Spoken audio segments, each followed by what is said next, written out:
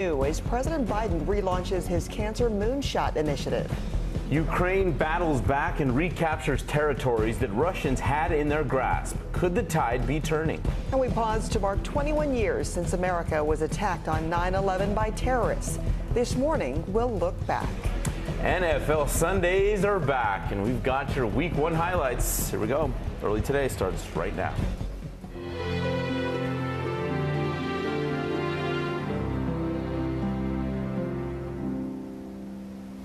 Good morning, I'm Philip Mena. Glad to have you with us. I'm Frances Rivera.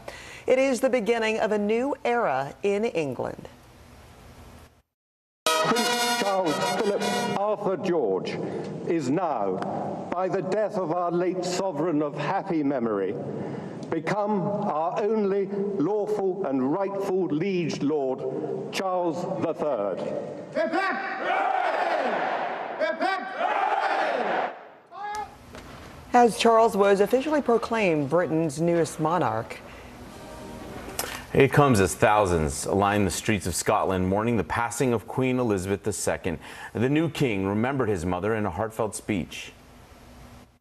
My mother's reign was unequaled in its duration, its dedication and its devotion. Even as we grieve, we give thanks for this most faithful life. Charles has been spending much of his 73 years preparing for this very role. And joining us now from London is Lindsay Reiser. Lindsay, good morning. So what is on the schedule for these next few days?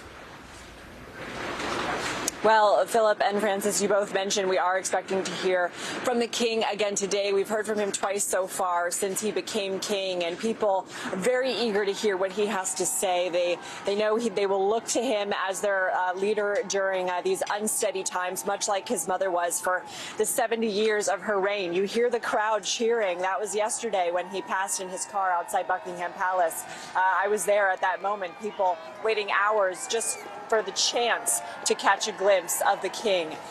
You mentioned also the Queen, Her Majesty's coffin taken from Balmoral to Edinburgh, and there will be a service today at St. Giles. Her Majesty's coffin will also be lying in state. It will be the public's first chance, this time in Scotland, to pay their respects. But let's go ahead and give you a look at some of the other events this week where people will be able to pay their respects. We know, in addition to the vigil tonight at St. Giles, Her Majesty's coffin will fly from Edinburgh to London tomorrow and be driven to Buckingham Palace. Then on Wednesday, we know that there will be a gun carriage taking Her Majesty's coffin from Buckingham Palace to Westminster Hall, where Her Majesty will lie in state for several days, and the British public can come pay their respects. They're expecting extremely long lines and telling people to make sure they bring their phone chargers, make sure they bring food, because they are expecting enormous crowds. We saw hundreds of people outside Buckingham Palace just in the last few days. All of this is leading up to Her Majesty's funeral on Monday at Westminster Abbey. We know, Philip and Frances, that President Biden and First Lady Jill Biden have formally accepted an invitation to attend. We're not expecting a larger U.S. delegation to go, but again, the public today looking forward to what the king has to say in this time still of mourning right now. Philip and Frances. All right, Lindsay Reiser with the latest on the remembrances from the United Kingdom. Lindsay, thank you. The days ahead will be critical for the royals as King Charles embarks on a tour of the country. It comes as questions grow about the next generation of royals after that surprise joint appearance by Prince William and Harry. Kira Simmons has more from London. In London, Charles meeting representatives from Commonwealth countries that count him as their king, recognising his rule, lingering doubts put aside for now. God save the king! But as he was declared the new monarch in Edinburgh, some heard booing, and a protester held a sign saying, "Not my king." Meanwhile, much of the talk is of his sons, reunited. William and Harry, Kate and Meghan, together in public for the first time in years. And the public loved it.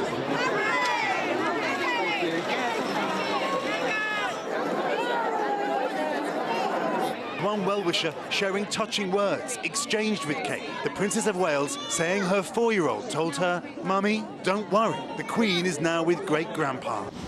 George, Charlotte and Louis starting a new school just days before they lost their much-loved great-grandmother. Trying to keep everything as normal for them. Not ideal, just on new schools and everything. Harry crouching down to talk to children in the crowd. It was like old times. The feeling in William's circle, this was an important show of unity at an incredibly difficult time. Newspaper commentators poring over the pictures. How sad that it took such a tragic event to make it happen. While another writer worrying, the road to peace is not without its potential potholes, pointing out Harry still plans to publish a book. The two couples did not look entirely comfortable, and it's not clear whether Harry and Meghan's children will take royal titles. But one columnist, quoting the Queen, often the small steps bring about the most lasting change.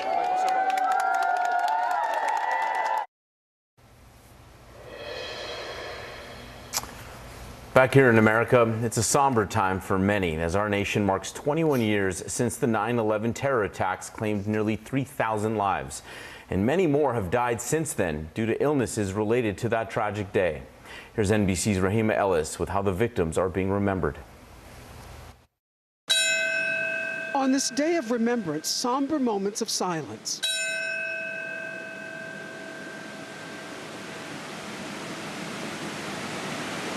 Emotional tributes at Ground Zero have become tradition. Asia S. Cottom. Maria, I don't know when this weight in my chest is gonna go away, but it's gonna be there, I guess, until they lay me down beside you. Uncle Jimmy, I'm so proud to be named after you. You're my hero. Nino, one thing I'm sure, I was there from day one looking for you. From the first hour I received a phone call. Thanks to you, looking over me. Vice President Harris joined families remembering those lost in the terrorist attacks when two planes struck the Twin Towers at the World Trade Center in New York City on 9/11. We'll never forget. At the Pentagon, President Biden vowing to always defend the nation from terrorists and remembering Queen Elizabeth, who stood with America on the day of the attacks. He poignantly reminded us, quote, grief is the price we pay for love. In Shanksville, Pennsylvania, the First Lady joined others in the open field, remembering those heroes who stormed the cockpit of United Flight 93. This is the legacy we must carry forward. Hope that defies hate. Love that defies loss. And the ties that hold us together. In Roseville, California, firefighters paying their respects. Tributes also played out at football stadiums. And at the U.S. Open. Please join us in a moment of silence. Back at Ground Zero, Never forget. Gordon Huey's sister, Susan, died in the North Tower. He still vividly remembers the day he lost his best friend. We were like two peas in a pod. We were so close. She was my best friend, my confidant, so I miss her a lot. Our thanks to Rahima for that report. Today is the 60th anniversary of John F. Kennedy's famous moonshot speech that eventually led to the U.S. being the first country to put a man on the moon in 1969. President Biden is drawing inspiration from that historic moment and will announce his cancer moonshot today in Boston. For more on all of this, we bring in NBC's Drew Petrimo. Good morning, Drew.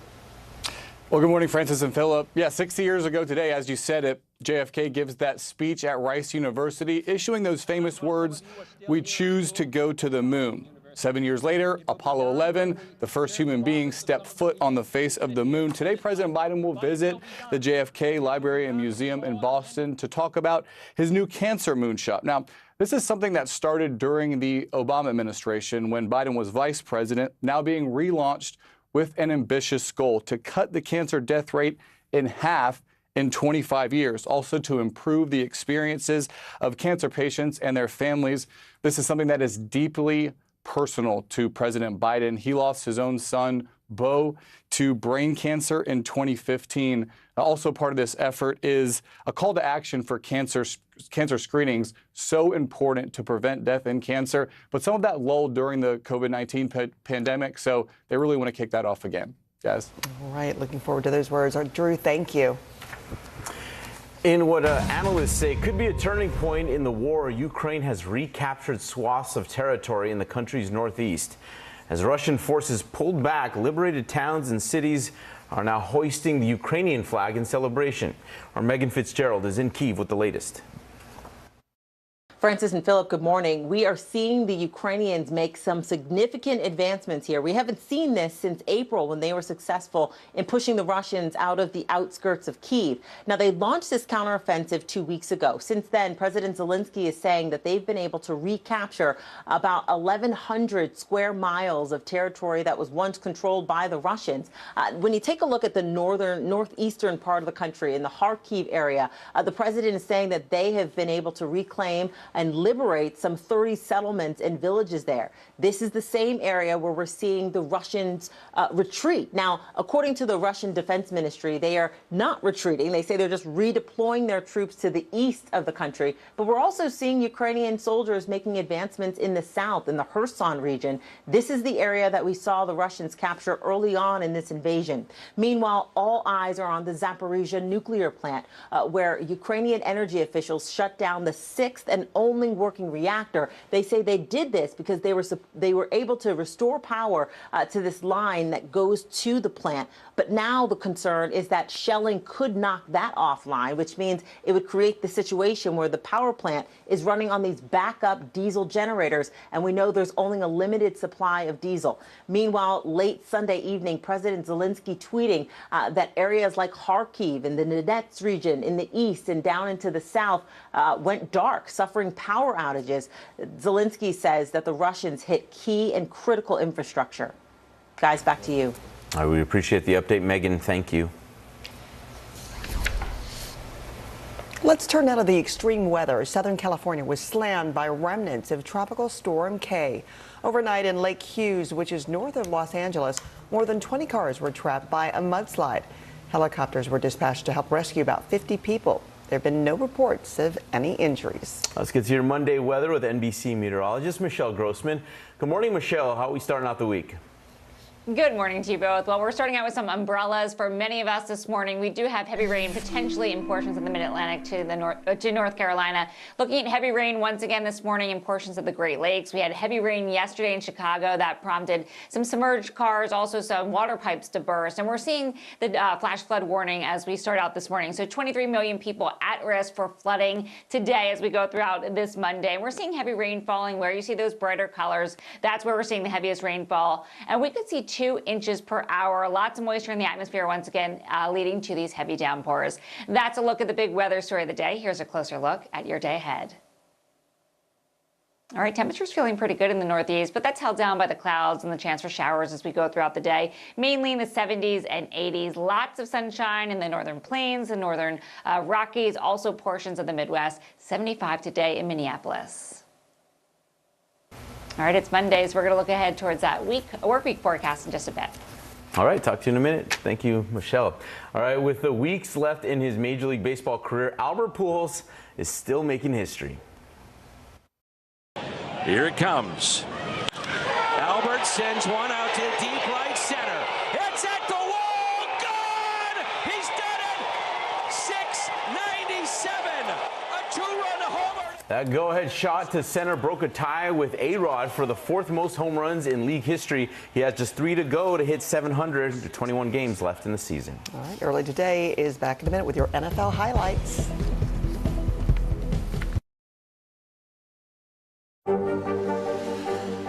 Tonight, I interviewed Secretary of Transportation Pete Buttigieg about the ongoing delays. You seem to be pointing the finger at the airlines. They're pointing the finger back. Mr. Secretary, when is this going to get better? We're here to start conversations because it's not my job to tell you what to think. My job is to think about what you tell me. Now Tonight with Joshua Johnson, weeknights at 8 on NBC News Now. To cover the news, you have to be in it. This is how so many towns and cities are protecting themselves. They're pushing the gates open. Was there a school officer on campus? That's what we've been told. No. Top Story with Tom Llamas, weeknights at 7 on NBC News Now. Here's what's happening in your neck of the woods. Now Tonight with Joshua Johnson, streaming weeknights at 8 on NBC News Now. The indictment of a former president, or perhaps candidate for president, would arguably tear the country apart. Is that your concern? Can you update us on the status of negotiations? News is happening now. Look at what's making headlines around the world. We're coming on the air with breaking news. This is a significant moment. Whenever it happens, wherever you are, NBC News, streaming free now. Here's what's happening in your neck of the woods.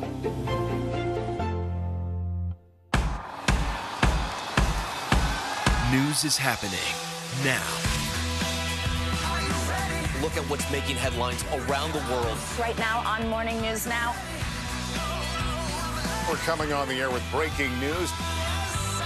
And this is a significant moment. Whenever it happens, wherever you are, NBC News, streaming free now. You don't know when your moment's coming, but when it does, you take it. NFL Sundays are back, and a rowdy day ended in Texas with the Bucs and the Cowboys battling on Sunday Night Football. At 45 years old, Tom Brady became the oldest starting quarterback in NFL history. The Bucs would settle for field goals early, but that 45-year-old found Mike Evans diving into the end zone. Bad news for the Cowboys. Dak Prescott, he left the game with an injury to his throwing hand. Jerry Jones said that Prescott's going to need surgery and will be out for several weeks.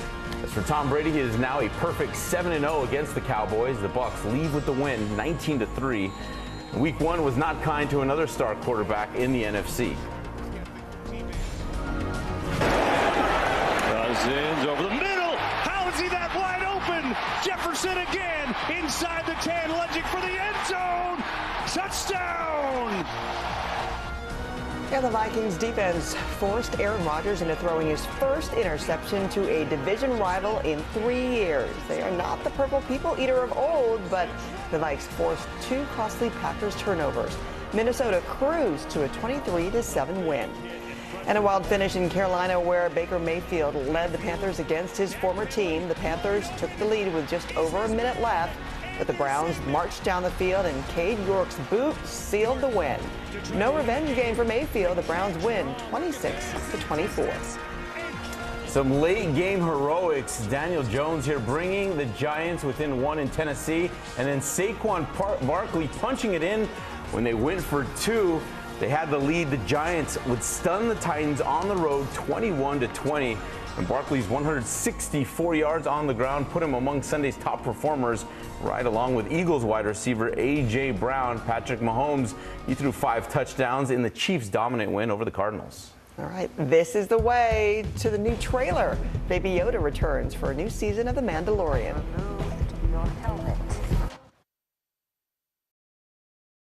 These days, it feels like the news never stops. So let's get into it. What's happening right now, what it all means for you for an hour every day. It can be hard to keep up, so let's get started together. Hallie Jackson Now, weekdays at 5 on NBC News Now. Right now on NBC News Now. As we come on the air, here's what we know. It has been dramatic, powerful. We begin with breaking news just coming in. What's happening now, what's happening next, and what it means for you. We're continuing to follow the Russian attack on Ukraine. There's an intense artillery battle underway. We're getting out of this area right now because more air raid sirens are sounding. As we look out over the latest city-turned-crime scene, we see the things left behind. Was there a school officer on campus? Because that's what we've been told. No, fewer people are content to just offer their thoughts and prayers. And the House has answered the call to create new gun laws. The stunning testimony at the January 6th hearing on Capitol Hill. Americans face the highest inflation rate in decades. Parts of Virginia cleaning up after severe storms. A terrifying night of flash floods. Flames forcing thousands to evacuate. When do I play meteorologist? Only when the heat is this bad. Another special night of election coverage right here at NBC News Now. Results are coming in. This Tuesday is going to be huge for primary purposes. It's an interesting race here. I've just never covered anything like it. This is big. When we're talking about November, how many doors do you think you've each knocked on? This feels like an ideological fight to the death. Is there room for common ground on this issue? What do you think when you see the activism that's happening right now? Do you think this movement could have happened without social media? A lot to talk about as we continue our rolling coverage. We're coming on the air with the news NBC Scoop. Bringing the news to you is not only a job, it's an honor. Live from Ukraine, from Uvalde, Texas, from Mayfield, Kentucky. To cover the news, you have to be in it. This is how so many towns and cities are protecting themselves. You can actually see they're pushing the gates open. Was there a school officer on campus? That's what we've been told. No. Do you remember any tornado as bad as this one? You look at this and you're thinking, we're not going to have power for weeks, if not months. Exactly. Every night, it's your news playlist. Top Story with Tom Llamas, weeknights at 7 on NBC News Now. NBC News, streaming free now. To cover the news, you have to be in it. This is how so many towns and cities are protecting themselves. They're pushing the gates open. Was there a school officer on campus? That's what we've been told. No. Top Story with Tom Llamas, weeknights at 7 on NBC News Now. Hallie Jackson Now, weekdays at 5 on NBC News Now. Now Tonight with Joshua Johnson, streaming weeknights at 8 on NBC News Now.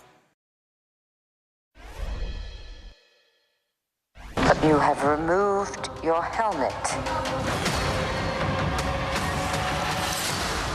Then you are a Mandalorian no more. The galaxy far, far away just got a bit closer. Disney Plus dropping the first look at season 3 of The Mandalorian, with Baby Yoda and Pedro Pascal back for more intergalactic adventures, streaming next year. Okay, Michelle will let us know if it's going to be a rainy Monday. That's next. And a 19-year-old taking the tennis world by storm with his huge history-making win at the U.S. Open. As we look out over the latest city-turned-crime scene, we see the things left behind. Back now with our NBC News exclusive.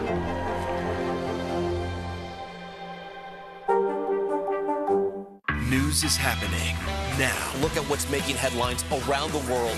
Whenever it happens, wherever you are, it's here now.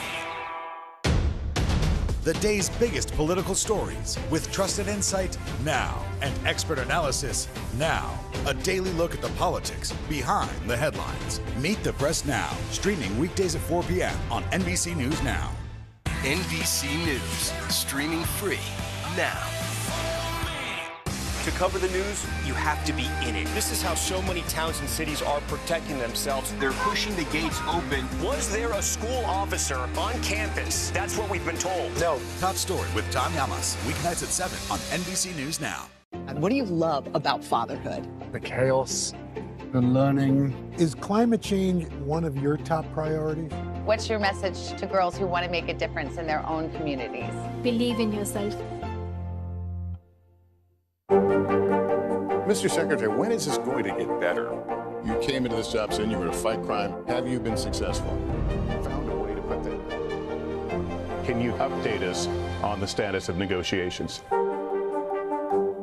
Top Story with Tom Llamas, weeknights at 7 on NBC News Now. Our show is about sparking conversations around today's biggest issues. The Fed raises interest rates. That controls inflation. Explain how that works. Is part of this that everyone's rethinking their jobs and their relationship to their employers? Could you just remind us why there are 9 justices on the Supreme Court instead of 3 or 20 or 2? It's not my job to tell you what to think. My job is to think about what you tell me. Now Tonight with Joshua Johnson, streaming weeknights at 8 on NBC News Now. You don't know when your moment's coming, but when it does, you take it. These are our missing daughters and sons. We need anyone who saw something to come forward. She was wearing a black jacket, a black top. I'm going to bring my son home alive. Dateline, Missing in America. Listen to the full season now. Hallie Jackson Now, weekdays at 5 on NBC News Now. Welcome back on this Monday. It's a soggy start from the Northeast into the Mid-Atlantic, the Carolinas, also the Southeast. We could see some heavy downpours with 2 inches of rain per hour. Also watching a flooding risk once again through portions of the Great Lakes. Rain likely in portions of the west, the southwest, into the southern Rockies. And we're looking at the warm temperatures in the southern plains. We cleared out in the Mid-Atlantic on Wednesday. Back to you. NBC News, streaming free now.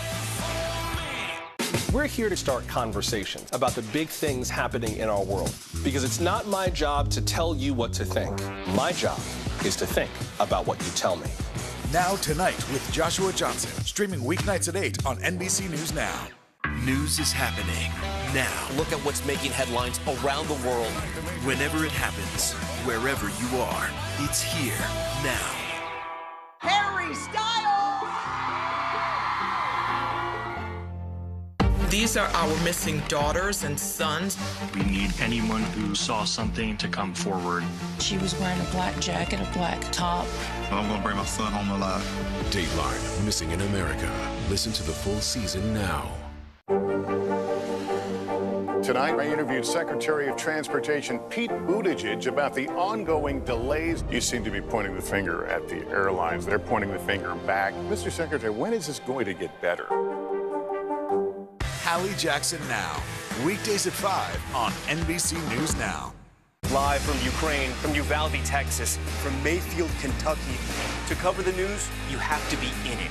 This is how so many towns and cities are protecting themselves. You can actually see they're pushing the gates open. Was there a school officer on campus? That's what we've been told. No. Do you remember any tornado as bad as this one? You look at this and you're thinking, we're not going to have power for weeks, if not months. Exactly. Every night, it's your news playlist. Top Story with Tom Llamas. Weeknights at 7 on NBC News Now.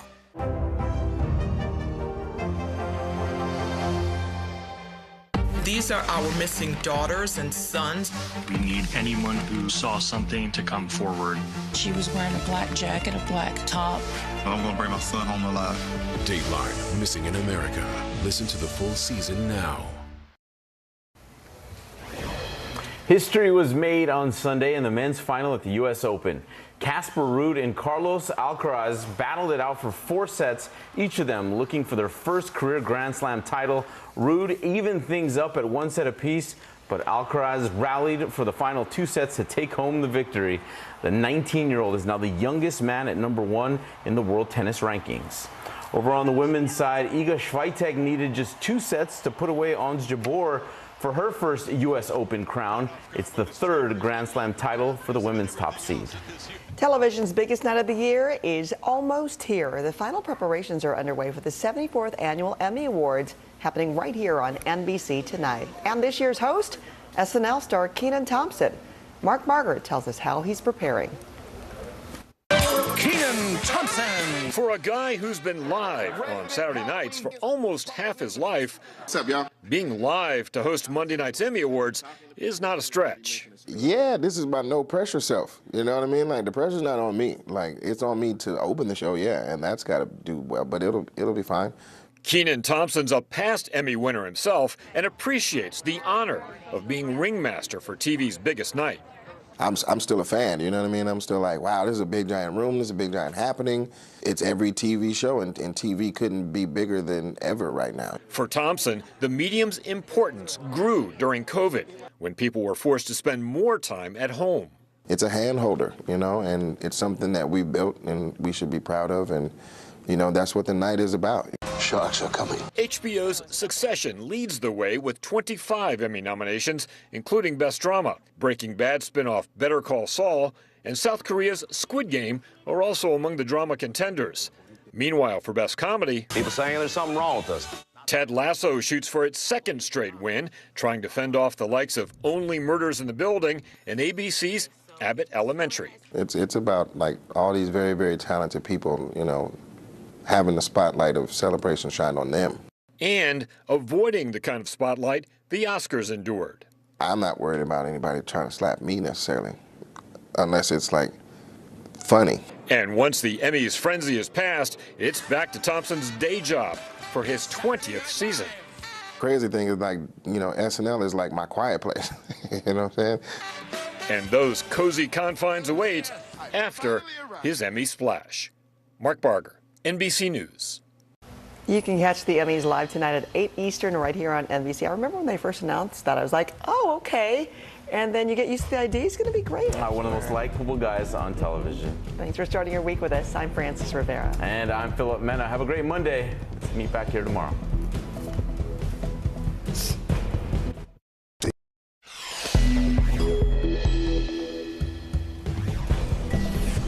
We kick off your week ahead with a look at the tradition and outpouring for Queen Elizabeth II as tens of thousands pay their respects to the only person most have ever known as the head of the monarchy. A long and winding road for these two of a kind, their private and public meetings over the decades. Our Tom Llamas with Sir Paul's tribute. Turning point for Ukraine as Russian forces retreat in some areas. An offensive proves effective, pushing the invaders back. We've got your Week 1 NFL highlights, including the Sunday night game of the week featuring Tom Brady in what could be his final NFL season. And 81-year-old Martha Stewart gets down to the bare minimum for a cup of hot coffee. Welcome to Monday. Early Today starts right now.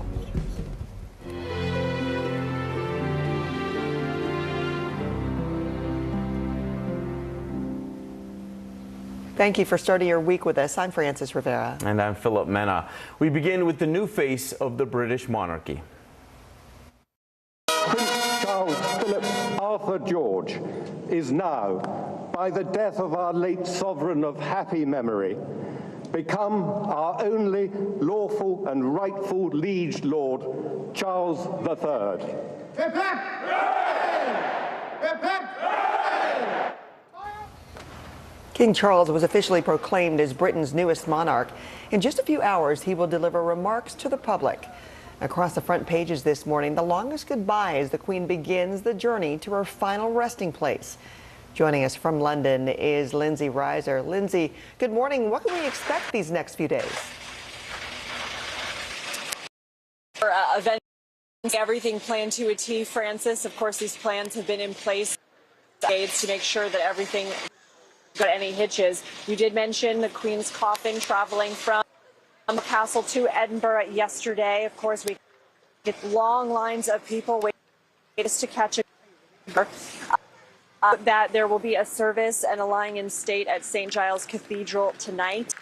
So know that Her Majesty's coffin alone from Edinburgh to London tomorrow. Her Majesty's Buckingham Palace, and then be carried by on Wednesday Westminster Hall at Parliament, and the royal family will be following there for a somber procession. The Majesty's coffin will lie in state at Wall for members of the public to be able to pay. People expected to incredibly long, hundreds of thousands of people expected to. The Majesty's coffin will lie in state until Sunday. Her funeral will be on Monday. And so we also know that the President and First Lady, President Biden and Jill Biden, have formally accepted an invitation to Her Majesty's funeral, Francis. Okay, Lindsay Reiser for us from London. Lindsay, thank you. All right, let's go from now that to one British icon honoring another, Sir Paul McCartney.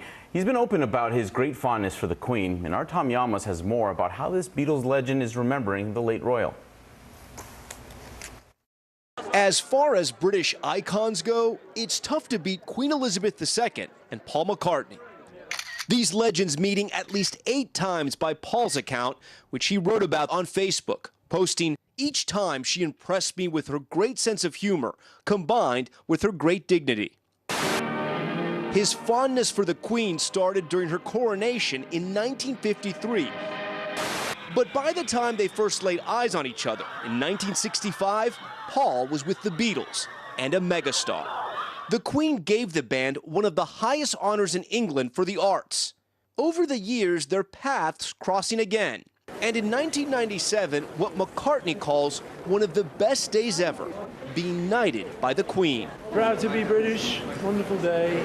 Later, telling the Today Show, I was just nervous as usual, you know, like anyone who goes through those things. Then there were the concerts, his chance to honor her, like at the Queen's Golden Jubilee in 2002, and her Diamond Jubilee a decade later. Their visits over the years punctuated by warm conversation and mutual respect. We're kind of, in a way, a little bit soulmates. Her Majesty's a pretty nice girl, but she doesn't have a lot to say. Something Paul actually confessed on Abbey Road in a hidden track called Her Majesty. The lyrics, believed to be tongue-in-cheek, turns out Paul wasn't joking. Her Majesty's a pretty nice girl, someday I'm gonna make her mine, oh yeah, someday I'm gonna make her mine. All right, thanks to Tom for that report. Over the weekend, the ongoing Ukrainian counteroffensive has put Russian forces on retreat. More and more territory in the country's northeast is being liberated, Ukraine says. The Russian Defense Ministry is denying claims of a retreat, instead saying they are redeploying forces to the east. Ukraine is now accusing Russia of attacking a power station in Kharkiv in retaliation for Ukrainian gains on the battlefield. The missile strikes caused widespread blackouts across several regions. On Twitter, Ukraine's President Zelensky accused Russia of terrorism for attacking critical infrastructure. Today is the 60th anniversary of John F. Kennedy's famous moonshot speech that eventually led to the U.S. being the first country to put a man on the moon in 1969. President Biden is drawing inspiration from that historic moment and will announce his cancer moonshot today in Boston. For more on all of this, we bring in NBC's Drew Petrimo. Morning, Drew. Well, hey, Philip, as you said, 60 years ago today, JFK speaking at Rice University, issuing those famous words, "We choose to go to the moon." 7 years later, the Apollo 11 mission and the first human beings actually take a step on the face of the moon. Today, President Biden will visit the JFK Library and Museum in Boston to talk about his cancer moonshot. Now, this is something that actually started during the Obama administration when Biden was vice president. It's now being relaunched with an ambitious goal to cut the cancer death rate in half in the next 25 years. It also aims to improve the experiences of cancer patients and their families. This is a fight that is deeply personal to President Biden. He lost his son, Beau, to brain cancer in 2015. Another part of this effort is to improve the rates of cancer screening. This is something that is so important to prevent cancer deaths, but there's been a downtick in that since the COVID-19 pandemic, so they really want to try to get that going again as part of this overall effort to, again, reduce the rate of cancer death in this country. Back to you. Yeah, and like JFK said, they went to the moon not because it's easy, but because it's hard, and nothing has proven more difficult than eradicating cancer. All right, Drew, thank you. At 45, Tom Brady became the oldest starting quarterback in NFL history last night, beginning an unprecedented 23rd season in the league. NBC's Gotti Schwartz has more on his incredible career and where he goes from here. It was just last year that Tom Brady won the Super Bowl. Just last season, he made it to the playoffs again. And just last February, famously retiring for good for a grand old 40 days before unretiring himself and suiting up once more. All while facing questions over whether this season will be his last. I think we're all getting one day older at a time. So, we're all not sure whether we're going to be here next year or not. This is a reality for every player, every coach. Does Tom Brady have anything left to prove? No, and he could have said that like several years ago. None of the normal rules apply. Brady hasn't missed a game with injury since 2008. Think about that 45-year-old arm, led the NFL in passing yards, led the NFL in passing touchdowns last year. With so many wins, there is no normal playbook. Last month, Brady with an excused absence for 11 days from practice, reportedly spending time with his family. I'm 45 years old, man. There's a lot of going on. And while tabloids are lining up the offense with rumors of his supermodel wife Giselle unhappy with his unretirement, Brady is back with his signature bravado. Elbow pain? That. And not leaving much to the imagination for those who question his fitness at age 45. And whether he retires this year or not, a more than $300 million broadcast deal allegedly awaits him on the other side. But for now, saying his arm is a terrible thing to waste. Gotti Schwartz, NBC News. And Brady and the Bucs, they were under the bright lights in Texas, capping off a wild week one in the NFL. Tampa settled for 4 field goals on their early drives, but Brady, he started connecting with Mike Evans in the third quarter. Evans made a falling catch here in the end zone for the game's first and only touchdown. Bad news for the Cowboys late. Dak Prescott would leave the game with an injury to his throwing hand. Jerry Jones said Prescott needs surgery and will be out for several weeks. Brady is now a perfect 7-0 against the Cowboys. The Bucs leave town with the win, 19-3. And year 3 for Justin Herbert started off strong with the Chargers quarterback lighting up the Raiders for the 3 touchdowns there in a 24-19 win. But week 1 wasn't kind to all of the league's top QBs. Cousins over the middle. How is he that wide open? Jefferson again inside the 10, lunging for the end zone. Touchdown! The Vikings defense forced Aaron Rodgers into throwing his first interception to a division rival in 3 years. And they are not the purple people eaters of old, but the Vikes forced 2 costly Packers turnovers. Minnesota cruised to a 23-7 win. Some late game heroics by the New York Giants, getting within 1 late in Tennessee. They would go for 2. Saquon Barkley punches it in, and they would take the lead. A missed field goal means the Giants stun the Titans on the road 21-20. And Barkley's 164 yards on the ground put him among Sunday's top performers, right along with Eagles wide receiver A.J. Brown. Patrick Mahomes still doing his thing. He threw for 5 touchdowns in the Chiefs' dominant win over the Cardinals. Okay, let's turn now to the extreme weather. Southern California slammed by remnants of Tropical Storm K. Overnight in Lake Hughes, which is north of Los Angeles, more than 20 cars were trapped by a mudslide. Helicopters were dispatched to help rescue about 50 people. There have been no reports of any injuries. Let's go to your severe weather outlook here with NBC meteorologist Michelle Grossman. Heavy rain expected in several areas today. Tell us more about that. Good morning, Michelle. Good morning to you both. Yeah, you need the umbrellas in many spots today, especially throughout the Northeast and Mid-Atlantic, into the Carolinas, the Southeast, also portions of the Great Lakes. We're looking at heavy rain falling this morning, and then the West Coast to the Southwest, also portions of the Southern Rockies. So many of us soggy today. 23 million under a flood alert. We do have some flash flood warnings. That's where you see that little red box in portions of the Great Lakes. So we're going to be watching heavy rain falling. We're watching heavy rain falling right now. Where you see those brighter colors, that's where we're seeing the heaviest rainfall. And as we go throughout the day, we could see 2 inches of rain per hour. That's going to spark the chance for some really heavy downpours and also the chance for some localized flooding. We do have a severe weather threat that's in portions of the Mid-Atlantic to North Carolina, winds gusting to 60 miles per hour. Could also see a brief spin up, a low risk for hail, but the biggest concern would be damaging winds over 60 miles per hour. That's a look at the big weather story of the day. Here's a closer look at your day ahead. All right, the Northeast is a little cooler today with clouds and some showers in the forecast. 84 degrees in Philadelphia, 81 in New York City, and then feeling a little fall-like through portions of the Midwest, the upper Midwest into the Great Lakes. Temperatures in the 60s and 70s.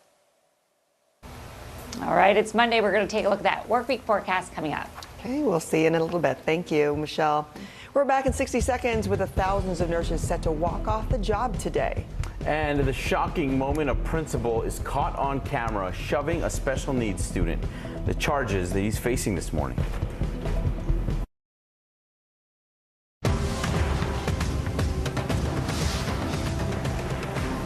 Harry Styles! As we look out over the latest city-turned-crime scene, we see the things left behind. Back now with our NBC News exclusive.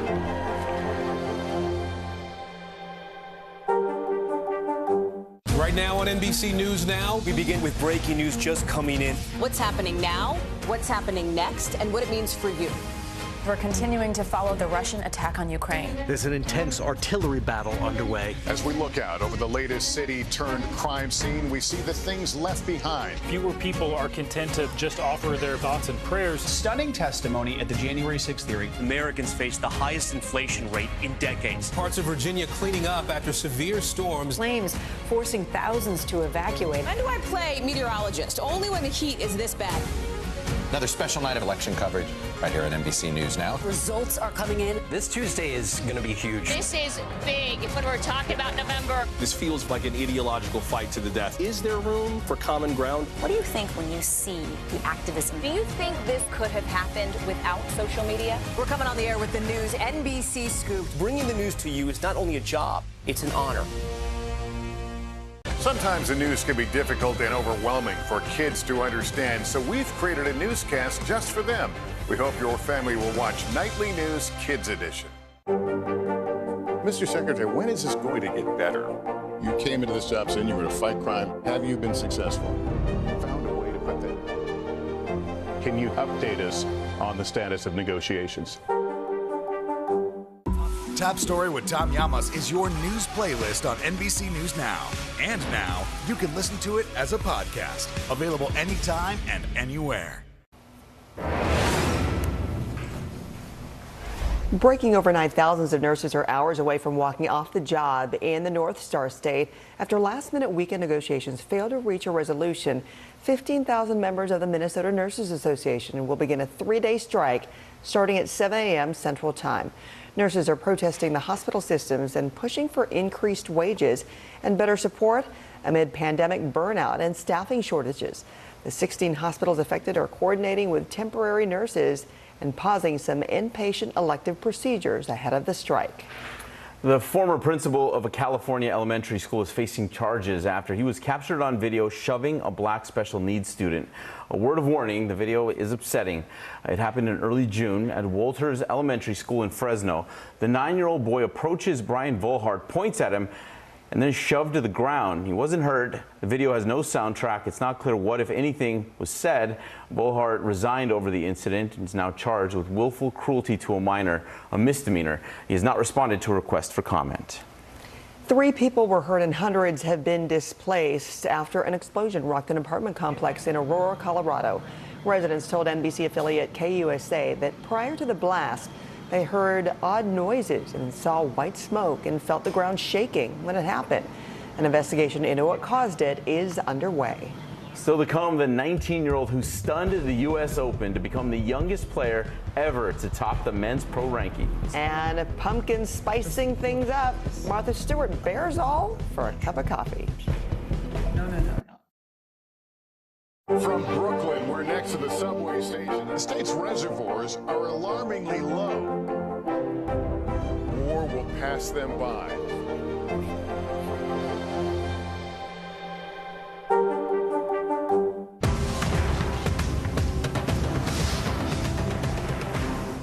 Sometimes the news can be difficult and overwhelming for kids to understand, so we've created a newscast just for them.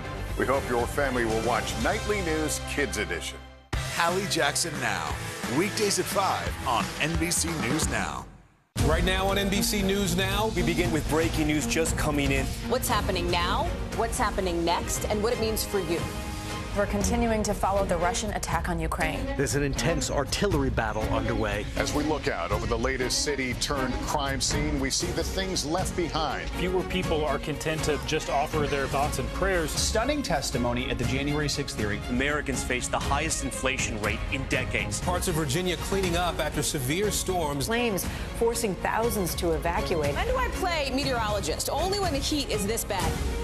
Another special night of election coverage right here at NBC News Now. Results are coming in. This Tuesday is going to be huge. This is big when we're talking about November. This feels like an ideological fight to the death. Is there room for common ground? What do you think when you see the activism? Do you think this could have happened without social media? We're coming on the air with the news NBC Scoop. Bringing the news to you is not only a job, it's an honor.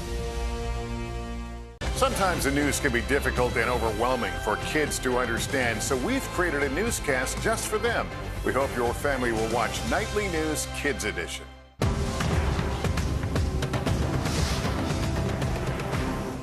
Now Tonight with Joshua Johnson, streaming weeknights at 8 on NBC News Now. Tonight, I interviewed Secretary of Transportation Pete Buttigieg about the ongoing delays. You seem to be pointing the finger at the airlines. They're pointing the finger back. Mr. Secretary, when is this going to get better? Top Story with Tom Llamas is your news playlist on NBC News Now. And now, you can listen to it as a podcast, available anytime and anywhere. News is happening now. Look at what's making headlines around the world. We're coming on the air with breaking news. This is a significant moment. Whenever it happens, wherever you are, NBC News, streaming free now. Sometimes the news can be difficult and overwhelming for kids to understand, so we've created a newscast just for them. We hope your family will watch Nightly News Kids Edition.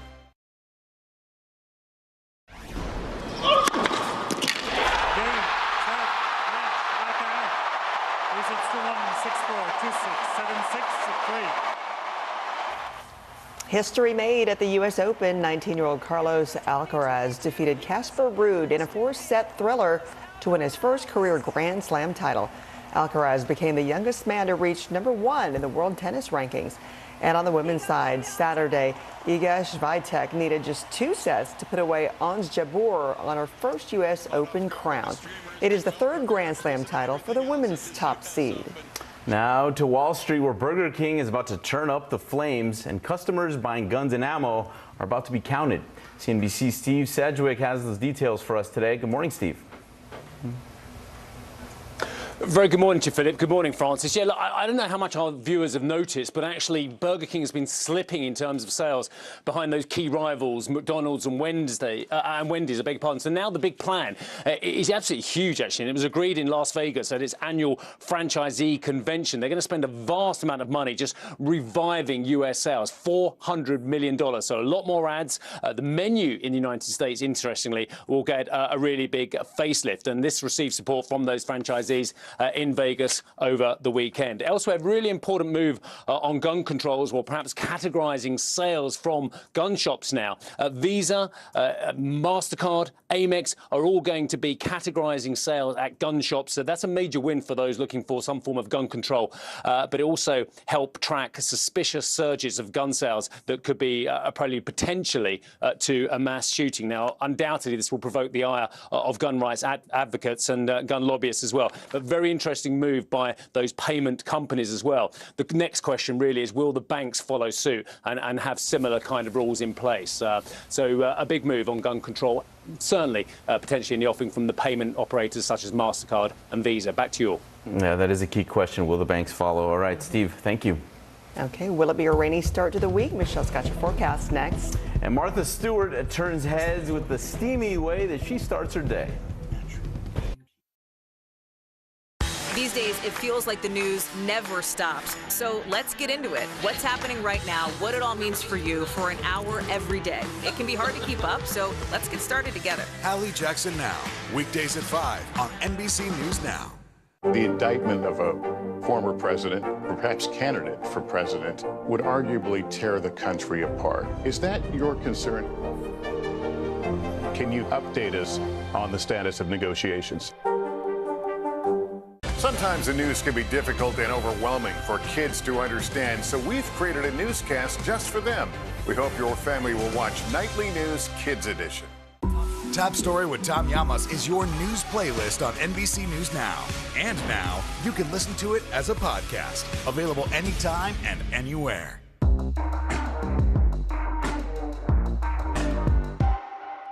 Now Tonight with Joshua Johnson. Streaming weeknights at 8 on NBC News Now.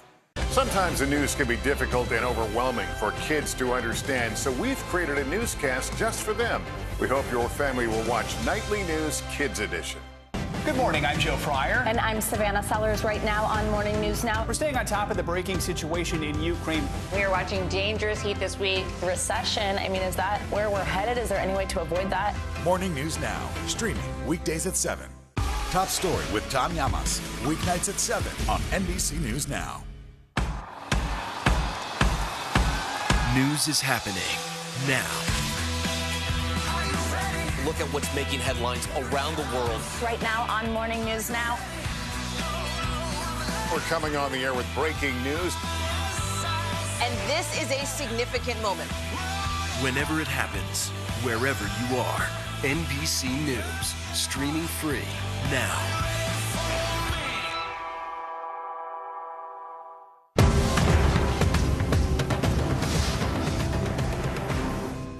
We're here to start conversations about the big things happening in our world, because it's not my job to tell you what to think. My job is to think about what you tell me.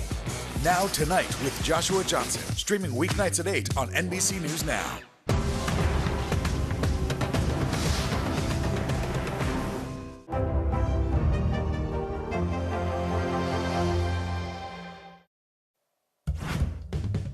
Welcome back on this Monday. The umbrellas needed in portions of the Northeast and Mid-Atlantic into the Carolinas, also the Southeast. We're looking at the chance for some heavy rain, 2 inches of rain per hour. Also looking at flooding risks throughout the Great Lakes. We had heavy rain in Chicago yesterday. We're going to see the chance for that this morning as well. Spotty showers in the Southwest and warm in the South as we go throughout Wednesday, clearing out to a really pleasant day in the Great Lakes, the Midwest, the Northeast, and Mid-Atlantic, but steamy and humid in the South on Wednesday. Back to you guys.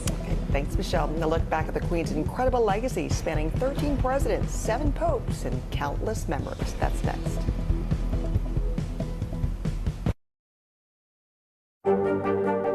Mr. Secretary, when is this going to get better?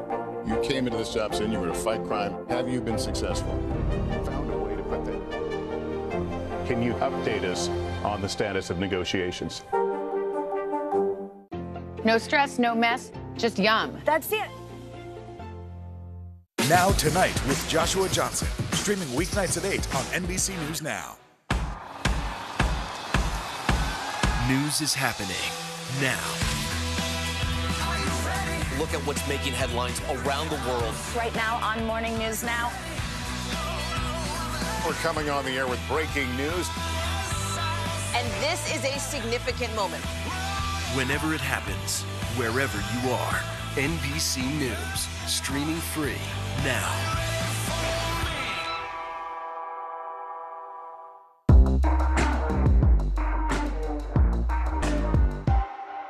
Our show is about sparking conversations around today's biggest issues. The Fed raises interest rates. That controls inflation. Explain how that works. Is part of this that everyone's rethinking their jobs and their relationship to their employers? Could you just remind us why there are 9 justices on the Supreme Court instead of 3 or 20 or 2?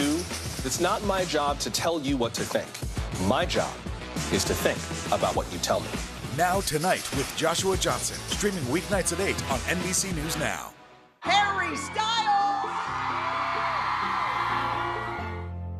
The indictment of a former president, or perhaps candidate for president, would arguably tear the country apart. Is that your concern? Can you update us on the status of negotiations? Hallie Jackson Now, weekdays at 5 on NBC News Now. Now Tonight with Joshua Johnson, streaming weeknights at 8 on NBC News Now. Queen Elizabeth II ended a reign of 70 years, which began in the early 50s. And our Richard Louis breaks down the numbers behind the monarch's rule. From the 15 British prime ministers she met with privately each week to the 5,000 hats she wore as queen. Richard, good day.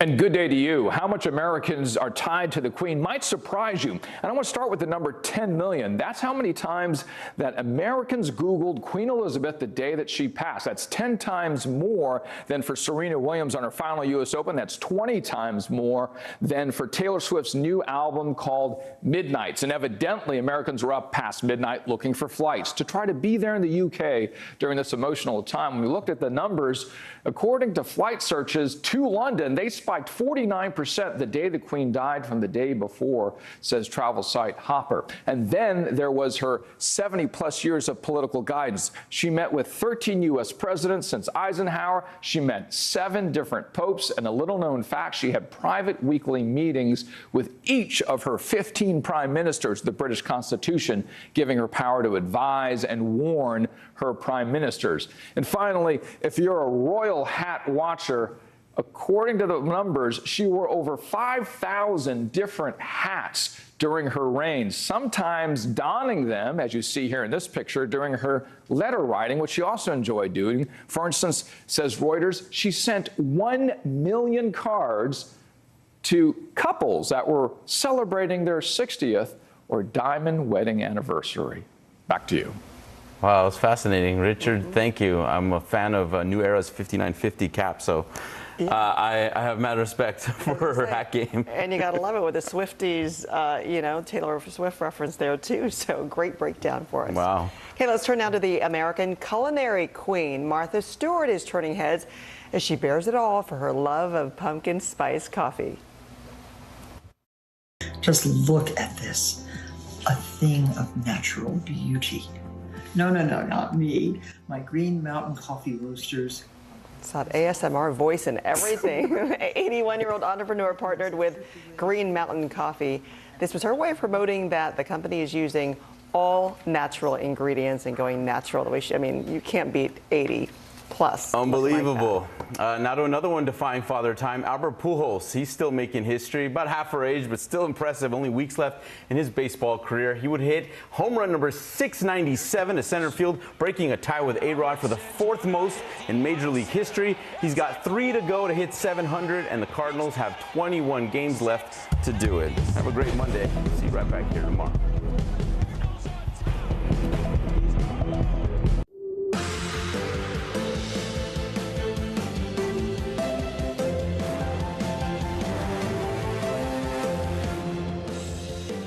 Good morning. I'm Zinklea Asamoah. And I'm Morgan Chesky. Joe and Savannah are on assignment this morning. And right now on Morning News Now, Britain in mourning. Preparations are underway for the funeral for Queen Elizabeth as her coffin goes on public display for the first time. And at the same time, her son, now King Charles III, is taking on the duties as monarch, speaking to Parliament for the first time this morning. She set an example of selfless duty, which, with God's help and your counsels, I am resolved faithfully to. The latest on the tributes to the Queen, plus a surprise public reunion as Prince William, Princess Kate, Prince Harry, and Duchess Meghan greet mourners. What we know about their relationship this morning. Fighting back, significant developments in the war in Ukraine this morning, with Ukraine recapturing major territory in the east. Russian troops are now stepping back from parts of Kharkiv, which has been under Moscow's control for most of the war. We have the latest on the ground in Ukraine. One-on-one in an NBC News exclusive, Vice President Kamala Harris calls out the threats posed by election deniers and the fight for abortion rights. Her message on those issues and what she told NBC's Chuck Todd about her plans for 2024. Plus, TV's biggest night, the Emmys are here. And some of the biggest shows from streaming network TV are up for an award. We're breaking down who's likely to walk away from an Emmy tonight. And every time the Emmys come back around, I'm always reminded of all the TV I didn't have time to watch I need to watch. But eventually we'll get Exactly. Now we know what to watch for. Good to see you, Morgan. You too. And we begin this morning with the passing of Queen Elizabeth II and the start of a long journey towards her final resting place. That's right. In Scotland yesterday, the Queen's coffin made its way from Balmoral Castle to Holyrood House in Edinburgh. Later on, King Charles will walk behind the coffin in a procession toward St. Giles Cathedral, where a special remembrance service will be held. Over the weekend, the King's ascension to the throne was made official with proclamations across all so-called devolved nations of the United Kingdom. And earlier this morning, the King heard condolences from members of Britain's Parliament before expressing his gratitude in a speech after. I am deeply grateful for the addresses of condolence by the House of Lords and the House of Commons, which so touchingly encompass what our late sovereign, my beloved mother, the Queen, meant to us all. As I stand before you today, I cannot help but feel the weight of history which surrounds us and which reminds us of the vital parliamentary traditions to which members of both houses dedicate yourselves with such personal commitment for the betterment of us all. Now let's get out to MSNBC anchor Lindsay Reiser, who joins us now from central London. Lindsay, good to see you. So this was the first visit to Parliament by King Charles III as monarch. What were some of the messages we heard from officials there, and how did he respond? They did send their condolences, Zinkley, and the King addressing Parliament for the first time as sovereign, as you mentioned, reminded everyone that Parliament is the living and breathing instrument of democracy, also renewing his vow to pledge himself to his country as his mother did when she was at such a young age. He also said she set an example of selfless duty, which, with God's help and your counsels, I am resolved to faithfully follow. And Zinkley, we also know that the King will be taking a tour of nations in the United Kingdom. There are events every single day in these meticulous plans that have been set forth for decades. So we are to see him and the rest of the royal family throughout the week, Zinkley. And Lindsay, I know the King is now on his way to Edinburgh, Scotland, as well, to accompany the Queen's coffin on the next leg of its journey. And the journey itself actually began yesterday. So walk us through Sunday's events and what we can expect today.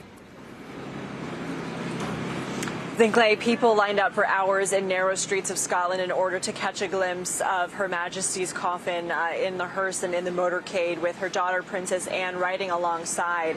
And you're watching video of that procession right now. Her Majesty's coffin went from Balmoral Castle to Edinburgh to the official royal residence there in Scotland. And as you mentioned earlier, will be taken in another procession to St. Giles Cathedral, where Her Majesty will lie in rest for 24 hours so the people of Scotland can pay their respects. And then there will be a service, a vigil tonight at St. Giles Cathedral with the royal families in Clay. Yeah, many in the entire region mourning. And Lindsay, I also know that the Queen's state funeral has been set for next Monday. So what's being planned for the coming week? So Zinkley, from Edinburgh, Her Majesty's coffin will be flown to London tomorrow. It will be taken to Buckingham Palace. We know that people, I've been out at Buckingham Palace this week.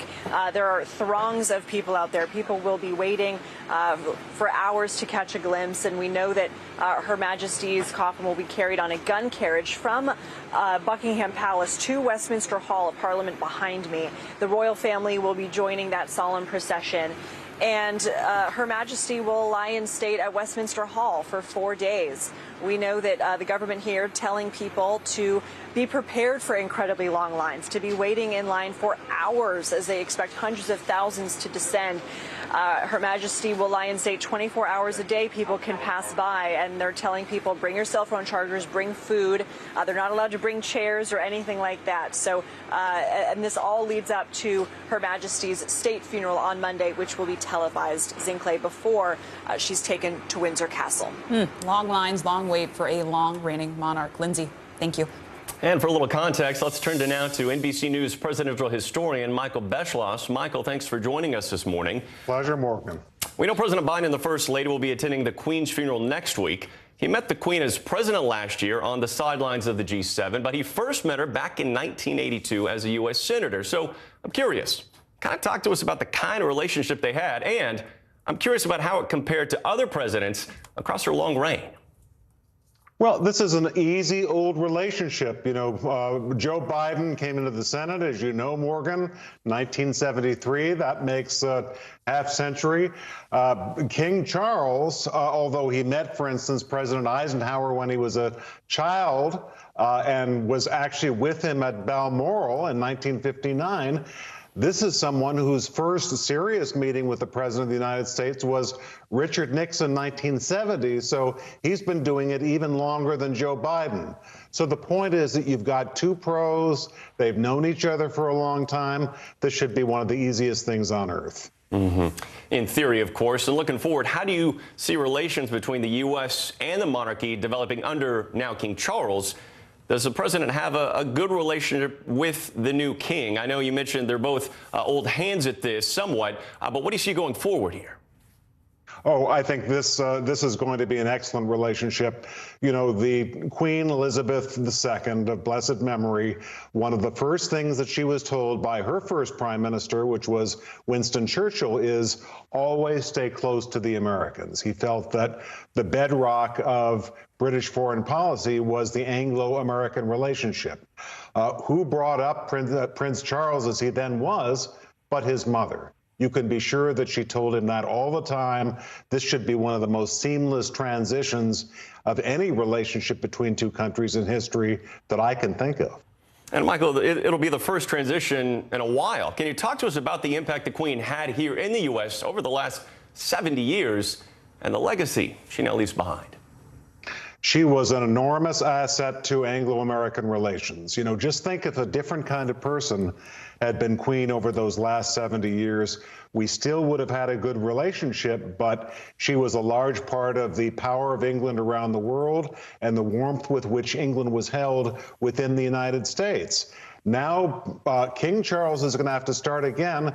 It's not likely that it will ever be the same as it was with Queen Elizabeth, because she became queen, as you well know, Morgan, during the time before social media and tabloids. Distance leads to awe and majesty. If you don't have that kind of distance, which no leader does in the modern age, it's a lot more difficult. Difficult indeed. Breaking it all down for us, Michael Beschloss, thank you so much. Great to see. And as King Charles prepares to take over the monarchy, questions continue to swirl over the future of the British Commonwealth, the association of countries which were once part of Britain's colonial empire. And several countries are already discussing leaving the group or removing Charles as their head of state.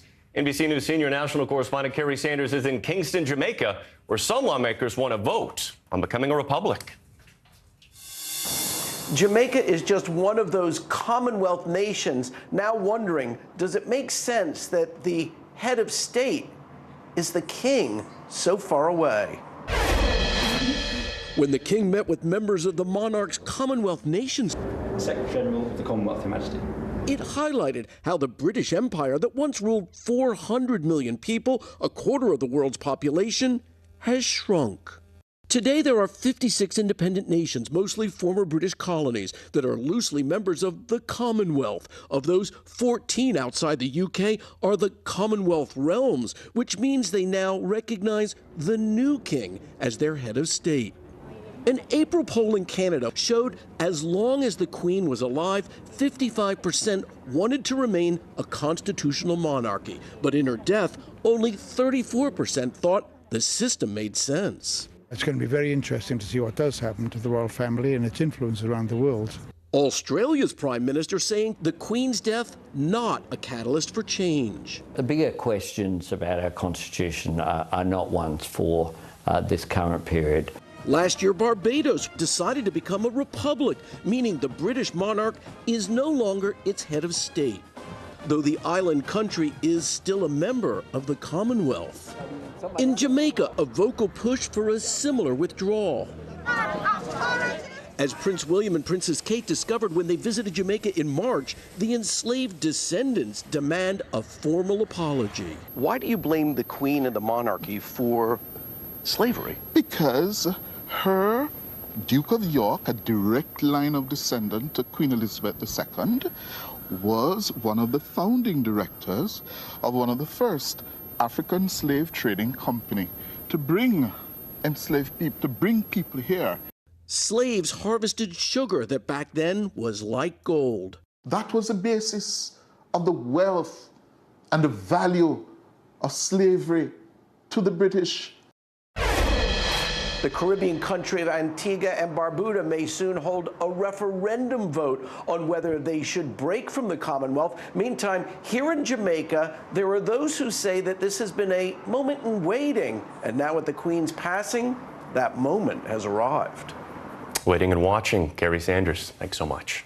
And turning now to a royal reunion. The Prince and Princess of Wales, along with Prince Harry and Meghan, made their first united appearance together in over a year on Saturday. The family members joined forces to look at the sea of tributes left outside the gates of Windsor Castle for the Queen in a show of unity. NBC News royal expert Tim Ewart joins us now with more. Tim, good morning. So you have interviewed both William and Harry over the years. How big of a moment was this, especially having Kate and Meghan them, and after all of the drama and events of the past few years?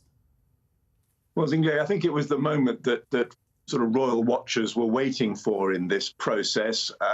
And I think it was inevitable. It would have been unthinkable, really, that this feud that has existed between the two brothers would continue at a time of mourning over their grandmother. But there are interesting questions now about how this will go forward. We may see them together again today in the procession behind the Queen's coffin in Edinburgh, and obviously at the funeral. The issue there is, what sort of priority will Prince Harry be given? He's a senior member of the royal family, but he's no longer a working royal.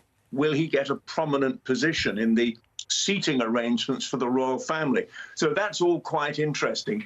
Will this rapprochement, if you like, last once the current funeral events are over and Prince Harry returns to the United States? That's not quite so clear. He's got a book coming out soon, and the royal family are viewing that, I will say, with consternation. And Tim, I wonder, what do you think was going on behind the scenes? What conversations is the family having to facilitate this? Well, this would be purely guesswork on my part, but I would think that they're trying to work out how there can be some sort of reconciliation presented to the public between these two brothers and their wives, and questions to Harry and Meghan, I would think, about whether they're going to continue speaking so publicly and so critically of the royal family. They have every right to do that, obviously, but that has hurt the royal family over here. Some of the comments, particularly, I think it's fair to say, by Meghan, have not been well received here. And as you may remember, the Queen herself said, you know, recollections may vary, which was a delicate way of saying, we don't agree with you. I think that's really important. And I think they'll be looking to Harry to give them some kind of assurance that, you know, criticism of the family will be tempered in the future. And Tim, you mentioned Harry. He released a statement this morning paying tribute to his grandmother. And in it, he said, "Granny, I am forever grateful for all of our first meetings, from my earliest childhood memories with you to meeting you for the first time as my commander-in-chief, to the first moment you met my darling wife and hugged your beloved great-grandchildren." In many ways, that statement is a reminder that while the Queen is a very public figure, this is a family still privately grieving. So what do you know about how the family is attempting to remain united, especially as the Queen was their uniting force?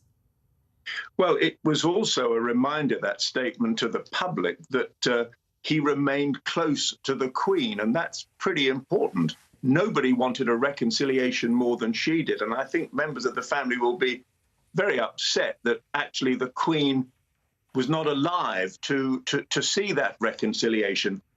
As we've said, it's a matter now for talks with them behind closed doors to try to work out some sort of formula under which Harry and Meghan, who are no longer working royals, but how they can still be included as part of the family, and discontinuing this rift that's been so hurtful to them. Time will tell on that one. Tim Ewart, thank you so much.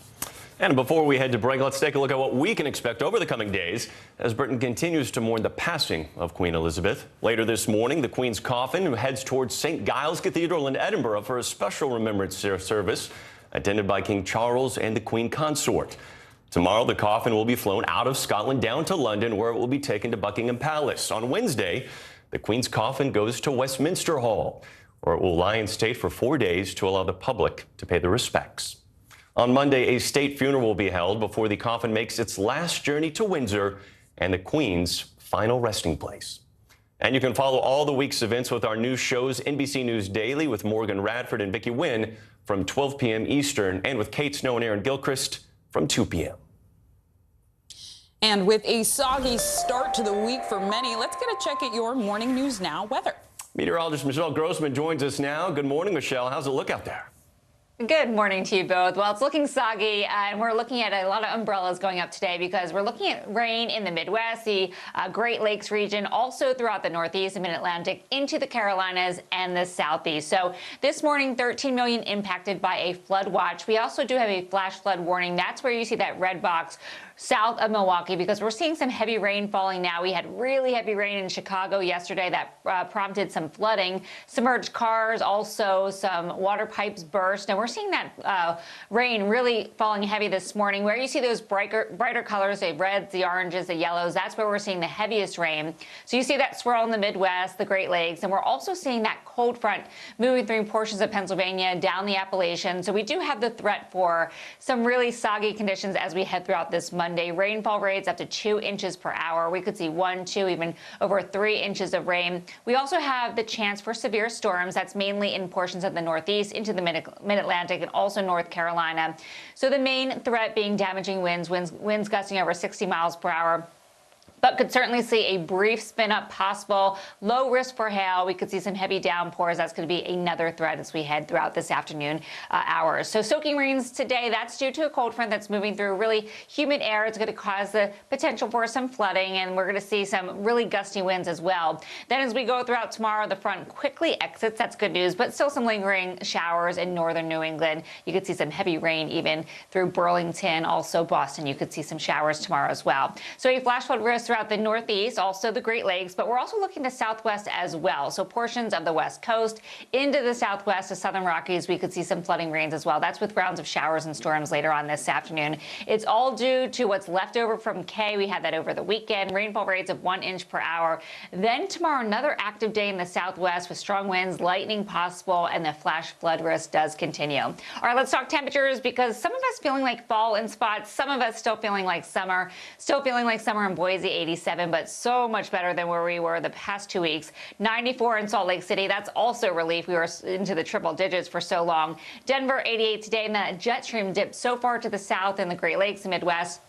We're looking at temperatures well below normal in Chicago, just 66 degrees today. And that's going to continue for tomorrow. Cincinnati just 75, so a little taste of fall for some of us. And then we're going to feel very seasonal as we head throughout late week. New York City, 81 on Wednesday. Temperatures into the mid-70s. Thursday and Friday, Lynchburg, you're going to be into the 80s. So let's look at the week ahead because we're looking at that flood risk throughout the Great Lakes, the Northeast, spotty showers. And then, you guys, we will clear it out by Tuesday, Wednesday for most of the Northeast, and a really nice day throughout the Northeast. Back to you guys. Like the sound of clearing it out, Michelle. We'll get there. Yeah, me too. Sure. Thank you. Coming up on Morning News Now, a major advance in the war in Ukraine. That's right. The Ukrainian military recaptures parts of the country that have been under Russian control for months. The latest from Kyiv and what these moves mean for the rest of the war. Next. Live from Ukraine, from Uvalde, Texas, from Mayfield, Kentucky. To cover the news, you have to be in it. This is how so many towns and cities are protecting themselves. You can actually see they're pushing the gates open. Was there a school officer on campus? That's what we've been told. No. Do you remember any tornado as bad as this one? You look at this and you're thinking, we're not going to have power for weeks, if not months. Exactly. Every night, it's your news playlist. Top Story with Tom Llamas, weeknights at 7 on NBC News Now. The indictment of a former president, or perhaps candidate for president, would arguably tear the country apart. Is that your concern? Can you update us on the status of negotiations? The day's biggest political stories with trusted insight now and expert analysis now. A daily look at the politics behind the headlines. Meet the Press Now, streaming weekdays at 4 p.m. on NBC News Now. Now Tonight with Joshua Johnson, streaming weeknights at 8 on NBC News Now.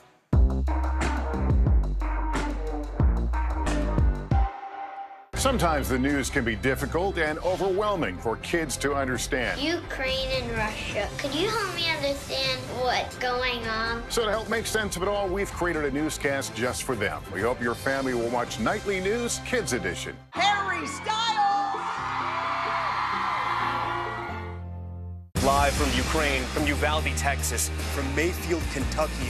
To cover the news, you have to be in it.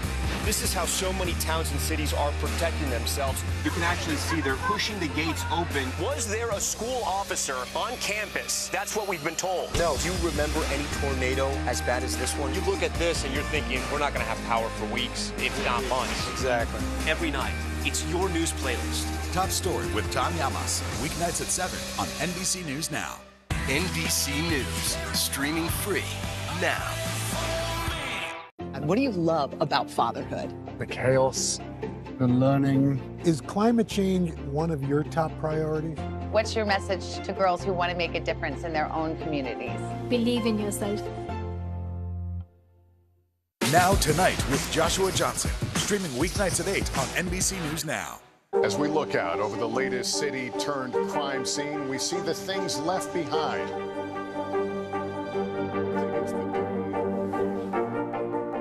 Can you tell us what it was like?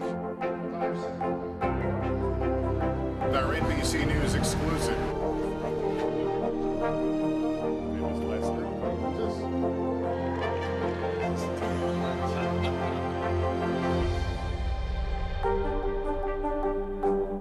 Top Story with Tom Llamas, weeknights at 7 on NBC News Now. We're back now with the latest on the war in Ukraine. And there are new reports this morning from the UK Defense Ministry showing the Ukrainian military is making rapid advancements against the Russians in their counterattack to retake the eastern part of the country. NBC News foreign correspondent Megan Fitzgerald brings us the latest from the front lines of the war. In a lightning-fast advancement, Ukraine is quickly seizing ground. Слава Україні! Героям слава! The counteroffensive gaining momentum and showing no signs of slowing. So we have to win, and this counteroffensive shows that we can win. Слава Україні! Героям слава! On the 200th day of war, Ukraine announced its troops reclaimed more than 1,100 square miles from the Russians, liberating more settlements in the east, crippling Russia's grip in the Kharkiv region, and forcing the Russians to retreat. Burned out tanks and fresh artillery left behind. Would you describe what we're seeing with Ukraine as a turning point in this war? Absolutely a turning point and the sign of the demise of Russia in Ukraine. And there's a deepening crisis at Europe's largest nuclear plant. The sixth and last working reactor shut down by Ukrainian energy officials after crews at the plant managed to restore an external line, the plant's only source of power. Are you concerned about a nuclear disaster? Yes. All of this is too close for comfort for any of the nuclear security people working in the field. It is literally playing with fire. A precarious situation made even worse because the shelling seen for weeks keeps coming. Experts say if the power line is struck again by artillery, the plant will be forced to run on backup generators that run on diesel. But there's only a 10-day supply of fuel. Late Sunday night, Ukraine's second largest city of Kharkiv and in parts of the east and south went dark and suffered power outages. President Zelensky says that Russia hit key infrastructure. Back to you. Megan Fitzgerald, thank you. I want to bring in now NBC News military analyst Colonel Jack Jacobs for more on this developing situation in Ukraine. Colonel, good to see you. We've been hearing about the potential for it for months, but I'm curious, what do you make of Ukraine's successful counterattack so far? Well, it's been successful for a couple of reasons. The first is that the Ukrainians have first-class weapons now, multiple rocket launcher systems given to them by us and other Western powers. But perhaps more significantly, their tactics are different than the Russians. The Russians would bombard an area, wait, send in tanks alone, which would get destroyed, then send in infantry alone, which would get destroyed. The Ukrainians do it the proper way. A large amount of indirect fire, and then the Ukrainians lean into the fire and overrun their objectives very, very quickly while the defenders' heads are down because of the indirect fire. That's the way you're supposed to conduct an attack. That's the good news. It's one thing to take an area. It's something else again to hold it, and holding it is what it's all about, Morgan. And Colonel, as you know, Ukraine is also pushing to recapture the southern city of Kherson. How significant would it be for the Ukrainians to retake this city? Extremely significant. There is some talk that the movement of the Ukrainians around Kherson was actually a feint to draw Russian forces away from Kharkiv and make it easier to overrun. But in fact, the Ukrainians would desperately love to get and hold on to Kharkiv, because one of Putin's objectives is to sweep through the southern area on the border of the Black Sea and seize a land bridge to Moldova. Seizing Kherson and holding it would prevent the Russian forces from advancing all the way to Odessa. That would really stop the Russians in the south. Yeah, Colonel, we know how vital that port city is. Megan Fitzgerald was just reporting on the Zaporizhzhia power plant now that it's been fully shut down after it was reconnected with Ukraine's power grid this weekend. Do you see this as a positive step towards lowering the risk of a nuclear event in the country, or is it still a threat as long as Russia is the one controlling that plant? I think the threat is extremely high, and it gets higher every day. Don't forget that the only way to keep from having a nuclear meltdown is to keep power to the plant so that the cores can be cooled. You lose electricity and you lose the capability to cool the reactors, and then you have a meltdown.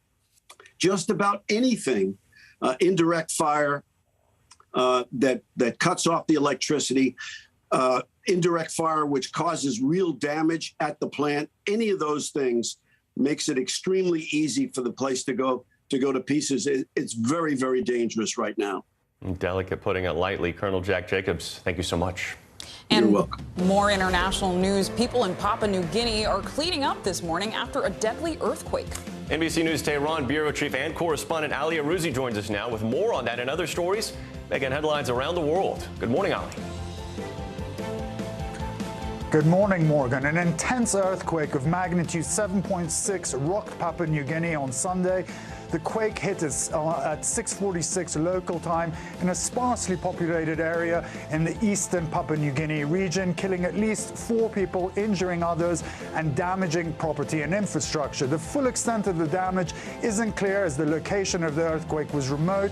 Earthquakes are common in Papua New Guinea, which sits on the Pacific Ocean's Ring of Fire, a hotspot for seismic activity due to friction between tectonic plates. Pakistan's army is distributing aid to thousands of flood-affected people, airdropping packets of supplies on patches of dry land as the country continues to suffer from the effects of a devastating flood brought on by climate change. The United Nations Secretary General Antonio Guterres has visited several areas of Pakistan ravaged by floods as he rounds off a 2-day trip aimed at raising awareness of the disaster. Guterres said that the world needs to understand the impacts of climate change breakdown on low-income countries, adding that humanity has been waging a war on nature and nature strikes back. And finally, the 35th Red Bull Dolomitan took place in Austria over the weekend, widely regarded as one of the toughest relay events. Around 400 professionals and amateurs run up a mountain, paraglide, yes, paraglide, mountain bike and kayak in the Austrian Dolomites over a 30-mile route. 100 teams competed in a 7.5-mile trial, which they run up a mountain, climb a 6,500 vertical feet, paraglide from a height of 8,000 feet, landing on the Dolomitan Stadium, a 20-mile mountain bike race, and a 4-mile kayaking regatta culminating in a 1,600-foot sprint. The winning team, Colan Top Sport Professional, finished the race in 4 hours, 6 minutes, and 8 seconds. It was their 5th win in a row, setting a new world record. Now that takes some stamina. I mean, I'm tired just listening to it. I was going to say, if you wanted to do it yourself, great, but good luck convincing everyone else to join your team. Yes. How do you do that? I don't know. Ollie, thank you so much. And coming up, former President Trump's legal team is facing a deadline this morning in the Mar-a-Lago case. They have to respond to the DOJ's appeal to request a third-party review of the case, the potential next steps in just a few minutes. Stay with us.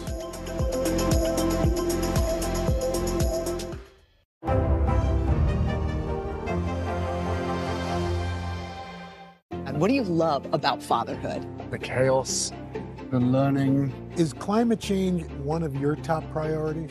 What's your message to girls who want to make a difference in their own communities? Believe in yourself. Right now on NBC News Now. As we come on the air, here's what we know. It has been dramatic, powerful. We begin with breaking news just coming in. What's happening now, what's happening next, and what it means for you. We're continuing to follow the Russian attack on Ukraine. There's an intense artillery battle underway. We're getting out of this area right now because more air raid sirens are sounding. As we look out over the latest city-turned-crime scene, we see the things left behind. Was there a school officer on campus? Because that's what we've been told. No, fewer people are content to just offer their thoughts and prayers. And the House has answered the call to create new gun laws. The stunning testimony at the January 6th hearing on Capitol Hill. Americans face the highest inflation rate in decades. Parts of Virginia cleaning up after severe storms. A terrifying night of flash floods. Flames forcing thousands to evacuate. When do I play meteorologist? Only when the heat is this bad.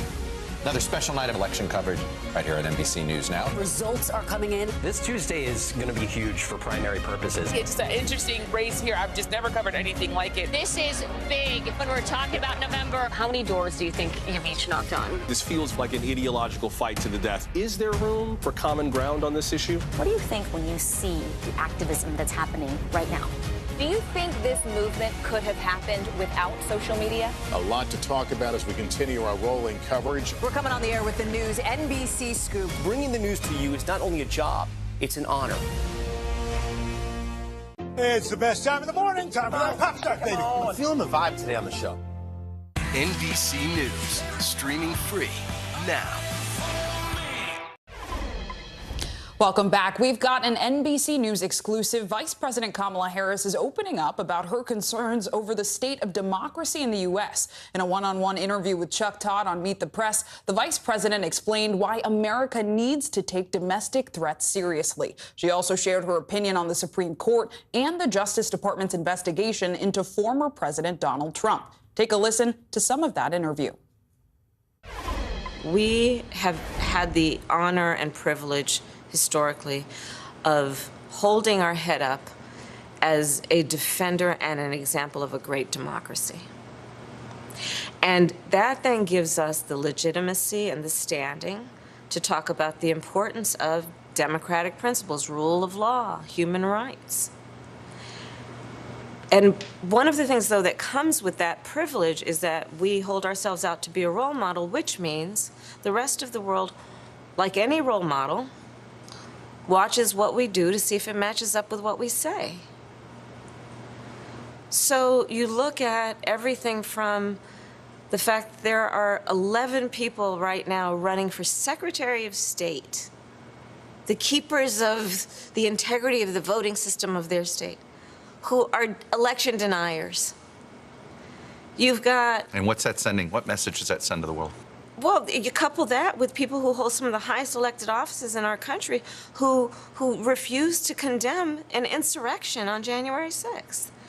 And I think what it sends is a signal that causes people to question, hey, is America still valuing what they talk about, which is the integrity of democracies, which means protecting rule of law and the sanctity of these systems and speaking up when they are attacked. I think back to the president's inaugural address, and he said the following: politics need not be a raging fire destroying everything in its path. And then I think about the language construction he used with semi-fascist. And I understand the dilemma. You got to call it out in order to bring the country together. But it's hard to do both at the same time, isn't it? Well, here's the thing. I mean, let's talk about our president for a moment.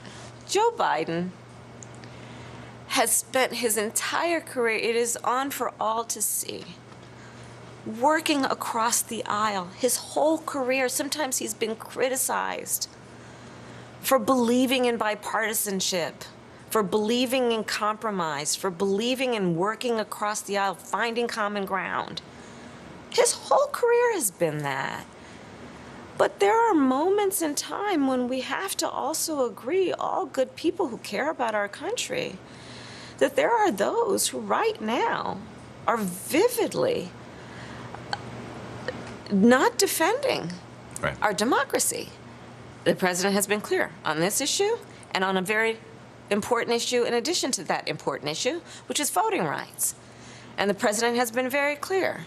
He will sign into law and not let the filibuster get in the way, the John Lewis Voting Rights Advancement Act and the Freedom to Vote Act. Because what is happening in our country, in states around our country, including this very state, they are passing laws making it more difficult for people to vote.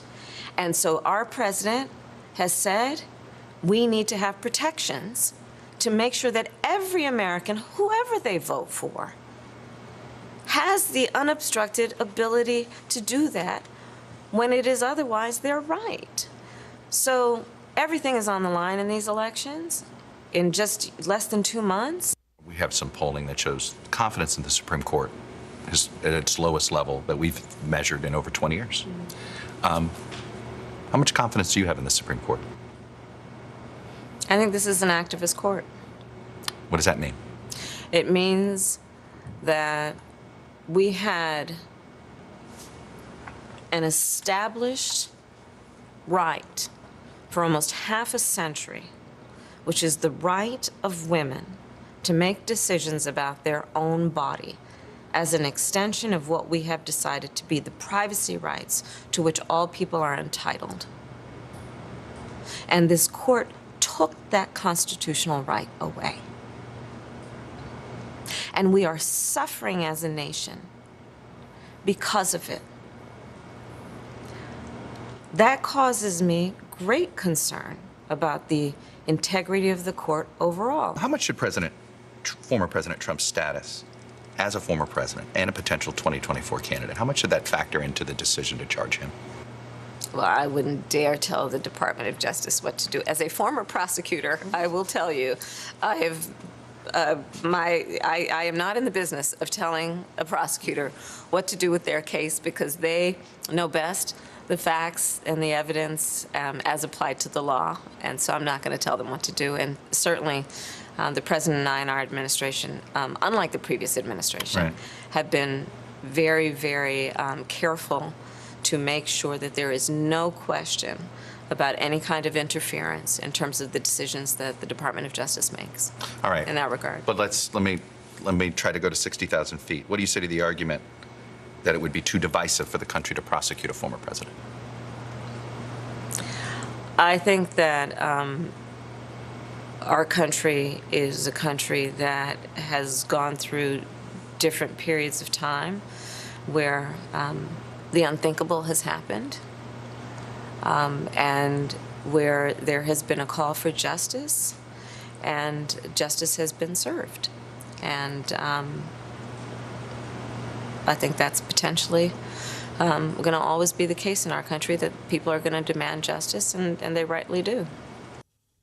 Our thanks to Chuck Todd for that exclusive interview. And Vice President Harris also touched on border security and the plan to provide a pathway for citizenship for millions of immigrants already in the country. We'll have more of the Vice President's interview in our next hour. But first, we want to show you these live pictures right now of breaking news. The plane carrying King Charles and Queen Consort Kamala has arrived in Edinburgh. They'll be going to the palace at Holyrood House, the official residence of the British monarch in Scotland. You can see right now the plane on your screen. We have not yet seen the king or the Queen Consort, but we're expecting them any moment now. And once they arrive at the royal residence in Scotland, it's our understanding that the newly crowned king will be taking part in an ancient ritual known as the Ceremony of the Keys. This is where the Lord Provost of Edinburgh will offer the king keys to the city.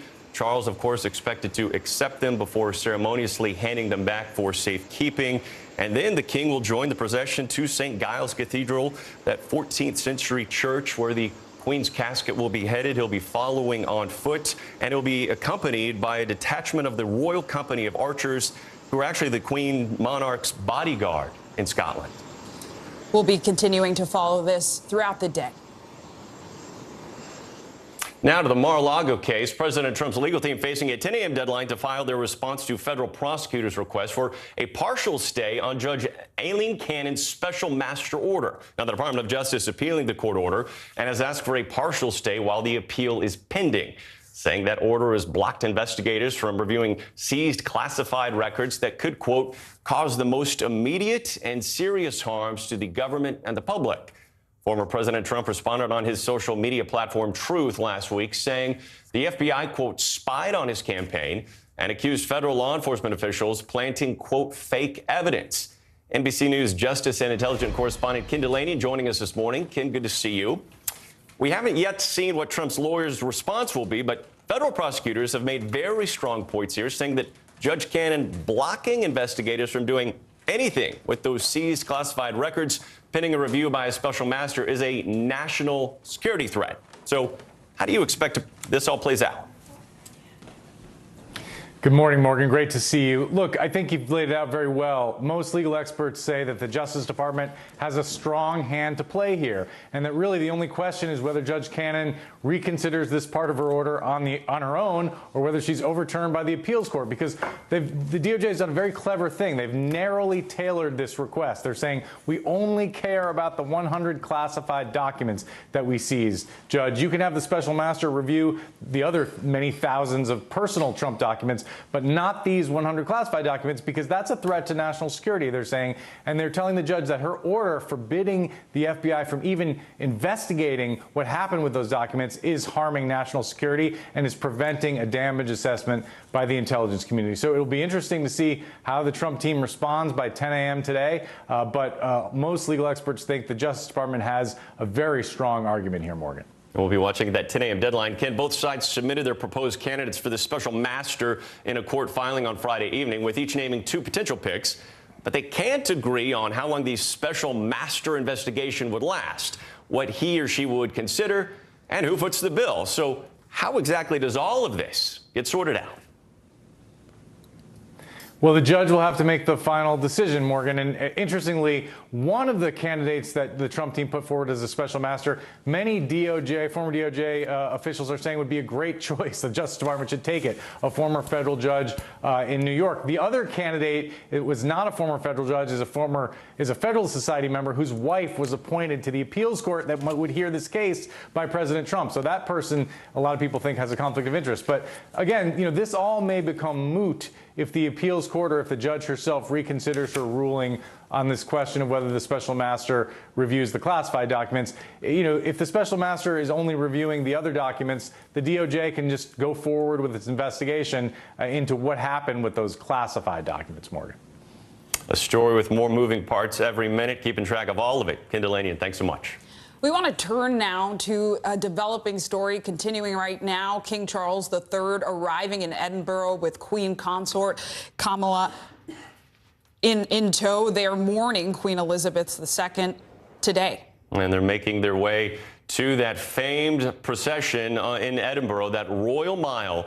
And this will be a very solemn event today. You can see people already gathering there, packing those ancient streets to pay their respects to the longest reigning English monarch in its history. We do anticipate to see the newly crowned King Charles leave and join the Queen's procession as it makes its way up that final mile. We do know that as it makes its way along that path, lined with thousands of people, guns will be fired every minute to pay their respects. And as you can see, this is the world is watching for this. This reign of Queen Elizabeth has been one that has been covered so many world events, and she has been really one of the constants that the United Kingdom has had. Absolutely, and I know we'll see the family throughout the day today. And coming up, marking 21 years since the September 11th attacks. From moments of silence to emotional tributes. We'll take a look at this weekend's memorials next. You're watching Morning News Now. It's the best time of the morning. Time for that pop start, baby. Oh, I'm feeling the vibe today on the show. Now Tonight with Joshua Johnson. Streaming weeknights at 8 on NBC News Now. NBC News. Streaming free now. As we look out over the latest city-turned-crime scene, we see the things left behind. Back now with our NBC News exclusive.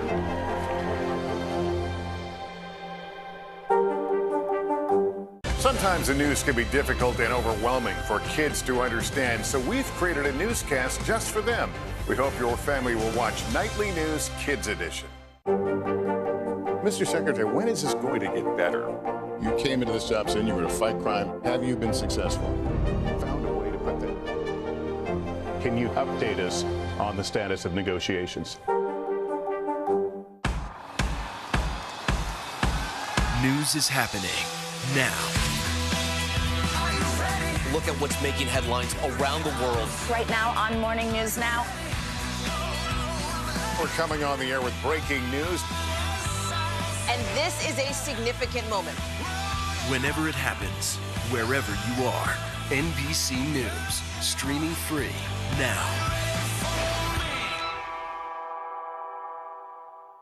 These are our missing daughters and sons. We need anyone who saw something to come forward. She was wearing a black jacket, a black top. I'm going to bring my son home alive. Dateline, Missing in America. Listen to the full season now. NBC News, streaming free now. Harry Styles! News is happening now. Look at what's making headlines around the world. Whenever it happens, wherever you are, it's here now. I want to take a look now at several major credit card companies who are going to start tracking gun sales right here in the U.S. That's right. CNBC's Silvana Henao joins us now with more on that and the other financial news making headlines this morning. Good morning, Silvana. Hey guys, good morning. We'll start with Visa, MasterCard, and American Express because they're going to begin tracking gun shops with a new merchant code. It's a victory for gun control advocates who've pressed the financial sector to do more to help curb gun violence. Previously, gun shops were mostly categorized as specialty retailers. Now, the new code is for retailers whose main business is selling firearms. It's unclear if or how information from the new code would be shared with authorities. The card companies say they'll work to support lawful purchases and protect consumer privacy.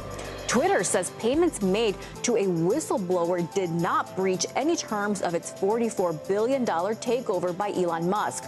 The Tesla CEO has cited that move as another reason to walk away from the deal. The whistleblower, who was Twitter's head of security, alleges the company made misleading statements about its defenses against hackers and spam accounts. He will meet with the Senate Judiciary Committee tomorrow, the same day Twitter shareholders vote on the buyout deal. Disney fans have a lot to look forward to at the theme parks over the next few years. The company making several announcements at the annual D23 Expo yesterday. New character meet and greets are coming to Disneyland, including from The Mandalorian. Disneyland is also getting a third attraction at the Avengers campus, where you can fight villains from the multiverse. Pacific Wharf at Disney California Adventure will be transformed into a San Francisco from Big Hero 6. At Disney World, a Tron Light cycle ride will open next spring, and a new nighttime spectacular is in the works for Epcot next year, guys. Lots going on. A lot, definitely. Looking forward to it. Yep. Thank you, Silvana. You got it. And it's been 21 years since the 9/11 attacks, but for many Americans, the pain never dulls. Thousands of people were killed that day, including more than 400 first responders who rushed to the scene just moments after the Twin Towers were hit. And for those who survived, life would never be the same. NBC News correspondent Rahima Ellis with that story.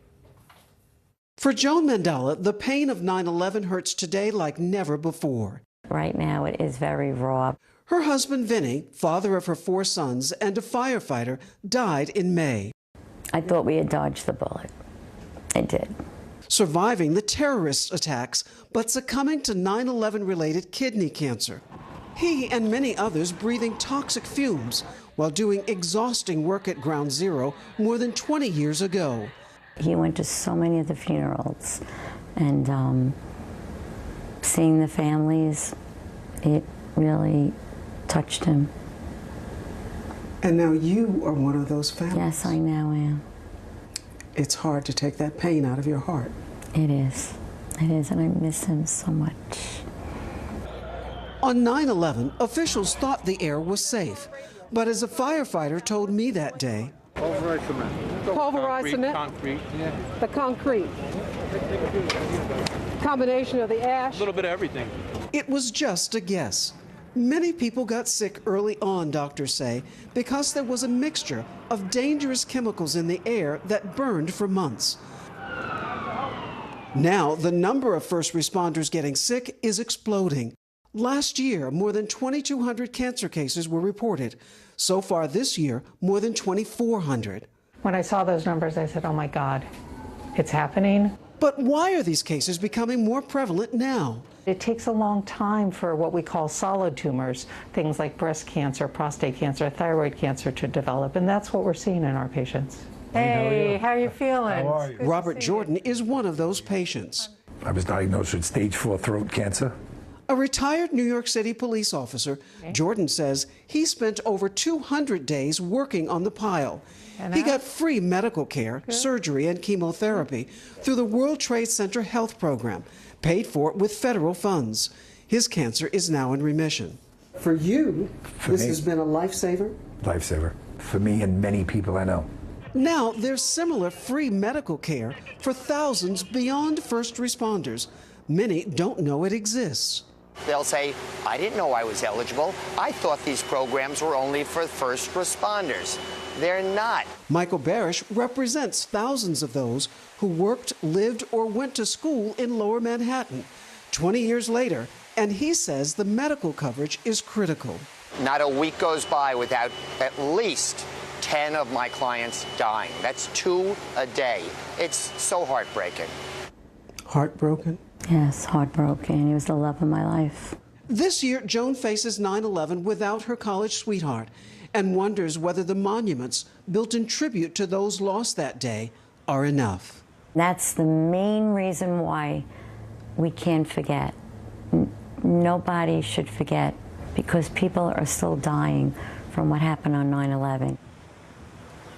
Our thanks to Rahima Ellis for that sobering report. And it's important to add that the World Trade Center Health Program provides no-cost medical services to 9/11 survivors and first responders in New York, the Pentagon, and in Shanksville, Pennsylvania, to people who were directly affected by the attacks. The program also funds research into both physical and mental health conditions related to 9/11 exposures. And there is more morning news coming up now after the break. Stay with us. The day's biggest political stories with trusted insight now and expert analysis now. A daily look at the politics behind the headlines. Meet the Press Now, streaming weekdays at 4 p.m. on NBC News Now. These days, it feels like the news never stops. So let's get into it. What's happening right now, what it all means for you for an hour every day. It can be hard to keep up, so let's get started together. Hallie Jackson Now, weekdays at 5 on NBC News Now. Harry Styles!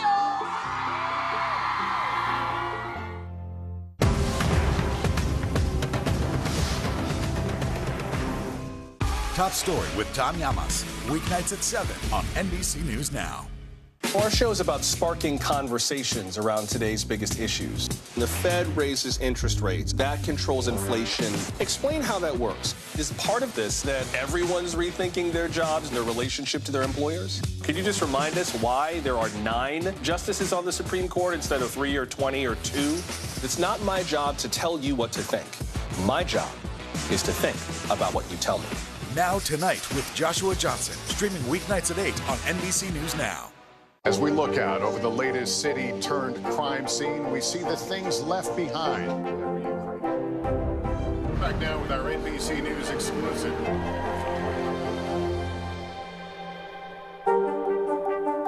Sometimes the news can be difficult and overwhelming for kids to understand. Ukraine and Russia. Could you help me understand what's going on? So to help make sense of it all, we've created a newscast just for them. We hope your family will watch Nightly News Kids Edition. Harry Styles! News is happening now. Look at what's making headlines around the world. Whenever it happens, wherever you are, it's here now. Tonight, television will honor its own with the 74th Annual Emmy Awards. That's right. The show, hosted by Saturday Night Live cast member Kenan Thompson, is expected to be one of the most competitive, with submissions up significantly this year. For more on this, we're joined by entertainment journalist, pop culture expert, and, of course, friend of the show, Brian Balthazar. Brian, good to see you. So this year's nominees appear to show the success of streaming, which is something we like to hear as a streaming network, you know. It sort of outpaced mainstream traditional TV broadcast outside of, say, Abbott Elementary, which is up for Outstanding Comedy. Why is that? Do you think it's about quality of the streaming shows or just the quantity of them?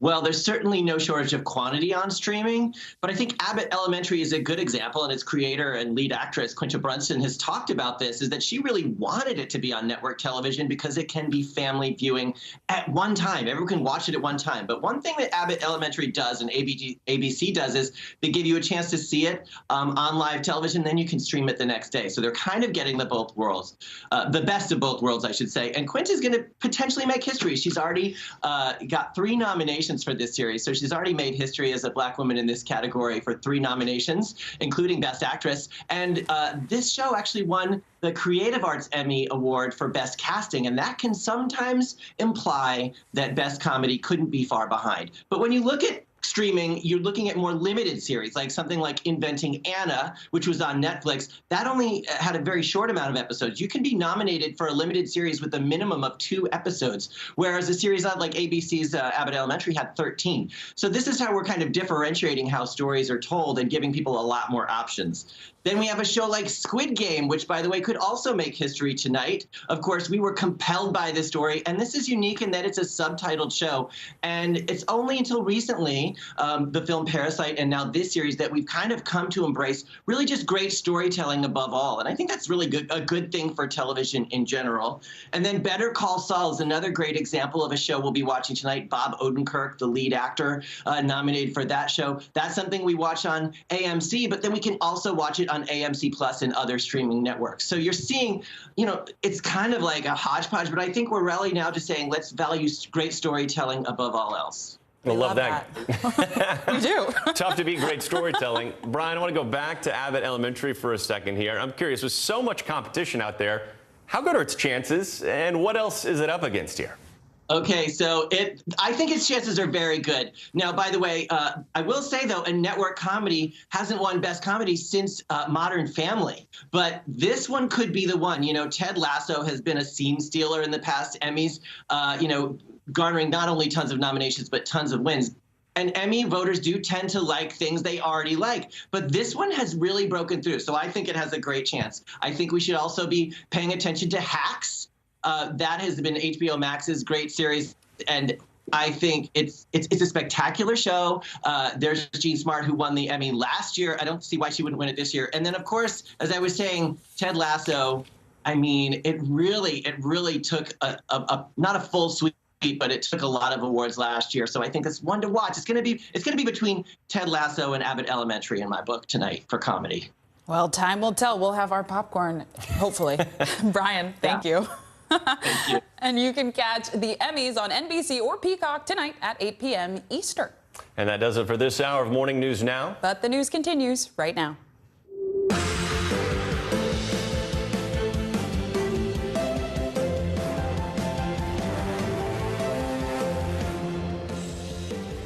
And good morning, I'm Morgan Chesky. And I'm Zinklea Samoa. Joe and Savannah are on assignment this morning. Right now on Morning News Now, final farewell. Thousands of people line the roads in Scotland to pay tribute to Queen Elizabeth as her son addresses Parliament for the first time as king. The emotional goodbye as the nation begins to move forward. Royal rebrand. Not only is the United Kingdom getting a new monarch, they're also getting new money. And that's not all. From the national anthem to the mail itself, the major makeover already underway as King Charles takes the throne. Shocking surge. Ukraine raising its flag after a major victory in the country's second largest city. The lightning-fast push crippling Russia's grip in critical parts of the east. And with no signs of slowing down, we're digging into what the counteroffensive means for the future of the war. And holding court, a Spanish teenager is on top of the tennis world this morning after winning the U.S. Open. But his run to #1 was anything but easy. How he bested one of the greatest of all time on his way to making history. After seeing so many greats, duel it out for so many years, it's kind of nice to see a fresh face out there. You know, an underdog, you could say. Absolutely. Everyone loves a good underdog story. Good morning, Morgan. And we begin this hour in the UK, which continues to mourn the passing of Queen Elizabeth II. King Charles is on his way to Holyrood House in Edinburgh, Scotland today, where the Queen's coffin is currently waiting. And later this morning, the King will walk behind the coffin in a slow procession towards St. Giles Cathedral for a special remembrance service. NBC News Now anchor Tom Yamas has the latest from Edinburgh. Morgan and Zinkley, good morning. All of Edinburgh right now awaiting the new king. Just behind me here, this is the Holyrood House Palace. This is the official residence of the Queen in Scotland, and it's where she's lying in rest right now. Throughout this morning, we've been able to sort of look through the palace gates and see some of the rehearsals for the procession today. What's going to happen here is that the hearse is going to take the Queen's coffin out from this palace, and then behind her, walking the Queen's children, including the new king, wearing a military uniform. This morning, King Charles on his way to Edinburgh to witness Scotland's goodbye to his mother. The new king starting his day receiving messages of condolence and delivering his first speech to members of Parliament. We gather today in remembrance of the remarkable span of the Queen's dedicated service to her nations and peoples. And Prince Harry this morning also paying tribute in a statement, praising the Queen's grace and dignity. This coming after that moment seen around the world, the two brothers back together, Harry and Meghan joining William and Kate at Windsor Castle. And now in Scotland, they are awaiting the royal family, including the king. In the capital, they are lining up along the Royal Mile, an intimate and historical section of Old Town. Scottish mourners preparing to say goodbye to Queen Elizabeth II in an up-close and personal manner.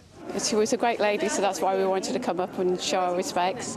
The late Queen's sealed oak coffin, draped in the Royal Standard of Scotland, lying in rest overnight in the throne room at Holyrood House, the Queen's Scottish residence in Edinburgh. Just yesterday, this powerful moment, her daughter, Princess Anne, giving her mother an emotional final curtsy as the cortege arrived in Edinburgh. Those that waited hours to catch a glimpse feel they owed it to the Queen. The final goodbye started at the Queen's Balmoral Castle just north of Edinburgh. It was a slow and somber and regal journey through the picturesque countryside she enjoyed. In this village, silence as the hearse passed through, mourners packing city streets and country roads. There are tens of thousands of people lining the streets of Edinburgh right now, waiting for this moment right here to pay their respects to the Queen. On the streets here, spontaneous applause erupting as the hearse carrying the Queen's coffin drove by. Little Sophie and her brother David among the many paying their respects. Did you say goodbye or did you say a prayer or anything? No, I just said goodbye. You said goodbye? David, what about you? Did you say anything? Goodbye. Goodbye. What's going to be different about this procession is the intimacy.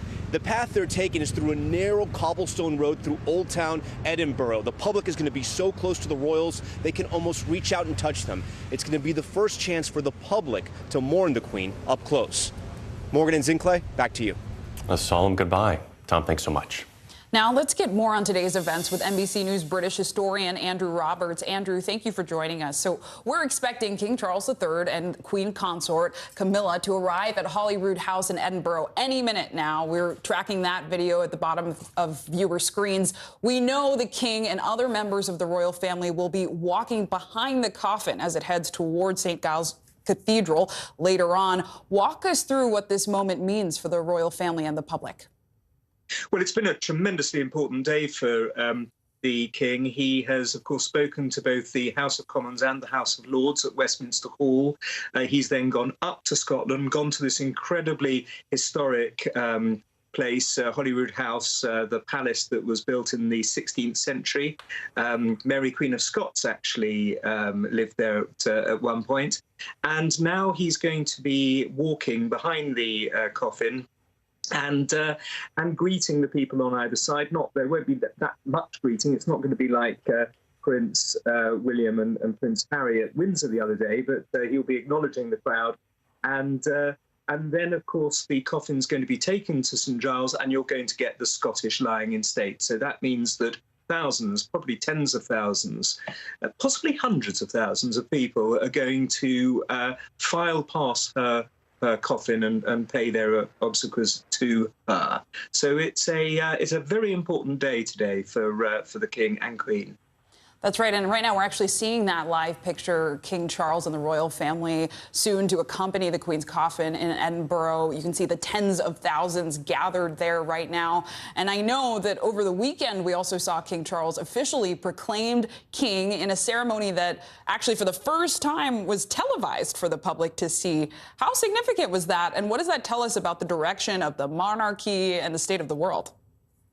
I think it's a modernising thing to have this. Of course, television didn't really exist and certainly wasn't in very many people's homes at the time of the last Succession Council, and certainly didn't exist before any of the earlier ones. So, you know, in a sense, it's a natural thing to have done. But actually, we haven't seen the what happened in Westminster Hall today done before in public, and certainly not in front of cameras. So there is an element of modernising going on here, which one would expect, of course, in a new reign. And, you know, right now we're seeing the official cars drive by and people are waving and holding flags. I wonder, are you surprised at all by the turnout we're seeing today, or did you expect this?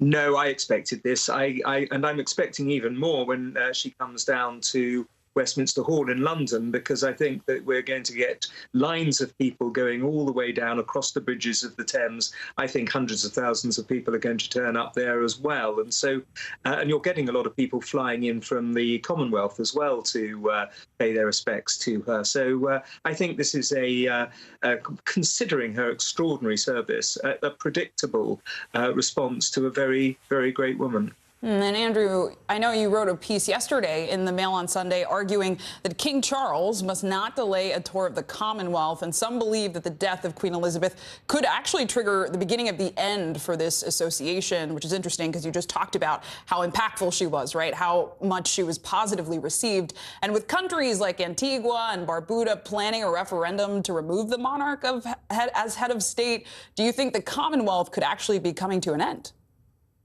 Part of it, no, not the Commonwealth itself, but the Crown Commonwealth. They're slightly different things. The Commonwealth is a voluntary organisation of 54 countries that represents 2.6 billion people, a third of the world. The Crown Commonwealth are the 15 countries that have King Charles as their head of state. And some of them might well decide to become republics. As you said, there are a couple that have already got into the process of it. One hopes they'll use referenda rather than just do it like Barbados did. But nonetheless, they will all stay in the Commonwealth itself, whether or not they have him as their head of state. Important insights and analysis there, Andrew Roberts. Thanks for breaking it down. President Biden will be attending Queen Elizabeth's funeral on Sunday. The president and the first lady formally accepted his invitation. And in a statement following the Queen's passing, the president and first lady described Her Majesty as, quote, more than a monarch. She defined an era. NBC News White House reporter Lauren Egan joins us now with more. Lauren, good morning. I'm curious, explain to us how big this moment is with President Biden being the first sitting president to attend a British state funeral. Yeah, I think whenever you have a gathering of world leaders at this scale, it's a big deal. And the fact that we haven't seen a state funeral in decades really speaks to just the longevity of this queen. It's important to note, too, that next week, early next week, is the opening of the United Nations General Assembly.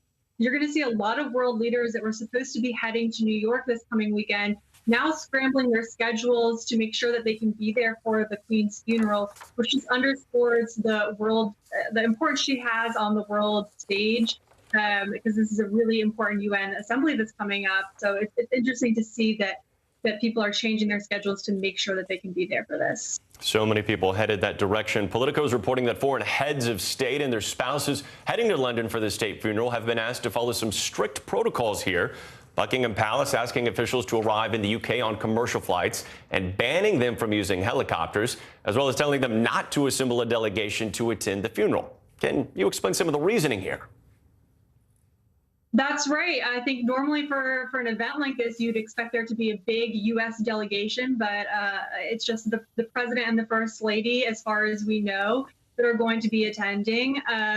And of course, it's a little comical to imagine the president arriving on a commercial flight. Of course, that probably will not be acceptable with the Secret Service.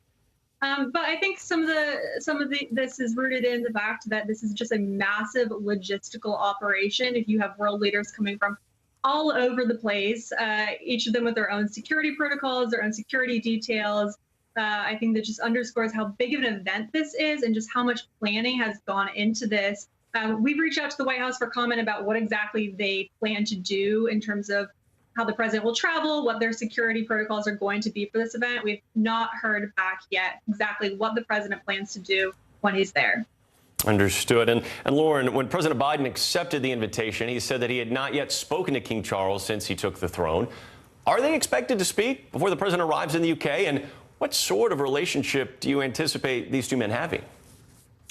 We don't know if they plan to have a phone call before the president actually departs for the UK. But this is going to be a different relationship than what the president had with the Queen. The king is much more outspoken on political issues than the Queen was. The Queen was incredibly apolitical. The king is outspoken on issues like climate change and immigration. So there may be some room there for the president to have a little bit of a different relationship with the king than he did with the Queen in terms of working with him on issues that are also important to the president, such as climate change, but that also, can lead to some unforeseen challenges too in that relationship. But one thing that's also we're going to be keeping an eye on next week is this will also be the first time that the president will be in person with Liz Truss, the brand new British Prime Minister, since she took over.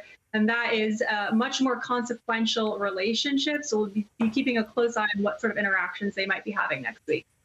A new relationship just beginning. Lauren, thank you so much. And right now, you can see live picture of King Charles arriving in Edinburgh, along with Queen Consort Camilla, who've arrived at Holyrood House, the official residence of the British monarch in Scotland. They're there greeting bystanders who are grieving alongside them. You could see the Queen Consort greeting children at the time. And right now, King Charles is looking at flowers laid by the gate. We saw earlier this weekend Prince Harry and William, along with Meghan and Kate, talking and greeting outsiders, but we saw the king do that just now as well. Of course, he's not spending as much time with them, but we can see the two walking, admiring the notes and flowers that were left alongside, and they're expected to go inside the house soon. Tom Yamas has described this scene of thousands of people waiting to see this procession as incredibly intimate. This, of course, making its way down ancient streets in the Scottish city of Edinburgh. And you have to wonder, the royal family lives so much of their life in the public eye that here we are as they mourn one of their own.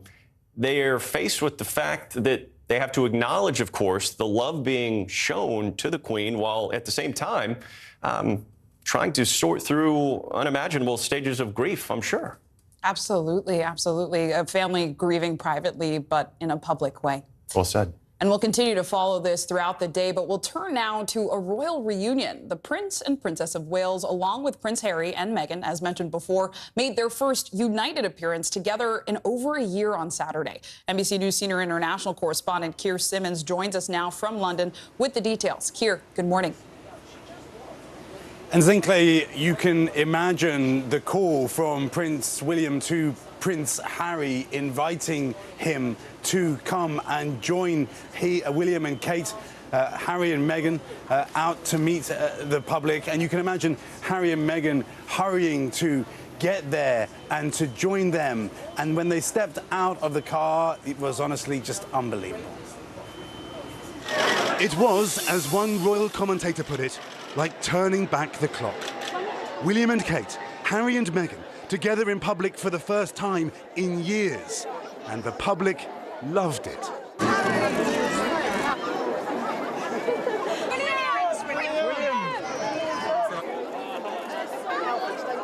In this moment, widely shared on social media, Kate, Princess of Wales, saying her 4-year-old son Louis told her, "Don't worry, Mummy, the Queen is with great-grandpa now." Kate, the first to hold that Princess of Wales title since Princess Diana, whose death forged such a bond between her sons. Now, the loss of their grandmother, who consoled them back then in 1997 when Diana died, reuniting them now. George, Charlotte and Louis starting school just days before the Queen died. Trying to keep everything as normal for them. The kids are well back in. Yeah, good. Not ideal, just on new schools and everything. The two couples did not look entirely comfortable. There was little interaction, Harry and Meghan often holding on to each other's hands. But the feeling in William's circle this morning that this was an important show of unity at an incredibly difficult time. Our Molly Hunter was there as the walkabout unfolded and talked to some delighted fans. I think that was really special, actually. I was really surprised all four of them were together, and yeah, that's quite emotional, I think, being a Brit, seeing them, the two brothers, side by side. We also shook Harry's hand. Even when their grandfather Prince Philip died last year, the brothers kept their distance. And during those dramatic hours when the world learned of the Queen's passing, William drove his uncles to Balmoral, Harry looking grief-stricken, arriving separately. Until this past weekend, William and Harry seemed a world apart. Now the brothers and their wives leaving together in a car, William again driving, a nervous Harry helping Meghan into a passenger seat. What was said as they drove away may determine whether this was a momentary truce or perhaps something more lasting. And we're just hearing that only working royals will wear uniform during the funeral, so that will, of course, not include Harry. But there are, Zinke, so many other questions. What role will Harry and Meghan play during the funeral? Will their children have royal titles looking forward? And what about that book that Prince Harry has said that he plans to publish? I think there are hurdles before this can be truly called a reconciliation, Zinke. A lot to watch out for. Keir, thank you. Want to get our check of our weather now. Meteorologist Michelle Grossman joins us. Good morning, Michelle.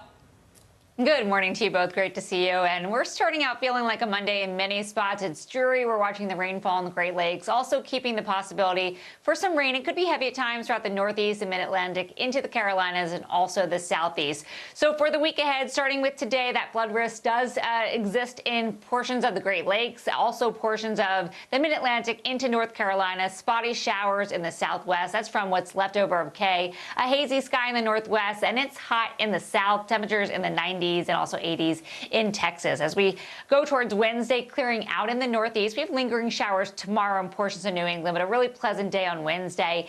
In the upper Midwest, the Midwest, the Great Lakes, into New England, the Northeast, temperatures in the 70s and 80s, even 60s in some spots. So feeling like a little bit of fall in some spots, but not in the South. The September steam does continue in portions of the central and southern plains, also throughout the Southeast. A chance of rain throughout portions of the Intermountain West and also the Rockies. And Friday, sunshine continues in the Northeast, also the Mid-Atlantic, New England, temperatures in the 60s and 70s. We're watching for rain in portions of the upper Midwest, stormy in portions of the high plains, and then above average temperatures in the Tennessee Valley, then lower Mississippi Valley, and also the Southwest into the southern plains. So first, starting with the flood alerts, we do need the umbrellas in parts of the country today, many parts of the country actually. We're looking at the Great Lakes, a flash flood warning right now in parts of Wisconsin. We're also looking at a flood watch in Wisconsin, also northern Illinois into Michigan, and also the chance for some flooding in portions of the Mid-Atlantic this morning, a flood watch in Pennsylvania and also through D.C. So as we're looking at radar, we're looking at heavy rain falling in some spots. That's where you see the brighter colors, the reds, the oranges, the yellow. That's where we're seeing those torrential downpours. And that will be the case as we go throughout this Monday, not only in the Great Lakes, but along the East Coast as well. Rainfall totals anywhere from 1 to 3 inches, but we could see rainfall rates of 2 inches per hour. So we have a cold front that's kind of pulling from the Gulf, and it's going to create some really heavy downpours in some spots.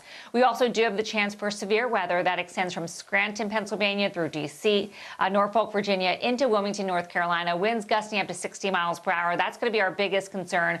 Also could see a brief spin up or two, but we're going to see some heavy rain. Soaking rains continue along that cold front today. Strong winds, localized flooding. That continues tomorrow in portions of New England. Otherwise, we're looking at a flash flood risk also in the Southwest from what's left over of Kay, and we're looking at 1 to 2 inches in spots there. Otherwise, we're looking at quiet weather in the middle of the nation. Back to you guys. Bottom line, pack an umbrella, it sounds like. Michelle Grossman, thank you so much.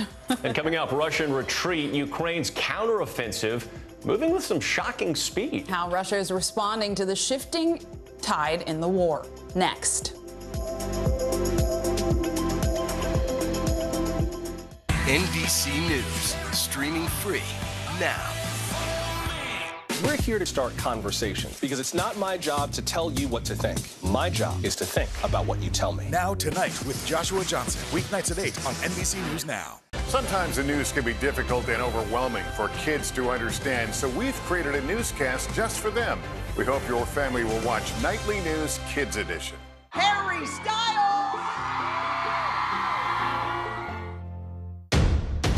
The day's biggest political stories with trusted insight now and expert analysis now. A daily look at the politics behind the headlines. Meet the Press Now, streaming weekdays at 4 p.m. on NBC News Now.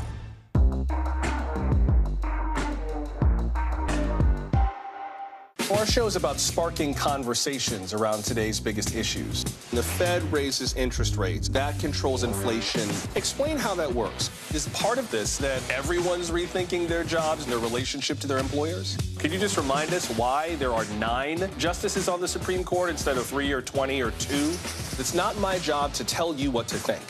My job is to think about what you tell me. Now Tonight with Joshua Johnson, streaming weeknights at 8 on NBC News Now. Harry Styles!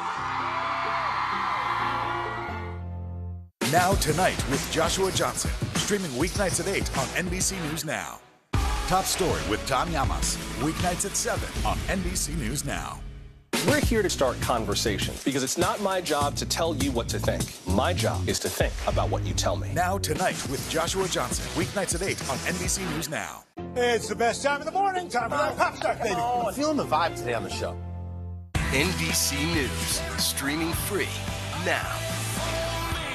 The indictment of a former president, or perhaps candidate for president, would arguably tear the country apart. Is that your concern? Can you update us on the status of negotiations? These are our missing daughters and sons. We need anyone who saw something to come forward. She was wearing a black jacket, a black top. I'm going to bring my son home alive. Dateline, Missing in America. Listen to the full season now.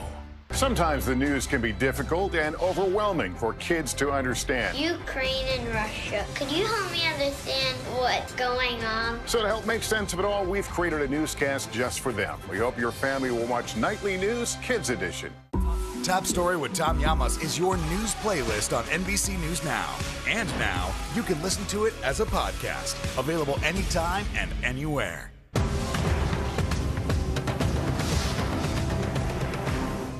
It's the best time of the morning. Time for that pop start, baby. I'm feeling the vibe today on the show. We're back now with the latest on the war in Ukraine. This morning, Ukrainian forces say they are retaking more territory from the Russians in the northeast region of Kharkiv. The advances come just 2 weeks after Ukraine launched its counterattack on Russia. NBC News foreign correspondent Megan Fitzgerald joins us now from Kyiv with the latest. Megan, good morning. Zinkley, good morning to you. The Russians are rapidly losing ground, and overnight, in what's being seen as an act of retaliation, missiles raining down in Ukraine's east. On the 200th day of war, Ukrainians celebrating a surprising victory. Soldiers breaking Russia's military stranglehold on parts of the country and reclaiming territory at lightning speed. We have to win, and this counteroffensive shows that we can win. Ukraine saying its forces have recaptured more villages. A total of more than 1,100 square miles since launching the counteroffensive 2 weeks ago, liberating more than 30 settlements, mostly in the northeast. Does this show you that Ukraine actually can win this war? This isn't a years-long war. This is months. This is showing me that the Ukrainians have the ability to win this war even sooner than I believe. The Russian military's grip on the northeastern territory of Kharkiv crumbling, its soldiers retreating, leaving tanks and artillery behind. In a rare admission of a setback, Russia saying it's not fleeing, it's regrouping. Overnight, in what's seen as retaliation for the Ukrainian victories, Russia attacking critical infrastructure, knocking out power, leaving several cities, including Kharkiv, in total darkness. Ukrainian firefighters rushing to put out flames at a power station. And at Europe's largest nuclear plant, the sixth and last working reactor shut down as a safety measure. Shelling around the plant as it stopped in weeks. The constant disconnection, reconnection to the power grid. This is really, really unsustainable for a safe operation of a nuclear power plant. Are you concerned about a nuclear disaster? Yes, it is literally playing with fire. Now, the IAEA says they purposefully shut down that sixth reactor out of safety reasons. They believe that if the power plant is knocked off power again, they would be able to use less of those backup diesel-run generators. Zinkley? High stakes there. Megan Fitzgerald, thanks for breaking it down. Turning now to some more international headlines. A powerful typhoon is lashing Japan's southern islands this morning. That's right. NBC News Tehran bureau chief and correspondent Ali Arouzi joins us now with more on that and the other stories making headlines around the world. Good morning, Ali. Good morning, Zinkley. Typhoon Mufia continues to bring heavy rain and strong winds to a group of islands near Okinawa in southern Japan and Taiwan. Authorities warned of powerful winds and rough seas, as well as landslides and overflowing rivers as a result of heavy rainfall. They say strong winds and stormy conditions capable of damaging homes and infrastructure could continue into Wednesday. Chile has marked the 49th anniversary of the 1973 coup that overthrew President Salvador Allende with sporadic clashes and violence. People took to the streets to commemorate the 49th anniversary of the coup that installed the murderous dictatorship of Augusto Pinochet. Left-wing parties, key political figures, and members of the government paid tribute and homage to a statue of former President Allende, who died on the day of the coup in 1973. According to government figures, during General Pinochet's totalitarianism, at least 3,000 people were killed and tens of thousands more tortured or jailed for political reasons. And finally, we may be all focused on the new head of state that wears a crown in the UK, but over in Argentina, the spiritual home of the tango, over 500 tango dancers from all over the world have congregated in Buenos Aires to compete for the International Tango Crown. The event was the first full dance festival since the COVID-19 pandemic. Female dancers dressed in high heels and shiny dresses, while men combed their hair straight in the style of historic Argentine tango dancers, hoping to be crowned the next king and queen of tango. Oh, wow. And those are your headlines, guys. That footwork is very impressive. It is. And a long time ago, in a place far, far away, I took a tango lesson. What? It's true. I just remember the instructor shouting one thing at me: hold the frame. Hold the frame. Hold the frame. It's such a formal dance. A lesson from NBC's Morgan Chesky, brought to you by Ali Arouzi. Thank you so much, Ali.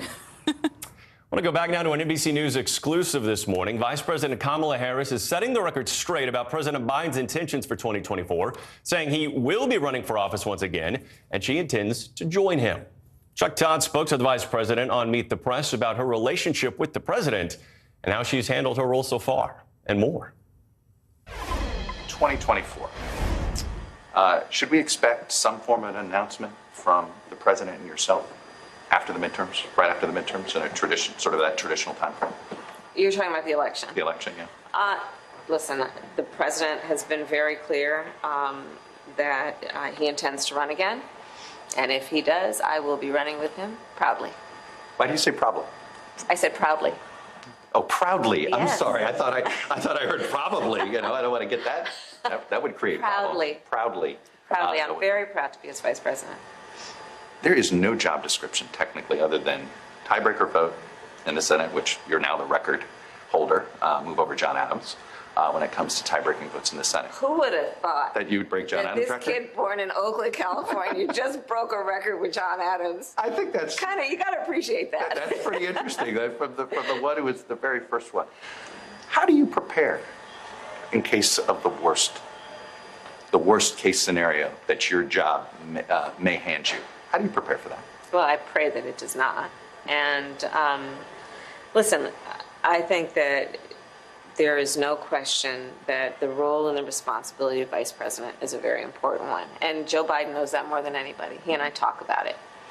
And it is the job of working with the president, doing what I can to be a great partner, to take on and help take on some of the biggest issues that impact our country, both domestically and in terms of foreign policy. And so that's the work that I do. So that has been the work of meeting with over 100 heads of state around various issues, be it Ukraine or what we need to do around our space program.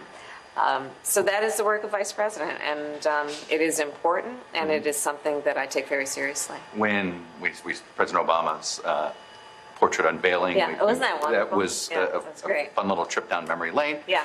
President Biden talked about his relationship with President Obama when he was vice president. When you heard him talk, did you feel as if that was familiar? Yes. Are you going to think you're going to be saying the same thing at his portrait unveiling someday? I absolutely believe if asked to speak at the portrait unveiling of President Biden, I would have so much to say about who he is in terms of his character. What about your relationship with him? Well, I was just going to get to that. Give me a second. About his character, about who he is as an individual. He and I, that he talks about, for example, how they talk about family. Joe and I, which is what I call him when he and I are together, the president, we talk about family a lot. We talk about our hopes. We talk about our dreams. We talk about the things that concern us, that worry us, the things that keep us excited about everything we are doing. It's a real friendship. We have a real friendship, and I cherish that. Do you speak to any of your predecessors? Have you spoken to Vice President Pence? I talked to him early on, and but not since. Any of the other living vice presidents? Yes, I have. Yeah. Yes. Other ones like Vice President Quayle? Vice President Gore, I've talked to him. And Vice President Gore, yeah, okay. Yeah. And, all of them were... Any similar advice they give? Well, I think the advice is to do the work in a way that appreciates the importance and the role and the responsibility of being vice president to a president who ultimately is the one. The president is the one who sits at that resolute desk. Nobody else in a nation of 330 million plus sit at that desk. One person does, and it's the president. And the vice president's job is to be there to support everything that the president needs to do. But there's only one person that makes those decisions, and it's the president.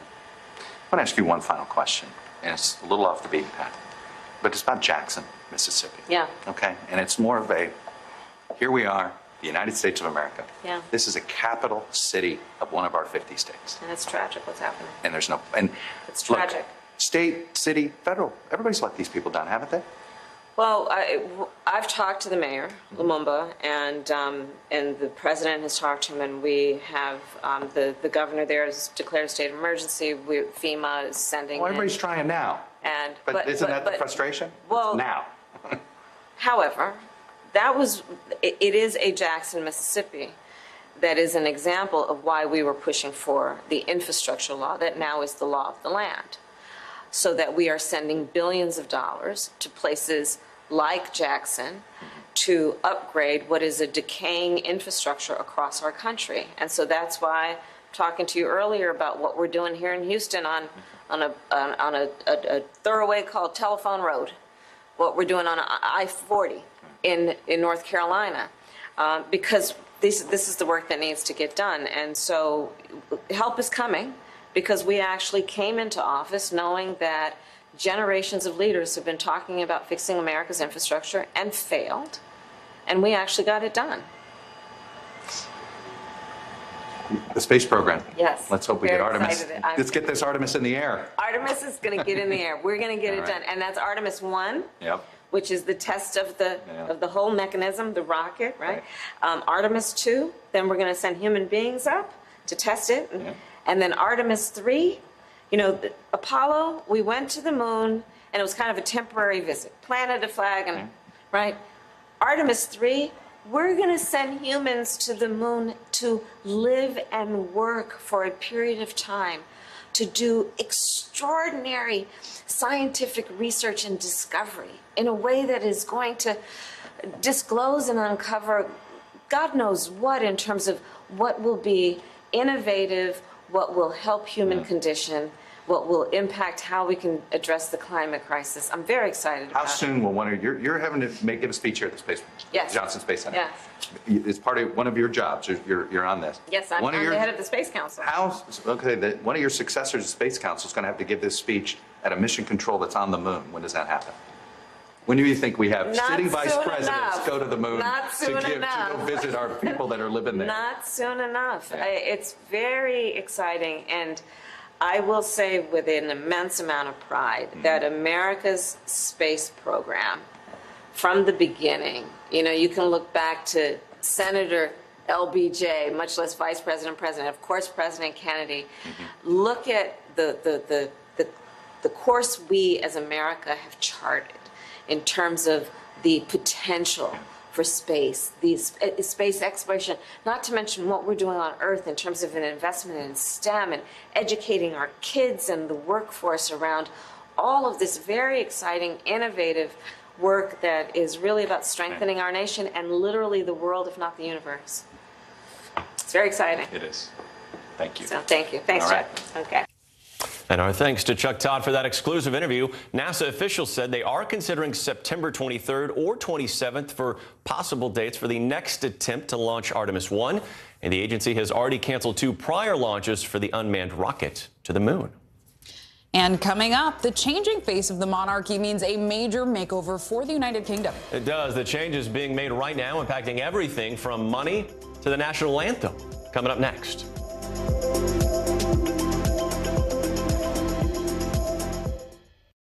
Top Story with Tom Llamas, weeknights at 7 on NBC News Now. These are our missing daughters and sons. We need anyone who saw something to come forward. She was wearing a black jacket, a black top. I'm going to bring my son home alive. Dateline, Missing in America. Listen to the full season now. Tonight, I interviewed Secretary of Transportation Pete Buttigieg about the ongoing delays. You seem to be pointing the finger at the airlines. They're pointing the finger back. Mr. Secretary, when is this going to get better? Right now on NBC News Now, we begin with breaking news just coming in. What's happening now, what's happening next, and what it means for you. We're continuing to follow the Russian attack on Ukraine. There's an intense artillery battle underway. As we look out over the latest city-turned-crime scene, we see the things left behind. Fewer people are content to just offer their thoughts and prayers. Stunning testimony at the January 6th hearing. Americans face the highest inflation rate in decades. Parts of Virginia cleaning up after severe storms. Flames forcing thousands to evacuate. When do I play meteorologist? Only when the heat is this bad. Another special night of election coverage right here at NBC News Now. Results are coming in. This Tuesday is going to be huge. This is big when we're talking about November. This feels like an ideological fight to the death. Is there room for common ground? What do you think when you see the activism? Do you think this could have happened without social media? We're coming on the air with the news NBC Scoop. Bringing the news to you is not only a job, it's an honor. Harry Styles! We're here to start conversations because it's not my job to tell you what to think. My job is to think about what you tell me. Now Tonight with Joshua Johnson, weeknights at 8 on NBC News Now. No stress, no mess, just yum. That's it.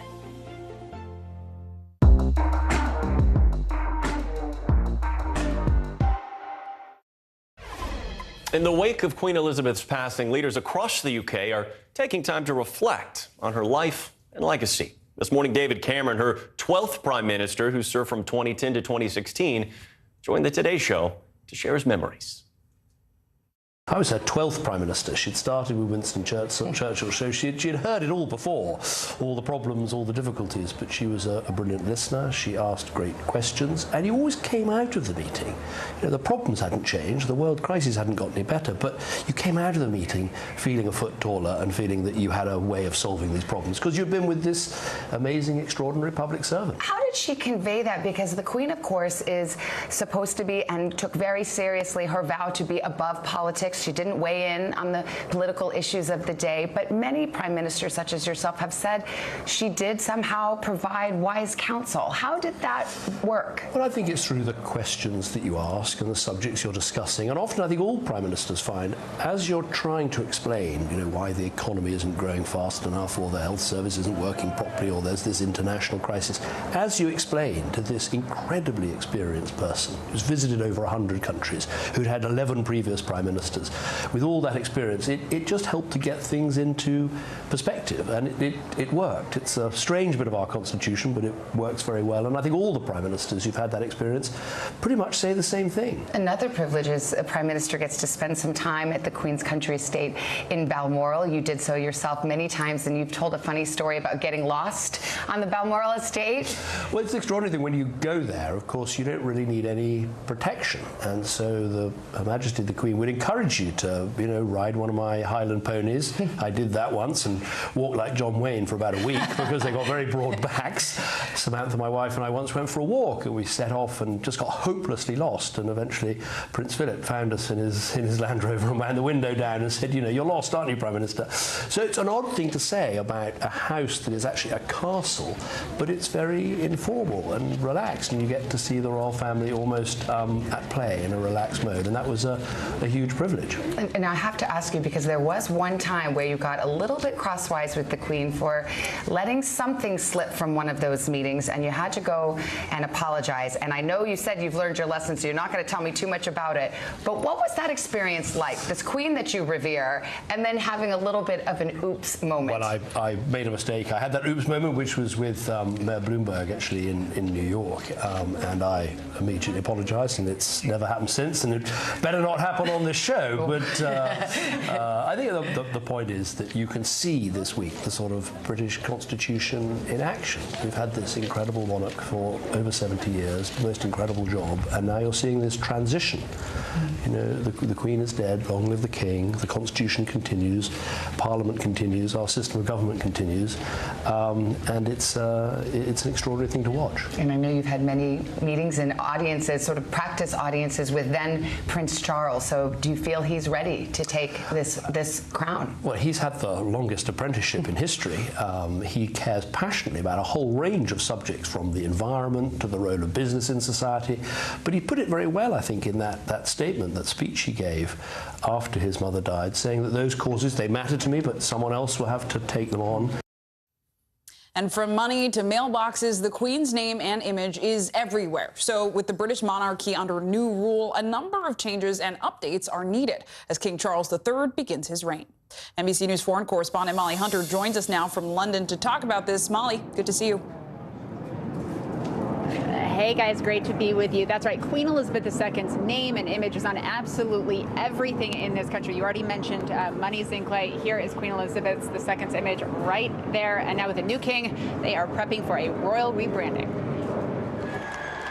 As the United Kingdom's longest reigning monarch, the name, image, and initials of Queen Elizabeth II have become a British staple. But with now King Charles III's ascension to the throne, the monarchy is set to see a changing of the guard for the first time in more than 70 years. We are going to have so many changes. We have to change the passport, the money, all and everything. The most immediate change already in place.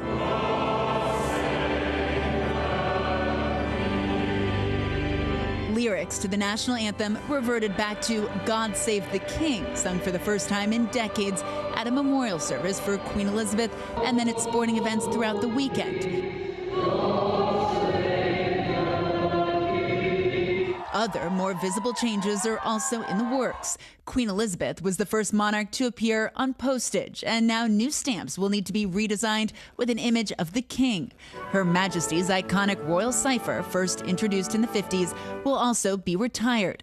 Draft order. And while the new king's monogram has yet to be officially revealed, he appeared to give the public a little sneak peek at His Majesty's motif on Sunday, wearing a tie clip with a crown above the letters CR, which stands for Charles Rex, Latin for king. The new monogram will be featured on flags, police helmets, and British coins.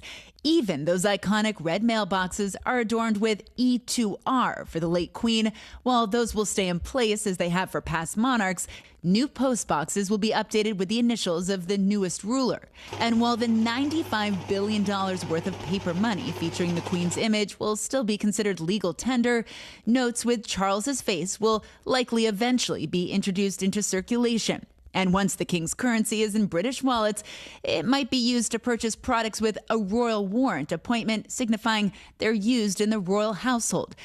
Brands like Coca-Cola, Cartier, even Heinz tomato ketchup will need an updated seal that reads, "By appointment to His Majesty the King."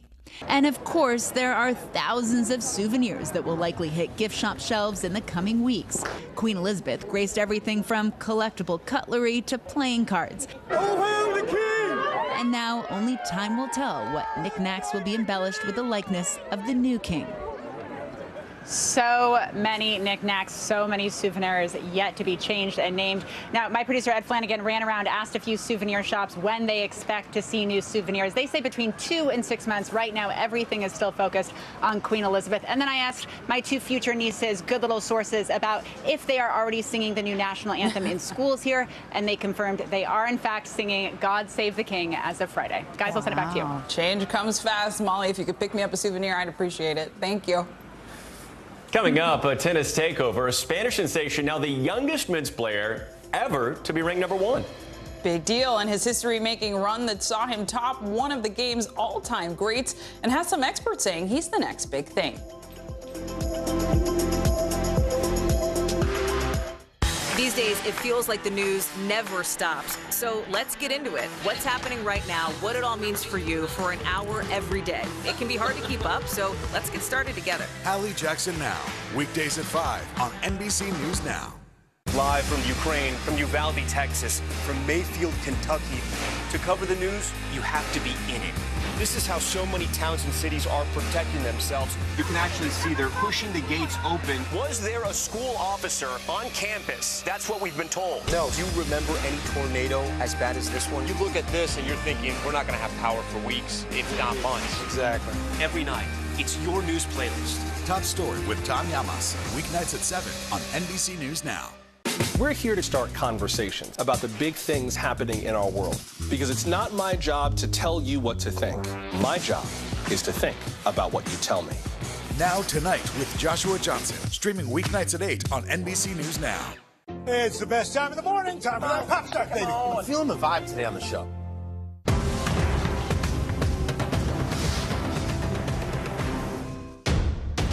The day's biggest political stories with trusted insight now and expert analysis now. A daily look at the politics behind the headlines. Meet the Press Now, streaming weekdays at 4 p.m. on NBC News Now.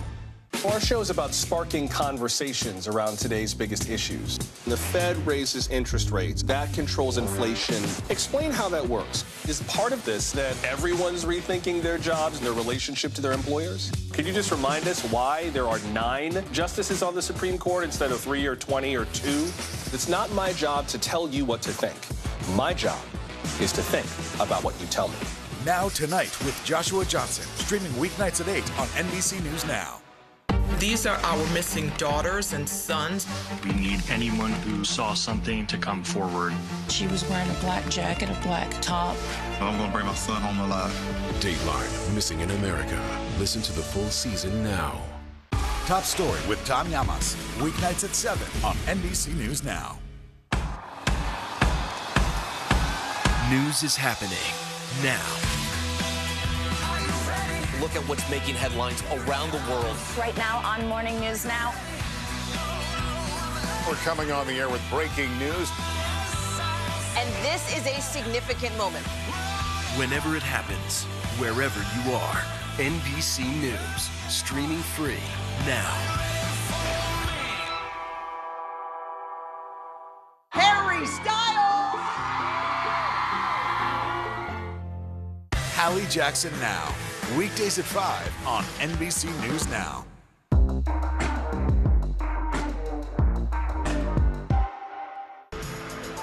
Welcome back. Apple's working out the final details of a subscription-based service for owning an iPhone. For more on that and the rest of the day's business headlines, we're joined by CNBC's Savannah Hanau. Good morning, Savannah. Hey, good morning. Yeah, so Apple's iPhone subscription services is still in the works and could launch later this year. The long-rumored service would let customers buy iPhones and other items for a monthly fee. Bloomberg reports Apple is thought to be actively testing the service. It wasn't announced during last week's iPhone event in order to reduce the complexity on launch day, as it would be an entirely new way to buy an iPhone.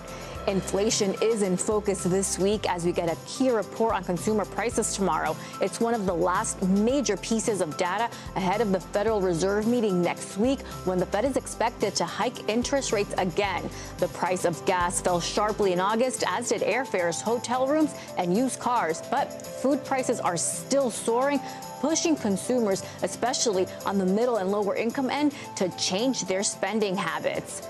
John Deere has long dominated the hardware that powers American farms with tractors and other machinery. Now, the iconic company is looking to extend that to software that can make those machines more efficient. Deere is rolling out self-driving tractors this year that can plow fields by themselves, and chemical sprayers that can detect the difference between crops and weeds. The company is projecting 10% of its revenue will come from that software and monthly subscriptions by the end of the decade. Back to you. Self-driving tractors. What could possibly go wrong? Exactly. All right, Savannah. Thanks so much. Well, there is a new face emerging in the world of tennis, and he isn't even old enough to drink legally, at least here in the United States. Carlos Alcaraz, the 19-year-old phenom from Spain, won the U.S. Open last night to become the tournament's youngest champion since Pete Sampras back in 1990. Remember that? Sports reporter Mike Wise joins us now to break down this historic win last night. Mike, good morning. Good morning. Yeah, good morning to you. A lot of people weren't even familiar with Alcaraz before the tournament started. Now he's not only the youngest U.S. Open champion since 1990, but he's also youngest player ever to become the world's top-ranked player. So kind of break down all the significance of this here. Well, first, I loved his quote yesterday. It was, I had been dreaming of this since I was a kid. You're 19. You are a kid still. I mean, the shot making, the ability to serve out the championship against Casper Ruud of Norway yesterday, how he essentially weathered about 15 hours of tennis straight in 3 days, just blew everyone away. I don't want to say this is the changing of the guard, but Rafael Nadal, his countryman, is getting up there in years. So is Roger Federer. So is Novak Djokovic. This Carlos Alcaraz is the next thing in tennis. No doubt. I am curious here, Mike. How impressive was Alcaraz's run just leading up to this tournament, and then the way in which this 19-year-old had so much poise to be the final one left standing? As you mentioned, we're used to hearing Federer, we're used to hearing Nadal, Djokovic. They weren't there. Well, he fought off match points in two of his matches leading up to the finals. He beat the young and very good American Francis Tiafoe in the semifinals to get there. And anybody who watched the Casper Ruud Alcaraz match yesterday, the finals, I'm sure the casual fan must be thinking, who are these guys? Well, this reminded me of a young Federer and a young Nadal playing when nobody knew who they were, and Andre Agassi and Pete Sampras were the reigning champions. So I think this really is the coming of an age for a player that, I don't know, not only had what I would call the athleticism, the skill, but he had the moxie. He had the crowd at Arthur Ashe Stadium going ballistic. I mean, it was incredible to watch. Anonymous no more, for sure. Mike, I want to switch gears now to week 1 of the NFL season, which saw a return of Tom Brady, of course, last night against the Dallas Cowboys. So how did Tom look? Because I kind of already know how the Cowboys looked, having watched the game. Well, Tom Brady, we all know he's carbon dated at this point. I think he's 45. He may be playing till he's 50. We might be having the same conversation in 10 years. I don't understand how a person at this age plays at this level when men that are mounds of muscle are trying to destroy him every game. And yet he wasn't great, but he had a fairly good game. Leonard Fournette, his tailback, played well. The Cowboys are the biggest, surprise and disappointment especially for their fans. This was the #1 ranked offense in the NFL a year ago, and they scored 3 points on Tampa Bay last night. So one of many shockers in the NFL this week. Mike, thanks so much. You say surprising disappointment, but I think for a lot of Cowboys fans, unfortunately, there was no surprise. Anyway, who knew? Thanks so much, Mike. All right. Thanks, Marty. There's a lot more morning news now coming up after the break. Keep it right here. No stress, no mess, just yum. That's it. Tonight, I interviewed Secretary of Transportation Pete Buttigieg about the ongoing delays. You seem to be pointing the finger at the airlines. They're pointing the finger back. Mr. Secretary, when is this going to get better? You don't know when your moment's coming, but when it does, you take it. News is happening now. Look at what's making headlines around the world. Whenever it happens, wherever you are, it's here now.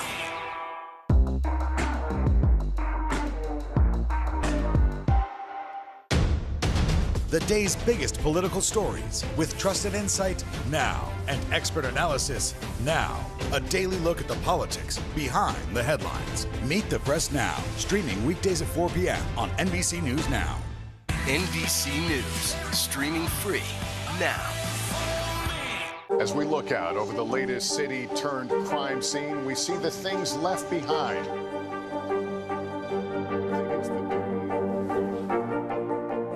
you tell us what it was like? Our NBC News exclusive.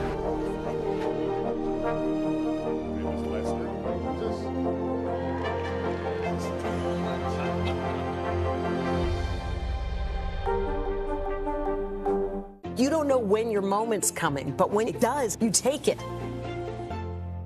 These days, it feels like the news never stops. So let's get into it. What's happening right now, what it all means for you for an hour every day. It can be hard to keep up, so let's get started together. Hallie Jackson Now, weekdays at 5 on NBC News Now.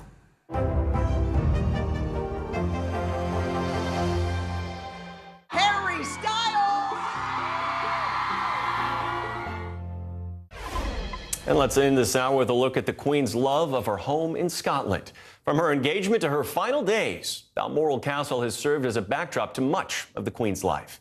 Here's NBC News Now anchor Tom Yamas with more on her close connection to that special summer home.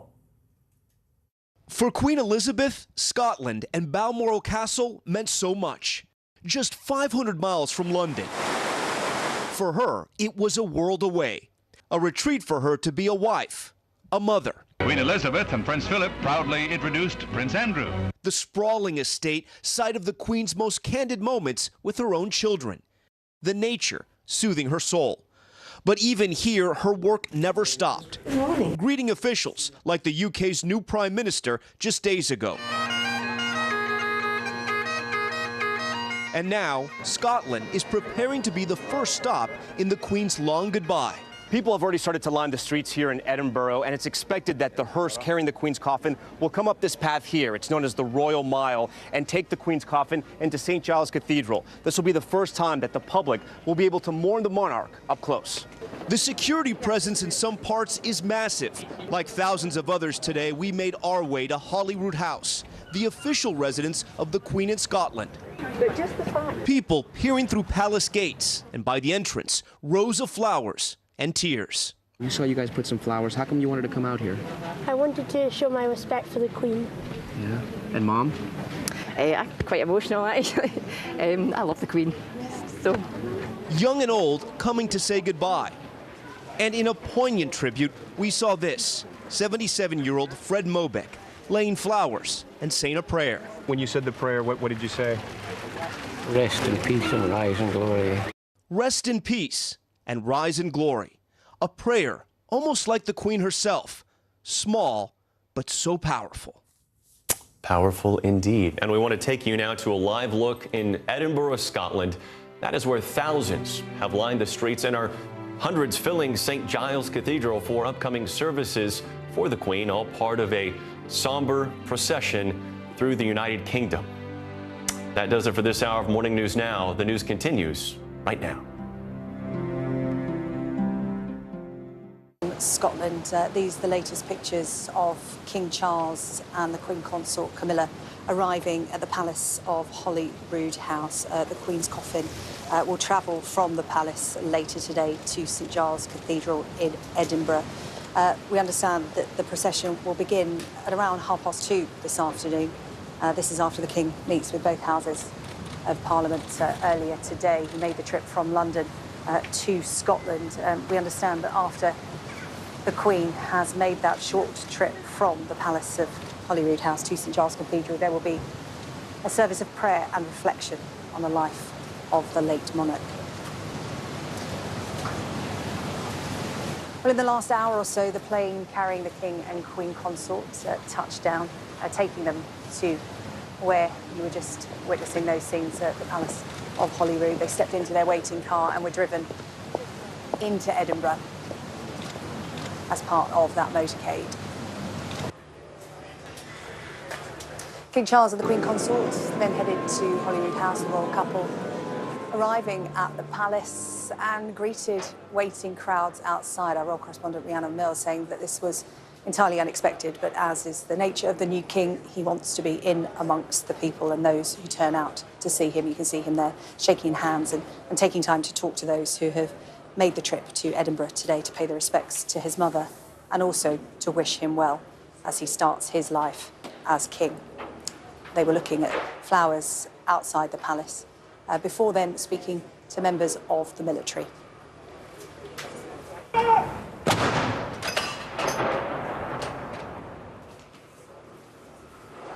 A 21-gun salute was then carried out to welcome the new king to Edinburgh.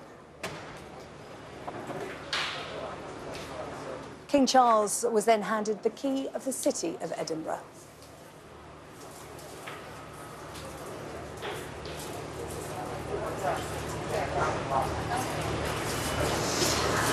Well, let's join our correspondent James Matthews, who is at St Giles Cathedral for us. And James, we've just been taking viewers what has been happening so far today. What happens from this point on? Talk us through events. Well, at 2:30, that's when we will see the hearse and the coffin wrapped in the Royal Standard of Scotland emerge on the forecourt of the Palace of Holyrood House. Behind that will stand the Queen's 4 children, Charles, King Charles III, the Duke of York, and Edward and the Princess Royal. They will be accompanied at various points by the Royal Company of Archers, the Queen's traditional bodyguard, and together they will move up Edinburgh's Royal Mile behind me. It's a distance of something like just short of a mile, actually, by the time they get to St Giles Cathedral. It should take something like 20 minutes, but it will be a poignant scene, a scene of a mother lost with her children walking behind her in accompaniment. But it will also be a monarch past and the new monarch present. So it is very much a picture of history and of change in a corner of Edinburgh, Scotland's capital, you know, where ancient tradition is anchored and history has been shaped through the years. And I think that's what we're seeing today in the form of the hearse, the children, the sights, the sounds, the music. We can hear the band of the Royal Regiment of Scotland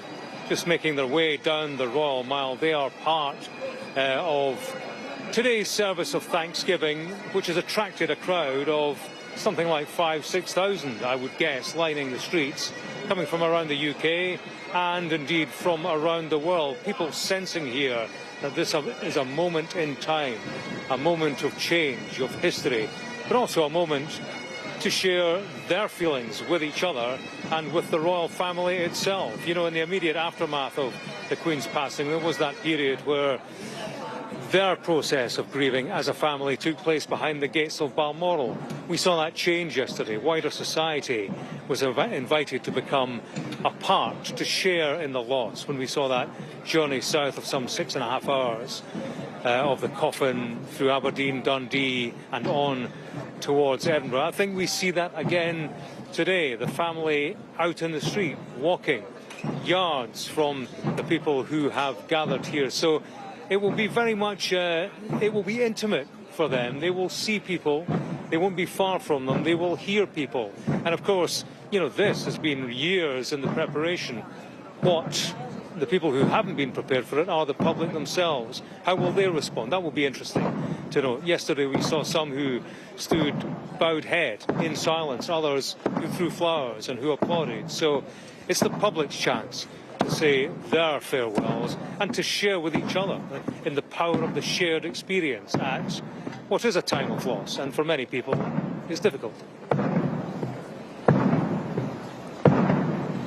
Very much so, James. We're just watching events on the Royal Mile, as you've referred to throughout today, and a scene that's witnessed so much history and tradition. This is a first chance for mourners in Scotland to pay their respects. Yesterday, well-wishers were lining the roads between the Highlands estate of Balmoral and the Scottish capital as the Queen left Balmoral for the final time. Today, they will see what will be for the royal family and the rest of the United Kingdom the long goodbye. We'll see the King walk behind his mother's coffin with his siblings.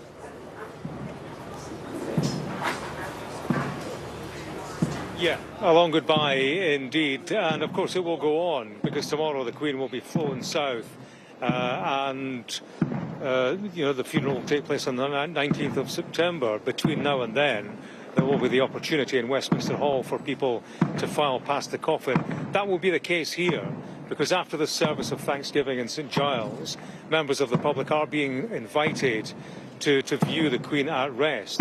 It is quite a logistical operation, I might say. In Edinburgh's Meadows, which is a park about half a mile that way, wristbands are being issued, and the plan there will be that after the service is finished at 5:30, they'll be invited to go into St Giles, view the Queen, and several thousand are expected. It's expected to go on through the night. Initially, there will be a vigil posted by the sons and daughter of Her Majesty. Thereafter, through the night, that vigil will be continued by the Royal Company of Archers. So, history. It will be interesting to view that in itself. Interesting to the extent that many thousands of people have signed up to do so. We are literally watching history unfold here on Sky News. I just want to bring in Sky's royal commentator, Alistair Bruce, who is watching events from Westminster. Alistair, this is your home city. You're the governor of Edinburgh Castle. Perhaps you can give viewers a sense of what we're watching on our screens here this afternoon. Talk us through what's happening. Well, because not only the late Queen, but also the King of Scotland, or King of Scots, will shortly be here at St Giles. The Royal Company of Archers, the King's bodyguard for Scotland, have all formed up as a guard of honour. They're being checked into their positions by the officers and particularly by the adjutant, who's helped to organise this. Brigadier Major Jamie Fraser, who's checking that everybody's in place, and their own Sergeant Major also checking that after quite a lot of practice. And the Royal Company of Archers were invited to volunteer to take part in this, and apparently every single one of them has offered their time, and they will provide a salute on the arrival in that very precious area of the Parliament Square. They also have their colours there, which are draped with the mourning bands, the black mourning bands, carried by the officers, including there in the centre of the picture, my predecessor as Governor of Edinburgh Castle, Major General Mike Riddle-Webster, carrying one of the colours of the Royal Company of Archers, and the pipes and drums stand by.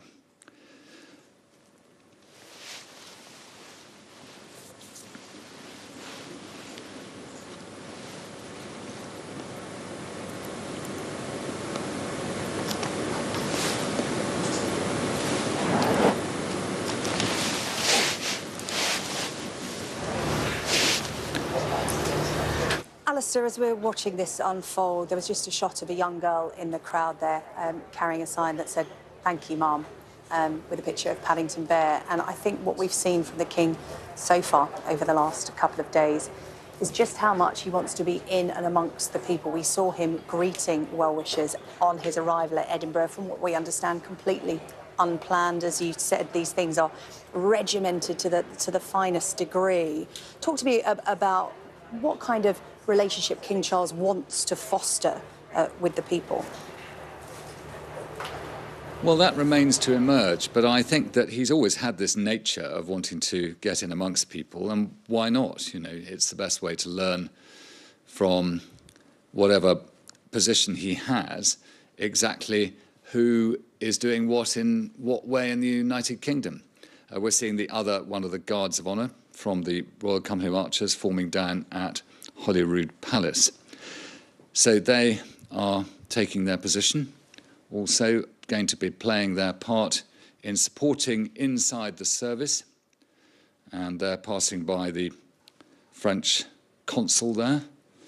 The consular authority is based in that building. I think for the King, it's very much for him the chance to make sure that while he takes part in every element of national life, there's no point doing it from a Rolls-Royce. You need to meet people, and particularly those who have come to Edinburgh in order to leave their floral tributes.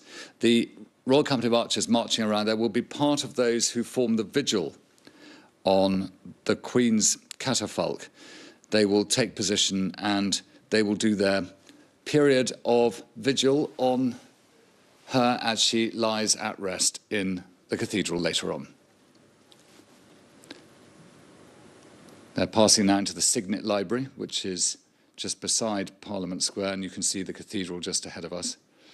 And in the Signet Library is where there's plenty of room for them to start their regular patrols out to take over one after the other in holding guard over the late Queen.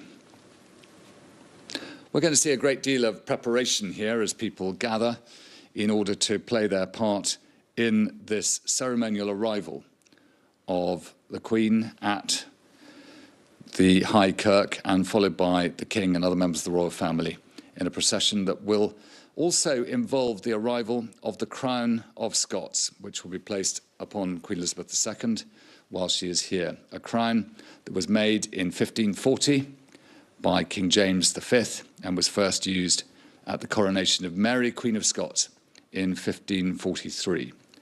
It's the oldest crown in the United Kingdom. It survived Cromwell, and it has therefore a real resonance for the identity of this nation.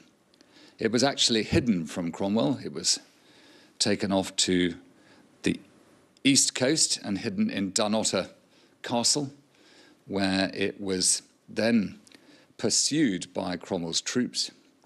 It was therefore hidden and then smuggled away by those who managed to get it into a basket covered in kelp, and women who were clearing the kelp from the beach below the castle walked past Cromwell's sentries and hid the crown away. So it carries a great deal of history and the identity of this beautiful kingdom. Meanwhile, at Holyrood, the Guard of Honour, who we saw receiving the King, now getting ready in order to escort Queen Elizabeth II up the Royal Mile.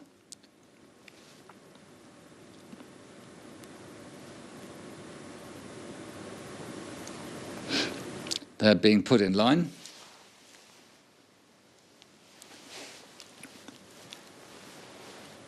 And shortly they'll be in position, just being checked by the Garrison Sergeant Major, Warrant Officer First Class, Anthony Gibson from the Scots Guards, just checking their dressing, making sure they're ready for this part of the parade.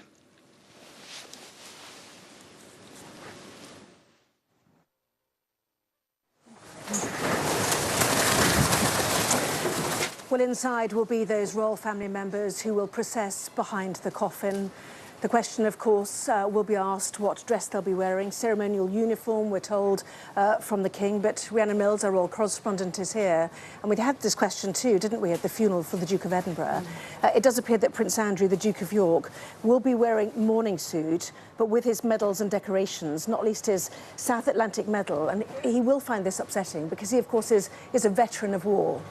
Yes, so you might remember the funeral for the Duke of Edinburgh, we saw members of the royal family walk behind his coffin, and it was decided on that occasion that members of the royal family, rather than wearing military uniform, would wear mourning dress.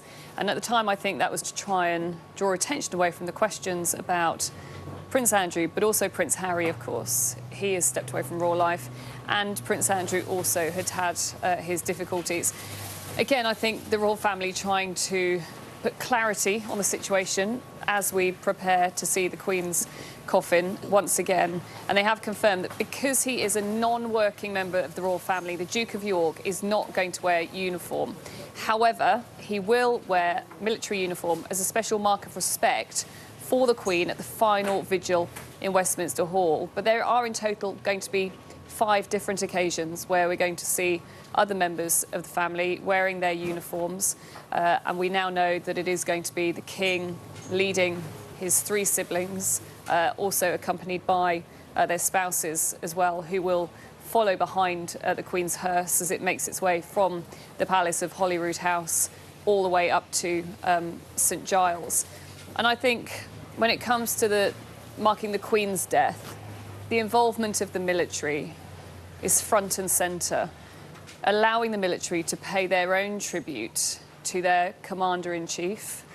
But also, I think, for the royal family, also recognising how important the armed forces were to the Queen as a military wife, as a military mother. And members of the royal family are incredibly proud of both their service and their affiliations with various regiments. But as you said, this will be difficult for the Duke of York, who we know is a veteran of the Falklands.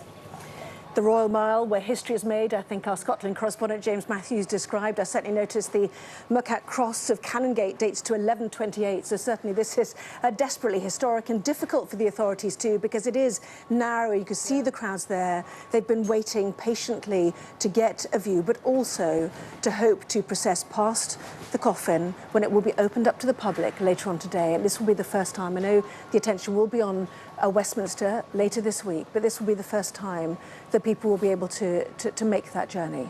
The crowds have been gathering for hours now, and as we saw yesterday, as the Queen's coffin was brought first here to Edinburgh, 15, sometimes 20 deep amongst those crowds. And again, people of Scotland, tourists alike, have all wanted to gather together to say that they were here for this moment. But also, I think when we look at those pictures, it's worth noting just how narrow the street is. And I think this is going to be a moment where the public are going to get possibly the closest that they will get to members of the royal family throughout the next, 7 days. There is going to be so much ceremony, and members of the public, as we've seen earlier, the new King Charles wants to make sure that everyone feels involved, that everyone shares in this moment of grief. But as we see them walking behind the hearse, people are going to be incredibly close, and it'll be fascinating really to watch the response of members of the royal family, but also the crowds. And I think it will bring a poignancy, an energy that we didn't have when we saw the coffin driving past alone in the hearse yesterday. And early arrivals at St Giles Cathedral, this high kirk of Edinburgh. We've had more details from Buckingham Palace of who is in there, as well as the royal family, the Lord Lion King of Arms, who is the equivalent of the Duke of York in terms of the organiser of this part of the arrangements after the death of Her Majesty the Queen here in Scotland. Heralds, royal archers, members of the Order of the Thistle, friends and family of the Queen, the royal household, the military, representatives from all the armed forces in Scotland to whom the Queen held so dear. And you can see more arriving as they enter the church. But Rhiannon, also representatives of Civic Society of Scotland and those patronages and charities that the Queen would have taken so seriously here as well. And I think it's going to have a very inclusive feel. And the pageantry almost gives an air of, well, we'd expect dignitaries, we'd expect political figures, but also it's interesting that youth organisations and also a broad selection of faith groups, while the Queen often, especially in her Christmas message, described how her own Christian faith sustained her, helped her through very difficult times. And we saw at St Paul's Cathedral on the day after she died, how members of the public were invited in to spend some time to pause and reflect. Today, this is about all faiths, people of faith, those of none, able to come together to sit and remember her. And of course, the royal family will be central to the involvement of this service. Well, we saw those minute guns which will be fired from Edinburgh Castle while the coffin moves in procession to St Giles Cathedral. And the music, we are told, will be the music of thanksgiving and celebration for the long reign of our monarch. And I think for the royal family, and certainly this was something that we saw for Prince Philip's funeral, and there is no doubt we will also see this for the state funeral of the Queen, which we know is going to happen on Monday the 19th of September. The music and what that says and the atmosphere that builds within the service, they're very conscious of that. They're very passionate about those choices of music. So I think this will be a reflection of what the royal family would have wanted in terms of the music that will accompany this deeply moving moment as we wait for the royal family to leave the palace of Holyrood House. You can see those involved in this procession heading towards where we are waiting, and in the next 15 minutes or so The royal family will leave the palace of Holyrood House. Today, I think, again, I've been struck by the pace of all of this. Everything is happening very quickly.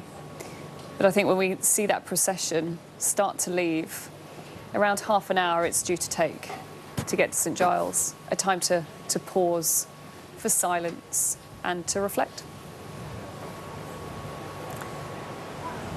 Well, the route from the palace to St Giles will go through the Abbey Strand gate, up Abbey Strand, Cannon Gate, up the High Street towards St Giles Cathedral. James Matthews is there, and there is a sense of quiet, James, as they anticipate the events to come. Yes, quiet. I think that's right, Anna. There is and there has been, you know, I've been at Balmoral, as have you, and over the course of those initial days, there has been a quiet sorrow. I think the mood of the crowd turning up to lay flowers and tribute has been very solemn and respectful. And, you know, I get that sense here today. Although I would say that the crowd generally is good-humoured. There is much chatter, you know, much, you know, laughing. Now and again you hear 3 cheers being sounded for Her Majesty. So they are in good spirits. And it will be interesting. It's a narrow street, the Royal Mile, you know, and it will be intimate for the people involved in this, those who are walking behind the Queen's coffin, and that is, of course, the new King and his brothers and sisters. So it is the opportunity for wider society to engage. We had those initial couple of days when a family's grief took place behind the gates of Balmoral. Wider society now is being invited to share their feelings, both yesterday with that lengthy drive south and particularly today. You know, the royal family are well within earshot of people who have turned out to share their condolences. So the crowd interaction is one thing, I think, to look out for here today. And, you know, looking around, I'm looking at the front of St Giles. You see the Royal Company of Archers, traditionally the Queen's bodyguard. Now, of course, the King's traditional bodyguard. It's very colourful. Behind them stands the band of the Royal Regiment of Scotland, and, you know, people from Scottish society, people who have interacted with the royal family, politicians, Civic Scotland. They are gathered inside for a service that will be one of thanksgiving. It will hear a lesson from Scotland's First Minister Nicola Sturgeon. There will be music from around the world that is thought to be fitting to Her Majesty and choices that she would have wanted. There will be a Gaelic song sung by the Scottish folk singer Karen Matheson. So there are touches in line with Her Majesty's wishes, and I think, looking at the crowd lining the road, and again I can see something like 3,000. Further on there will be thousands more. I know that this kind of public response is welcomed by the royal family, because people involved in yesterday's events, where we saw crowds lining the streets through Ballater, Aberdeen, Dundee and on to Edinburgh, they were heartened by the numbers who turned out, not just because of the spectacle, but for the sentiment that was being offered to them and to their mother. They viewed it as gratitude and affection, I'm told. So that was good for them yesterday. That helped them deal with their loss, and this will today. And of course, we're in Scotland today. Tomorrow, attention will turn to London, where wider UK society will be able to pay their respects as well. In Westminster Hall, the body will lie in state. The body here, the coffin here, will lie at rest overnight. Initially, after 5:30 p.m, the Queen's children, Andrew, Edward, Charles and Anne, they will post a four-cornered vigil around the coffin, and thereafter, through the night, the Royal Company of Archers, who you see standing in front of St Giles in dark green uniform, they will form that guard through the night, vigil through the night, before the journey south tomorrow at 6 p.m. And between now and then, members of the public here are being invited to view the Queen's coffin, and they have signed up to do so in considerable numbers, many thousands expected to do that over the course of the coming hours. But first of all, we have that service of Thanksgiving not long now, the time 2:26. It's due to start forming up at 2:30, so we're about to begin. So we see the First Minister, Nicola Sturgeon, arriving. She will have a private audience with King Charles later. Behind her, Douglas Ross, leader of the Conservatives, Anna Sarwar, leader of Labour here in Scotland too. And attention later this afternoon will move to the Scottish Parliament, where there will be a motion of condolence, much like we saw this morning in Westminster Hall, replies to and a reception at Parliament. Let's head now back to Alistair Bruce ahead of what will also be the minute guns from Edinburgh Castle shortly. Lord Lyon, King of Arms, who's been responsible for putting together the state ceremonial and royal ceremonial involved in the change of reign, he proclaimed the King yesterday. And at Holyrood, the hearse awaits, as does the Guard of Honour and the Captain General of the Royal Company of Archers, the King's Bodyguard for Scotland, also waiting at the door. That's the Duke of Buccleuch. Inside this palace, the Queen will have been brought to a point where this procession out of the main door can take place.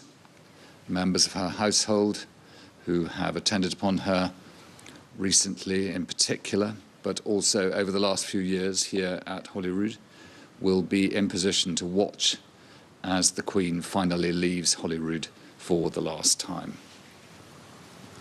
Considerable effort has been put in by all those taking part, following the instructions and the efforts that have been made. Inside the entrance of Holyrood await the High Constables of Holyrood Palace and the hereditary appointments of the royal household in Scotland. The hereditary Lord High Constable, the hereditary Master of the Household, bearer of the royal banner and bearer of the national flag, and of course the hereditary Keeper of the Palace of Holyrood House, who met the King earlier, that's the Duke of Hamilton, and later on, by dint of an earldom he holds, he has the right to carry the crown of Scotland and will peel off from the slow parade up the hill in order to pick the crown up and have it ready to place upon Queen Elizabeth II when she is placed in the east nave of St Giles High Kirk. This will be a moving moment for the royal family, who will follow Her Majesty as she is borne from here. They will have witnessed the preparation of the bearer party, also from the Royal Regiment of Scotland, and they will carry the Queen from her home here in Edinburgh and place her in the hearse at the start of this slow procession up to the High Church of St Giles.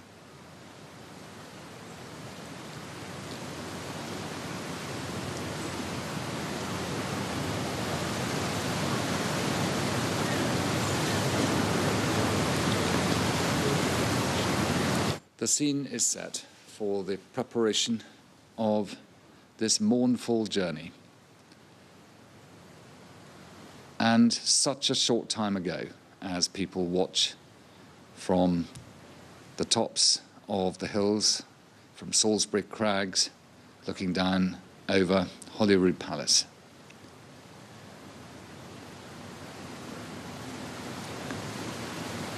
Thoughts from all over Scotland, and concentrating here on the departure of the Queen.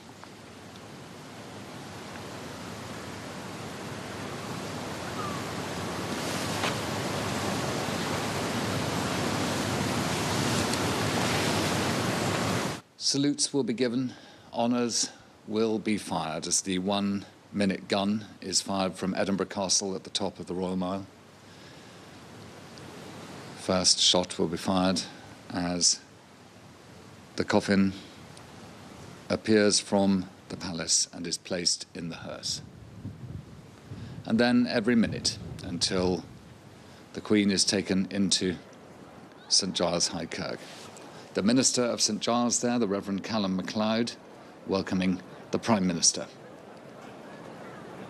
A little earlier on, we saw the First Minister of Scotland and the presiding officer of the Scottish Parliament take their seats.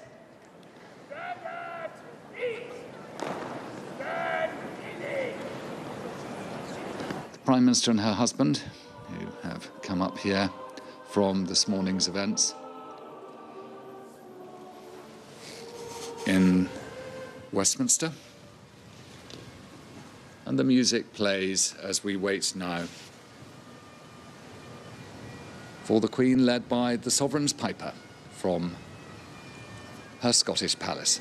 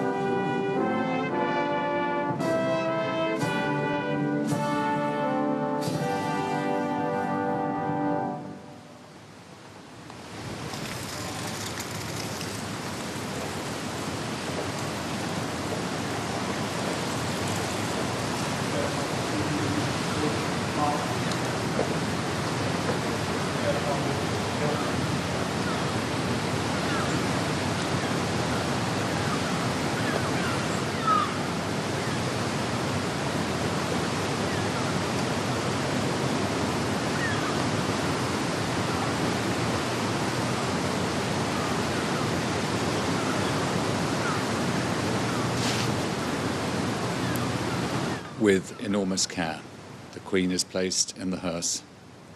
The King watches as the bearer party will recover their headdress, and gradually the procession will form for the journey up the hill to the High Kirk of St Giles.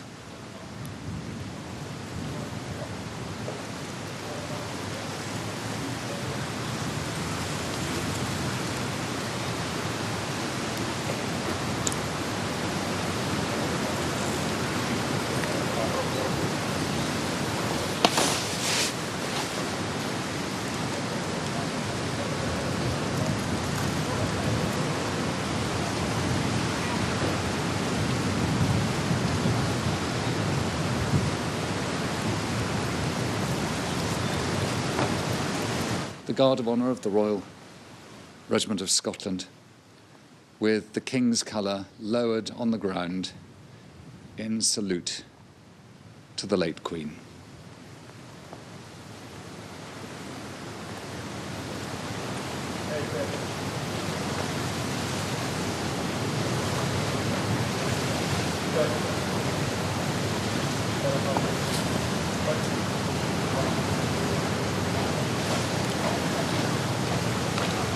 The bearer party will take position either side of the hearse in order to lift Her Majesty from the hearse and take her into the High Kirk.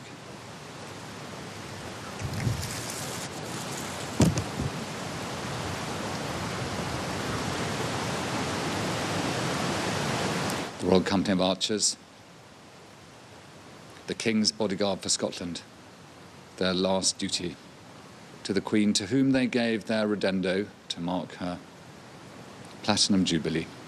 A very happy ceremony in June, the last that the Queen took part in here at Holyrood on her last visit.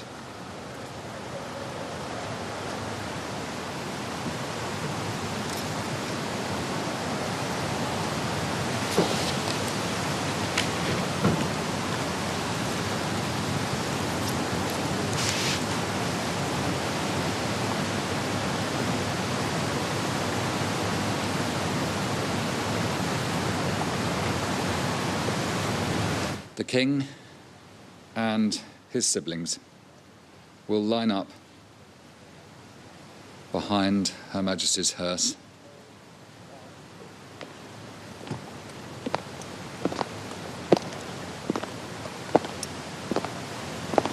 The King, the Princess Royal, the Duke of York and Earl of Inverness, and the Earl of Wessex and Forfar.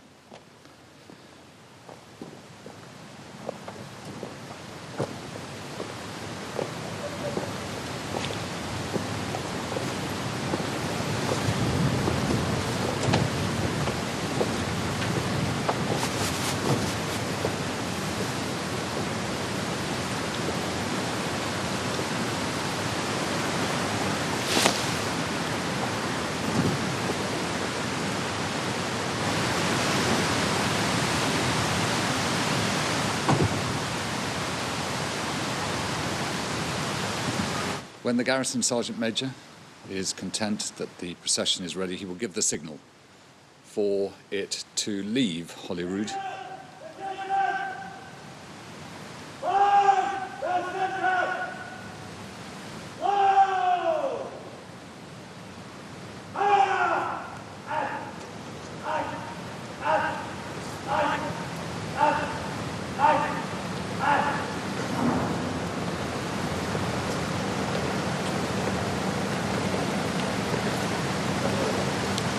The minute gun will start to fire at Edinburgh Castle to announce that the late Queen is being taken to her place of lying in rest.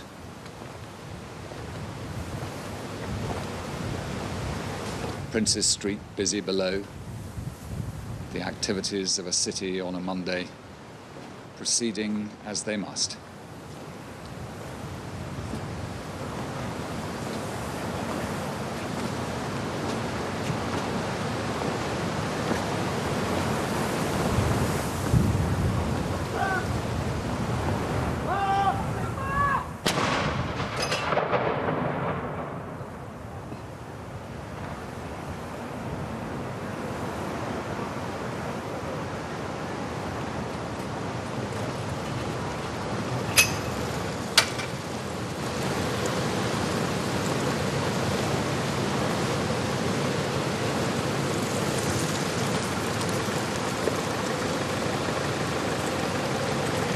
The Royal Company of Archers, the King's Bodyguard for Scotland now, in 1953 provided their first guard for the young Queen when she came to Edinburgh, newly crowned.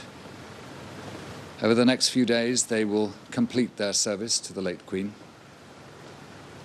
rededicated now to the new King, as he mourns his mother with his brothers and sister.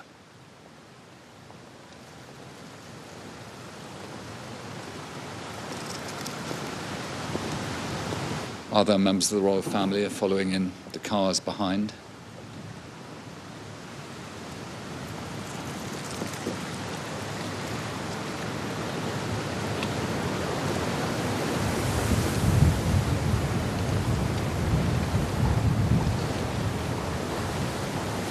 The beautiful position of this magnificent palace that the Queen loved so much, emphasised by the hills, dotted with many people watching down onto this sorrowful sight.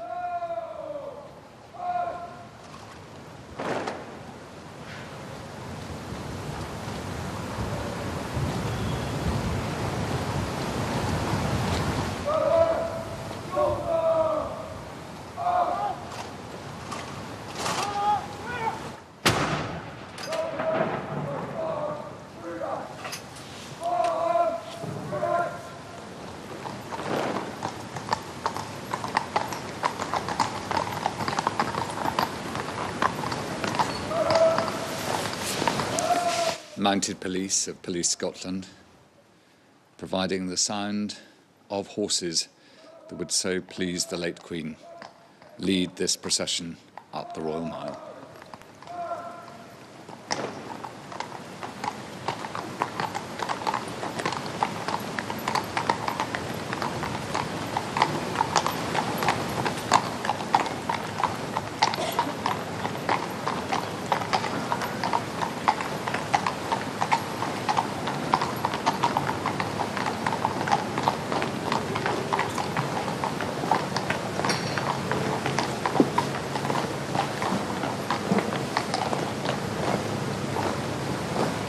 The King, dressed as a field marshal and wearing the insignia of Sovereign of the most ancient and most noble Order of the Thistle. His sister, the Princess Royal, whose links through the late Queen with Scotland were so strong, dressed as an admiral, also with the Order of the Thistle. Duke of York in mourning coat, and the Earl of Wessex. Anne Forfar, dressed in his military uniform, an appointment that the Queen gave to him and which he wears with respect for his mamma. And following behind, Admiral Sir Tim Lawrence, who with the Princess Royal escorted the Queen's body down from Balmoral yesterday.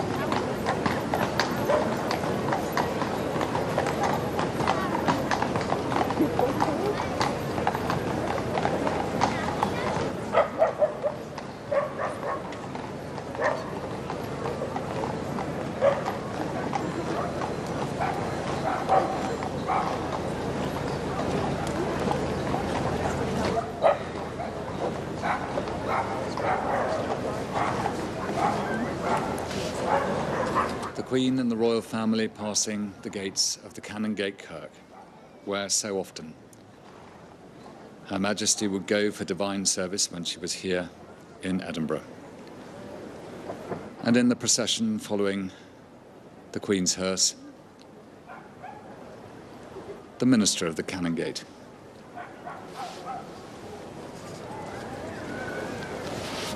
The Reverend Neil Gardner, and also the Dean of the Chapel Royal in Scotland, the Reverend Professor David Ferguson.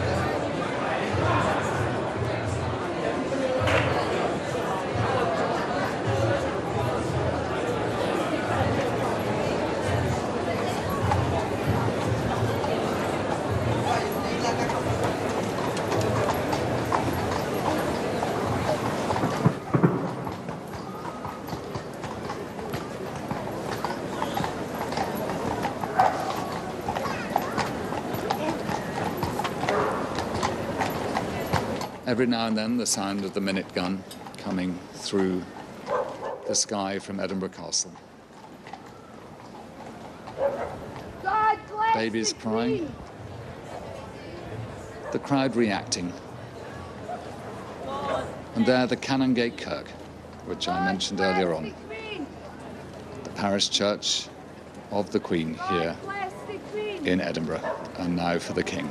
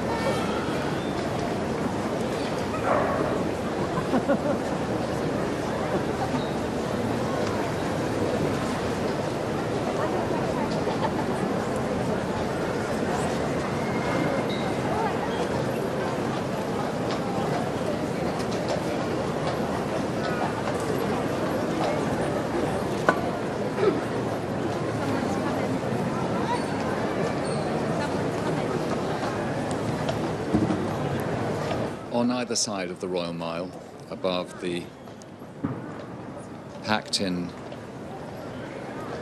witnesses to this sad procession, is the bunting that was placed up above all the shops and buildings to mark the summer and the festival. They represent the great clans of Scotland, the history of the families who have shaped Scotland's story. And they all reach up to the castle where the Queen, as chief of the chiefs, held the symbols of her sovereignty as Queen. And the crown of Scotland has been taken down from Edinburgh Castle in order to be placed upon the coffin for the service and for the period of her lying at rest.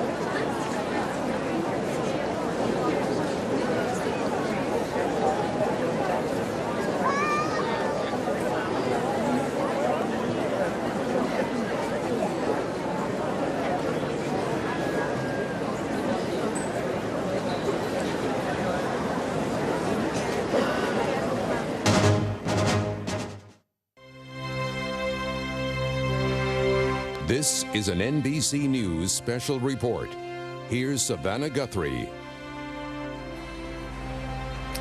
Good morning, everyone. 10 a.m. in the east, 7 a.m. in the west, and 3 p.m. in the afternoon in the United Kingdom. And this is the scene in Edinburgh, Scotland, where a hearse carrying the coffin of Queen Elizabeth II is making a slow journey from the official palace in Scotland to St. Giles Cathedral, where later today there will be a service honoring her. King Charles III and the other senior royals, his brothers and sisters, are behind that casket as they make this solemn procession down what's known as Edinburgh's Royal Mile, a passage that at times is as narrow almost as a sidewalk, and as you can see from those images, is thronged with people, shoulder to shoulder, packed in to see a final glimpse of Queen Elizabeth as she makes a slow journey that will culminate in her return to London tomorrow.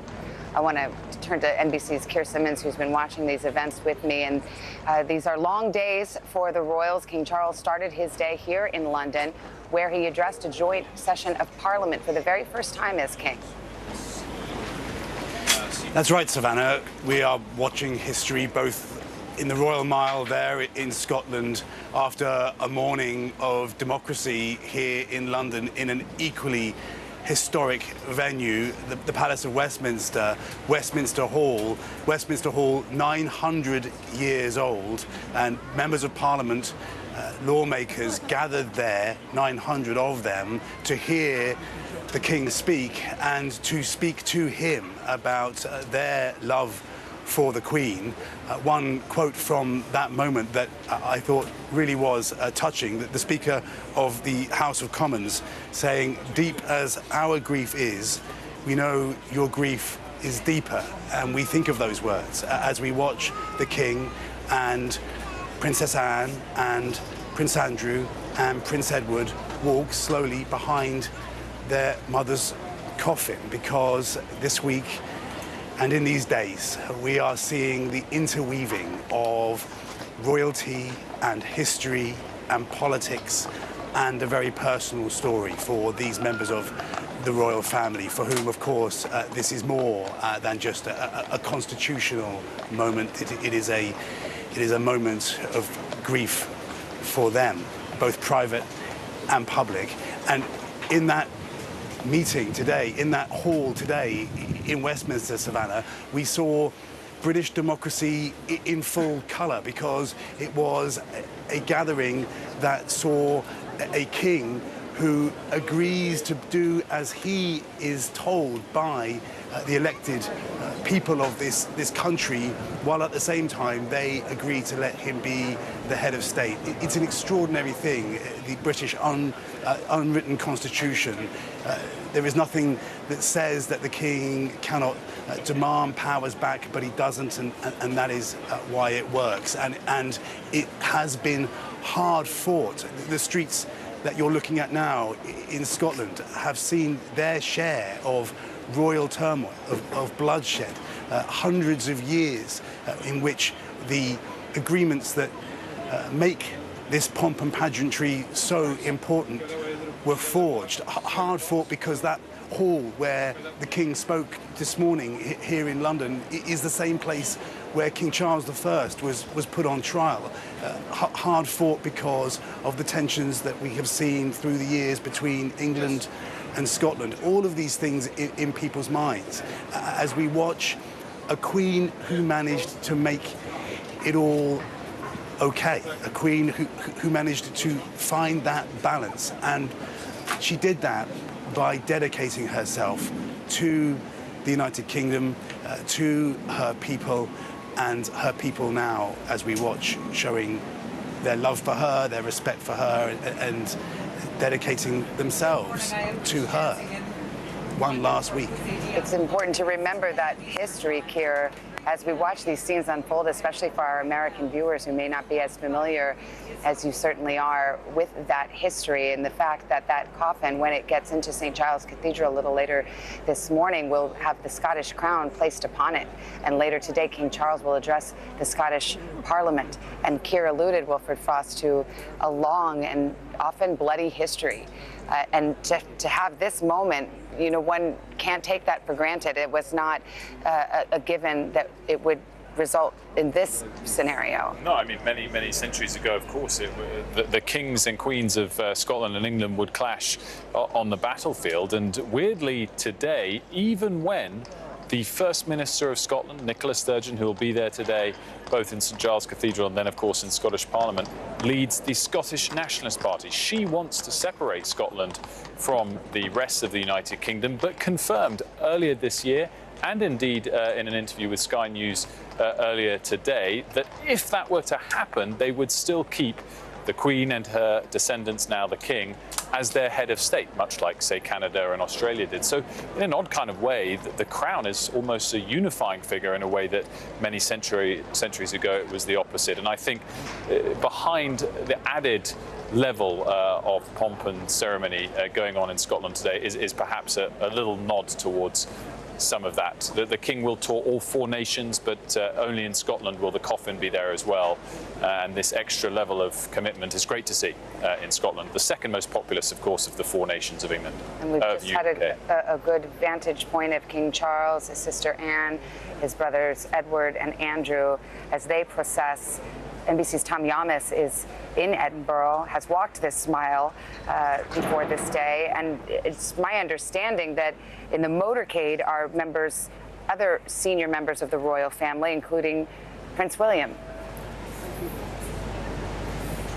Yes, it's quite the scene, Savannah, and it's interesting. As we watch these live pictures, I'm struck how the sun almost seems to be following the Queen's hearse, right? And then in the shadows of these medieval buildings through Edinburgh is happening this procession. All the people that have come out, like I said, more than were out yesterday, people pouring over staircases, and it's the young, it's the old, it's parents. It's been incredible as a reporter to watch the amount of children that have come out here to Holyrood House, the palace, but also there on the procession route as well, to pay their respects, and their 9-year-olds, their 10-year-olds. They don't know the Queen as well as some of the other people, but it's great to watch them, and then people who are in their 70s and 80s who have come out here and waited for hours, Savannah. You know, these people have waited so long to witness this moment, and when I speak to them and I ask them, you know, is it worth it? Because you only get a few seconds to watch the coffin pass by and to see King Charles, and they sort of give you the sense that, listen, this family and this woman gave us 70 years of her life. This is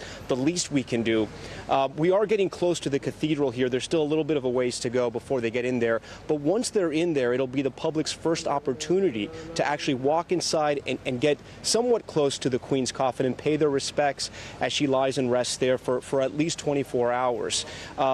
People are going to have to be waiting hours in line for their standing up. They're giving people warnings to be very careful, that there's going to be no place to sit. Savannah, I heard one report that when these services move to London, people are going to be maybe waiting 30 hours in line to see her for some of those events that are happening over there. But again, Savannah, having been here now for 3 or 4 days, speaking to so many people from this country, and then seeing the turnout here and the level of respect. I mean, I've never heard Edinburgh this quiet. Everyone is so respectful, watching this tradition, watching this ceremony play out moment by moment. And now this procession, which is moving quite slowly, but headed towards St. Giles Cathedral, slowly to mark the solemnity of the occasion and perhaps to afford that moment of prayer and reflection for the people who have chosen to line those streets shoulder to shoulder, packed on a pretty warm day here in the United Kingdom. And as Tom mentioned, this is the first part of the Queen's journey. She started at Balmoral Estate and then the hearse was driven 6 hours south to the capital of Edinburgh. It will lie at St. Giles Cathedral for 24 hours so that members of the Scottish public could pay their respects, and then will be flown, Princess Anne as the chaperone, to London once again, where tomorrow night the Queen will spend one final night in Buckingham Palace. On Wednesday, the procession moves to Westminster Abbey, and there starts 4 days in which the Queen will lie in state. And it is expected there will be thousands upon tens of thousands coming to pay her respects. People have been warned there could be hours and hours of waiting, perhaps up to 30 hours. But based on the people we speak to here, the people my colleagues are speaking to in Scotland, they are more than prepared to wait that time just to have their moment of gratitude after 7 decades of service. As we watch these images, I want to turn to Molly Hunter, my colleague who's here at Buckingham Palace with me. And Molly, I know you were at Windsor yesterday when Harry and William surprised the crowd by walking out together. What kinds of things do you hear from the people that are coming here to pay honor to the Queen? Savannah, that's right. And we're actually just across the river. We are in front of the Houses of Parliament. This is where, as you and Tom both just mentioned, millions of people, and I don't think that's an exaggeration, are planning to line up right around here, snake all the way around, and wait for their turn to pay their respects, to go into Westminster Hall and to file past the Queen. But you are right. We were in Windsor over the weekend. It was Saturday. And we were expecting a lot of people, big crowds, Savannah, who were coming to Windsor Castle to pay their respects, to lay flowers. And then they started to put up some guardrails. And that is when a royal visit was kind of whispers of a royal visit went through the crowd. And about an hour or two later, out come the new Prince and Princess of Wales, of course, William and Kate, and alongside them, the Duke and Duchess of Sussex, Harry and Meghan. And the crowd, Savannah, gasped. They were astonished to see them together. And all of a sudden, it went from kind of a fairly somber mood. People obviously had brought their children, they had brought flowers. There was lots of conversations about what this meant, what a national moment this was. And the crowd then became slightly more joyful. There were smiles, unexpected smiles. And we started talking to people, Savannah, about what it meant to see those brothers together, and everyone just felt like it was a really special moment. Whether or not it was kind of lasting, whether or not it was just a moment of a temporary truce right now, everyone felt that we spoke with, and we spoke with young, old, children, obviously, who were excited. Everyone felt like it was so special to see these brothers together, and one woman actually told me that she felt like it was the Queen's final wish. I know that we've been talking a lot about how King Charles also wanted to see his sons together, but one woman said she believes the Queen had a hand in this, that she would have been so proud to see her grandsons there together. And truly, Savannah, the grandsons were talking to each other. were smiling, were chatting, and then leading their wives down. And they then spent almost an hour talking and shaking hands to everyone, taking flowers from the crowd, of course, but really spending serious time having meaningful conversations. These two boys, Savannah, are so special to this country, and that was what everyone told us, that they just couldn't believe that they got to see something so special on a day of such importance. And there's no question that watching images like the ones we're seeing where the Queen's children are walking behind the funeral procession and the cortege with the casket really brings to mind that tragic scene 25 years ago when Harry and William walked behind their mother's casket, a totally different circumstance in which a young woman died shockingly and tragically. Here we have the Queen having lived a good long life, 96 years old, 7 decades of service, and so the feeling in the crowd, I'm sure you'll agree, has been one of sadness and sorrow, but mostly gratitude, love and joy and affection for a life well lived and for a job well done. One of the notes I read as I walked through some of the floral tributes quoted the verse from Matthew, well done, my good and faithful servant. And I think that is the feeling that we hear from the public. Wilfred Frost is with me, and I think about King Charles. There he is walking. You can see him to the left side of the screen. He's in his military regalia, as are 3 of the 4 of the Queen's children. He's 73 years old. He's the oldest monarch ever to take the throne. Which speaks, as we well know, to the extraordinary length of his predecessor, his mother's reign. But I do also think worth reflecting on that at 73. There's a lot on his shoulders this week. This walk in heavy military clothes, only a mile long, but in the heat is not, something that everyone does, particularly with the weight of duty that's been on his shoulders in the last couple of days and, of course, in the week ahead to come for him. But this is a great example, as Keir was saying. Duty first. They have a lot on their shoulders, but they're ready to deliver. And I think the interactions with the people are so important as part of the mourning process. No question, and this is just the beginning of the mourning process. We're starting to see the procession. We're in Scotland. The Queen's casket is being moved first from Balmoral, then to the Queen's Palace in Edinburgh, the official residence of the Queen in Scotland, now to St. Giles Cathedral, where it will lie for a period of 24 hours. They say the coffin is lying in rest. That's the term. And the members of Scottish public are invited to come and pay respects. And at that point, it moves on to London. But I want to bring Keir Simmons in again as we talk about looking ahead.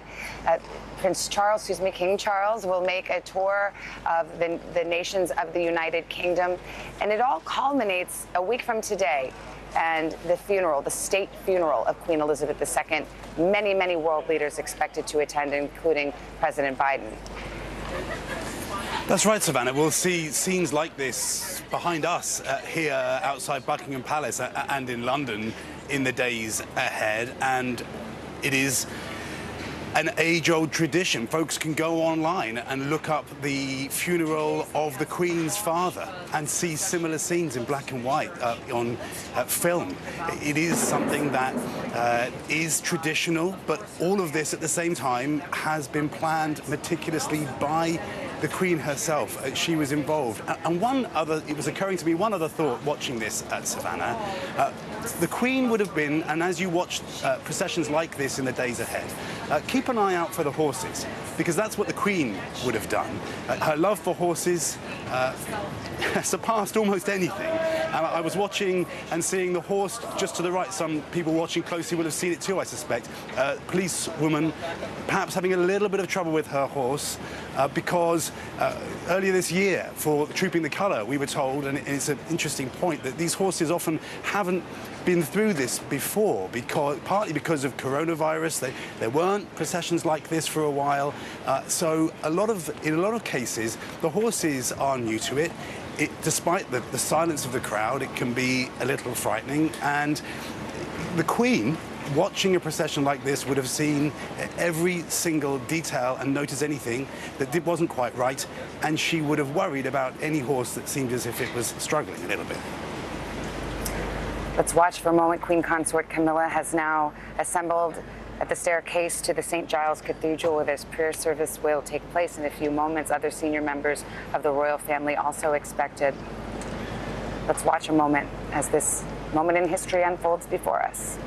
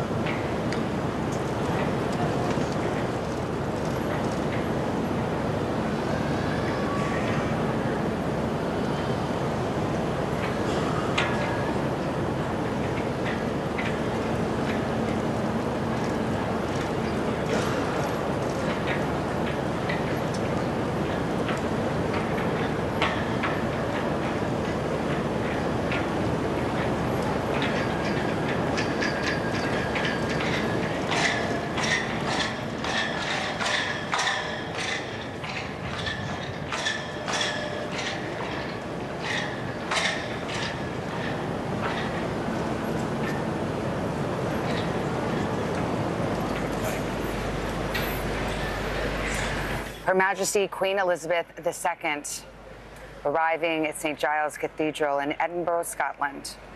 Her casket adorned with flowers from her beloved Balmoral estate. A prayer service about to be held, senior members of the royal family and King Charles III in attendance. The first of many goodbyes to Queen Elizabeth this week, just days after her passing, having served 7 decades as the monarch of the United Kingdom. Her casket, as it moves into the cathedral, will be placed at the center, the throne of Scotland placed upon it. Hymns, prayers, reflections. As a great stateswoman is laid to rest, Wilfred Frost. Well, exactly. Not quite laid to rest yet, of course, but it really does have that feeling as if it is akin to the funeral that we await on Monday, the 19th of September, because it is a religious service in a cathedral in a capital city with senior members of the person's family and senior members, more importantly, of the monarchy in attendance alongside Her Majesty Queen Elizabeth II's coffin, as you said, that will have the Scots crown on top of it as a significant first in that regard. And it's obviously, once again, we repeat the point, a very, very sad occasion, but also a great occasion to allow this to take place in more than just one city of the United Kingdom, more than just one nation of the United Kingdom. It's not quite the funeral yet, of course, but it does have that sort of solemn, serious feeling about it. It's always a moment when you see the Queen's children, because it's always a stark reminder that though she is a queen, she is a mother, and those are children who grieve the loss of her mother. We will continue to watch these pictures. We will continue to cover the events, these historic events taking place in the United Kingdom. But for the moment, that concludes our coverage. We will return most of you to the Today Show. I'm Savannah Guthrie in London. This has been an NBC News Special Report.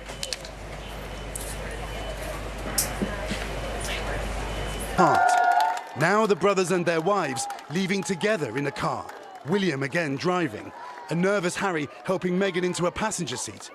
What was said as they drove away may determine whether this was a momentary truce or perhaps something more lasting.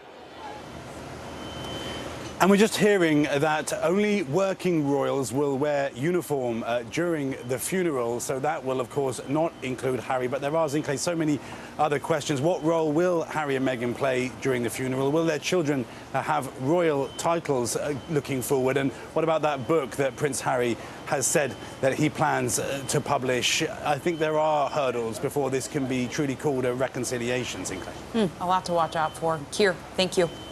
Want to get our check of our weather now. Meteorologist Michelle Grossman joins us. Good morning, Michelle. Good morning to you both. Great to see you. And we're starting out feeling like a Monday in many spots. It's dreary. We're watching the rainfall in the Great Lakes, also keeping the possibility for some rain. It could be heavy at times throughout the Northeast and Mid-Atlantic into the Carolinas and also the Southeast. So for the week ahead, starting with today, that flood risk does exist in portions of the Great Lakes, also portions of the Mid-Atlantic into North Carolina, spotty showers in the Southwest. That's from what's left over of Kay. A hazy sky in the Northwest, and it's hot in the South. Temperatures in the 90s. And also 80s in Texas. As we go towards Wednesday, clearing out in the Northeast, we have lingering showers tomorrow in portions of New England, but a really pleasant day on Wednesday.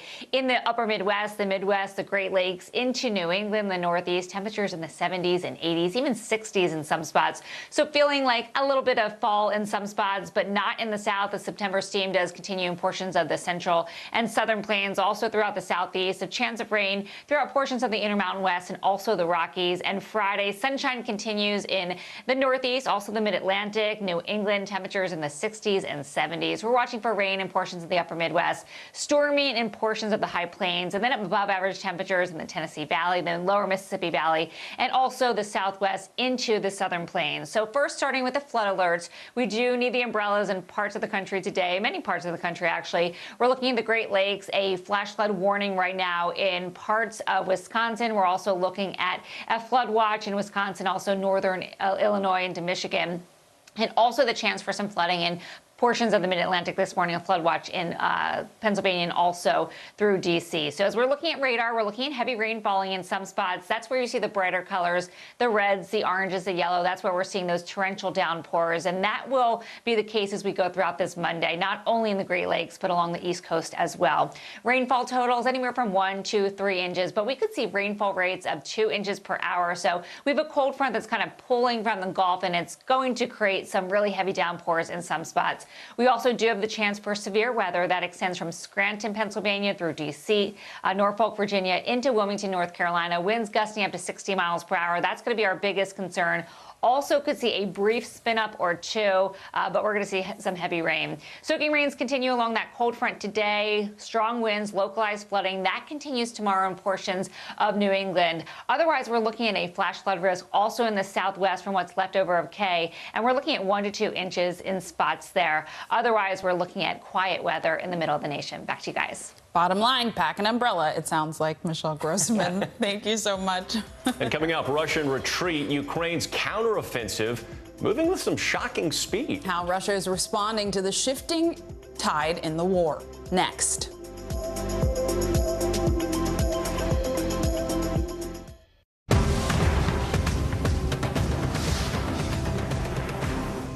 News is happening now. Look at what's making headlines around the world. Whenever it happens, wherever you are, it's here now. Good morning, I'm Joe Fryer. And I'm Savannah Sellers right now on Morning News Now. We're staying on top of the breaking situation in Ukraine. We are watching dangerous heat this week. Recession, I mean, is that where we're headed? Is there any way to avoid that? Morning News Now, streaming weekdays at 7. The day's biggest political stories with trusted insight now and expert analysis now. A daily look at the politics behind the headlines. Meet the Press Now, streaming weekdays at 4 p.m. on NBC News Now. Our show is about sparking conversations around today's biggest issues. The Fed raises interest rates. That controls inflation. Explain how that works. Is part of this that everyone's rethinking their jobs and their relationship to their employers? Can you just remind us why there are 9 justices on the Supreme Court instead of 3 or 20 or 2? It's not my job to tell you what to think. My job is to think about what you tell me. Now Tonight with Joshua Johnson, streaming weeknights at 8 on NBC News Now. No stress, no mess, just yum. That's it. The day's biggest political stories with trusted insight now and expert analysis now. A daily look at the politics behind the headlines. Meet the Press Now, streaming weekdays at 4 p.m. on NBC News Now. News is happening now. Look at what's making headlines around the world. Whenever it happens, wherever you are, it's here now. Tonight, I interviewed Secretary of Transportation Pete Buttigieg about the ongoing delays. You seem to be pointing the finger at the airlines. They're pointing the finger back. Mr. Secretary, when is this going to get better? Sometimes the news can be difficult and overwhelming for kids to understand, so we've created a newscast just for them. We hope your family will watch Nightly News Kids Edition. News is happening now. Look at what's making headlines around the world. Whenever it happens, wherever you are, it's here now. As we look out over the latest city-turned-crime scene, we see the things left behind. Back now with our NBC News exclusive.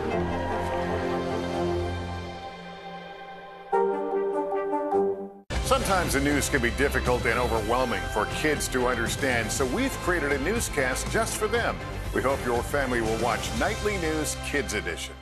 Hallie Jackson Now, weekdays at 5 on NBC News Now. Sometimes the news can be difficult and overwhelming for kids to understand, so we've created a newscast just for them. We hope your family will watch Nightly News Kids Edition.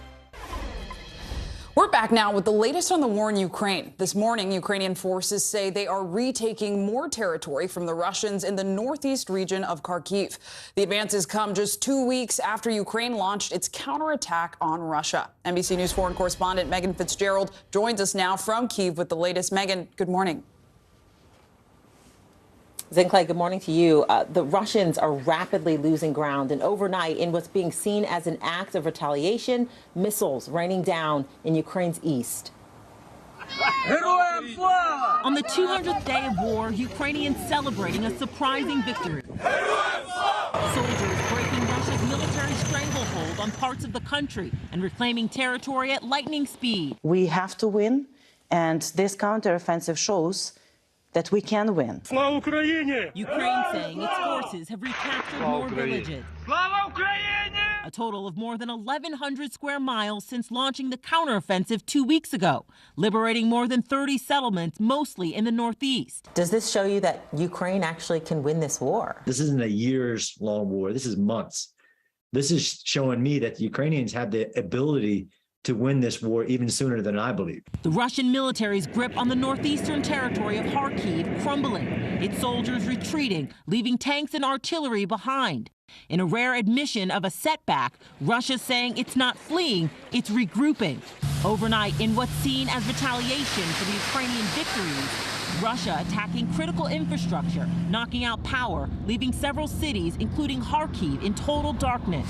Ukrainian firefighters rushing to put out flames at a power station.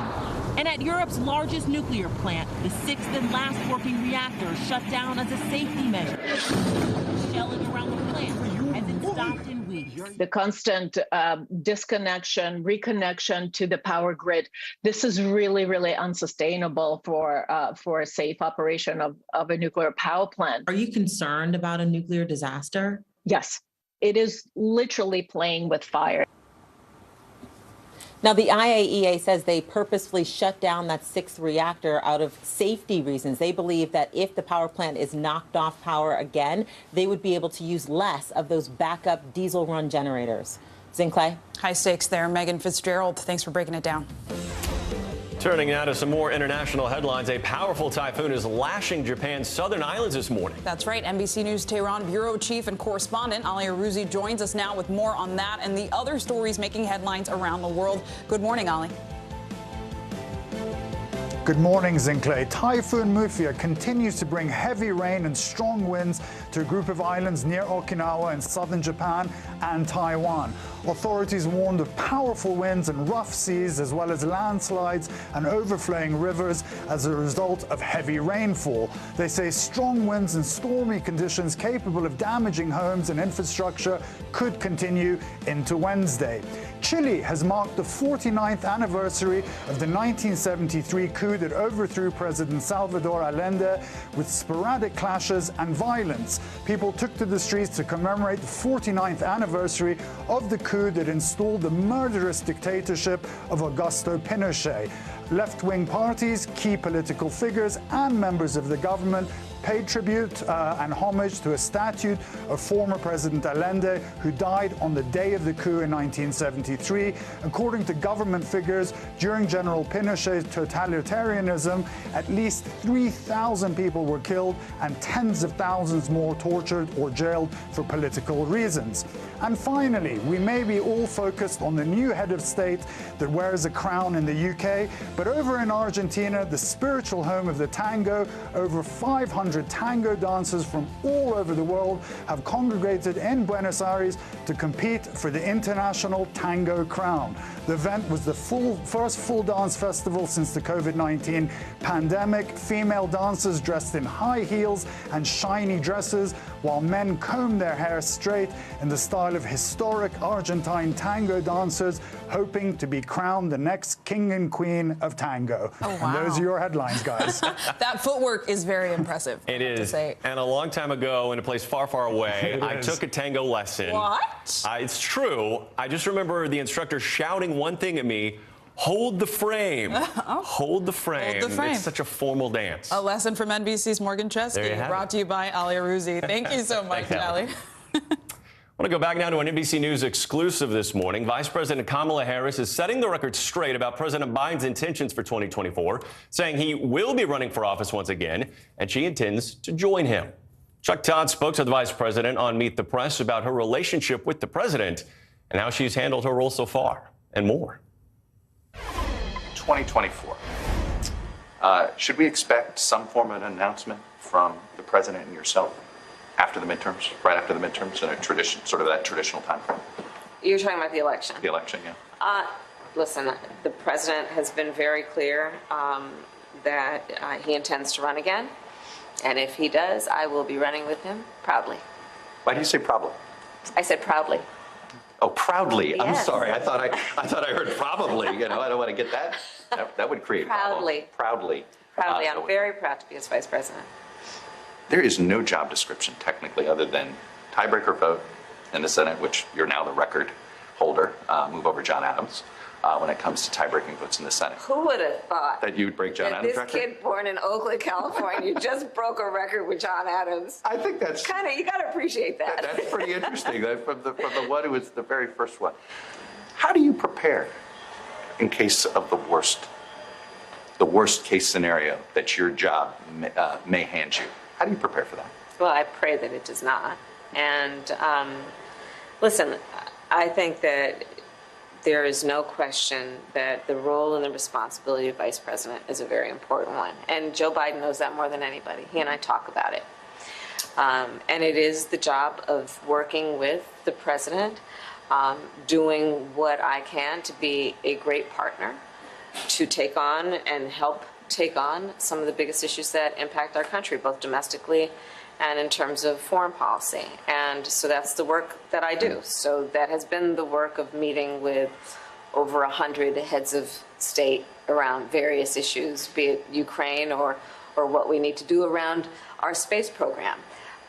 So that is the work of vice president, and it is important, and it is something that I take very seriously. When President Obama's portrait unveiling, Yeah, wasn't that wonderful? That was that's great. a fun little trip down memory lane. Yeah.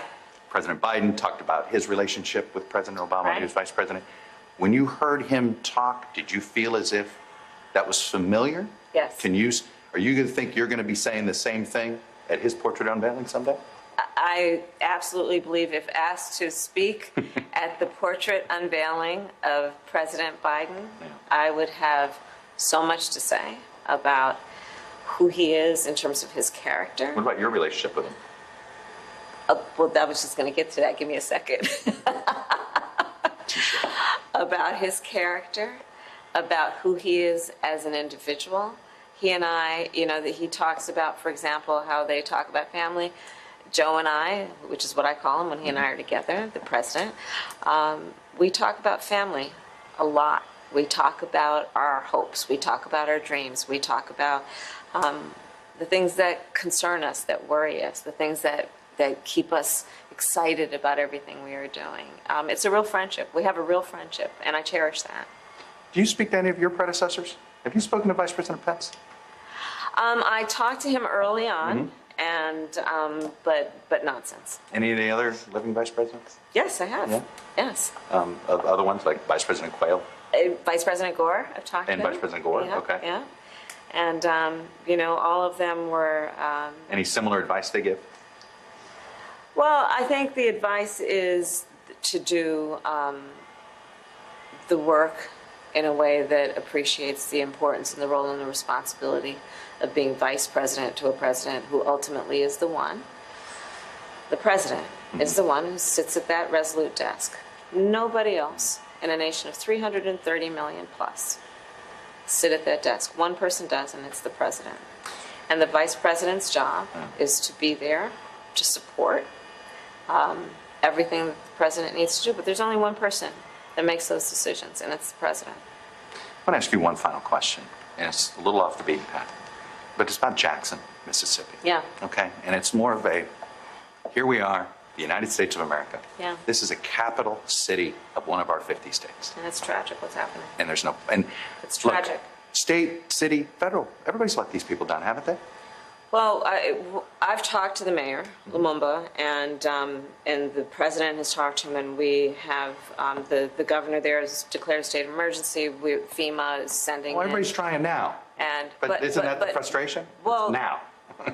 However, it is a Jackson, Mississippi, that is an example of why we were pushing for the infrastructure law that now is the law of the land, so that we are sending billions of dollars to places like Jackson to upgrade what is a decaying infrastructure across our country. And so that's why I'm talking to you earlier about what we're doing here in Houston on a thoroughway called Telephone Road, what we're doing on I-40 in North Carolina, because this is the work that needs to get done. And so help is coming, because we actually came into office knowing that generations of leaders have been talking about fixing America's infrastructure and failed, and we actually got it done.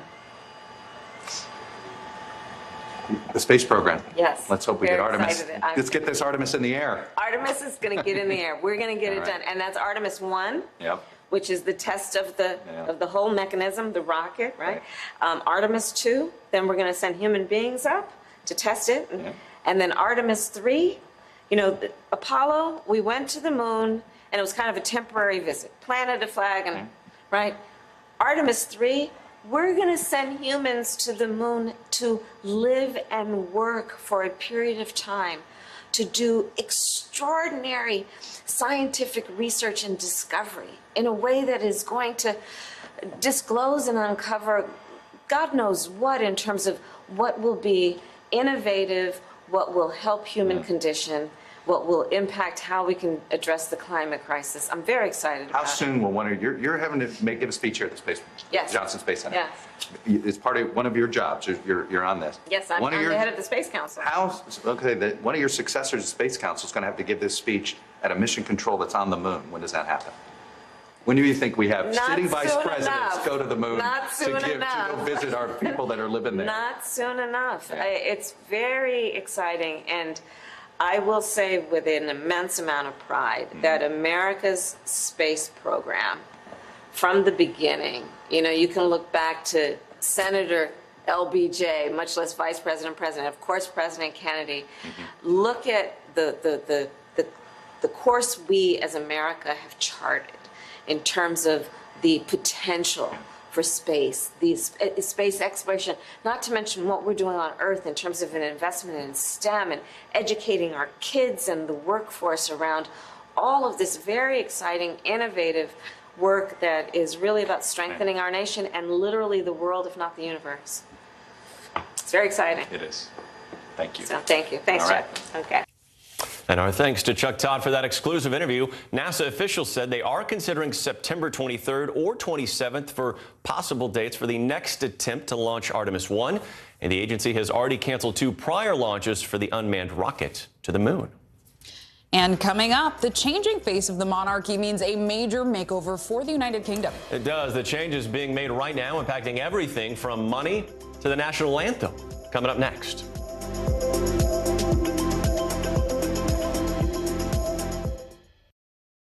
Good morning, I'm Joe Fryer. And I'm Savannah Sellers right now on Morning News Now. We're staying on top of the breaking situation in Ukraine. We are watching dangerous heat this week. Recession, I mean, is that where we're headed? Is there any way to avoid that? Morning News Now, streaming weekdays at 7. Right now on NBC News Now, we begin with breaking news just coming in. What's happening now, what's happening next, and what it means for you. We're continuing to follow the Russian attack on Ukraine. There's an intense artillery battle underway. As we look out over the latest city-turned-crime scene, we see the things left behind. Fewer people are content to just offer their thoughts and prayers. Stunning testimony at the January 6th hearing. Americans face the highest inflation rate in decades. Parts of Virginia cleaning up after severe storms. Flames forcing thousands to evacuate. When do I play meteorologist? Only when the heat is this bad. Another special night of election coverage right here at NBC News Now. Results are coming in. This Tuesday is going to be huge. This is big when we're talking about November. This feels like an ideological fight to the death. Is there room for common ground? What do you think when you see the activism? Do you think this could have happened without social media? We're coming on the air with the news NBC Scoop. Bringing the news to you is not only a job, it's an honor. These are our missing daughters and sons. We need anyone who saw something to come forward. She was wearing a black jacket, a black top. I'm going to bring my son home alive. Dateline, Missing in America. Listen to the full season now. The indictment of a former president, or perhaps candidate for president, would arguably tear the country apart. Is that your concern? Can you update us on the status of negotiations? What do you love about fatherhood? The chaos, the learning. Is climate change one of your top priorities?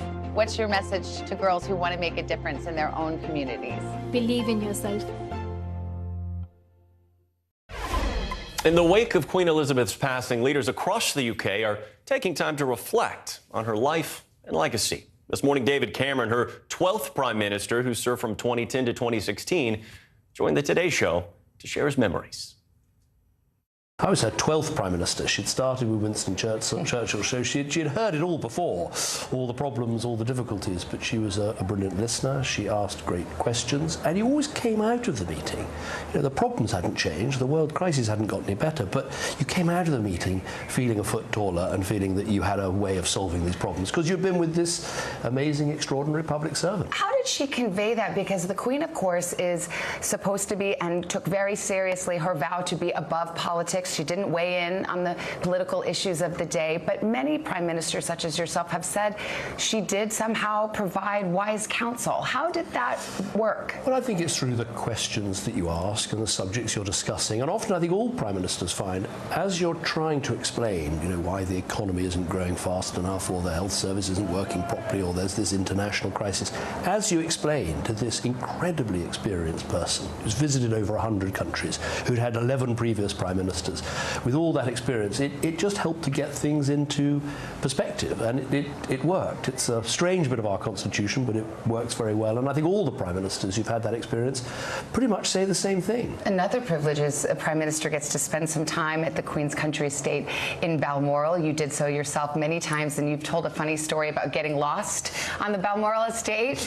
Well, it's an extraordinary thing. When you go there, of course, you don't really need any protection, and so Her Majesty the Queen would encourage you to, you know, ride one of my Highland ponies. I did that once and walked like John Wayne for about a week because they got very broad backs. Samantha, my wife, and I once went for a walk, and we set off and just got hopelessly lost, and eventually Prince Philip found us in his Land Rover and wound the window down and said, you know, you're lost, aren't you, Prime Minister? So it's an odd thing to say about a house that is actually a castle, but it's very informal and relaxed, and you get to see the royal family almost at play in a relaxed mode, and that was a huge privilege. And I have to ask you, because there was one time where you got a little bit crosswise with the Queen for letting something slip from one of those meetings, and you had to go and apologize. And I know you said you've learned your lesson, so you're not going to tell me too much about it. But what was that experience like? This Queen that you revere, and then having a little bit of an oops moment. Well, I made a mistake. I had that oops moment, which was with Mayor Bloomberg, actually, in New York. And I immediately apologized, and it's never happened since, and it better not happen on this show. But I think the point is that you can see this week the sort of British Constitution in action. We've had this incredible monarch for over 70 years, the most incredible job, and now you're seeing this transition. You know, the Queen is dead, long live the King, the Constitution continues, Parliament continues, our system of government continues, and it's an extraordinary thing to watch. And I know you've had many meetings and audiences, sort of practice audiences with then Prince Charles, so do you feel he's ready to take this crown? Well, he's had the longest apprenticeship in history.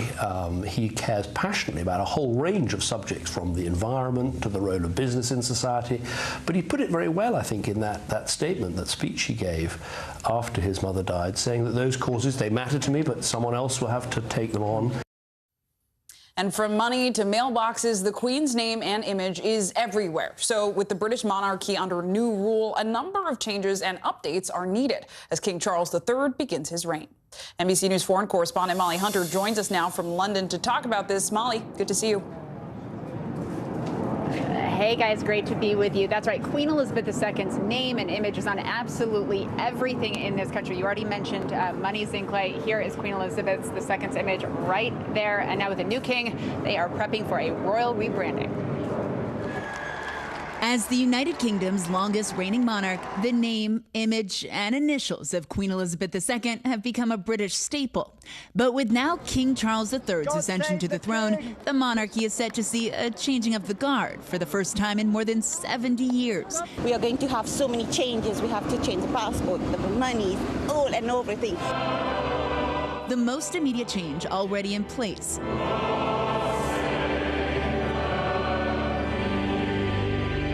Lyrics to the national anthem reverted back to God Save the King, sung for the first time in decades at a memorial service for Queen Elizabeth and then at sporting events throughout the weekend. Other, more visible changes are also in the works. Queen Elizabeth was the first monarch to appear on postage, and now new stamps will need to be redesigned with an image of the king. Her Majesty's iconic royal cipher, first introduced in the 50s, will also be retired. Draft order. And while the new king's monogram has yet to be officially revealed, he appeared to give the public a little sneak peek at His Majesty's motif on Sunday, wearing a tie clip with a crown above the letters CR, which stands for Charles Rex, Latin for king. The new monogram will be featured on flags, police helmets, and British coins. Even those iconic red mailboxes are adorned with E2R for the late Queen. While those will stay in place as they have for past monarchs, new post boxes will be updated with the initials of the newest ruler.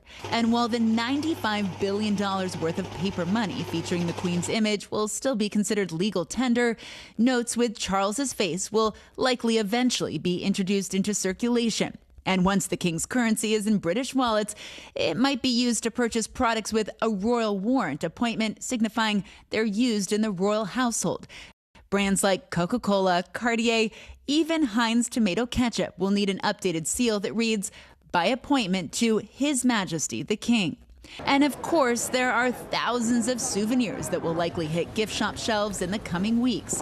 Queen Elizabeth graced everything from collectible cutlery to playing cards. Oh, hail the king! And now only time will tell what knickknacks will be embellished with the likeness of the new king. So many knickknacks, so many souvenirs yet to be changed and named. Now, my producer Ed Flanagan ran around, asked a few souvenir shops when they expect to see new souvenirs. They say between 2 and 6 months. Right now, everything is still focused on Queen Elizabeth. And then I asked my 2 future nieces, good little sources, about if they are already singing the new national anthem in schools here. And they confirmed they are, in fact, singing God Save the King as of Friday. Guys, I'll send it back to you. Change comes fast. Molly, if you could pick me up a souvenir, I'd appreciate it. Thank you. Coming up, a tennis takeover. A Spanish sensation, now the youngest men's player ever to be ranked #1. Big deal, and his history-making run that saw him top one of the game's all-time greats, and has some experts saying he's the next big thing.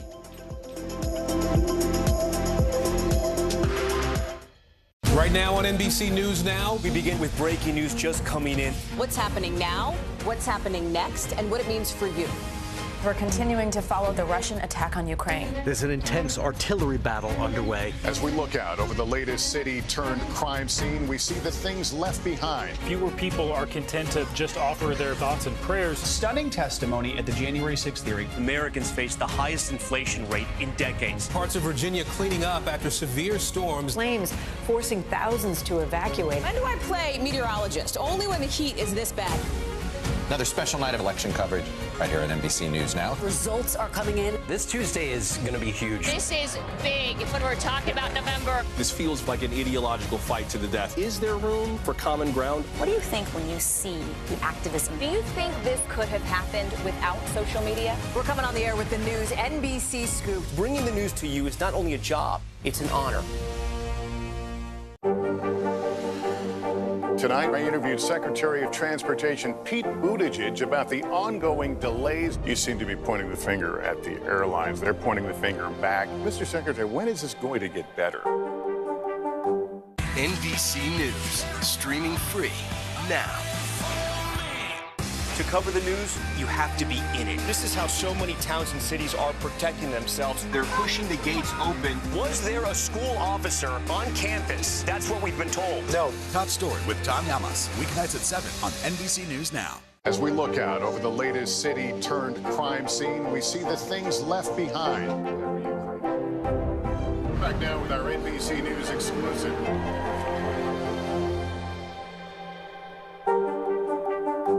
We're here to start conversations because it's not my job to tell you what to think. My job is to think about what you tell me. Now Tonight with Joshua Johnson, weeknights at 8 on NBC News Now. You don't know when your moment's coming, but when it does, you take it. Live from Ukraine, from Uvalde, Texas, from Mayfield, Kentucky. To cover the news, you have to be in it. This is how so many towns and cities are protecting themselves. You can actually see they're pushing the gates open. Was there a school officer on campus? That's what we've been told. No. Do you remember any tornado as bad as this one? You look at this and you're thinking, we're not going to have power for weeks, if not months. Exactly. Every night, It's your news playlist. Top Story with Tom Llamas, weeknights at 7 on NBC News Now. Good morning, I'm Joe Fryer. And I'm Savannah Sellers right now on Morning News Now. We're staying on top of the breaking situation in Ukraine. We are watching dangerous heat this week. Recession, I mean, is that where we're headed? Is there any way to avoid that? Morning News Now, streaming weekdays at 7. Now Tonight with Joshua Johnson, streaming weeknights at 8 on NBC News Now. Here's what's happening in your neck of the woods. Welcome back. Apple's working out the final details of a subscription-based service for owning an iPhone.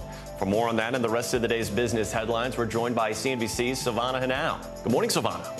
Hey, good morning. Yeah, so Apple's iPhone subscription services is still in the works and could launch later this year. The long-rumored service would let customers buy iPhones and other items for a monthly fee. Bloomberg reports Apple is thought to be actively testing the service. It wasn't announced during last week's iPhone event in order to reduce the complexity on launch day, as it would be an entirely new way to buy an iPhone.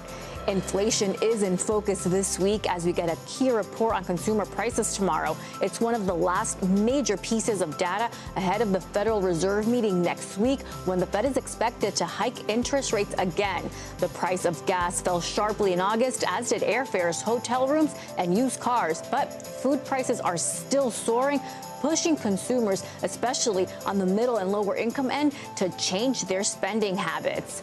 John Deere has long dominated the hardware that powers American farms with tractors and other machinery. Now, the iconic company is looking to extend that to software that can make those machines more efficient. Deere is rolling out self-driving tractors this year that can plow fields by themselves, and chemical sprayers that can detect the difference between crops and weeds. The company is projecting 10% of its revenue will come from that software and monthly subscriptions by the end of the decade.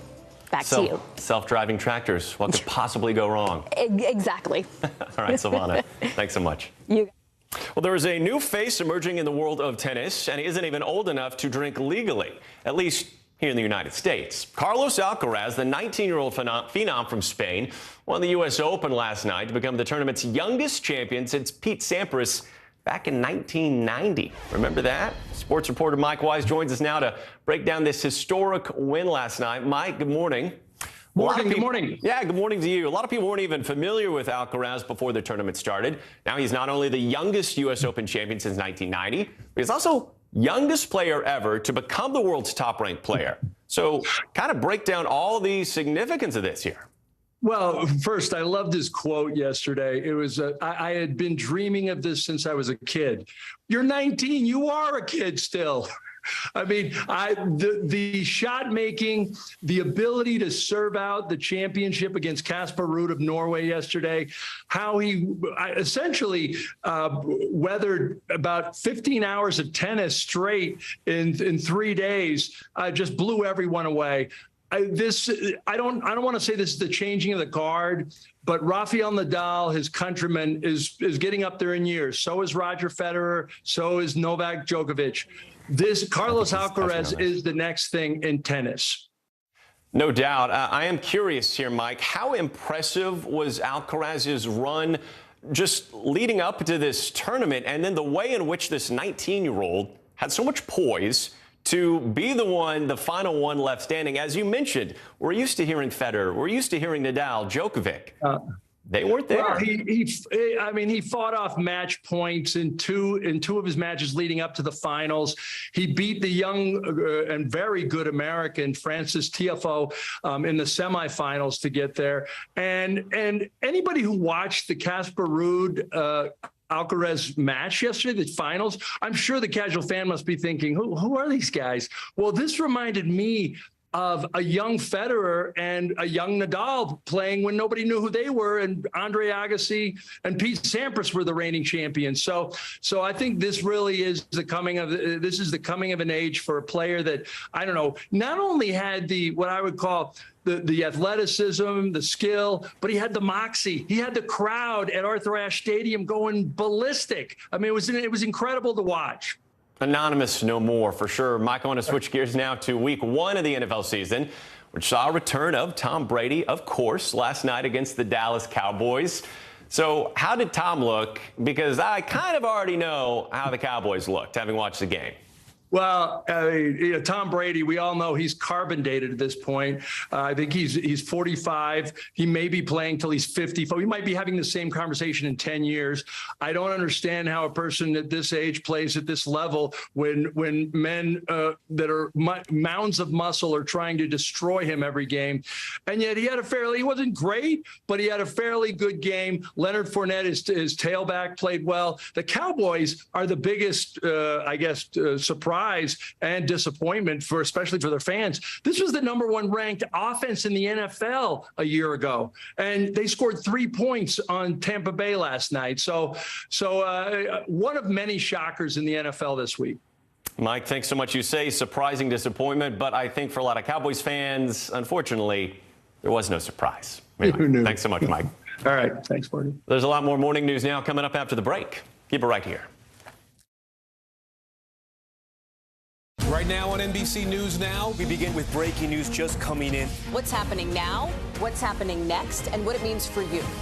We're continuing to follow the Russian attack on Ukraine. There's an intense artillery battle underway. As we look out over the latest city-turned-crime scene, we see the things left behind. Fewer people are content to just offer their thoughts and prayers. Stunning testimony at the January 6th hearing. Americans face the highest inflation rate in decades. Parts of Virginia cleaning up after severe storms. Flames forcing thousands to evacuate. When do I play meteorologist? Only when the heat is this bad.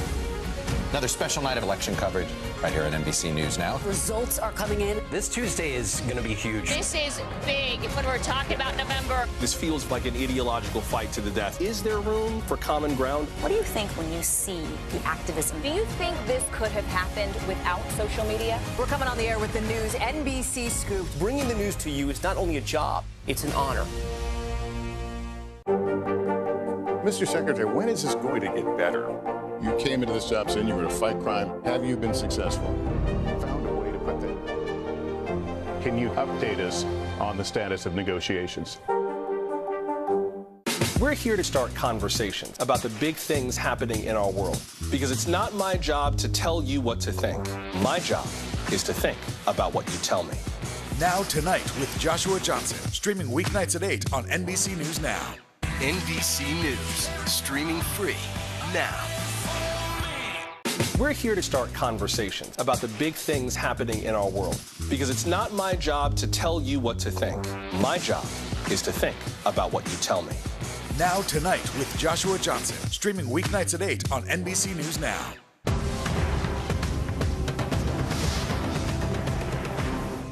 Now Tonight with Joshua Johnson, streaming weeknights at 8 on NBC News Now. And let's end this hour with a look at the Queen's love of her home in Scotland. From her engagement to her final days, Balmoral Castle has served as a backdrop to much of the Queen's life. Here's NBC News Now anchor Tom Yamas with more on her close connection to that special summer home. For Queen Elizabeth, Scotland and Balmoral Castle meant so much. Just 500 miles from London.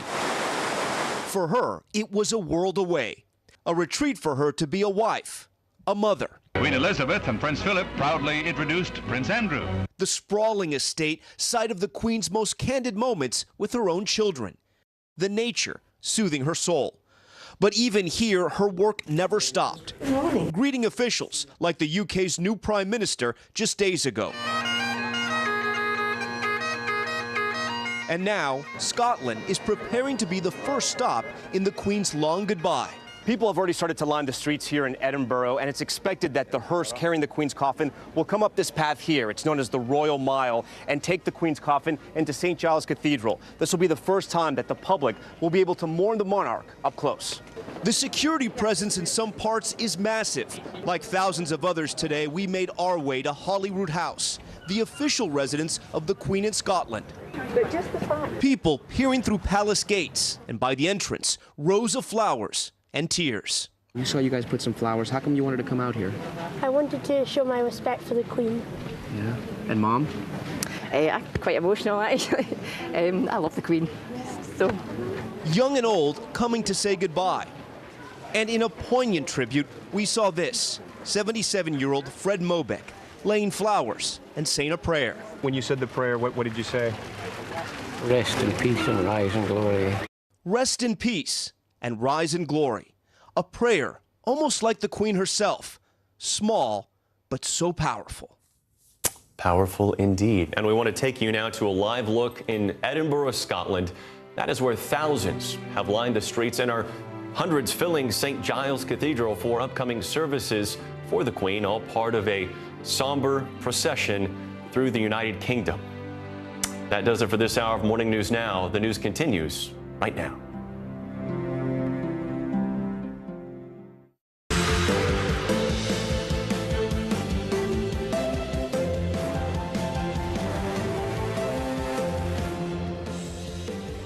And good morning, I'm Morgan Chesky. And I'm Zinklea Samoa. Joe and Savannah are on assignment this morning. Right now on Morning News Now, final farewell. Thousands of people line the roads in Scotland to pay tribute to Queen Elizabeth as her son addresses Parliament for the first time as king. The emotional goodbye as the nation begins to move forward. Royal rebrand. Not only is the United Kingdom getting a new monarch, they're also getting new money. And that's not all. From the national anthem to the mail itself, the major makeover already underway as King Charles takes the throne. Shocking surge. Ukraine raising its flag after a major victory in the country's second largest city.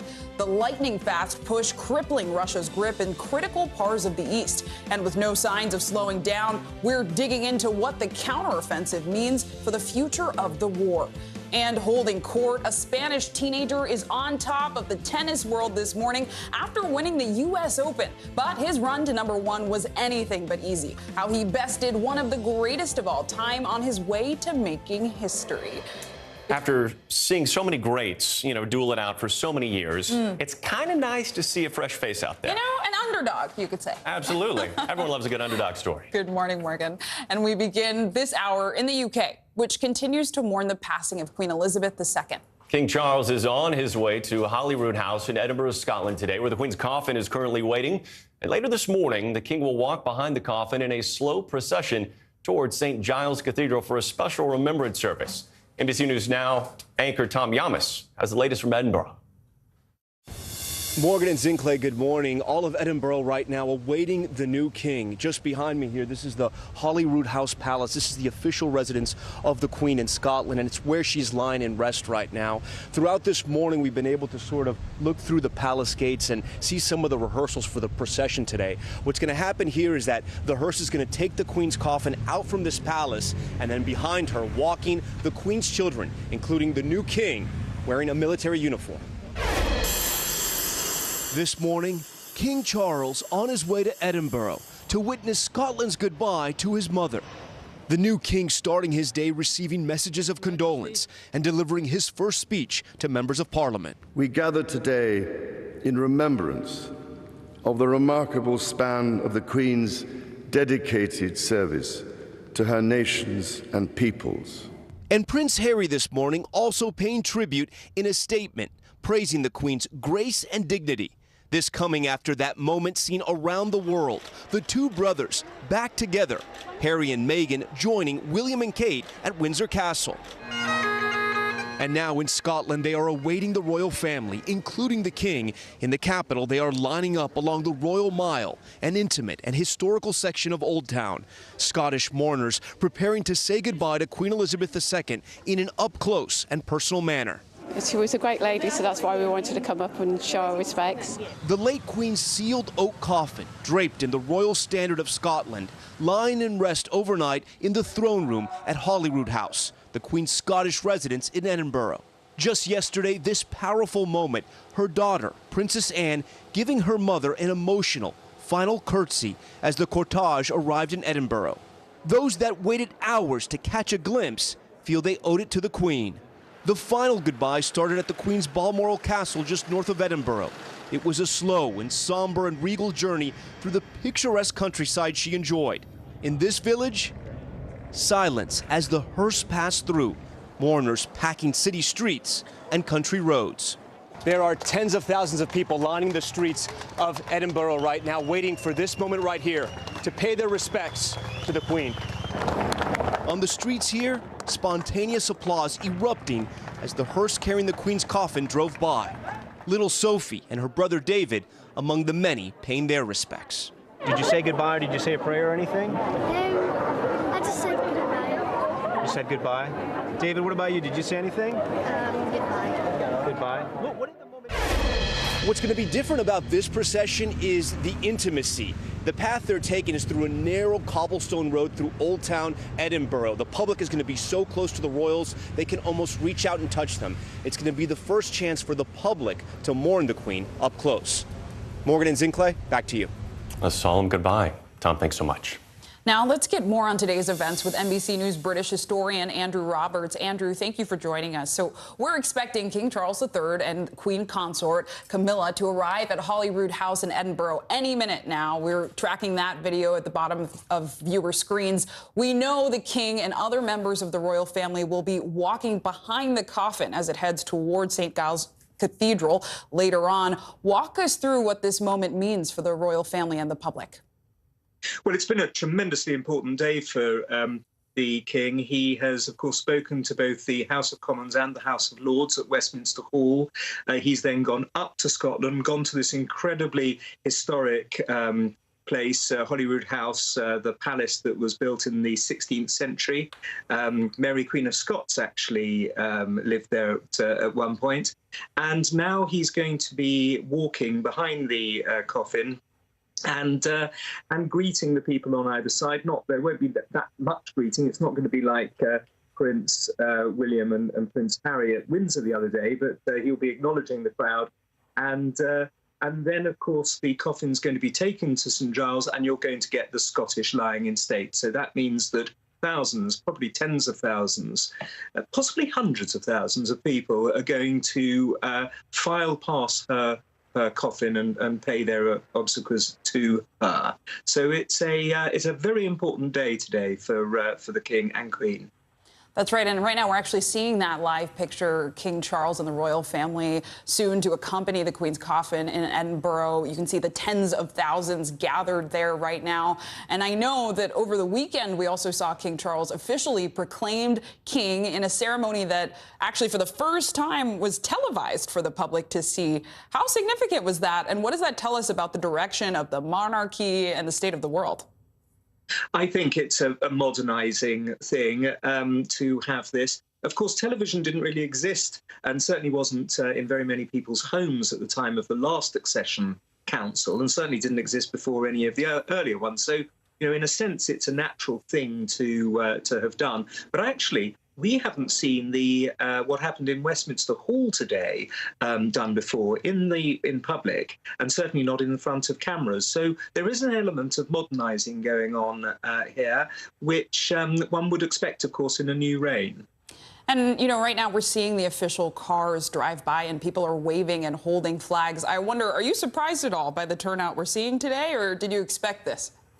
No, I expected this. And I'm expecting even more when she comes down to Westminster Hall in London, because I think that we're going to get lines of people going all the way down across the bridges of the Thames. I think hundreds of thousands of people are going to turn up there as well. And so, and you're getting a lot of people flying in from the Commonwealth as well to pay their respects to her. So I think this is considering her extraordinary service, a predictable response to a very, very great woman. And Andrew, I know you wrote a piece yesterday in the Mail on Sunday arguing that King Charles must not delay a tour of the Commonwealth, and some believe that the death of Queen Elizabeth could actually trigger the beginning of the end for this association, which is interesting because you just talked about how impactful she was, right? How much she was positively received. And with countries like Antigua and Barbuda planning a referendum to remove the monarch as head of state, do you think the Commonwealth could actually be coming to an end?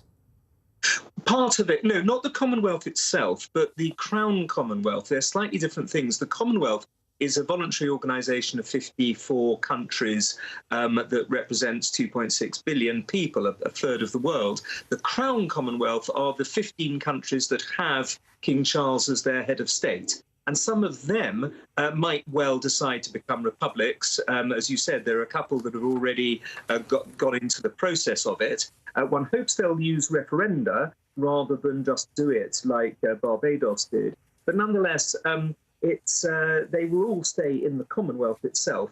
whether or not they had him as their head of state. Important insights and analysis there, Andrew Roberts. Thanks for breaking it down. President Biden will be attending Queen Elizabeth's funeral on Sunday. The president and the first lady formally accepted his invitation. And in a statement following the Queen's passing, the president and first lady described Her Majesty as, quote, more than a monarch. She defined an era. NBC News White House reporter Lauren Egan joins us now with more. Lauren, good morning.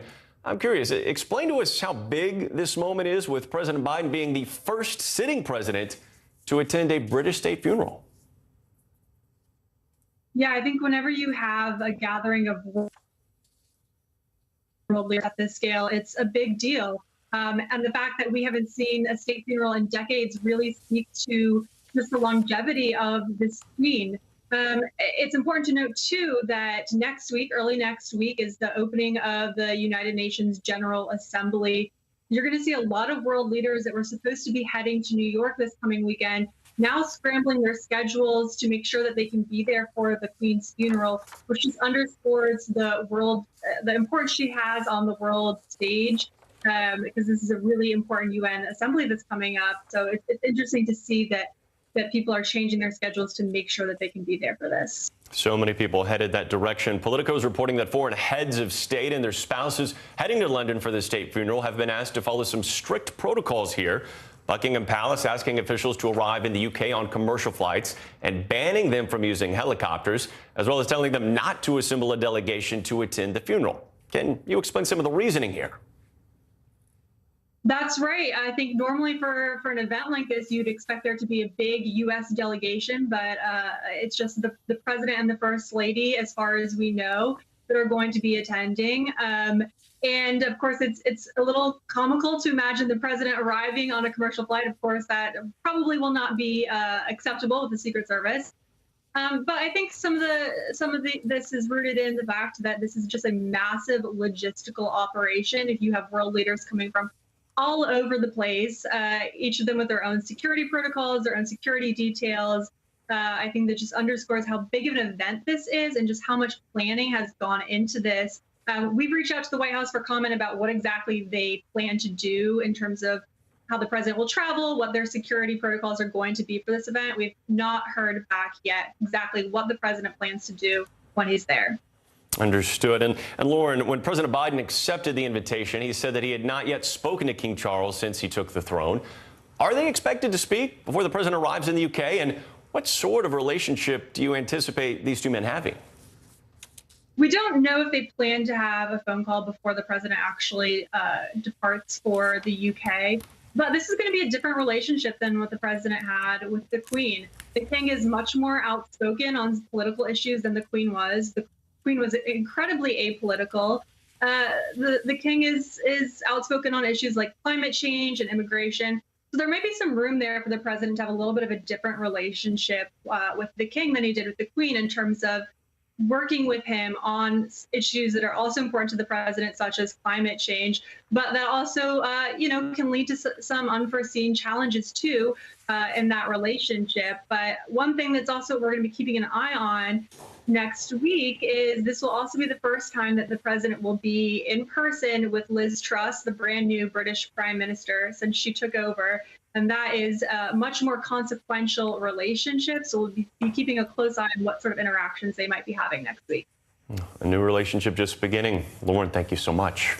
And right now you can see live picture of King Charles arriving in Edinburgh along with Queen Consort Camilla, who've arrived at Holyrood House, the official residence of the British monarch in Scotland. They're there greeting bystanders who are grieving alongside them. You could see the Queen Consort greeting children at the time. And right now, King Charles is looking at flowers laid by the gate. We saw earlier this weekend Prince Harry and William, along with Meghan and Kate, talking and greeting outsiders, but we saw the king do that just now as well. Of course, he's not spending as much time with them, but we can see the two walking, admiring the notes and flowers that were left alongside, and they're expected to go inside the house soon. Tom Yamas has described this scene of thousands of people waiting to see this procession as incredibly intimate. This, of course, making its way down ancient streets in the Scottish city of Edinburgh. And you have to wonder, the royal family lives so much of their life in the public eye, that here we are as they mourn one of their own. They are faced with the fact that they have to acknowledge, of course, the love being shown to the Queen, while at the same time trying to sort through unimaginable stages of grief, I'm sure. Absolutely, absolutely. A family grieving privately, but in a public way. Well said. And we'll continue to follow this throughout the day, but we'll turn now to a royal reunion. The Prince and Princess of Wales, along with Prince Harry and Meghan, as mentioned before, made their first united appearance together in over a year on Saturday. NBC News senior international correspondent Keir Simmons joins us now from London with the details. Keir, good morning. And Zinkley, you can imagine the call from Prince William to Prince Harry inviting him to come and join William and Kate, Harry and Meghan, out to meet the public. And you can imagine Harry and Meghan hurrying to get there and to join them. And when they stepped out of the car, it was honestly just unbelievable. It was, as one royal commentator put it, like turning back the clock. William and Kate, Harry and Meghan, together in public for the first time in years. And the public loved it.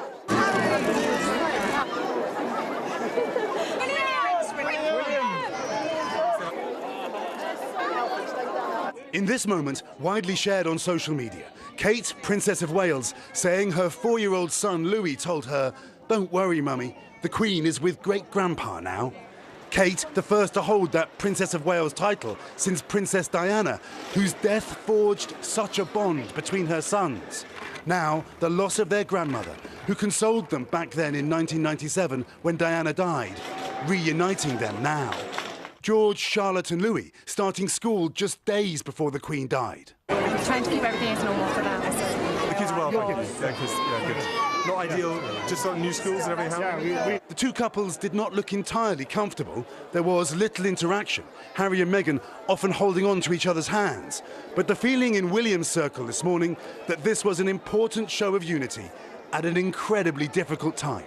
Our Molly Hunter was there as the walkabout unfolded and talked to some delighted fans. I think that was really special, actually. I was really surprised all four of them were together, and yeah, that's quite emotional, I think, being a Brit, seeing them, the two brothers, side by side. We also shook Harry's hand. Even when their grandfather Prince Philip died last year, the brothers kept their distance. And during those dramatic hours when the world learned of the Queen's passing, William drove his uncles to Balmoral, Harry looking grief-stricken, arriving separately. Until this past weekend, William and Harry seemed a world apart.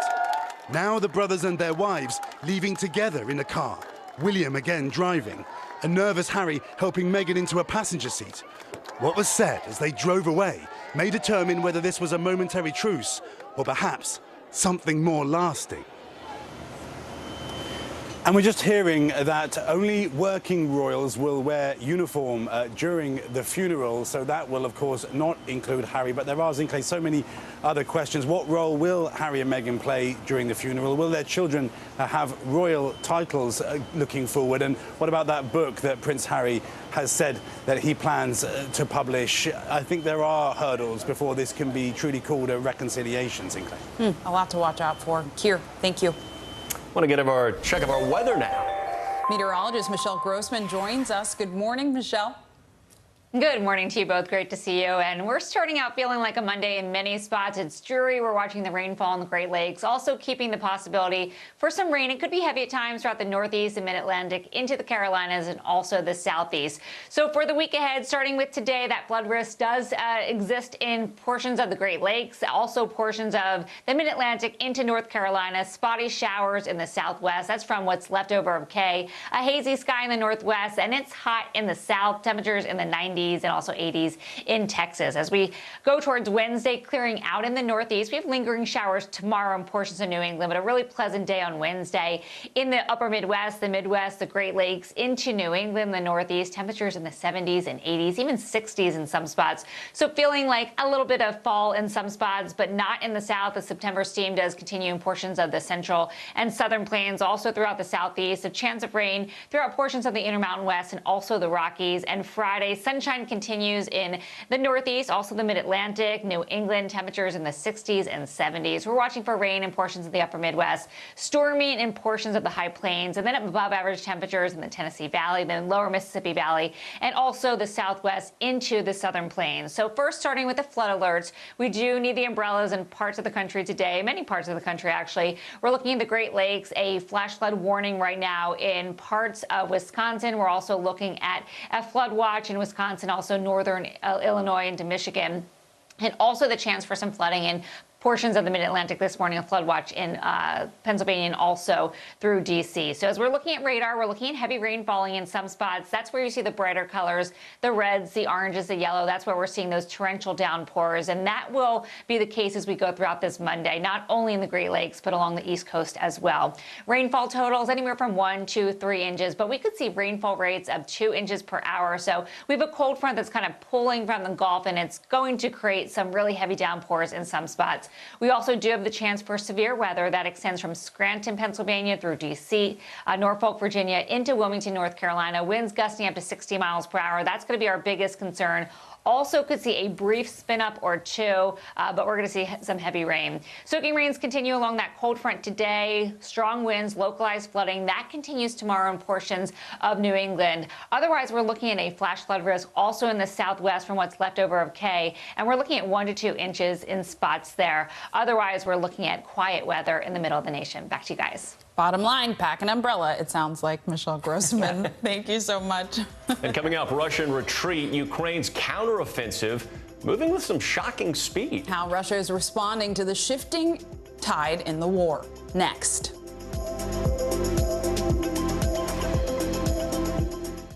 Sometimes the news can be difficult and overwhelming for kids to understand. Ukraine and Russia. Could you help me understand what's going on? So to help make sense of it all, we've created a newscast just for them. We hope your family will watch Nightly News Kids Edition.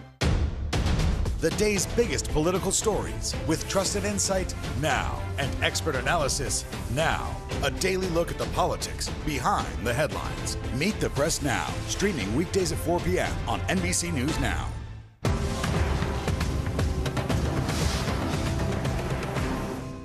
To cover the news, you have to be in it. This is how so many towns and cities are protecting themselves. They're pushing the gates open. Was there a school officer on campus? That's what we've been told. No. Top story with Tom Yamas, weeknights at 7 on NBC News Now.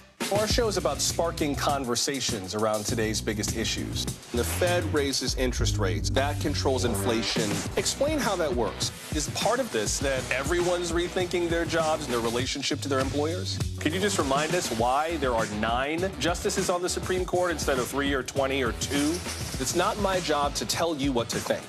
My job is to think about what you tell me. Now Tonight with Joshua Johnson, streaming weeknights at 8 on NBC News Now. Here's what's happening in your neck of the woods. Right now on NBC News Now, we begin with breaking news just coming in. What's happening now, what's happening next, and what it means for you. We're continuing to follow the Russian attack on Ukraine. There's an intense artillery battle underway. As we look out over the latest city-turned-crime scene, we see the things left behind. Fewer people are content to just offer their thoughts and prayers. Stunning testimony at the January 6th hearing. Americans face the highest inflation rate in decades. Parts of Virginia cleaning up after severe storms. Flames forcing thousands to evacuate. When do I play meteorologist? Only when the heat is this bad.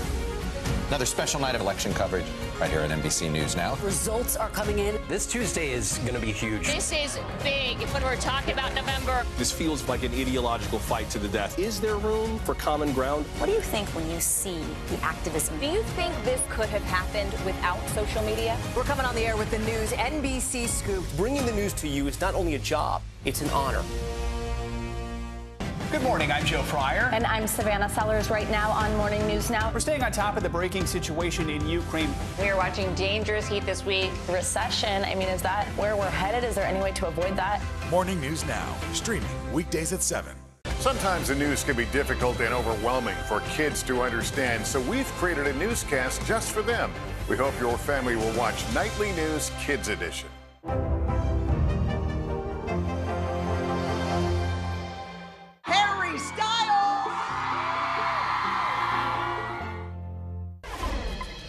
We're back Back now with the latest on the war in Ukraine. This morning, Ukrainian forces say they are retaking more territory from the Russians in the northeast region of Kharkiv.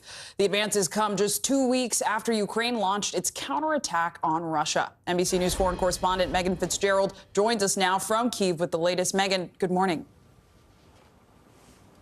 Zinkley, good morning to you. The Russians are rapidly losing ground, and overnight, in what's being seen as an act of retaliation, missiles raining down in Ukraine's east.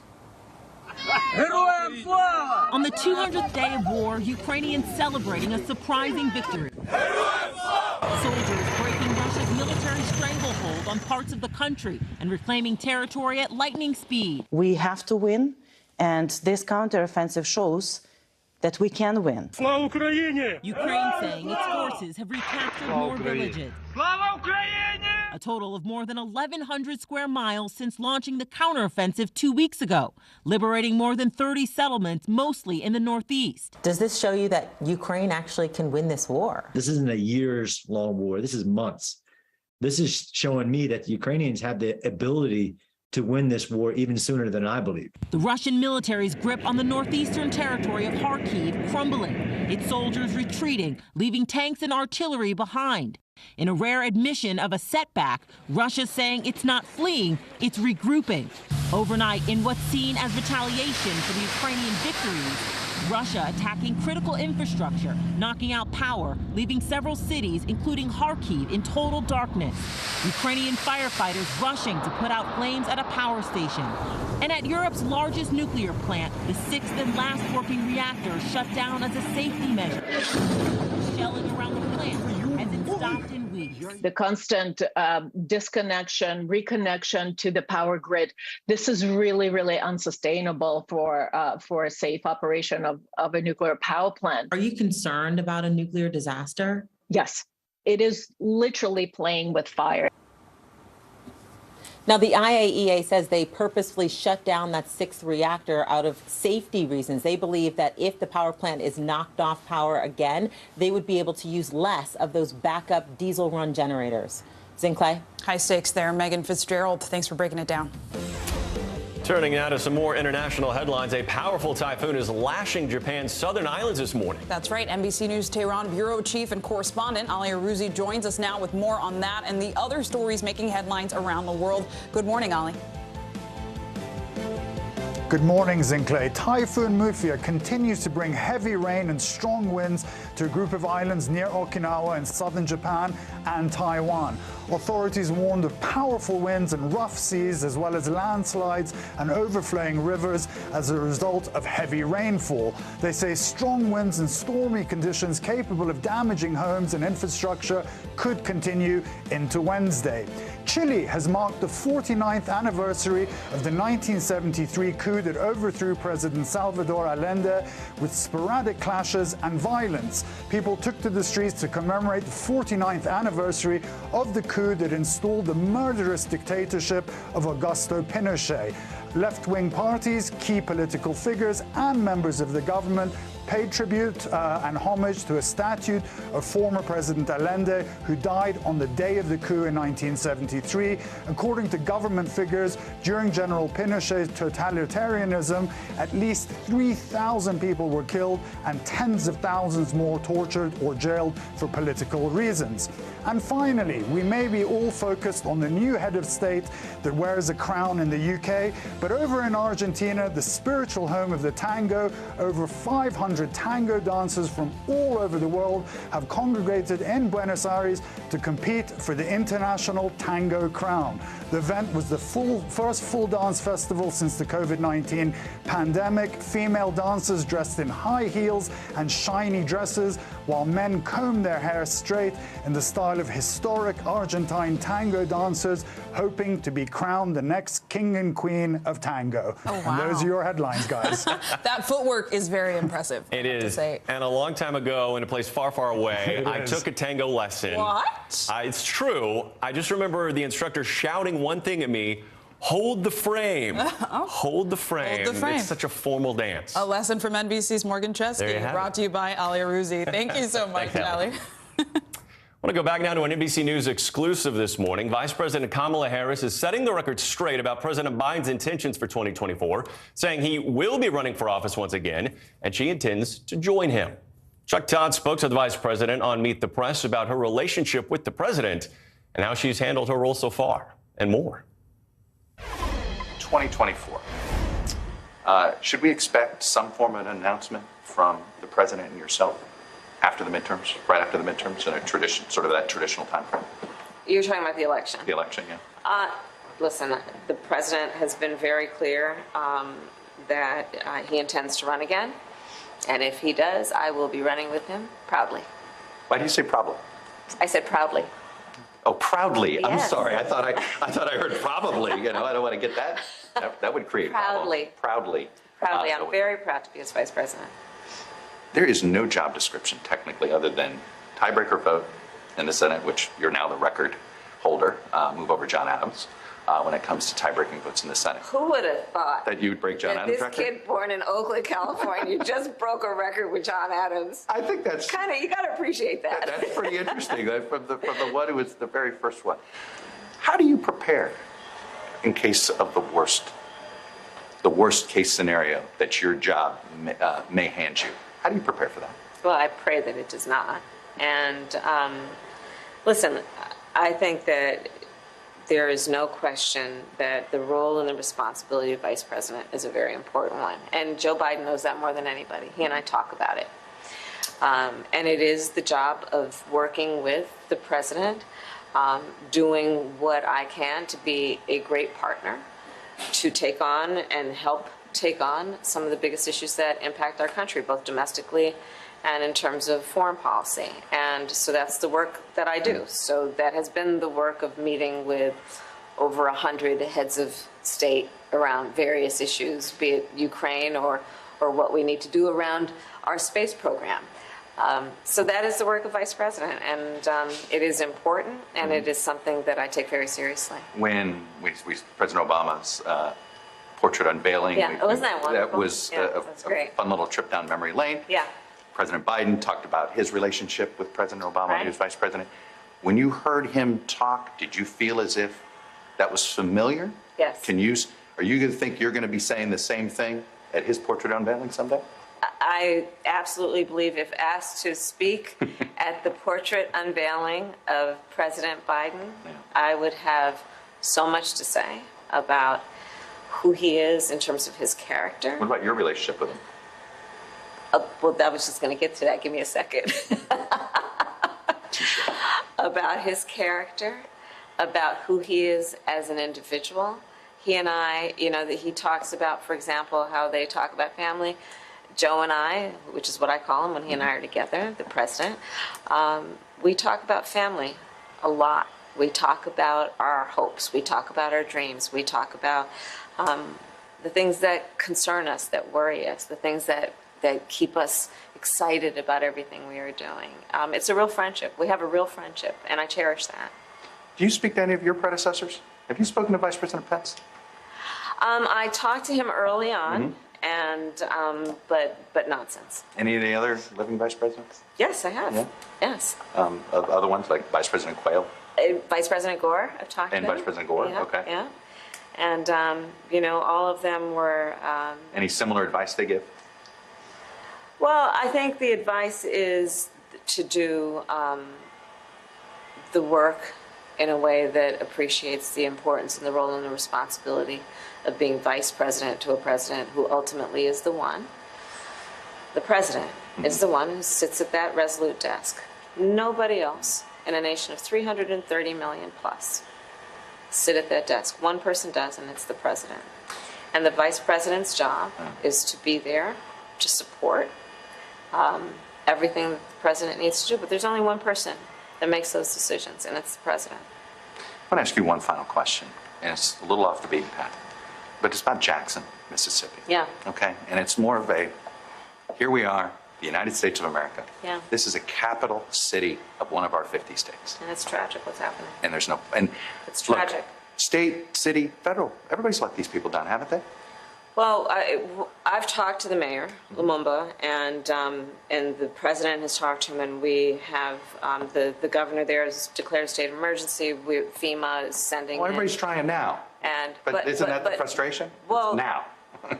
However, it is a Jackson, Mississippi, that is an example of why we were pushing for the infrastructure law that now is the law of the land, so that we are sending billions of dollars to places like Jackson to upgrade what is a decaying infrastructure across our country. And so that's why I'm talking to you earlier about what we're doing here in Houston on a thoroughway called Telephone Road, what we're doing on I-40 in North Carolina, because this is the work that needs to get done. And so help is coming, because we actually came into office knowing that generations of leaders have been talking about fixing America's infrastructure and failed, and we actually got it done. The space program. Yes. Let's hope we get Very Artemis. excited. Let's get this Artemis in the air. Artemis is going to get in the air. We're going to get it done, and that's Artemis 1. Yep. Which is the test of the whole mechanism, the rocket, right? Artemis 2, then we're going to send human beings up to test it, and then Artemis 3. You know, Apollo, we went to the moon, and it was kind of a temporary visit, planted a flag, and right. Artemis 3, we're going to send humans to the moon to live and work for a period of time, to do extraordinary scientific research and discovery in a way that is going to disclose and uncover God knows what in terms of what will be innovative, what will help human condition, what will impact how we can address the climate crisis. I'm very excited about it. How soon will one of you're having to give a speech here at the Space Johnson Space Center? Yes. It's part of one of your jobs. You're on this. Yes, I'm the head of the Space Council. One of your successors at Space Council is going to have to give this speech at a mission control that's on the moon. When does that happen? When do you think we have sitting vice presidents go to the moon to go visit our people that are living there? Not soon enough. It's very exciting, and I will say with an immense amount of pride that America's space program, from the beginning, you know, you can look back to Senator LBJ, much less Vice President, President, of course, President Kennedy.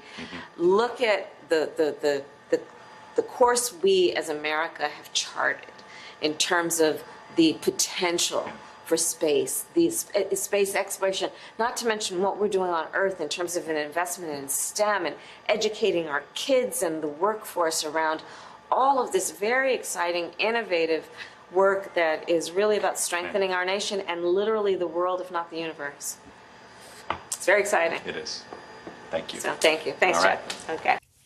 And our thanks to Chuck Todd for that exclusive interview. NASA officials said they are considering September 23rd or 27th for possible dates for the next attempt to launch Artemis 1. And the agency has already canceled 2 prior launches for the unmanned rocket to the moon.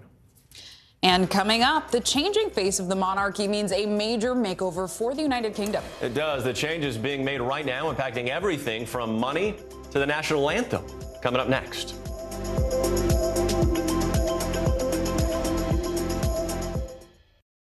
Sometimes the news can be difficult and overwhelming for kids to understand, so we've created a newscast just for them. We hope your family will watch Nightly News Kids Edition. It's the best time of the morning, time for that pop start, baby. I'm feeling the vibe today on the show. The indictment of a former president, or perhaps candidate for president, would arguably tear the country apart. Is that your concern? Can you update us on the status of negotiations? The day's biggest political stories with trusted insight now and expert analysis now. A daily look at the politics behind the headlines. Meet the Press Now, streaming weekdays at 4 p.m. on NBC News Now. Sometimes the news can be difficult and overwhelming for kids to understand, so we've created a newscast just for them. We hope your family will watch Nightly News Kids Edition. We're here to start conversations because it's not my job to tell you what to think. My job is to think about what you tell me. Now Tonight with Joshua Johnson, weeknights at 8 on NBC News Now. As we look out over the latest city-turned-crime scene, we see the things left behind.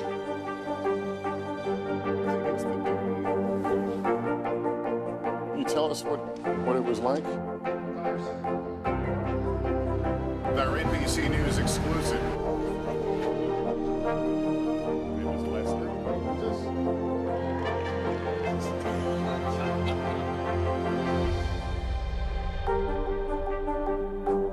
Hallie Jackson Now.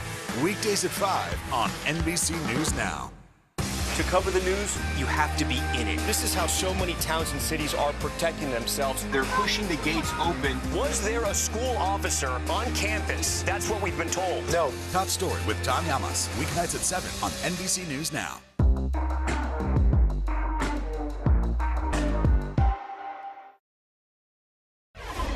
In the wake of Queen Elizabeth's passing, leaders across the UK are taking time to reflect on her life and legacy. This morning, David Cameron, her 12th Prime Minister, who served from 2010 to 2016, joined the Today Show to share his memories. I was her 12th Prime Minister. She'd started with Winston Churchill, so she'd heard it all before, all the problems, all the difficulties, but she was a brilliant listener. She asked great questions, and you always came out of the meeting. You know, the problems hadn't changed, the world crisis hadn't got any better, but you came out of the meeting feeling a foot taller and feeling that you had a way of solving these problems, because you've been with this amazing, extraordinary public servant. How did she convey that? Because the Queen, of course, is supposed to be, and took very seriously her vow to be above politics. She didn't weigh in on the political issues of the day, but many prime ministers, such as yourself, have said she did somehow provide wise counsel. How did that work? Well, I think it's through the questions that you ask and the subjects you're discussing. And often I think all prime ministers find, as you're trying to explain, you know, why the economy isn't growing fast enough, or the health service isn't working properly, or there's this international crisis, as you explain to this incredibly experienced person who's visited over 100 countries, who'd had 11 previous prime ministers, with all that experience, it just helped to get things into perspective, and it worked. It's a strange bit of our constitution, but it works very well, and I think all the prime ministers who've had that experience pretty much say the same thing. Another privilege is a prime minister gets to spend some time at the Queen's country estate in Balmoral. You did so yourself many times, and you've told a funny story about getting lost on the Balmoral estate. Well, it's the extraordinary thing. When you go there, of course, you don't really need any protection, and so Her Majesty the Queen would encourage you to, you know, ride one of my Highland ponies. I did that once and walked like John Wayne for about a week because they got very broad backs. Samantha, my wife, and I once went for a walk, and we set off and just got hopelessly lost, and eventually Prince Philip found us in his Land Rover and wound the window down and said, you know, you're lost, aren't you, Prime Minister? So it's an odd thing to say about a house that is actually a castle, but it's very informal and relaxed, and you get to see the royal family almost at play in a relaxed mode, and that was a huge privilege. And I have to ask you, because there was one time where you got a little bit crosswise with the Queen for letting something slip from one of those meetings, and you had to go and apologize. And I know you said you've learned your lesson, so you're not going to tell me too much about it. But what was that experience like? This Queen that you revere, and then having a little bit of an oops moment. Well, I made a mistake. I had that oops moment, which was with Mayor Bloomberg, actually, in New York. And I immediately apologized, and it's never happened since, and it better not happen on this show. But I think the point is that you can see this week the sort of British Constitution in action. We've had this incredible monarch for over 70 years, the most incredible job, and now you're seeing this transition. You know, the Queen is dead, long live the King, the Constitution continues, Parliament continues, our system of government continues, and it's an extraordinary thing to watch. And I know you've had many meetings and audiences, sort of practice audiences with then Prince Charles, so do you feel he's ready to take this crown? Well, he's had the longest apprenticeship in history. He cares passionately about a whole range of subjects, from the environment to the role of business in society. But he put it very well, I think, in that statement, that speech he gave after his mother died, saying that those causes, they matter to me, but someone else will have to take them on. And from money to mailboxes, the Queen's name and image is everywhere. So with the British monarchy under new rule, a number of changes and updates are needed as King Charles III begins his reign. NBC News foreign correspondent Molly Hunter joins us now from London to talk about this. Molly, good to see you. Hey guys, great to be with you. That's right, Queen Elizabeth II's name and image is on absolutely everything in this country. You already mentioned money's in clay. Here is Queen Elizabeth II's image right there. And now with the new king, they are prepping for a royal rebranding. As the United Kingdom's longest reigning monarch, the name, image, and initials of Queen Elizabeth II have become a British staple. But with now King Charles III's ascension to the throne, the monarchy is set to see a changing of the guard for the first time in more than 70 years. We are going to have so many changes. We have to change the passport, the money, all and everything. The most immediate change already in place.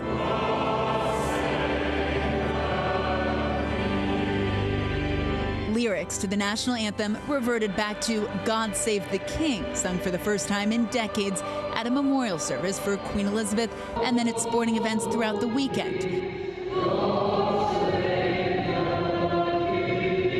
Other, more visible changes are also in the works. Queen Elizabeth was the first monarch to appear on postage, and now new stamps will need to be redesigned with an image of the king.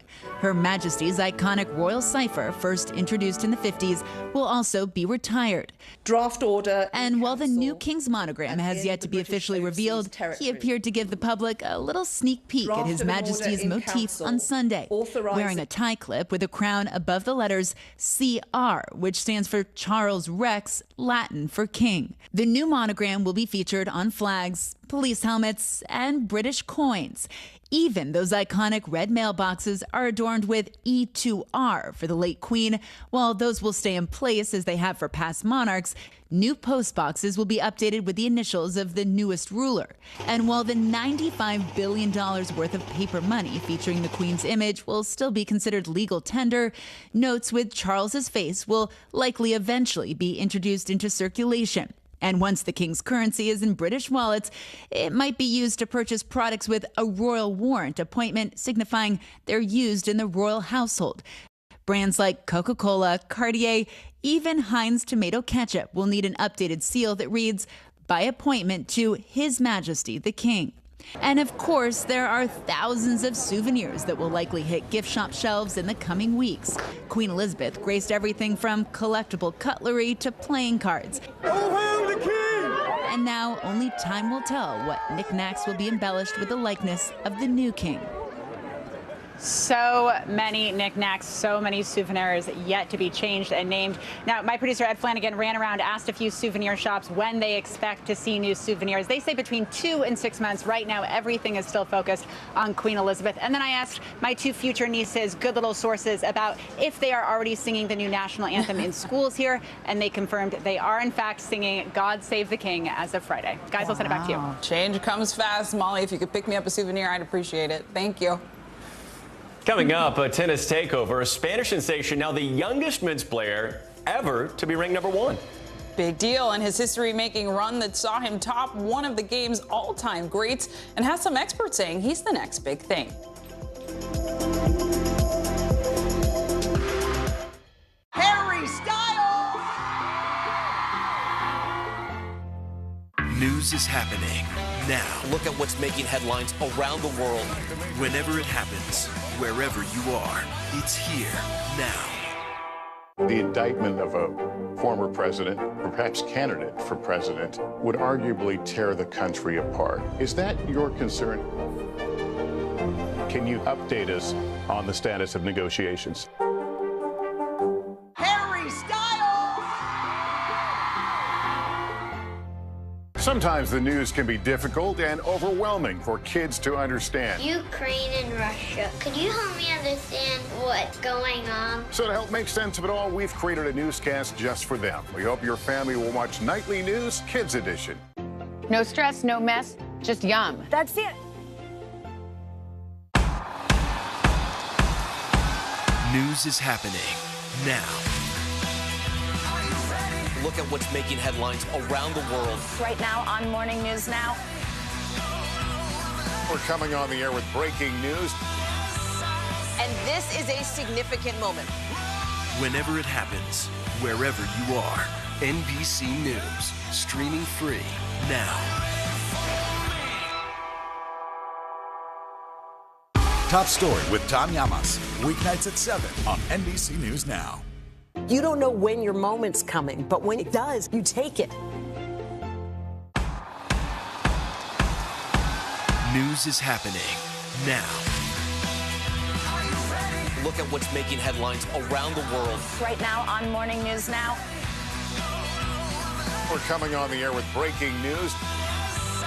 And this is a significant moment. Whenever it happens, wherever you are, NBC News, streaming free now.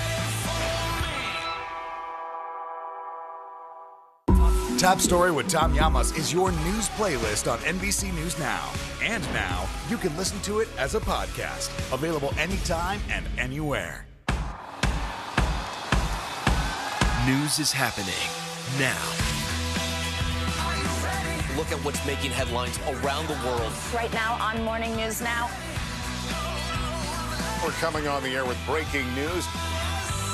And this is a significant moment.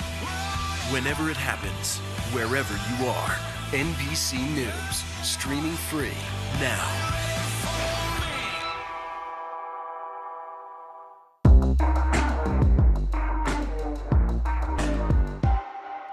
Here's what's happening in your neck of the woods. Top Story with Tom Llamas. Weeknights at 7 on NBC News Now. Welcome back. Apple's working out the final details of a subscription-based service for owning an iPhone. For more on that and the rest of the day's business headlines, we're joined by CNBC's Savannah Hanau. Good morning, Savannah.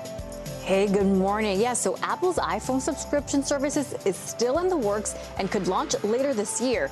The long-rumored service would let customers buy iPhones and other items for a monthly fee. Bloomberg reports Apple is thought to be actively testing the service. It wasn't announced during last week's iPhone event in order to reduce the complexity on launch day, as it would be an entirely new way to buy an iPhone. Inflation is in focus this week as we get a key report on consumer prices tomorrow. It's one of the last major pieces of data ahead of the Federal Reserve meeting next week, when the Fed is expected to hike interest rates again. The price of gas fell sharply in August, as did airfares, hotel rooms, and used cars. But food prices are still soaring, pushing consumers, especially on the middle and lower income end, to change their spending habits. John Deere has long dominated the hardware that powers American farms with tractors and other machinery. Now, the iconic company is looking to extend that to software that can make those machines more efficient. Deere is rolling out self-driving tractors this year that can plow fields by themselves, and chemical sprayers that can detect the difference between crops and weeds. The company is projecting 10% of its revenue will come from that software and monthly subscriptions by the end of the decade. Back to you. Self-driving tractors. What could possibly go wrong? Exactly. All right, Savannah. Thanks so much. Well, there is a new face emerging in the world of tennis, and he isn't even old enough to drink legally, at least here in the United States. Carlos Alcaraz, the 19-year-old phenom from Spain, won the U.S. Open last night to become the tournament's youngest champion since Pete Sampras back in 1990. Remember that? Sports reporter Mike Wise joins us now to break down this historic win last night. Mike, good morning. Good morning. Yeah, good morning to you. A lot of people weren't even familiar with Alcaraz before the tournament started. Now he's not only the youngest U.S. Open champion since 1990, but he's also youngest player ever to become the world's top-ranked player. So kind of break down all the significance of this here. Well, first, I loved his quote yesterday. It was, I had been dreaming of this since I was a kid. You're 19. You are a kid still. I mean, the shot making, the ability to serve out the championship against Casper Ruud of Norway yesterday, how he essentially weathered about 15 hours of tennis straight in 3 days, just blew everyone away.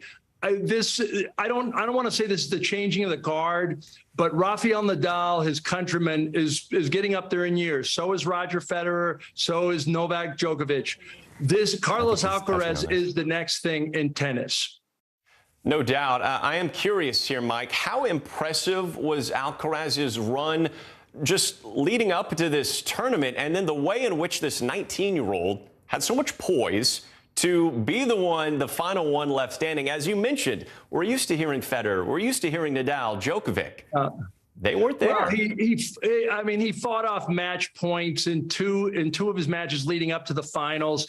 He beat the young and very good American Francis Tiafoe in the semifinals to get there. And anybody who watched the Casper Ruud Alcaraz match yesterday, the finals, I'm sure the casual fan must be thinking, who are these guys? Well, this reminded me of a young Federer and a young Nadal playing when nobody knew who they were, and Andre Agassi and Pete Sampras were the reigning champions. So I think this really is the coming of an age for a player that, I don't know, not only had what I would call the athleticism, the skill, but he had the moxie. He had the crowd at Arthur Ashe Stadium going ballistic. I mean, it was incredible to watch. Anonymous no more, for sure. Mike, I want to switch gears now to week 1 of the NFL season, which saw a return of Tom Brady, of course, last night against the Dallas Cowboys. So how did Tom look? Because I kind of already know how the Cowboys looked, having watched the game. Well, Tom Brady, we all know he's carbon dated at this point. I think he's 45. He may be playing till he's 55. We might be having the same conversation in 10 years. I don't understand how a person at this age plays at this level when men that are mounds of muscle are trying to destroy him every game. And yet he wasn't great, but he had a fairly good game. Leonard Fournette, his tailback, played well. The Cowboys are the biggest, surprise and disappointment especially for their fans. This was the #1 ranked offense in the NFL a year ago, and they scored 3 points on Tampa Bay last night. So one of many shockers in the NFL this week. Mike, thanks so much. You say surprising disappointment, but I think for a lot of Cowboys fans, unfortunately, there was no surprise. Anyway, thanks so much, Mike. All right. Thanks, Marty. There's a lot more morning news now coming up after the break. Keep it right here. The indictment of a former president, or perhaps candidate for president, would arguably tear the country apart. Is that your concern? Can you update us on the status of negotiations?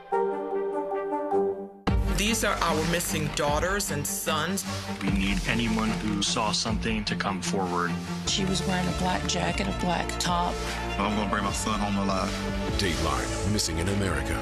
Listen to the full season now.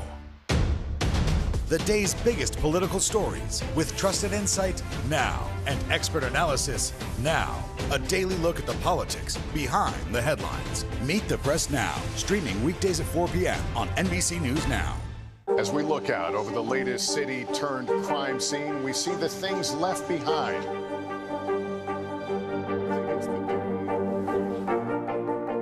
Can you tell us what it was like? Our NBC News exclusive.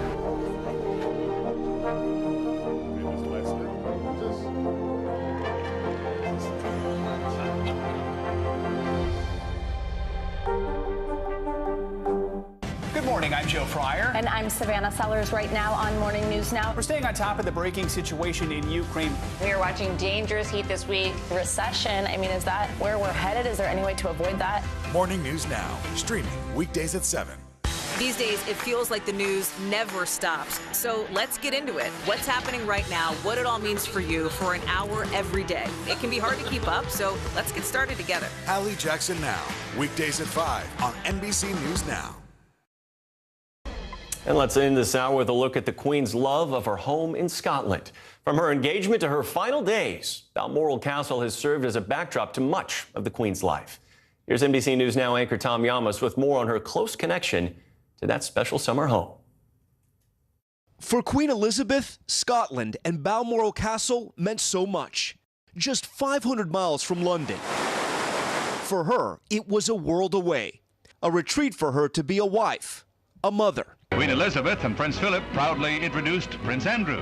The sprawling estate, site of the Queen's most candid moments with her own children. The nature soothing her soul. But even here, her work never stopped.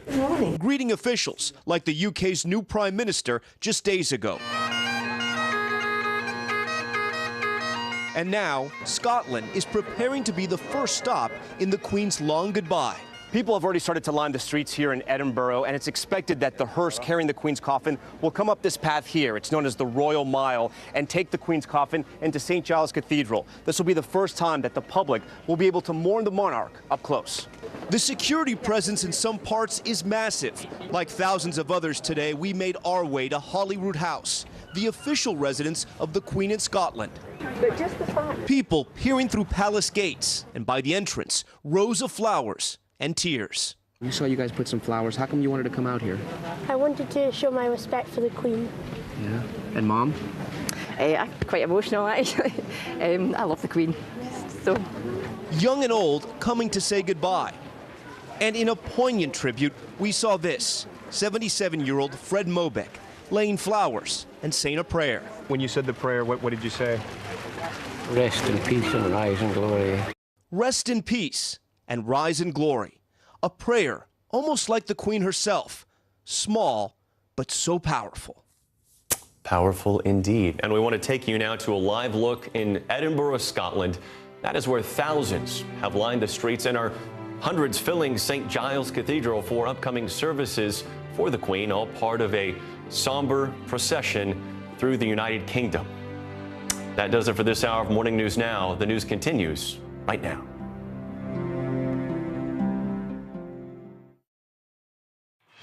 Good Monday, everyone, and thank you so much for joining us. I'm Morgan Radford. And I'm Vicki Wynn. NBC News Daily starts right now.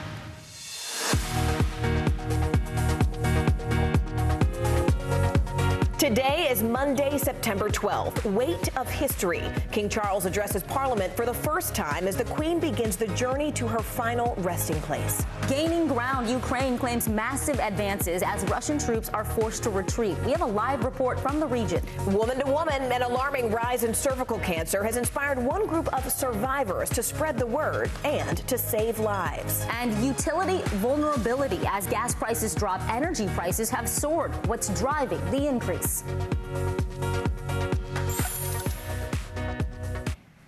Thank you so much for joining us and welcome to NBC News Daily. We begin this hour with the funeral proceedings for Queen Elizabeth II. Right now, the Queen is lying in rest at St. Giles Cathedral in Edinburgh, Scotland. Now, today's ceremony is the first of many funeral services being held for the late monarch. NBC News senior correspondent Tom Yamas joins us now from Edinburgh, Scotland. Tom, it's good to see you this Monday. We know that this is the beginning of the Queen's journey to her final resting place, but can you tell us about that moment with her children escorting her coffin?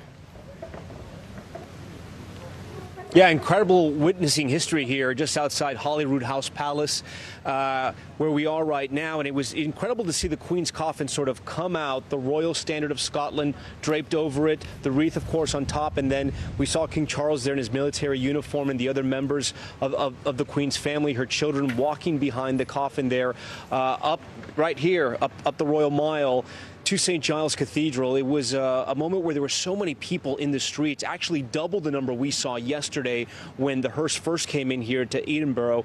And it's just been incredible to sort of watch this. I mean, there was a hush over the crowd as that hearse rolled through to St. Giles Cathedral, and you saw so many people just pouring over staircases, outside of windows, the crowd 5 rows deep. I mean, you couldn't even see the ground because there were so many people there.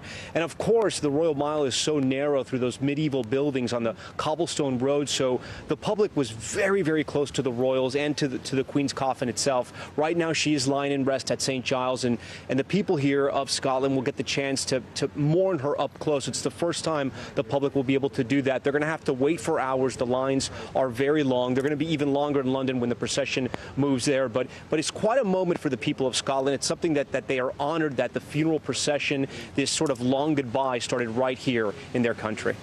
Tom, talk about that, how deep the Queen's roots run there in Scotland. Obviously, she was there at Balmoral. Talk about what she means to the people of Scotland.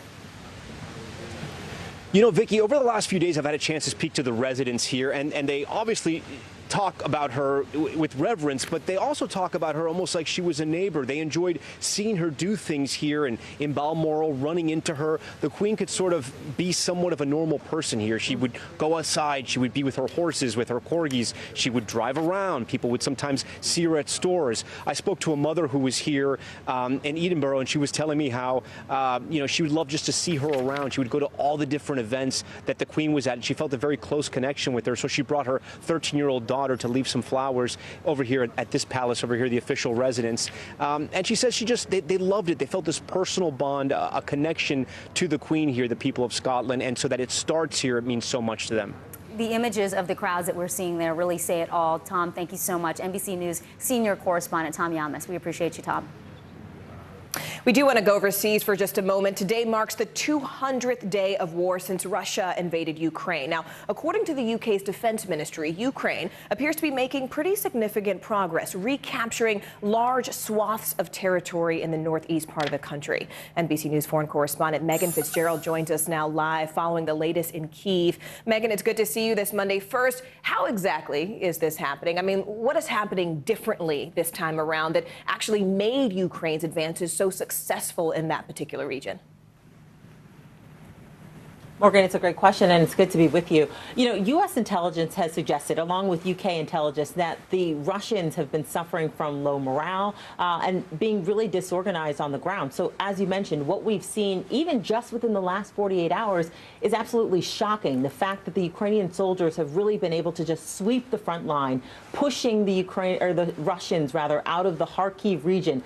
Now, this is where we see them retreating, and according to the Russians, they're saying that they're not retreating, they're just redeploying to the east. But we're not just seeing the advancements being made there in the Kharkiv region. We're also seeing settlements being recaptured down into the south in the Kherson region, the area that the Russians first took over in the start of this war. But we're also seeing fresh artillery and tanks left behind, something that military experts say shows that these soldiers fled as opposed to just redeploying. I want you to listen to what one military expert told us.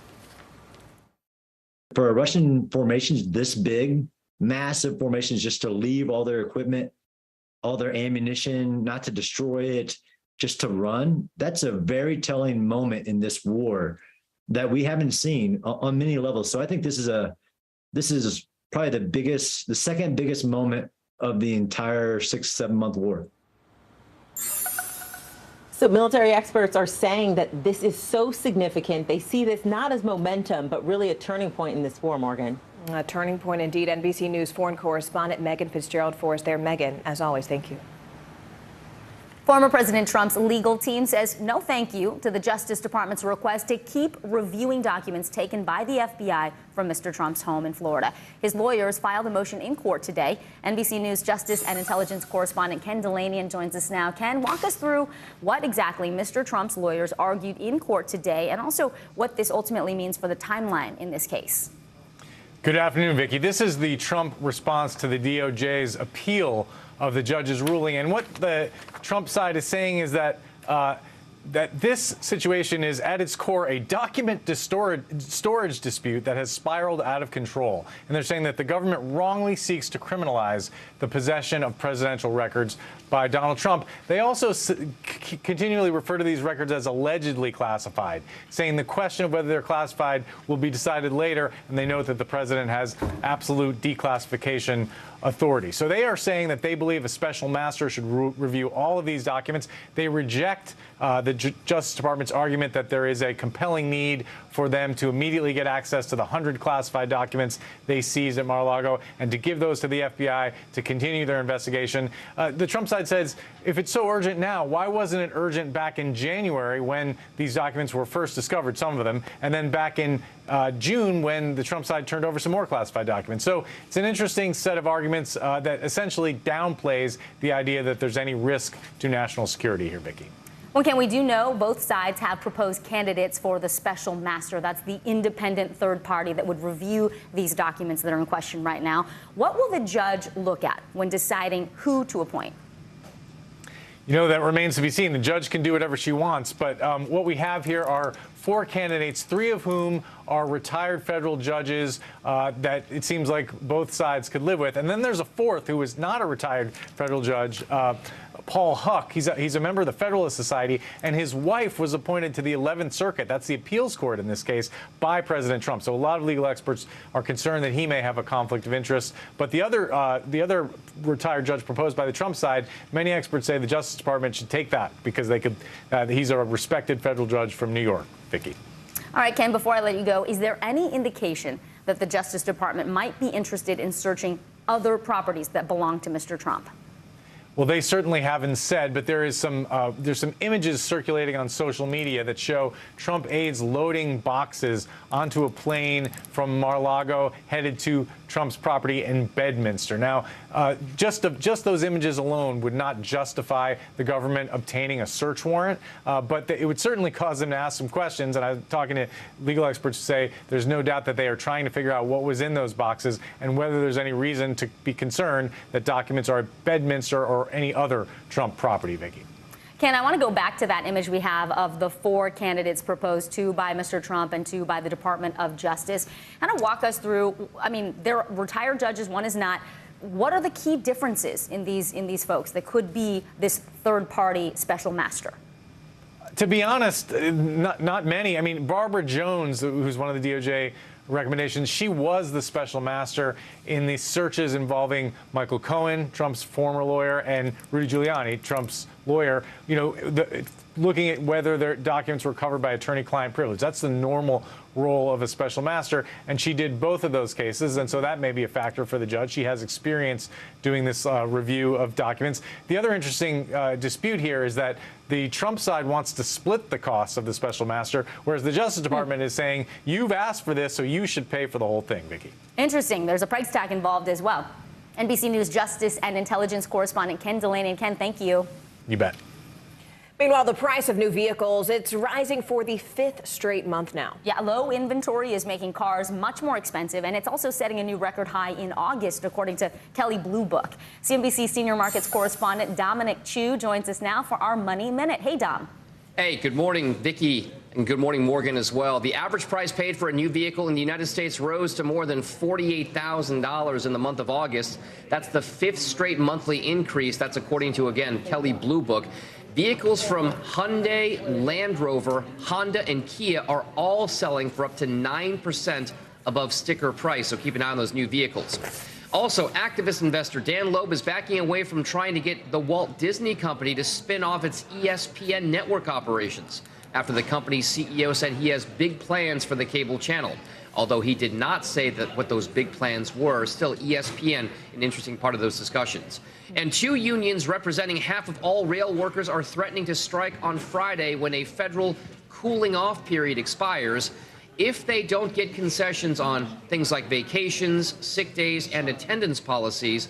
But the railroad companies say the negotiations are continuing and that they think a walkout is not inevitable. Supply chain problems from the pandemic have been easing in recent months, but if there were a large-scale rail strike, some consumer products may become more expensive and harder to find, guys. Back over to you.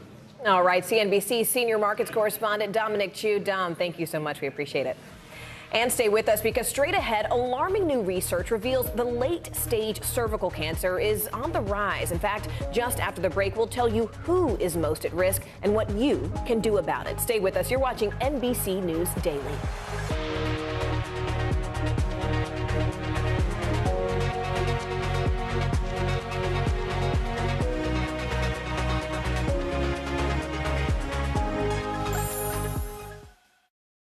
Now Tonight with Joshua Johnson, streaming weeknights at 8 on NBC News Now.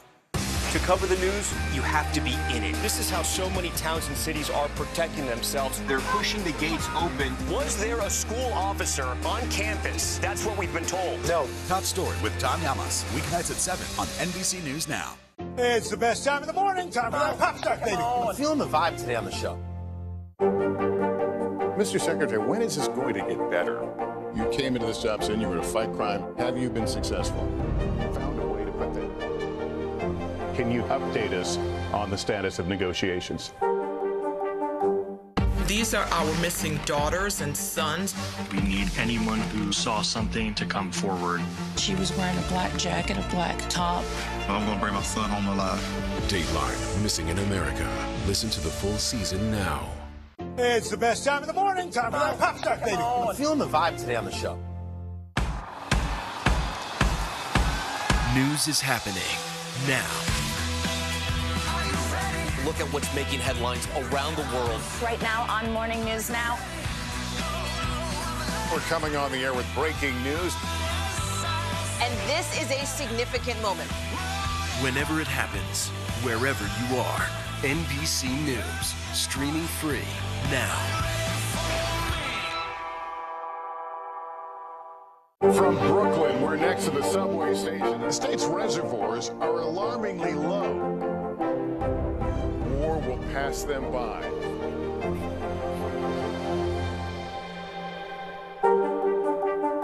Sometimes the news can be difficult and overwhelming for kids to understand. Ukraine and Russia. Could you help me understand what's going on? So to help make sense of it all, we've created a newscast just for them. We hope your family will watch Nightly News Kids Edition.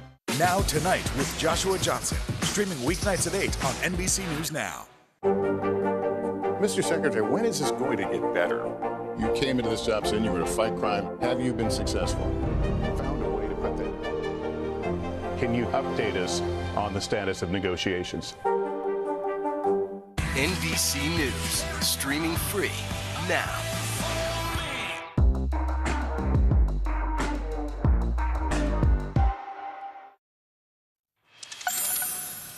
It is Gynecologic Cancer Awareness Month, and there is an alarming trend in the rate of cervical cancer right here in the U.S. That's right. New research shows that late-stage cervical cancer is now on the rise, with black women actually diagnosed at a rate that's 60% higher than their white counterparts. So I spoke to one group of women in Georgia. It's a state where the numbers are striking, and care can be harder to come by, especially in those rural parts of the state. So just take a look at how they're not only spreading the word, but they're also saving lives in the process. Chanel Cooper still remembers those she lost to cervical cancer. This is Talita. She passed away in 2019. A disease she barely escaped after being diagnosed at 37. By the time I had surgery, it had progressed to stage 2. And while her cancer was caught early, her story is a common one. New data shows black women have an overall rate of late-stage cervical cancer that's 60% higher than their white counterparts. The reasons? Another study found women in Cooper's home state of Georgia have less access to preventative treatment and a lack of information about preventative HPV vaccines and screening. That's why Cooper joined a team of women called Survivors. By a show of hands, how many of you knew what cervical cancer was before you or someone you knew had it? Nobody. None of you knew what cervical cancer was before it hit you. Their mission to get the word out to others before it's too late. Why do you think so many women in our community don't talk about this, or perhaps don't know about this? Who wants to talk about an intimate area of the body? We have to normalize those conversations. Conversations that are even more important in rural areas. We have women who contact us, and some of them are 3 hours away from a gynecologic oncologist. If there's one thing you could say to women around the world about prevention, what would you say? Get your annual exams. Get them every year. Because if it's caught early, you can survive. You can live the rest of your life and be happy. A sisterhood of survivors, hoping that someday their fight will be the last.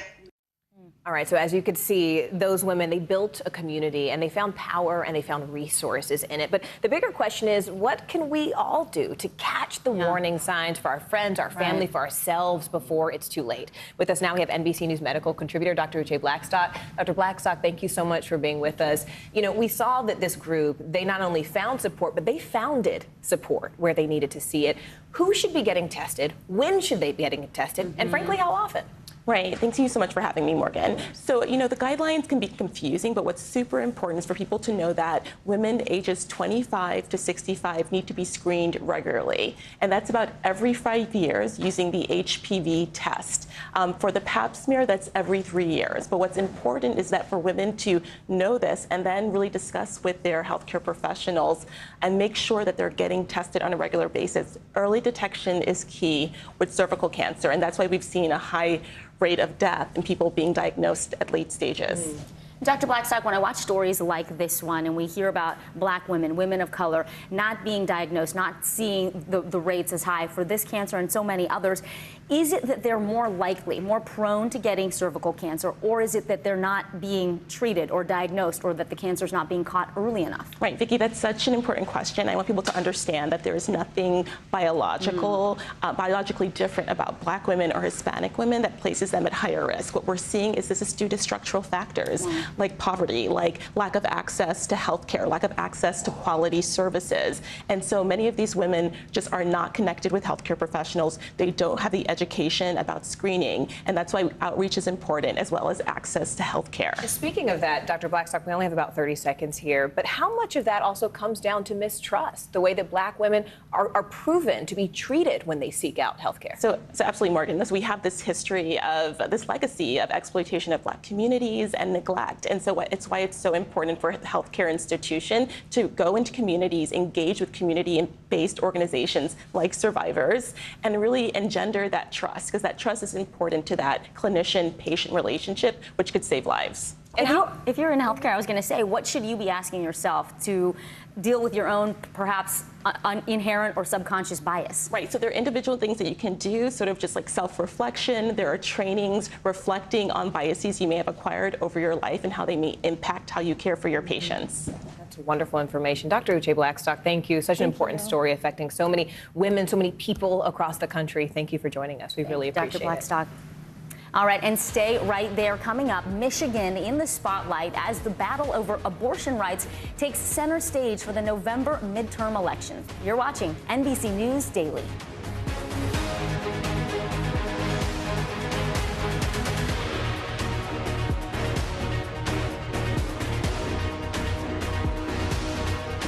Top Story with Tom Llamas, weeknights at 7 on NBC News Now. As we look out over the latest city-turned-crime scene, we see the things left behind. Back now with our NBC News exclusive.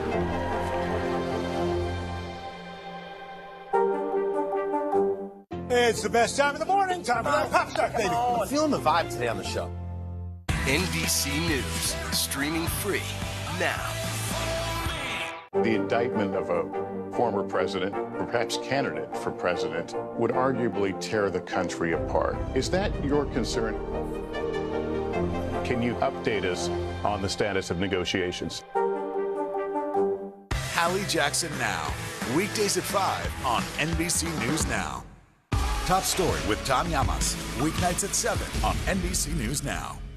It's the best time of the morning, time for that pop start, baby. I'm feeling the vibe today on the show. Right now on NBC News Now, we begin with breaking news just coming in. What's happening now, what's happening next, and what it means for you. We're continuing to follow the Russian attack on Ukraine. There's an intense artillery battle underway. As we look out over the latest city-turned-crime scene, we see the things left behind. Fewer people are content to just offer their thoughts and prayers. Stunning testimony at the January 6th hearing. Americans face the highest inflation rate in decades. Parts of Virginia cleaning up after severe storms. Flames forcing thousands to evacuate. When do I play meteorologist? Only when the heat is this bad. Another special night of election coverage right here at NBC News Now. Results are coming in. This Tuesday is going to be huge. This is big when we're talking about November. This feels like an ideological fight to the death. Is there room for common ground? What do you think when you see the activism? Do you think this could have happened without social media? We're coming on the air with the news NBC Scoop. Bringing the news to you is not only a job, it's an honor. Sometimes the news can be difficult and overwhelming for kids to understand. Ukraine and Russia. Could you help me understand what's going on? So to help make sense of it all, we've created a newscast just for them. We hope your family will watch Nightly News Kids Edition. Hallie Jackson Now, weekdays at 5 on NBC News Now.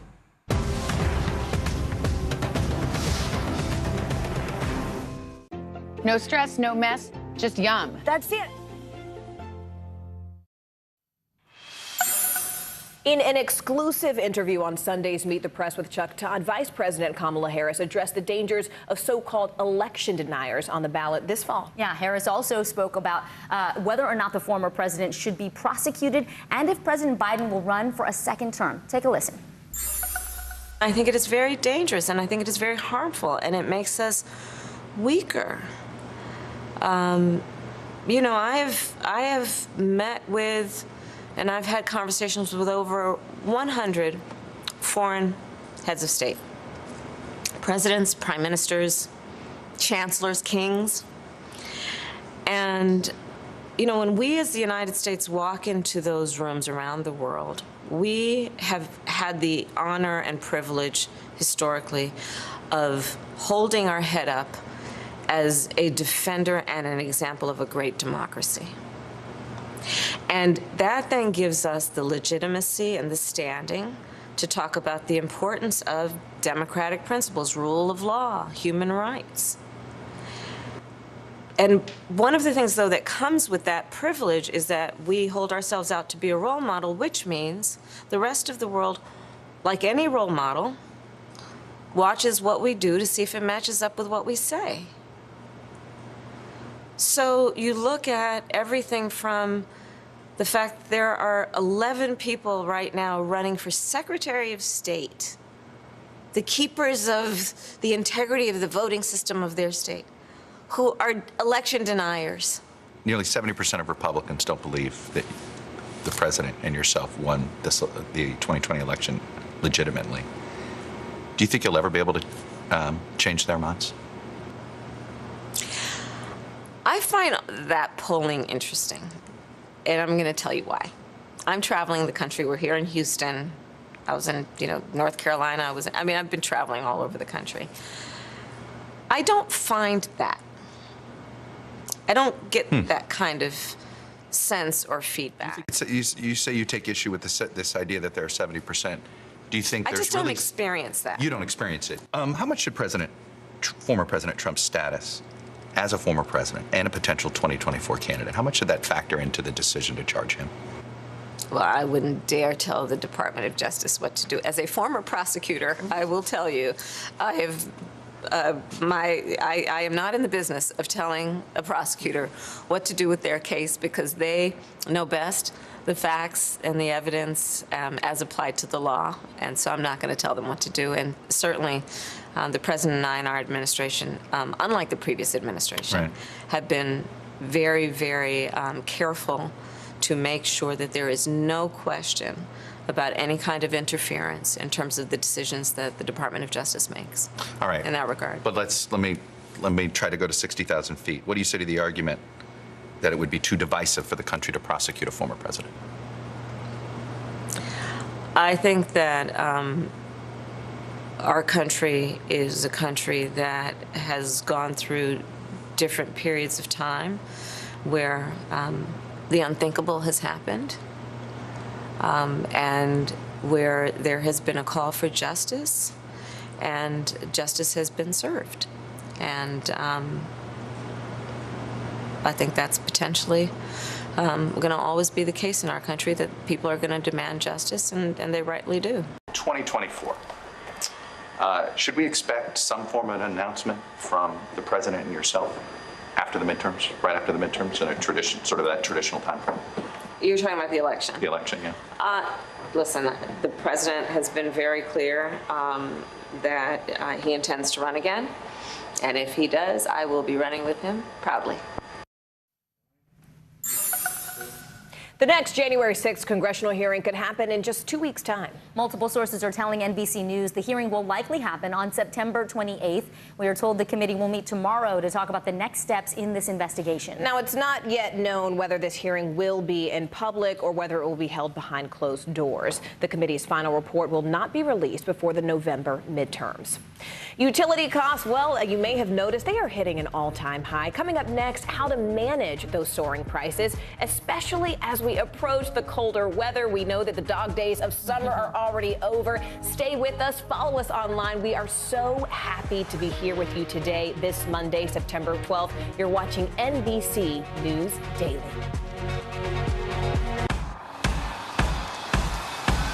News is happening now.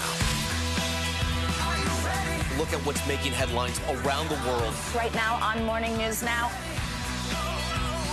We're coming on the air with breaking news. And this is a significant moment. Whenever it happens, wherever you are, NBC News, streaming free now. Here's what's happening in your neck of the woods.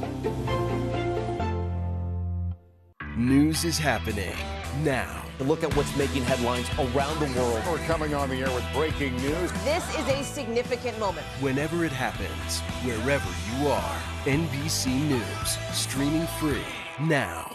Sometimes the news can be difficult and overwhelming for kids to understand. Ukraine and Russia. Could you help me understand what's going on? So to help make sense of it all, we've created a newscast just for them. We hope your family will watch Nightly News Kids Edition. Now Tonight with Joshua Johnson, streaming weeknights at 8 on NBC News Now. Sometimes the news can be difficult and overwhelming for kids to understand, so we've created a newscast just for them. We hope your family will watch Nightly News Kids Edition. As we look out over the latest city-turned-crime scene, we see the things left behind. Back now with our NBC News exclusive.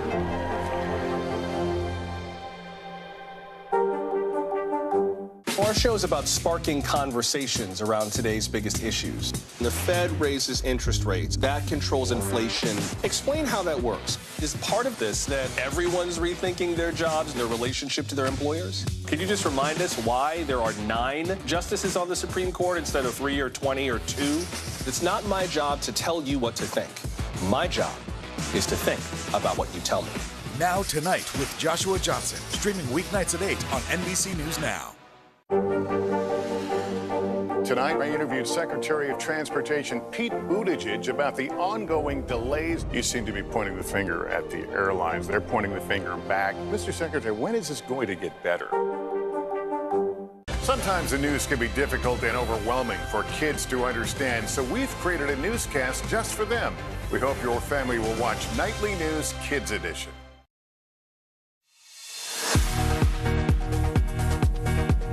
Thanks so much for joining us and welcome back to NBC News Daily. I'm Morgan Radford. And I'm Vicki Wynn. Making news right now. Final preparations underway at St. Giles Cathedral ahead of the arrival of Queen Elizabeth's coffin.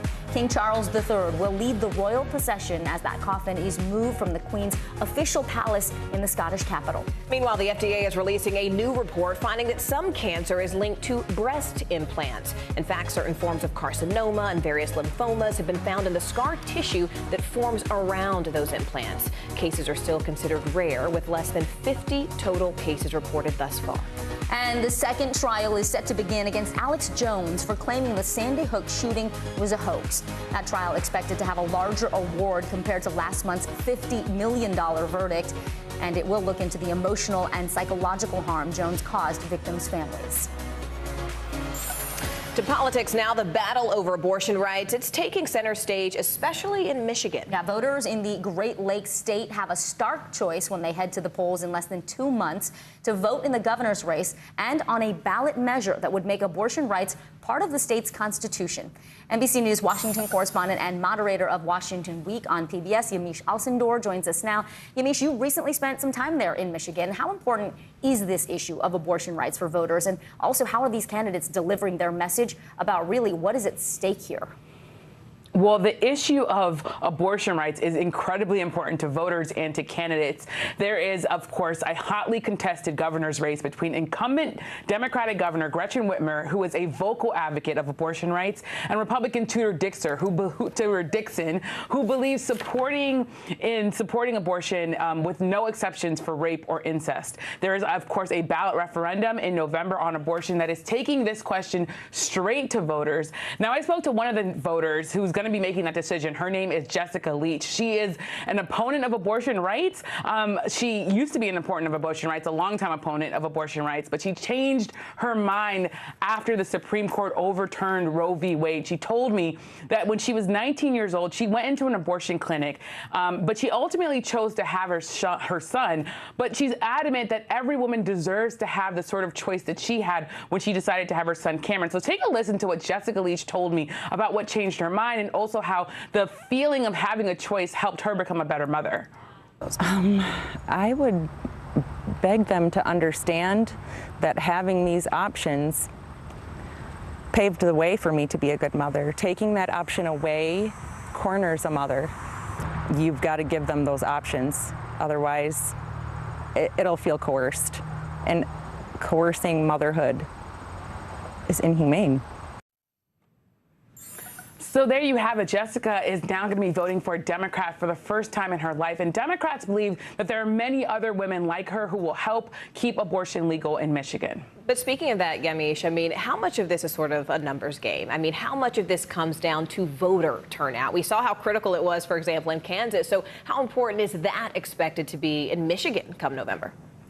Well, all eyes are on voter turnout in Michigan, and you have both sides really mobilizing for people who are opponents of abortion rights. They are out there. They are concerned about what happened in Kansas because, of course, that state is deeply red. Michigan is a battleground state, so there are a lot of people who are thinking Michigan is going to go the way of Kansas and enshrine abortion rights into the Constitution. But then, of course, you also have people who are supporters of abortion rights who are very, very concerned that this right can be taken away from women and that Michigan may fail to do that. So you have a lot of mobilizing on the ground. I talked to a lot of activists, both people in Planned Parenthood as well as opponents of abortion rights. So a lot to see and experience when you're in Michigan right now. Absolutely. A battle in the battleground. NBC News Washington correspondent Yamiche Alcindor. Yamiche, thank you so much for joining us. We appreciate it. You can be sure to watch more of Yamiche's deep dive into the battle over abortion in Michigan tonight on NBC Nightly News right here with Lester Holt.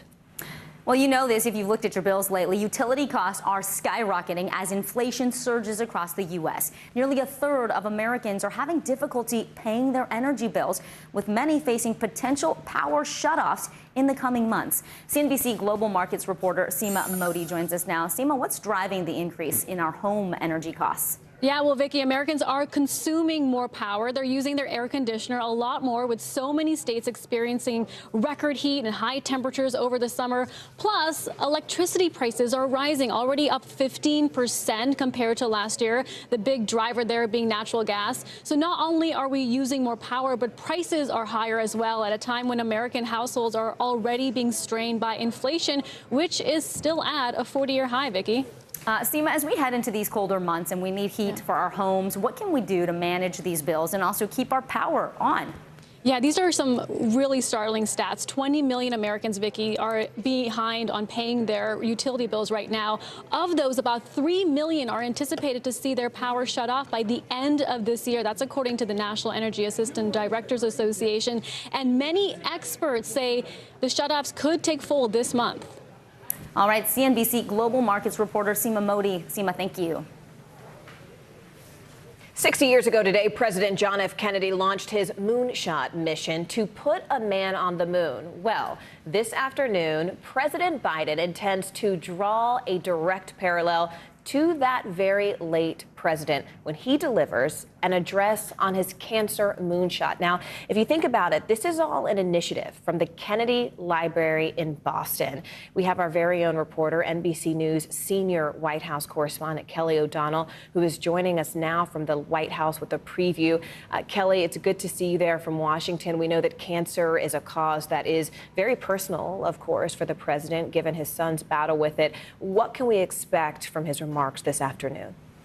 Well, as you said, Morgan, this ties in some history, and it is also an event to talk about the future and progress. The president has long said that cancer is something that affects both Democrats and Republicans. It is a disease that affects so many American lives. It crosses all those political boundaries, and it should be an issue that brings people together. So today, the president will provide an update using the anniversary of the JFK, President Kennedy's moonshot, which again was another innovation speech 60 years ago to get the U.S. to the moon. He is using it to say, let's get the U.S.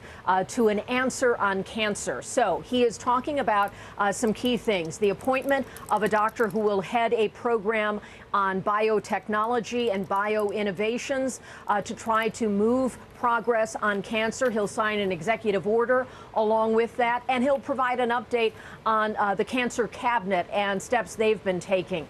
This is a case where the president is able to try to give incremental progress. This is not the kind of program where you can announce an initiative and then have an end result in the way that you might with some other projects. This isn't an infrastructure piece, which he's also talking about in Boston today at the airport, where you have funding and then you have a building and a ribbon cutting. It's a different kind of program, but it's one that's deeply personal, not only to the president, but so many American families. And he wants to give a progress report, and they are building it around that historical landmark of the JFK moonshot speech, and as a way to shine a light on the work that they are doing, and to try to show that there are new innovations in cancer that they're going to try to harness, and to use that as a way to talk about what the funding can do and what these minds that are coming together to try to bring new answers to cancer. So that's what we expect to hear this afternoon. Morgan? Yeah, Kelly, I'm glad to hear you mention how personal it is for the president and so many other American families. I can't think of an American family who has not been touched in some way by cancer. And you mentioned the cancer cabinet just a moment ago. What exactly does that mean? What changes? Who is that? What should we expect to come from it? Well, one of the things the president has talked about is, are there ways to cross some of the typical bureaucratic lines to bring answers on these issues, and to try to bring resources and to try to give help to families and researchers, and to sort of unite some of the bureaucratic sort of threads across government to do that. So in some ways you might have the Department of Veterans Affairs and dealing with the burn pits issue, which is one where the president has believed that his own son's cancer might have been caused by exposure to burn pits during his military service. Or you might have something with the National Institutes of Health under a different heading, or the Department of Health and Human Services. So having different departments within the federal government that can then work together, can find areas of common purpose that might not typically be the way they are organized, and to look for ways to put resources and innovation together on cancer to move the ball forward, to not have hurdles get in the way of innovation and trying to make things move more easily in the research area. Morgan? All right, NBC News senior White House correspondent Kelly O'Donnell joining us now live from the White House. Kelly, thank you so much. We appreciate it. And former NFL assistant coach Britt Reid has pleaded guilty today to driving while intoxicated. Yeah, the case centers around a car crash last year that left a young girl seriously injured. It happened just 3 days before Reid's team, the Kansas City Chiefs, played in the Super Bowl. You may remember this, and his father is the Chiefs head coach, Andy Reid. NBC News correspondent Jesse Kirsch has been following this story for us from Cleveland. Jesse, talk about why Reid entered this plea, and what do we know about the penalties he could now face? Yeah, so, Vicky, we know that Reid now faces up to 4 years in prison behind bars. The judge is expected to sentence him sometime next month in October. So, to be determined exactly how much time he will spend in prison, but he has pleaded guilty to felony driving while intoxicated. In the case stemming from this incident, this has been playing out for months now, obviously. In a statement ahead of this plea, Reid, through his attorney, said he hopes that this plea will give some sense of justice to the victims involved in this incident. Speaking of that, Jesse, what do we know in terms of details about that young girl who was seriously injured in that crash?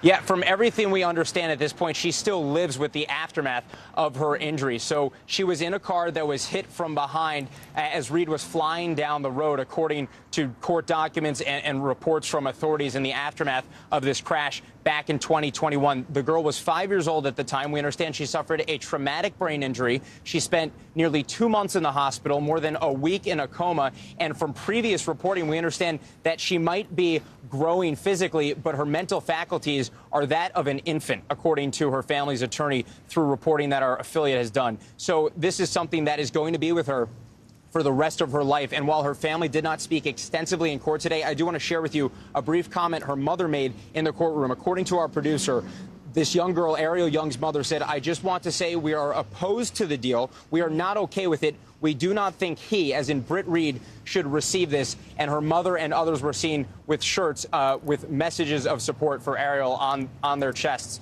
as they were in court today. A brief statement from the family. Clearly, they are not okay with what has played out here. They want to see a stiffer penalty. What are we hearing from his former team, Jesse, the Kansas City Chiefs? Has anybody said anything about this latest development? Yeah, so we've reached out to the Kansas City Chiefs as well as to the NFL. We have not heard back yet, but we do know that the Kansas City Chiefs had previously reached an agreement to provide medical support and pay for the medical bills for this young girl, because, again, this is something that, by all accounts, from what we understand, is going to be with her for her entire life. All right, NBC News correspondent Jesse Kirsch. Thank you, Jesse. And coming up, the Emmys are back in full force tonight, and we've got the categories and the nominees that you'll want to watch out for. More right here on NBC News Daily, just after the break.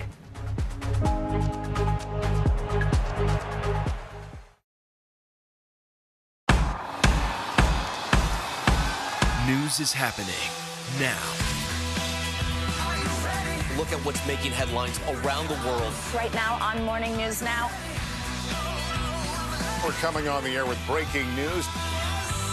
And this is a significant moment. Whenever it happens, wherever you are, NBC News, streaming free now. Top Story with Tom Llamas, weeknights at 7 on NBC News Now. Sometimes the news can be difficult and overwhelming for kids to understand. Ukraine and Russia. Could you help me understand what's going on? So to help make sense of it all, we've created a newscast just for them. We hope your family will watch Nightly News Kids Edition.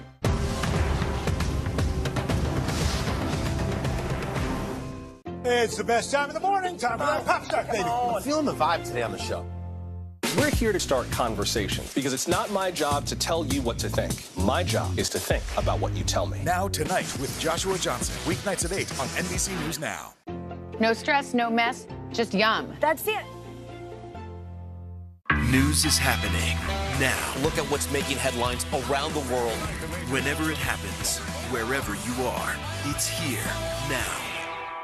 The indictment of a former president, or perhaps candidate for president, would arguably tear the country apart. Is that your concern? Can you update us on the status of negotiations? Our show is about sparking conversations around today's biggest issues. The Fed raises interest rates. That controls inflation. Explain how that works. Is part of this that everyone's rethinking their jobs and their relationship to their employers? Could you just remind us why there are 9 justices on the Supreme Court instead of 3 or 20 or 2? It's not my job to tell you what to think. My job is to think about what you tell me. Now tonight with Joshua Johnson, streaming weeknights at 8 on NBC News Now. No stress, no mess, just yum. That's it. Tonight, I interviewed Secretary of Transportation Pete Buttigieg about the ongoing delays. You seem to be pointing the finger at the airlines. They're pointing the finger back. Mr. Secretary, when is this going to get better?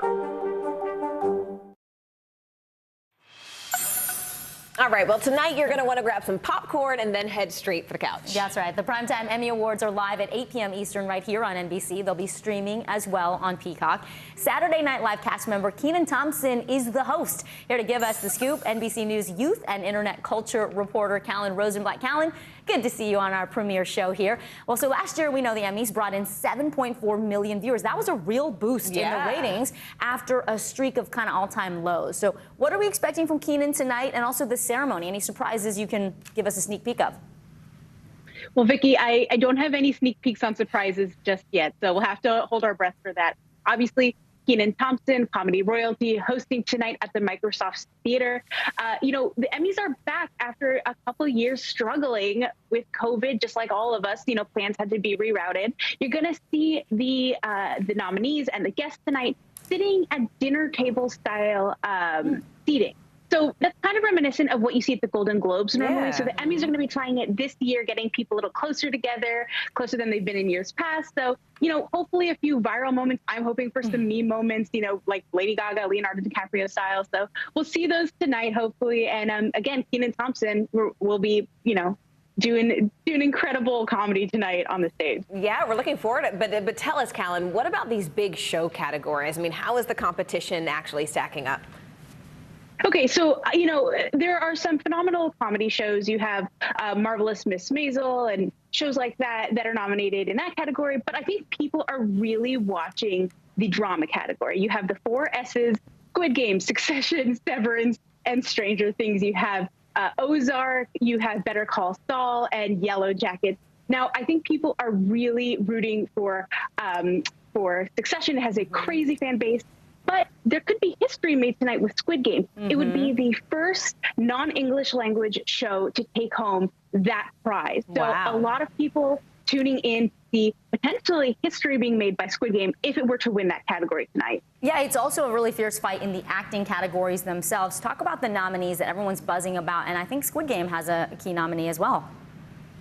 Squid Game has many key nominees as well.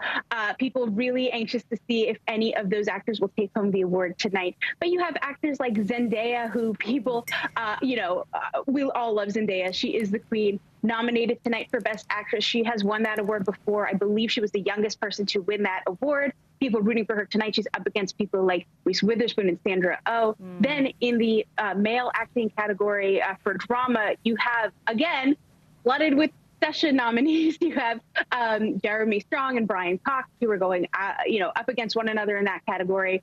Jeremy Strong having a sort of viral moment after a profile dropped early this year, people rooting for him. And of course, Sydney Sweeney nominated for The White Lotus and Euphoria. Just a crazy stacked year. People are calling this the most stacked Emmys ever. Wow. So it is a must watch tonight. Definitely. Yeah. All right. NBC News youth and internet culture reporter Callan Rosenblatt breaking it all down for us. Thank you, Callan. Well, it is an out-of-this-world anniversary for one space pioneer. 30 years ago today, Dr. Mae Jemison became the first black woman in space. She spent 8 days orbiting Earth 127 times. Jemison took a poster from the Alvin Ailey American Dance Theater, along with a photo of Bessie Coleman, the first African-American with an international pilot's license. She took that on that historic space mission. Well, speaking of space, NASA's return mission to the moon could blast off in under 2 weeks. The space agency is eyeing Friday, September 23rd for its latest attempt to launch its most powerful rocket ever built. Tuesday, September 27th is the backup date. Now, over the weekend, crews fixed a leaky fuel valve on Artemis 1, and that's when Artemis 1 does launch. It means that the uncrewed rocket will spend 40 days orbiting the moon. Now, if things do go as planned, astronauts could strap in sometime in 2024, and they could even land on the moon in 2025. Thank you so much for joining us. Stay with us because you are watching NBC News Daily. It is our pleasure to have you here. Make sure you follow us online and join the conversation. News is happening now. Look at what's making headlines around the world. Whenever it happens, wherever you are, it's here now. Here's what's happening in your neck of the woods.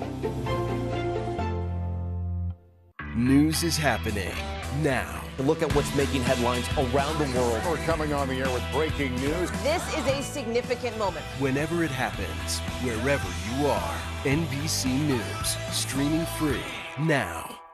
What do you love about fatherhood? The chaos, the learning. Is climate change one of your top priorities? What's your message to girls who want to make a difference in their own communities? Believe in yourself.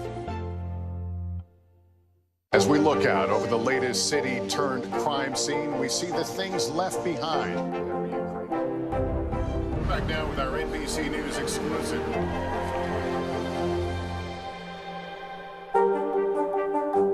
It's the best time of the morning. Time for that pop star, baby. I'm feeling the vibe today on the show. As we look out over the latest city-turned-crime scene, we see the things left behind.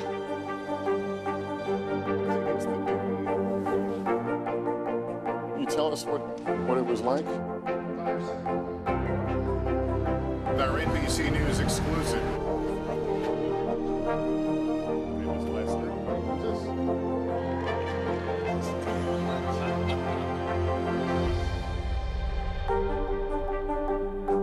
Live from Ukraine, from Uvalde, Texas, from Mayfield, Kentucky.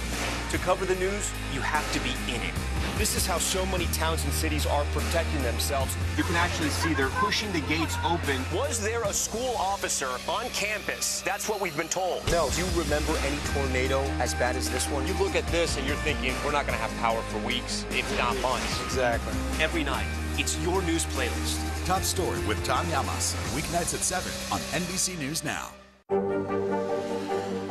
Tonight, I interviewed Secretary of Transportation Pete Buttigieg about the ongoing delays. You seem to be pointing the finger at the airlines. They're pointing the finger back. Mr. Secretary, when is this going to get better?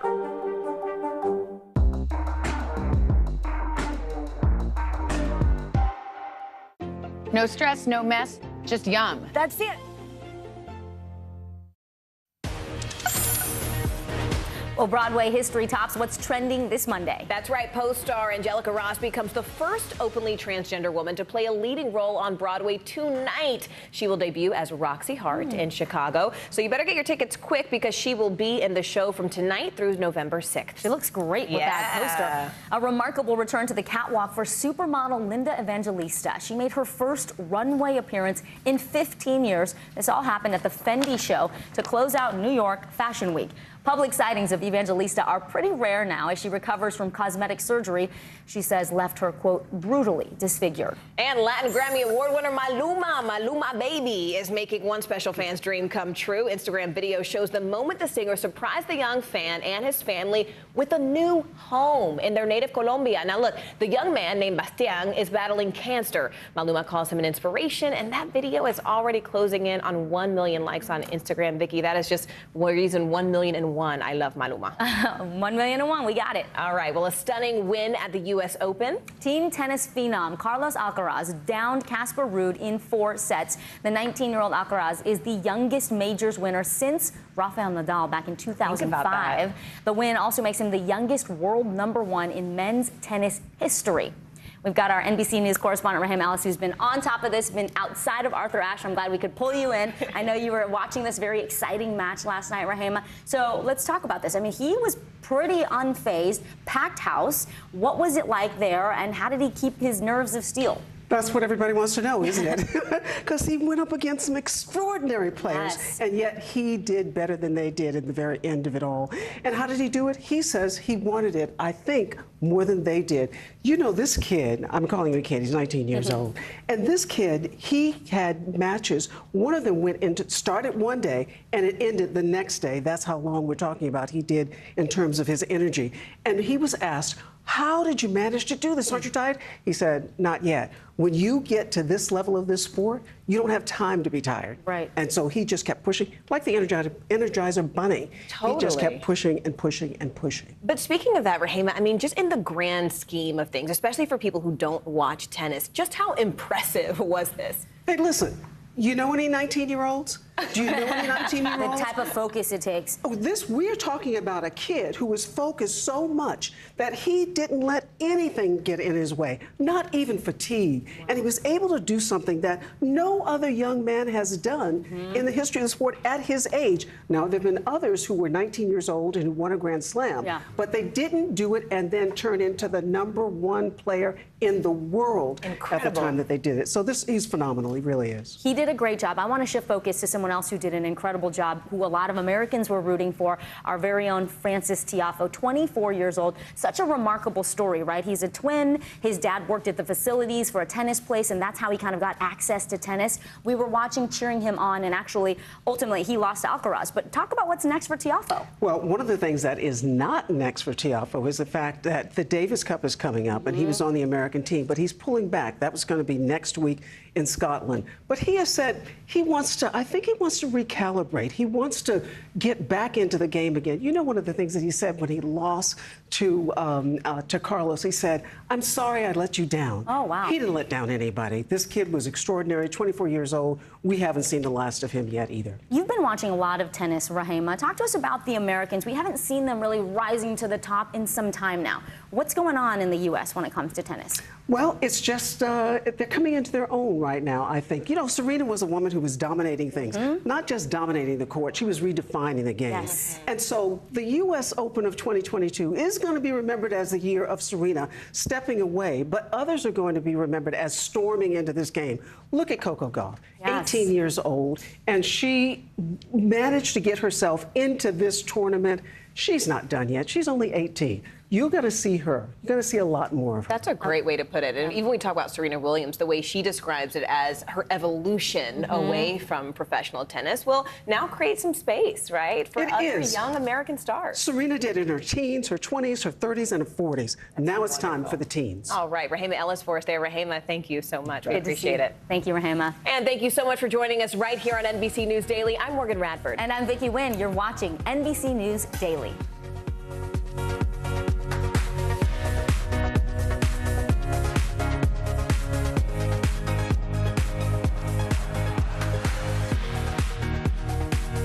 As we look out over the latest city-turned-crime scene, we see the things left behind.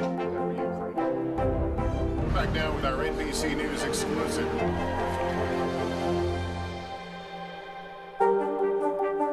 Sometimes the news can be difficult and overwhelming for kids to understand. Ukraine and Russia. Could you help me understand what's going on? So to help make sense of it all, we've created a newscast just for them. We hope your family will watch Nightly News Kids Edition.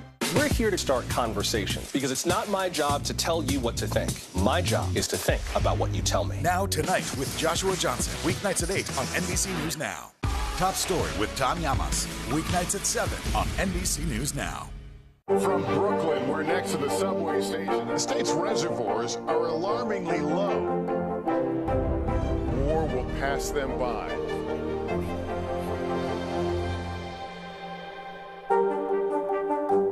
Now Tonight with Joshua Johnson, streaming weeknights at 8 on NBC News Now. Top Story with Tom Llamas is your news playlist on NBC News Now. And now, you can listen to it as a podcast, available anytime and anywhere. No stress, no mess, just yum. That's it. The day's biggest political stories with trusted insight now and expert analysis now. A daily look at the politics behind the headlines. Meet the Press Now, streaming weekdays at 4 p.m. on NBC News Now. We're here to start conversations because it's not my job to tell you what to think. My job is to think about what you tell me. Now Tonight with Joshua Johnson, weeknights at 8 on NBC News Now. To cover the news, you have to be in it. This is how so many towns and cities are protecting themselves. They're pushing the gates open. Was there a school officer on campus? That's what we've been told. No. Top Story with Tom Llamas, weeknights at 7 on NBC News Now. We're here to start conversations because it's not my job to tell you what to think. My job is to think about what you tell me. Now Tonight with Joshua Johnson, weeknights at 8 on NBC News Now. Top Story with Tom Llamas is your news playlist on NBC News Now. And now, you can listen to it as a podcast, available anytime and anywhere.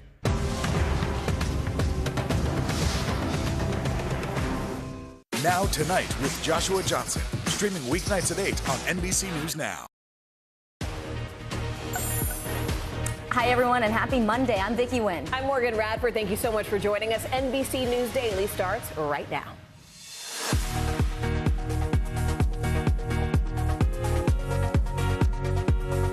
Today is Monday, September 12th. Royal escort, the children of Queen Elizabeth II, attend a service in Scottish Parliament to honor the life of their mother. Her journey to her final resting place in London is underway right now. Russian retreat. Ukrainian forces claim to be making huge gains, driving Russian troops from occupied regions in the northeast. We'll have the very latest straight ahead. Court fight. Lawyers for President Trump argue in a new filing that some of the documents seized in the Mar-a-Lago raid may not be classified. We will have the details. And Iron Man Tom Brady breaks another record as he kicks off the season, becoming the oldest quarterback to ever start a game.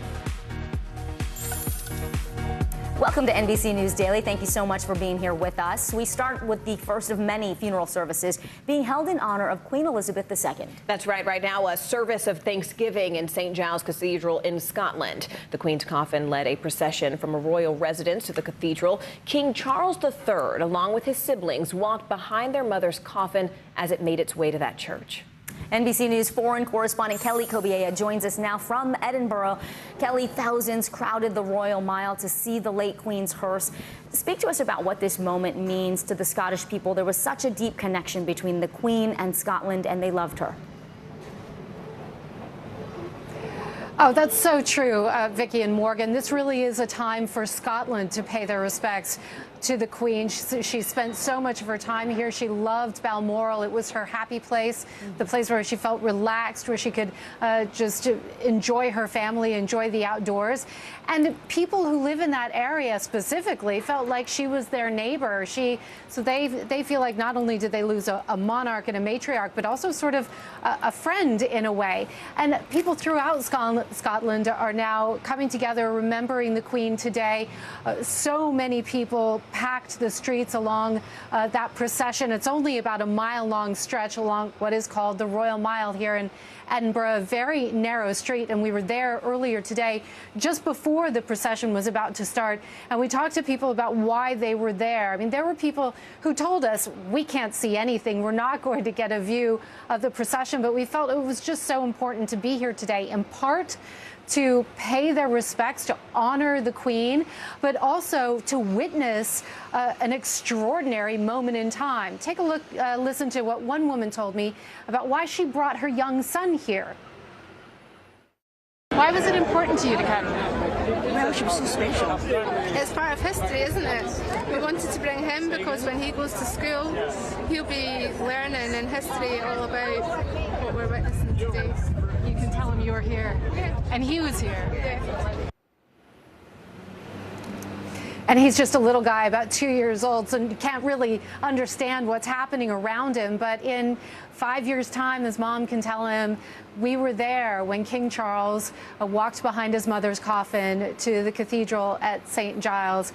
And at this moment, guys, the procession is, of course, over, but people are finally lining up and getting ready to go in and file past the coffin that the Queen's viewing is finally open to the public, really the first chance to walk by and pay their quiet respects. And that'll continue for about the next 24 hours. And Kelly, you mentioned sort of the first chance, but one of the ceremonies is called, as you mentioned, a service of thanksgiving. But why is that? I mean, what exactly happens there? Just walk us through that ceremony, if you can, briefly.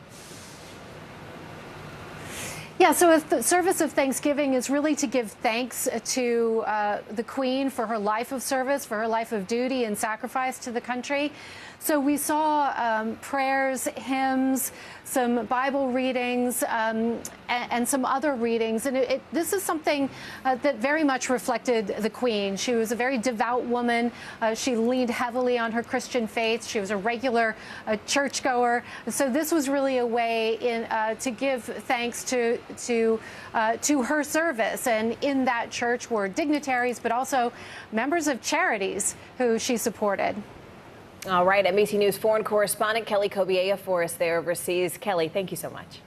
Morgan, let's stay overseas now. Russian forces are retreating from a key region in northeast Ukraine. The recapturing of territory on the 200th day of this war could signal a significant turning point for Ukraine and its defense against Moscow's attacks. NBC News foreign correspondent Megan Fitzgerald is tracking it all for us, and she joins us live now from Kyiv. Megan, how exactly is Ukraine pushing out Russian forces in this region? And they just got a big influx of cash from the U.S.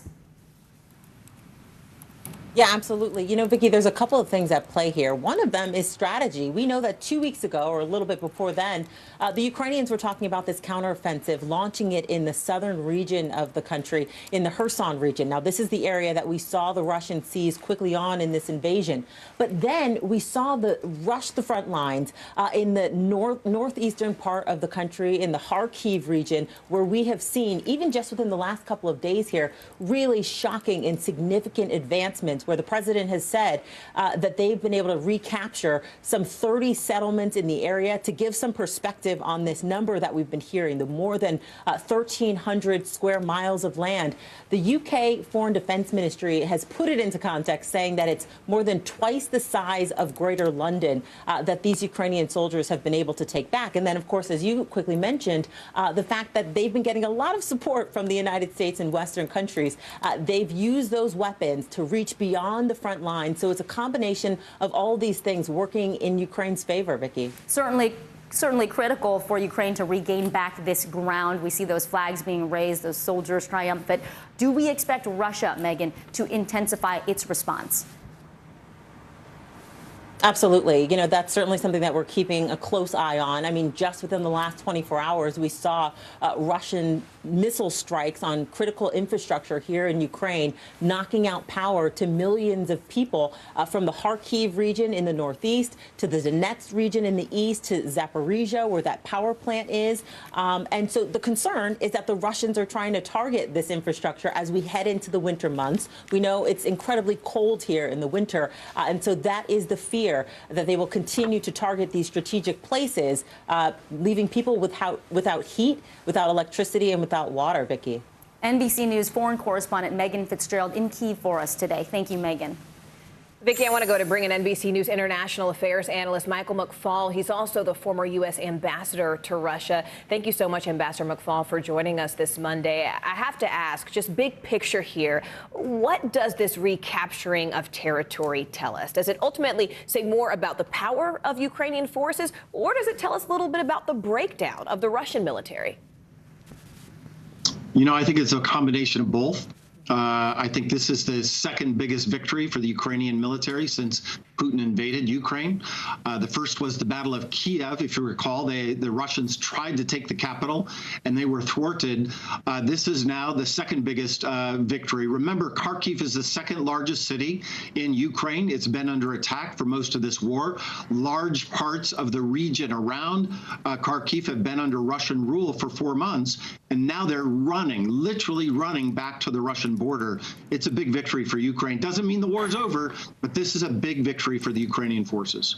You know, I was so struck, Ambassador, by that letter that local Russian leaders sent to Putin, essentially asking him to stand down. The letter, it basically said, look, you had a few good ideas in the beginning, but you've completely spoiled this war. You haven't done a good job. And this is in a country where speaking out against the government can put you in jail. So that was a risky move. What does the fact that they even wrote that letter and ultimately where we are now looking at the recapture of this territory say about not only Putin's power, but even his control over his own military?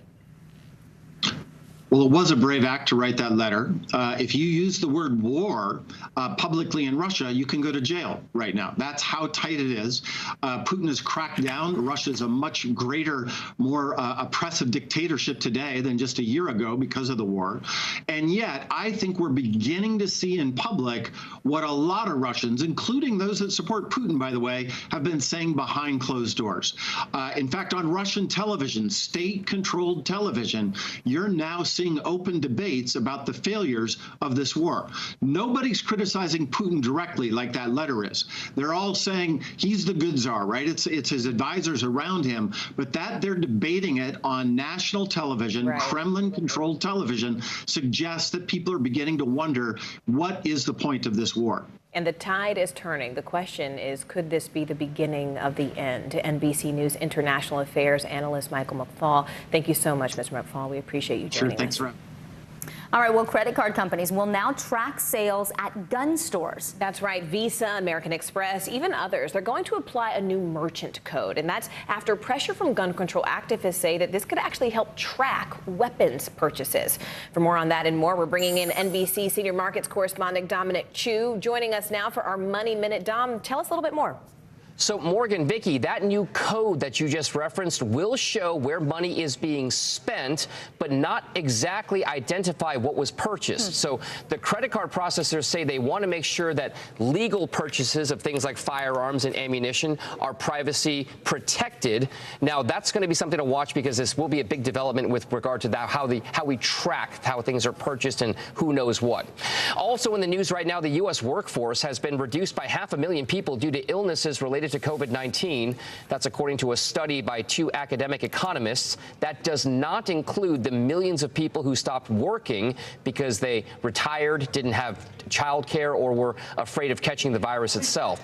And Walt Disney Company is revealing plans for new attractions at its theme parks, including a Tron light cycle run at Disney World and a new villain, King Thanos, will be coming to Disneyland as well. The company says this version of Thanos won, and parkgoers followers will be able to join the Avengers as they fight back against the victorious King Thanos. So an interesting move, all coming from that D23 Expo, ladies, where Disney unveiled some of their new wares and their new attractions. So we'll see how that plays with consumers, guys. I've got 3 little kids who'll be watching that closely. CNBC Senior Markets Correspondent Dominic Hsu, thank you. And coming up, we're going to dive into the growing legal battle over the thousands of pages of documents seized from former President Trump's Mar-a-Lago estate. We'll tell you what both sides are arguing today. You're watching NBC News Daily.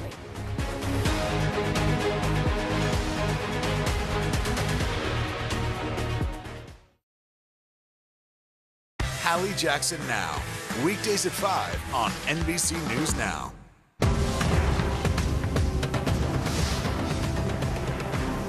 From Brooklyn, we're next to the subway station. The state's reservoirs are alarmingly low. War will pass them by.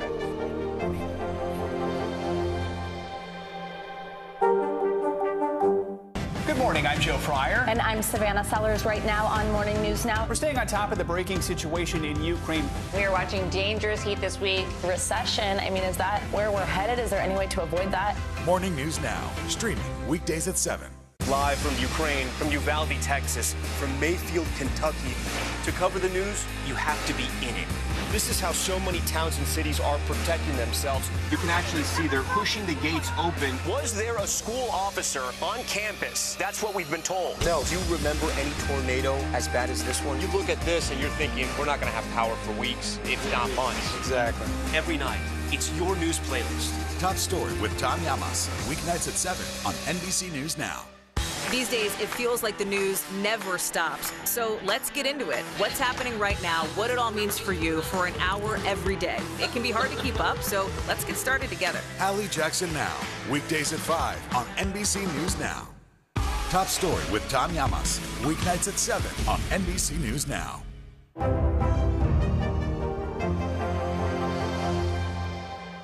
News is happening now. Look at what's making headlines around the world. We're coming on the air with breaking news. This is a significant moment. Whenever it happens, wherever you are, NBC News, streaming free now.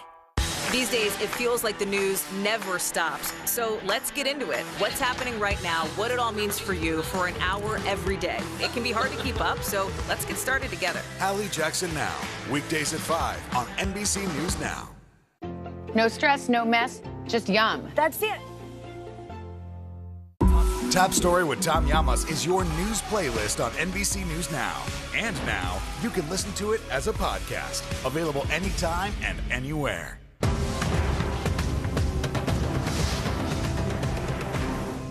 Here's what's happening in your neck of the woods.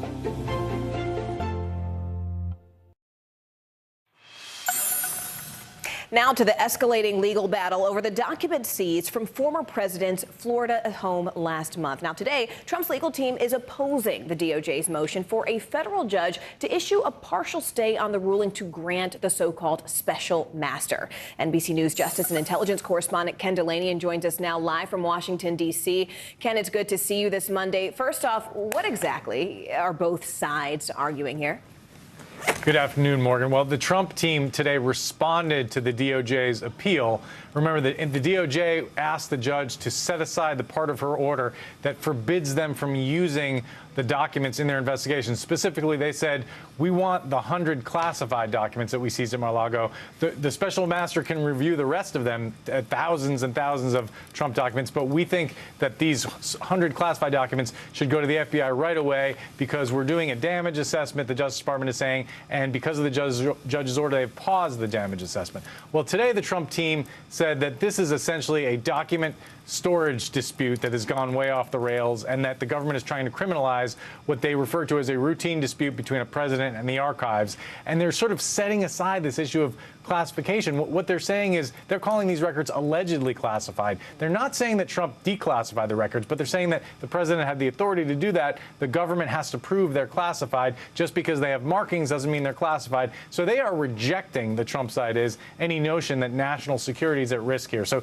two starkly different views, Morgan, of this case.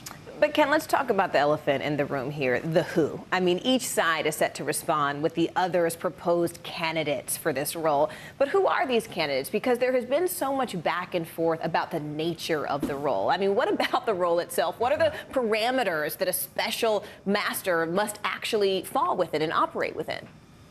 Well, to be honest, Morgan, it's not that exciting. These are 3 of the 4 are retired federal judges. Some have experience on the FISA court. That's the secret surveillance court. So they have had security clearances in the past. One of them, Barbara Jones, was the special master in searches involving Michael Cohen and Rudy Giuliani, 2 of Donald Trump's lawyers. So she has experience doing this. The only controversial name proposed there was Paul Huck, proposed by the Trump side. He is not a retired federal judge, but he is married to a woman who was appointed by Donald Trump to the appeals court that would rule in this case. So a lot of legal experts are concerned that he may have a conflict of interest, Morgan. Speaking of that, though, Ken, the judge in this particular case has already been the subject of threats. Can you give us some details on that? What exactly is going on there? Yeah, we learned today, Morgan, that a woman was arrested in Texas last week and charged with 2 counts of making criminal threats after she left voicemails and emails essentially threatening to kill this judge. It's important to note, though, that this woman apparently has a history of making threats, including threats to kill Donald Trump, we're told, and that her mother has told the Secret Service, this is according to court records now, that she has a history of mental problems. So unfortunately, these things happen, but we're paying such close attention to this case that it's making the news. But I don't think much to worry about here, Morgan. Thanks for the details. NBC News Justice and Intelligence correspondent Ken Delaney joining us from Washington, D.C. Ken, thank you. You bet. In an exclusive interview on Sunday's Meet the Press with Chuck Todd, Vice President Kamala Harris was asked whether she thinks the Justice Department should prosecute former President Donald Trump. Here's what she told Chuck. How much should former President Trump's status as a former president and a potential 2024 candidate, how much should that factor into the decision to charge him? Well, I wouldn't dare tell the Department of Justice what to do. As a former prosecutor, I will tell you, I am not in the business of telling a prosecutor what to do with their case because they know best the facts and the evidence as applied to the law. And so I'm not going to tell them what to do. And certainly the President and I and our administration, unlike the previous administration, have been very, very careful to make sure that there is no question about any kind of interference in terms of the decisions that the Department of Justice makes. All right. In that regard. But let me try to go to 60,000 feet. What do you say to the argument that it would be too divisive for the country to prosecute a former president? I think that our country is a country that has gone through different periods of time where the unthinkable has happened, and where there has been a call for justice, and justice has been served. And I think that's potentially going to always be the case in our country, that people are going to demand justice, and they rightly do. Well, 1 in 4 American adults are living with a disability, and their financial future is a key concern. Up next, the ways to afford care. An important story you'll want to see. You're watching NBC News Daily.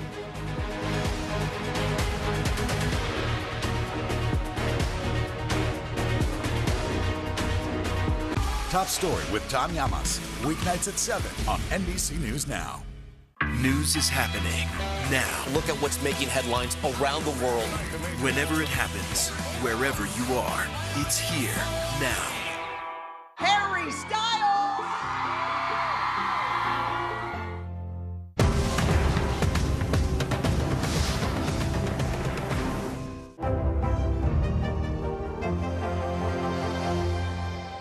Harry Styles!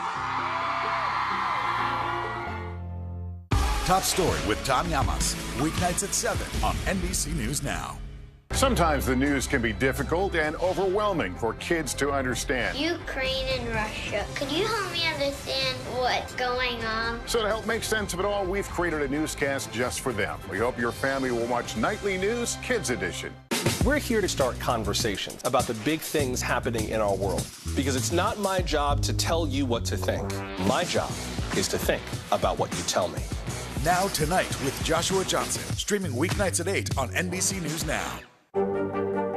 Mr. Secretary, when is this going to get better? You came into this job saying you were going to fight crime. Have you been successful? Found a way to put that. Can you update us on the status of negotiations? News is happening now. Look at what's making headlines around the world. Right now on Morning News Now. We're coming on the air with breaking news. And this is a significant moment. Whenever it happens, wherever you are, NBC News, streaming free now. Top Story with Tom Llamas, weeknights at 7 on NBC News Now. From Brooklyn, we're next to the subway station. The state's reservoirs are alarmingly low. War will pass them by.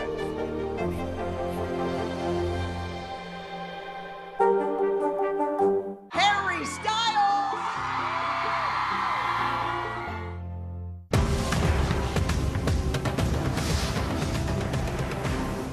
You don't know when your moment's coming, but when it does, you take it.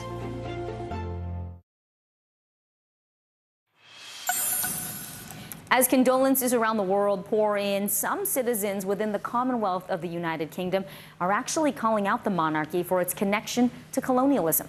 For centuries, the Commonwealth was so vast, the saying was, the sun never sets on the British Empire. But during the 20th century, one by one, countries began declaring their independence. The once vast empire shrunk down to just 14 countries. Joining us now from Puerto Rico, Jamaica, is NBC News senior correspondent Kerry Sanders. Kerry, good to have you with us this Monday. Jamaica on day 5 now of its mourning period for the Queen, but some Jamaican citizens are not sharing in the grief so much. Talk about the complicated and conflicted feelings here, Kerry. Well, it is complicated, and it goes back over history, because if you go back to the earliest days in the 1660s or so, it was the Royal African Company that was part of the royalty, the monarchy, had the ships to bring slaves here to the West Indies. So while many people might look at these shores and say to themselves, oh, what a beautiful place to go on vacation, it is just so wonderful, those who live on the island see these shores as the places those ships were brought in with their forebears, their forefathers, the people who were enslaved and brought here and forced to work on the sugar plantations. So to put this into perspective, we had a chance to meet with Faye Ellington. Faye Ellington met with the Queen back here in 1994. The proper term that they would use when it comes to royalty is she was presented to the Queen. So that was a high moment, perhaps, but at the same time, you can understand how, because of the history in this country, how she and others feel about her passing. I'm not mourning, and it's not because I have no feeling, but the Queen is disconnected from me, really. I want a scenario where the reparation issue, we put our foot on the pedal, press the gas. Do you believe that there will be compensation ever for the enslavement of people who were brought here? Kerry, I want to believe it. It's going to be a difficult road, but we're going to fight. And so you heard me talking to her about reparations. There are those here who say they would like to see the British government, the royalty, which enriched off of the back of those who were enslaved here with sugar. And remember, back then, sugar was like green gold. It was just that valuable in the world. Would like to see reparations. But before that comes, there has to be an official apology, guys. The times have certainly changed. NBC News' Kerry Sanders. Thank you, Kerry. For more on the passing of Queen Elizabeth and the ascension of King Charles, NBC News British historian Andrew Roberts joins us now live from London. Andrew, thank you so much for being with us this Monday. First off, I think the question on everyone's mind is what will be different? What can we expect to see from King Charles in the first few days on the throne? And just more broadly, how will his reign be different from his mother's? Well, I think he's going to modernise the monarchy. He's going to slim it down, certainly. One of his plans is to make it a smaller group of people who are royals. The very fact that that photograph that you're showing at the moment, that was never seen before, this this extraordinary condolences and then speech to the House of Commons and the House of Lords. That had never happened in the past in public, and the Accession Council had never been filmed before. So there are things that are moving already. But as I say, I think the major one will be a slightly sort of more efficient royal family and a smaller one.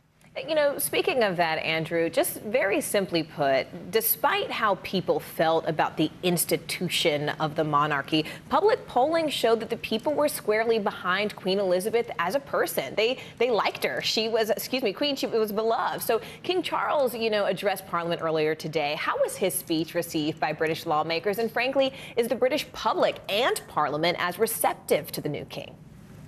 Oh, yes, they are. I mean, it's the first thing for 70 years to have happened on this scale. So, of course, they are very interested.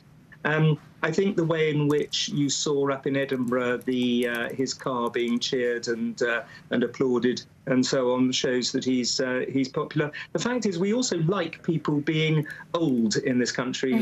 Once somebody gets into the 80s or 90s, they become popular anyway, which I think will happen with King Charles, certainly. Wow. British historian Andrew Roberts, thank you so much for joining us. We appreciate your expertise. And stay with us right here on NBC. We're here to start conversations because it's not my job to tell you what to think. My job is to think about what you tell me. Now Tonight with Joshua Johnson, weeknights at 8 on NBC News Now. You don't know when your moment's coming, but when it does, you take it. Live from Ukraine, from Uvalde, Texas, from Mayfield, Kentucky. To cover the news, you have to be in it. This is how so many towns and cities are protecting themselves. You can actually see they're pushing the gates open. Was there a school officer on campus? That's what we've been told. No. Do you remember any tornado as bad as this one? You look at this and you're thinking, we're not going to have power for weeks, if not months. Exactly. Every night, it's your news playlist. Top Story with Tom Llamas, weeknights at 7 on NBC News Now. Harry Styles!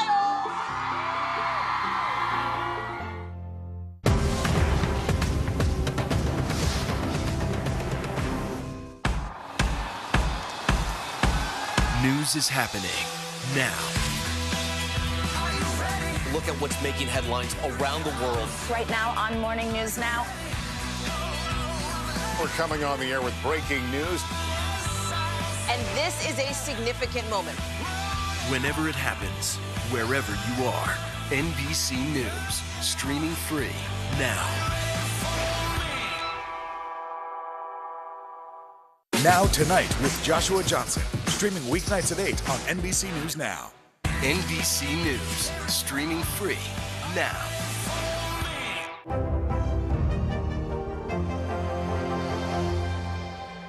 NBC News, streaming free now.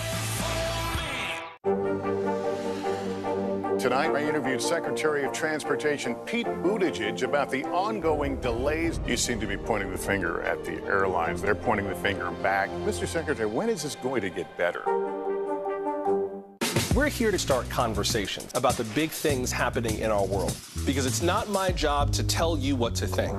My job is to think about what you tell me. Now Tonight with Joshua Johnson, streaming weeknights at 8 on NBC News Now. Mr. Secretary, when is this going to get better? You came into this job saying you were going to fight crime. Have you been successful? Found a way to put that. Can you update us on the status of negotiations?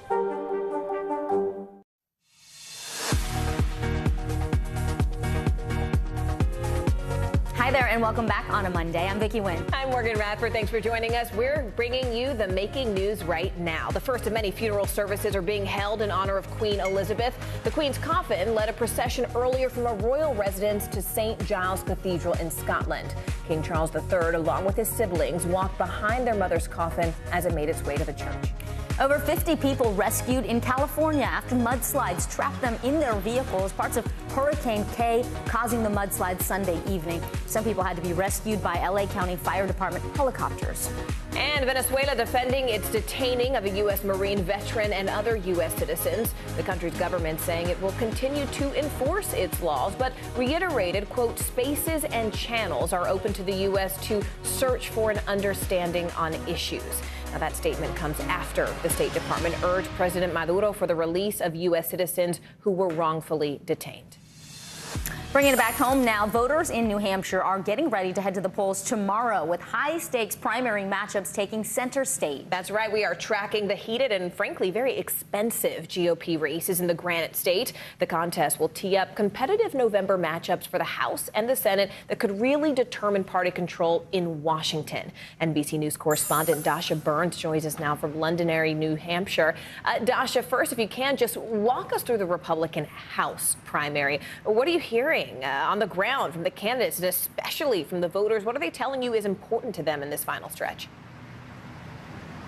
Yep, Morgan, Vicki, these are two really important races here, both the House race and the Senate race. In the House race here, you've got a vulnerable Democratic incumbent, and whoever runs against them in November is going to be in a tight matchup here. In this race, you've got a bit of a Trump proxy war. You've got two young candidates who are both working to carry the MAGA mantle into November. You've got Matt Mowers, who's 33, Caroline Leavitt, who's just 25 years old. She was here at a local business earlier today speaking to voters. She's trying to bring home the message that inflation is hurting voters, that she's the person who can make some change in Washington. And take a listen to what she told me.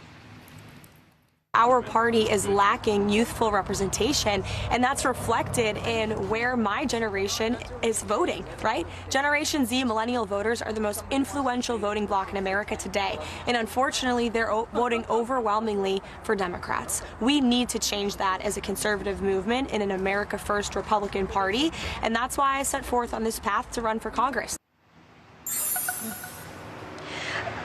Notably, the former president, Trump, has not endorsed in this race, though both of these candidates very much looking to campaign sort of in his image, in his style, particularly Leavitt. What's going to be interesting to watch here, though, is what happens between the primary and the general, where you've got 38% of New Hampshire voters who are unaffiliated. So while these candidates may do well with the Republican base here, how they pivot in the general election to attract some of those more moderate voters could be a challenge for these candidates. Morgan, Vicki? Dasha, what about the Senate GOP primary there in New Hampshire? Who are the candidates to watch, and what are their key differences? This is a critical seat, guys, that really could have been a fairly easy pickup for the Republican Party, or at least an extremely competitive race. What we're seeing here, though, is sort of what we've seen in a few different races. We've got a moderate candidate versus a further right candidate. Don Baldock, we actually just spoke with him. He is leading in the polls right now, but the Republican establishment has lined up behind his opponent, who is sort of holding that more traditional Republican mantle. And we're going to see which one of those candidates is able to appeal to these New Hampshire voters who are independent and idiosyncratic here, guys. We'll be watching. NBC News correspondent Dasha Burns. Thank you, Dasha. Well, Vicki, speaking of politics, President Biden is in Boston today delivering an update on his cancer moonshot initiative. Now, this speech falls on the 60th anniversary of President John F. Kennedy's moonshot speech, where he outlined his goal to put a man on the moon. NBC News senior White House correspondent Kelly O'Donnell joins us now from the White House with all the latest details. Kelly, we know that cancer is a particularly personal cause for the president after his son Beau's passing back in 2015. What do we expect him to say when he speaks to the entire country this afternoon? Well, I would imagine the president would reference his own life experience, and he often does that. I've been on many different events where he has referenced Beau's health experience, what he learned about having to navigate the healthcare system, and then to broaden it out and to say that the cancer moonshot is something that President Biden wants to be part of his legacy. How to bring about and harness medical innovation, how to bring about a greater sharing of what is known in the federal government, and how to target money to research to bring about answers more quickly. And that's part of what the cancer moonshot is. So today, using that historical anniversary of President Kennedy's moonshot, referring to getting the U.S. to the moon, and now putting it in the cancer sphere to say, can the U.S. move more quickly to get answers that could help treat cancers? And so part of what they're doing is grants that will help to provide researchers with tools, biomedical technology to try to advance new cures, and to try to bring all of that about across the bureaucracy to make it work faster and better from the lab to the patient's bedside. Morgan? All right, NBC News senior White House correspondent Kelly O'Donnell for us there. Kelly, as always, thank you so much. For family members living with a disability, planning for their financial future is often a key concern. More than 61 million Americans live with special needs. Sit there with that for a moment. Their care can be really costly. CNBC senior personal finance correspondent Sharon Epperson joins us now with one family's journey helping their disabled son and others through music. This is such an important story to spotlight. Sharon?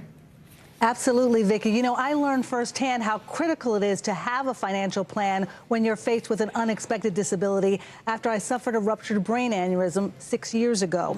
And it was such a pleasure to meet this fellow survivor and share his story.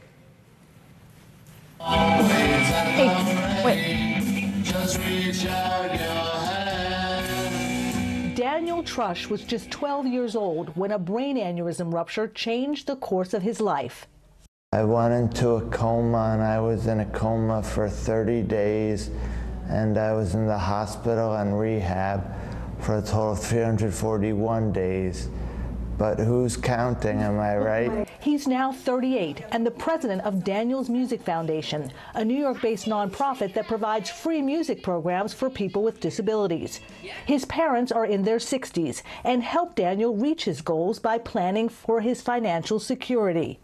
I'm used to business plans, and so I converted a business plan to a personal plan. And it goes down to the plan, okay? This is what we have coming in. This is what we want to do. Where's the surplus? How much do we have to save? Experts say accessing government and employer benefits and setting up targeted savings are critical to secure a disabled person's financial future. If they inherit a traditional or Roth IRA or 401k, they can stretch distributions over their lifetime instead of having to withdraw the money within 10 years like most beneficiaries. An ABLE account lets families save up to $16,000 a year without impacting government benefits for someone who became disabled before age 26. And it's also important to find a community of support. So when people come here, they come here for the joy of music, but they also come here knowing that there are other people that are going through what they're going through, not just emotionally or physically, but financially. But we find that a lot of the parents, caregivers come together because there's a commonality. They feel comfortable. Sometimes outside, people do not understand what they're going through. Not just in creating a financial plan, but also a life plan for people with disabilities to be able to share their special talents. We judge our success by the number of smiles that we get. And this unexpected executive is almost always smiling. Here I am. When they see me, they might not think that I could do much, but then when I show them what I could do, their minds are blown. You know, it's fascinating to see this story and to see Daniel's journey. So many people with disabilities never make it, and he is an unexpected survivor. 1 in 50 people has a brain aneurysm, and nearly half of those never make it. So the fact that he is doing this is remarkable. If you want to know more about brain aneurysms, September is Brain Aneurysm Awareness Month. I urge you to go to bafound.org, the Brain Aneurysm Foundation. That is one of the places where you can find a lot of great information, but also a community of support, which, Vicki and Morgan, is so very important when you're talking about trying to figure out how to make a plan for your loved one with disabilities, whether it's a financial plan or their life plan. Sharon, we are so happy you shared that story with us and that you're here with us today as well. CNBC senior personal finance correspondent Sharon Epperson, thank you. Thank you. Well, yesterday marked 21 years since the worst attack on American soil since Pearl Harbor. It's hard to believe it's already been 21 years. To honor those lost on September 11, 2001, friends and family members, they gathered for touching ceremonies to remember the lives lost on that painful day. NBC News correspondent Rahema Ellis has more. On this day of remembrance, somber moments of silence.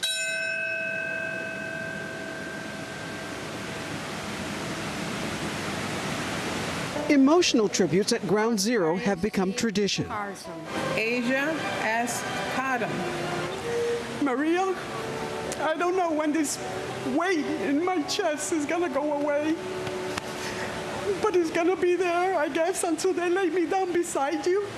Uncle Jimmy, I'm so proud to be named after you. You're my hero. Nino, one thing I'm sure, I was there from day one looking for you. From the first hour I received a phone call.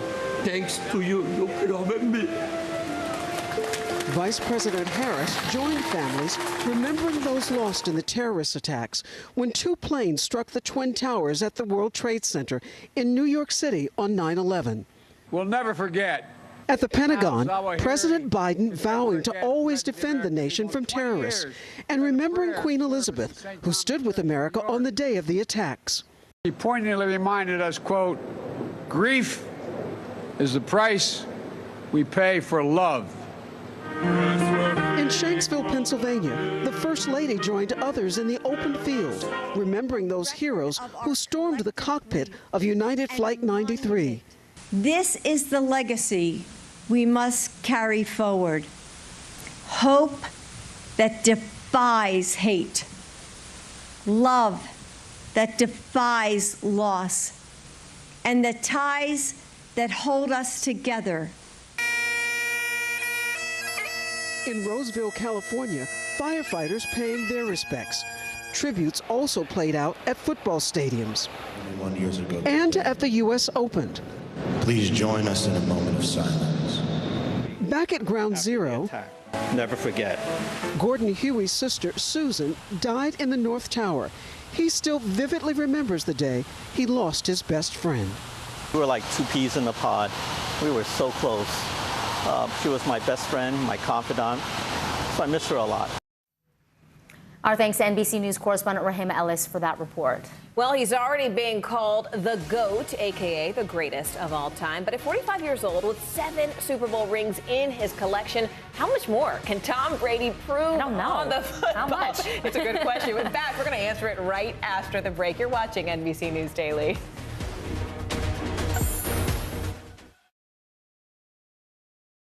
Top Story with Tom Llamas, weeknights at 7 on NBC News Now.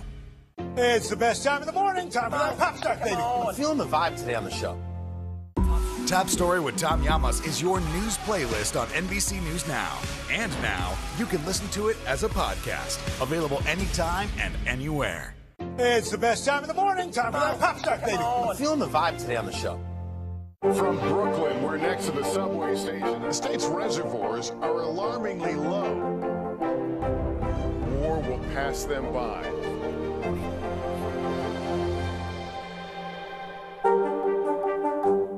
Good morning, I'm Joe Fryer. And I'm Savannah Sellers right now on Morning News Now. We're staying on top of the breaking situation in Ukraine. We are watching dangerous heat this week. Recession, I mean, is that where we're headed? Is there any way to avoid that? Morning News Now, streaming weekdays at 7. Tonight, I interviewed Secretary of Transportation Pete Buttigieg about the ongoing delays. You seem to be pointing the finger at the airlines. They're pointing the finger back. Mr. Secretary, when is this going to get better? News is happening now. Look at what's making headlines around the world. We're coming on the air with breaking news. This is a significant moment. Whenever it happens, wherever you are, NBC News, streaming free now. Top Story with Tom Llamas, weeknights at 7 on NBC News Now. Tonight, I interviewed Secretary of Transportation Pete Buttigieg about the ongoing delays. You seem to be pointing the finger at the airlines. They're pointing the finger back. Mr. Secretary, when is this going to get better?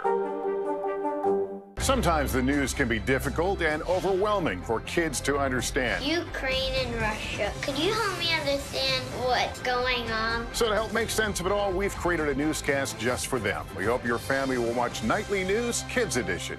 News is happening now. Look at what's making headlines around the world. We're coming on the air with breaking news. This is a significant moment. Whenever it happens, wherever you are, NBC News, streaming free now. No stress, no mess, just yum. That's it. NBC News, streaming free now.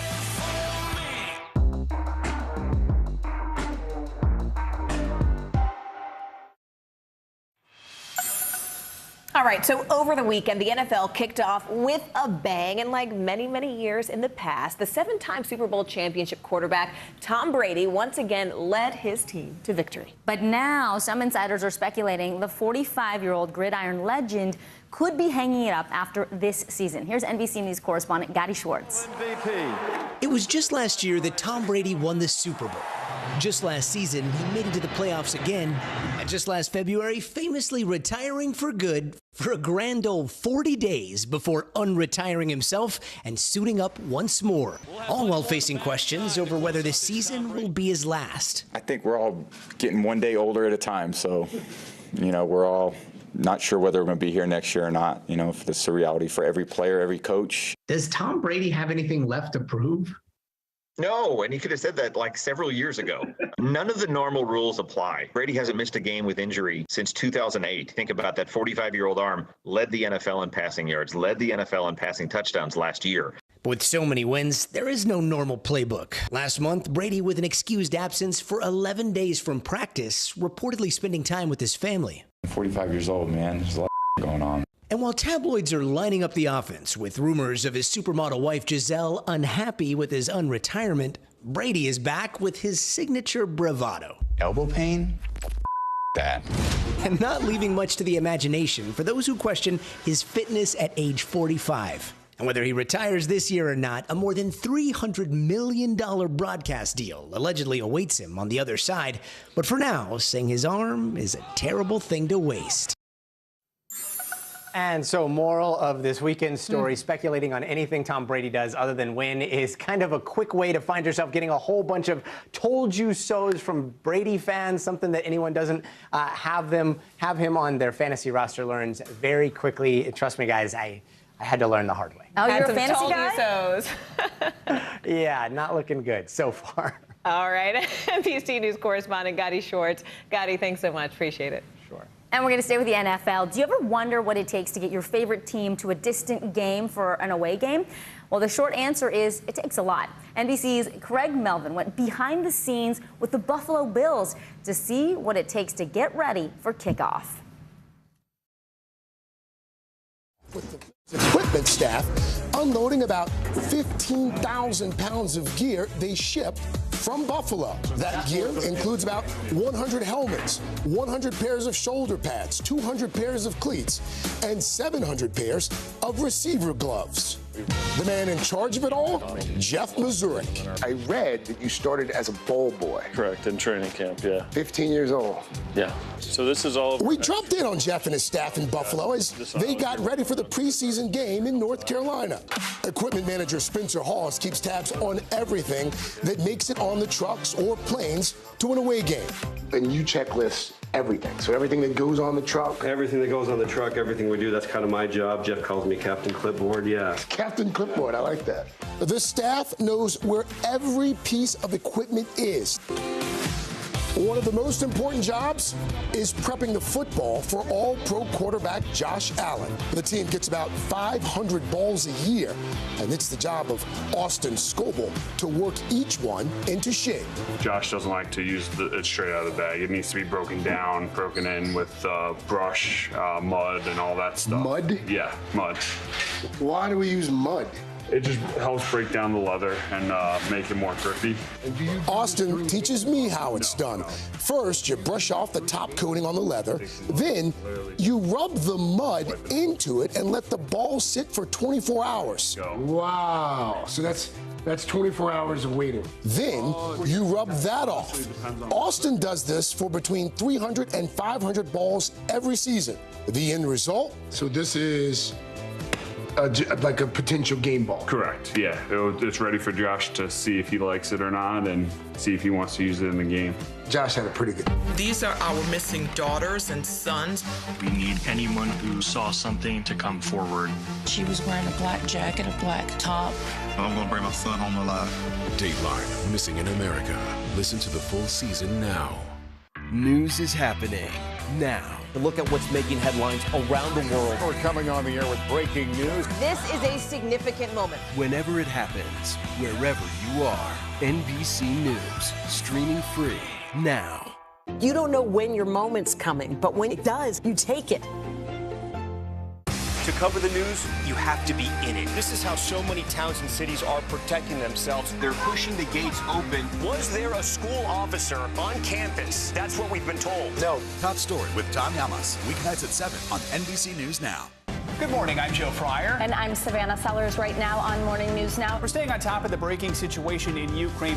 We are watching dangerous heat this week. Recession, I mean, is that where we're headed? Is there any way to avoid that? Morning News Now, streaming weekdays at 7.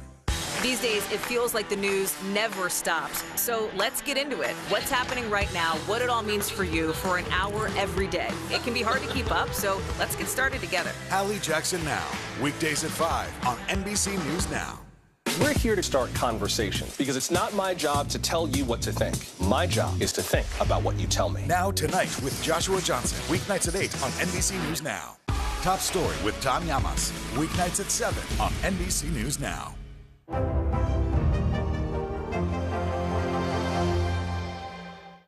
No stress, no mess, just yum. That's it. News is happening now. Look at what's making headlines around the world. Whenever it happens, wherever you are, it's here now. Mr. Secretary, when is this going to get better? You came into this job saying you were going to fight crime. Have you been successful? Found a way to put that. Can you update us on the status of negotiations?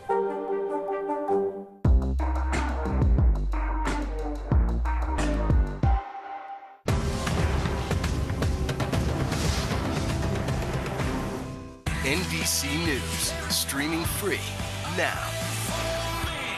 It's the best time of the morning. Time for that pop start, baby. I'm feeling the vibe today on the show.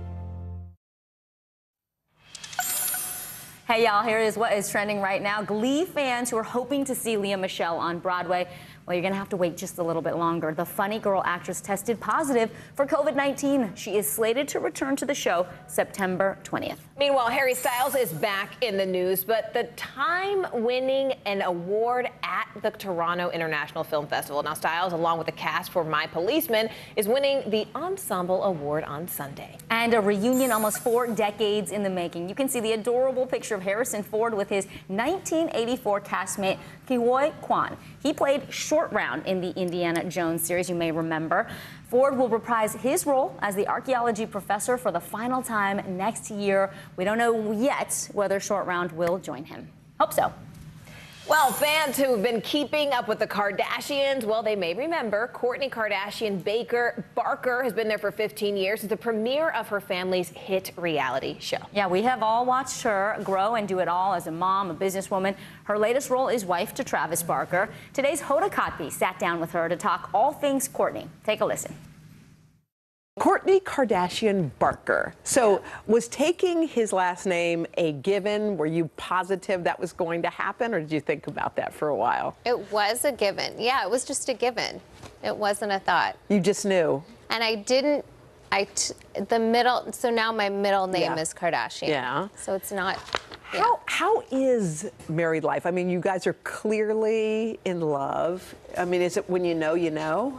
I think when it's kind of easy and like it just everything almost like it's so weird. I think of like times when things weren't so easy and it's just like when it's right, it's right. Favorite tattoo of his? The Kourtney, of course. Kourtney is the best He one. also has my lips. What? And I did my own I tattooed him. I wrote I love you in cursive, like in my cursive writing. Script? And then, no, I did it. Right. I put it on. Oh my like gosh. I did the gun and did it.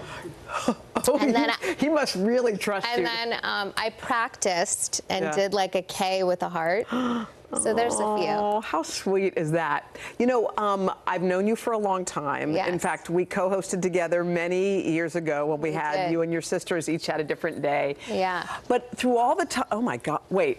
That was you then? That was holy 2011.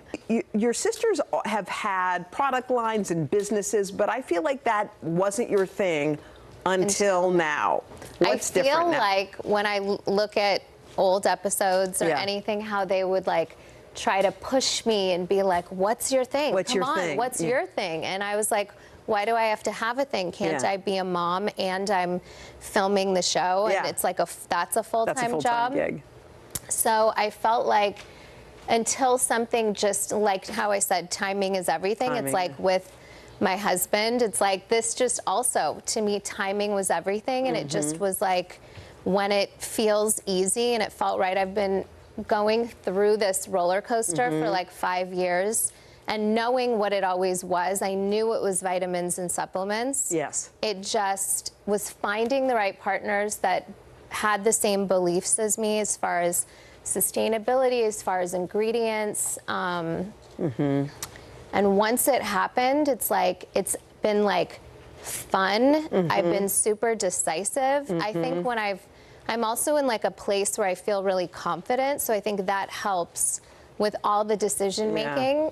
Yeah. I like that you're in that moment in your life. So you feel comfortable in your own skin. Do you feel like it's kind of finally I'm here? Yeah, I do. I do feel that way. And I feel like it's all like working together and just with ease. I think you're in a great moment in your life. It sounds like you found like the love of your life. You've got your next season of the show. You've got this product line, and you look. I remember you from years ago. You look happier now than you did back then. Thank you. I think I am. All right, well, speaking of Hollywood, Hollywood is preparing for a very big night, the 74th Emmy Awards tonight on NBC and Peacock. Saturday Night Live's Kenan Thompson will be hosting The Marvelous Mrs. Maisel, Succession, Ted Lasso, 3 of the top shows vying for top honors. Newcomers Abbott Elementary and Severance, as well as Squid Game, hoping to edge out some of the past winners. The Primetime Emmy Awards are live tonight at 8 o'clock Eastern. Thank you so much for joining us. I'm Vicki Wynn. It's been our pleasure. I'm Morgan Radford. You're watching NBC News Daily. The indictment of a former president, or perhaps candidate for president, would arguably tear the country apart. Is that your concern? Can you update us on the status of negotiations? No stress, no mess, just yum. That's it.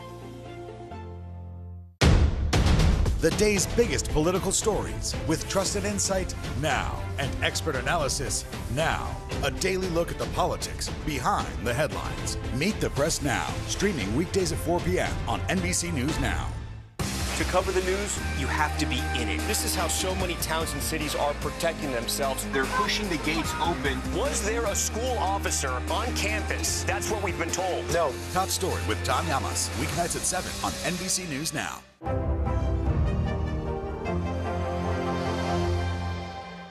Here's what's happening in your neck of the woods. News is happening now. Look at what's making headlines around the world. We're coming on the air with breaking news. This is a significant moment. Whenever it happens, wherever you are, NBC News, streaming free now. To cover the news, you have to be in it. This is how so many towns and cities are protecting themselves. They're pushing the gates open. Was there a school officer on campus? That's what we've been told. No. Top Story with Tom Llamas, weeknights at 7 on NBC News Now.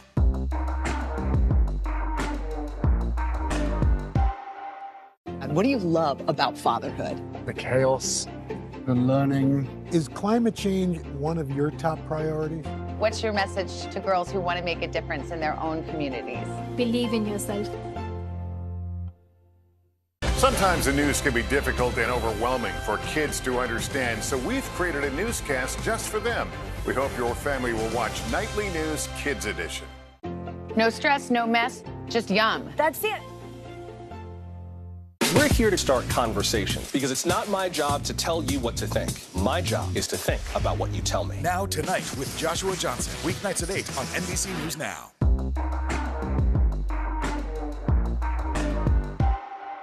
Sometimes the news can be difficult and overwhelming for kids to understand, so we've created a newscast just for them.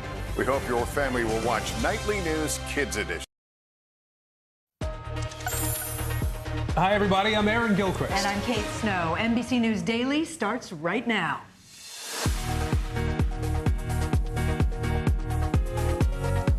Today, Monday, September 12th, 2022, a royal send-off. Scotland paying tribute to the late Queen Elizabeth II. 1 week ahead of her funeral, we have all you need to know about the sequence of events and the future of the royals. Trump fights back. Lawyers for the former president directly taking on the Justice Department over those documents seized from Mar-a-Lago. What they say needs to happen now. Horrific discovery. 3 children are dead after being found unconscious on a New York City beach. What we know about who's being questioned in connection with the crime. And a chance at life. The alarming rise in cervical cancer threatening a growing number of women. What one group of survivors is doing to save lives.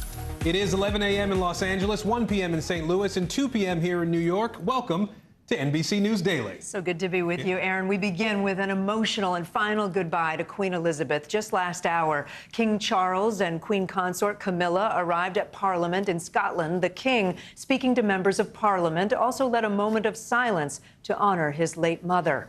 Earlier today, we saw the new King lead a procession of his mother's casket to Edinburgh Cathedral. Now, outside the sanctuary, thousands of people lined the streets to pay their respects. The Queen spent countless summers in Scotland, mostly at her estate there, Balmoral Castle. And this is what it looks like inside Edinburgh Cathedral right now. Over the next 24 hours, mourners will make their way through that church before the Queen's body returns to London tomorrow. Leading us off this hour, NBC News senior national correspondent Tom Yamas and senior international correspondent Keir Simmons. Tom, we'll start with you here. You spoke, the King just spoke at the Scottish Parliament today. Talk to us about what he said there. Well, not just what he said, but actually what he was wearing as well. We have some video of that as he addressed the Parliament. He was wearing the traditional garb here, a Scottish kilt. And he basically said what we've been hearing for days now, talking about the great admiration that his mother, Queen Elizabeth II, had for Scotland. At the same time, members of Parliament said the same thing. Douglas Ross, the leader of the Scottish Conservative Party, saying at one point the Queen seemed as permanent as the stones of Edinburgh Castle. Here's more of what King Charles had to say.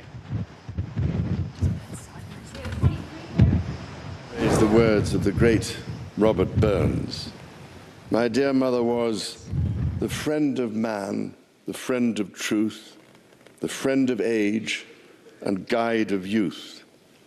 Few hearts like hers with virtue warmed, few heads with knowledge so informed.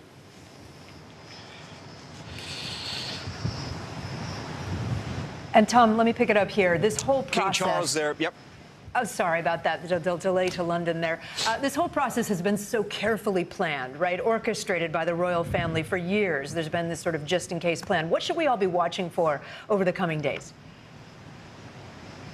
Kate, it has been actually pretty incredible to witness how this has gone off so far without a hitch. What we're going to see in the days ahead, as we had mentioned earlier, right now, Queen Elizabeth, her coffin, she is lying in rest at St. Giles Cathedral, which is just behind me here. Tomorrow, we know that she will be flown over to London, where my colleague Keir Simmons is at, and our coverage will pick up there as well. On Wednesday, we know the public in London will start to be able to pay their respects. And, of course, next Monday will be the Grand Queen's funeral in London and Windsor. Kate? Yeah, Tom, you mentioned the regular folks there, the people of the UK. I know you've been talking to some of them about this loss of their Queen Elizabeth. What have they been telling you? So, Aaron, right now there is a remarkable scene happening at St. Giles Cathedral. There are thousands of people lined up as far as the eye can see, and they have been waiting more than 6 hours. They're going to have to wait even more. And they're waiting basically just to walk by the coffin because there are so many people wanting to witness this moment that they can't even stop. They can't even pause to say a prayer. They have to basically just sort of brush by the coffin rather quickly. And I asked these people, I actually asked the crowd, I said, is it worth it? And they said, yes. She was our monarch. She loved us. She did so much for us. So clearly the people here really just so happy. They're somber and they're upset that she has passed away, but they're also happy that this funeral procession is starting here in Scotland. Guys, back to you. Tom Yamas in Scotland for us today. Tom, thank you. And Keir Simmons is with us as well over there. Keir, the Queen's death has brought so much attention to the relationship between the royals, specifically Princes Harry and William. They reunited this weekend. People saw that picture of them together for the first time in over a year. What do we know about where their relationship stands right now, Keir? Well, Kate, you can just picture it, can't you? Prince William picks up the phone to Prince Harry and asks whether Harry and Meghan would come and join William and Kate to go and meet the public. And then Harry and Meghan scramble, hurry to get there, and then they step out of that car. And it was just so unexpected, wasn't it? And when will be the next? It was, as one royal commentator put it, like turning back the clock. William and Kate, Harry and Meghan, together in public for the first time in years. And the public loved it.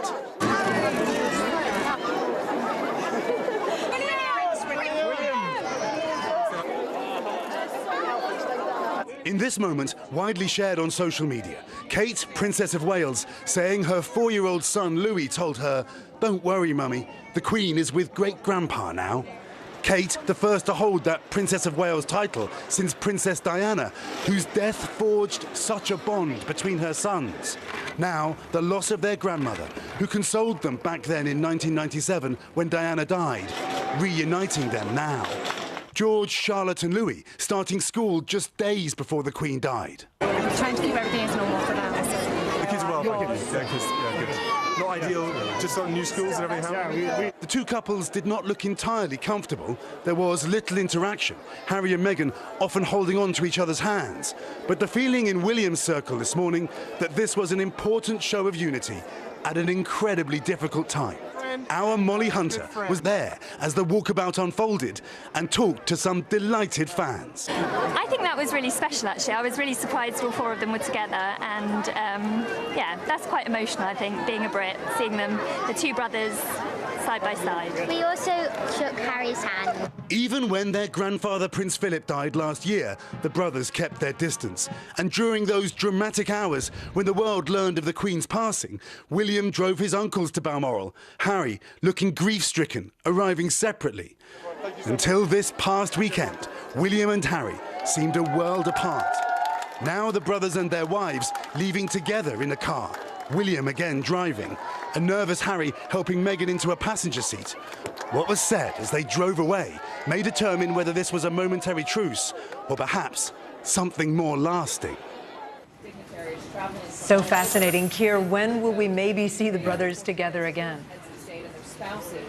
Well, it's a great question. There are going to be lots of opportunities, but I think there are many other questions too, Kate. We are hearing that Harry will not wear military uniform at any of the ceremonies, despite having served in the military, of course, because he is no longer a working royal. And I think another question is whether Harry and Meghan's children will receive royal titles. And then on the other hand, of course, there is this long-planned book that Harry is set to publish. That will be another problem, if you like. There really are so many hurdles before we could say that this is anything like a reconciliation, I think, Kate. All right, Keir Simmons outside Buckingham Palace for us today. Keir, thank you. Former President Trump's legal team is firing the latest legal salvo in that ongoing battle over documents taken from Mar-a-Lago. Trump's lawyers have now responded to the Justice Department's appeal over whether to assign a so-called special master. In a court filing this morning, Trump's lawyers called the Department of Justice investigation, quote, misguided, and they're also downplaying concerns about national security. Trump's team says the government has not proven that documents found at Mar-a-Lago are still classified. NBC News Justice and Intelligence correspondent Ken Delanian joins me now to go through all of this. We've been following this back and forth now for weeks. The Trump team arguing they do need a special master and continuing to argue that. What else are we hearing?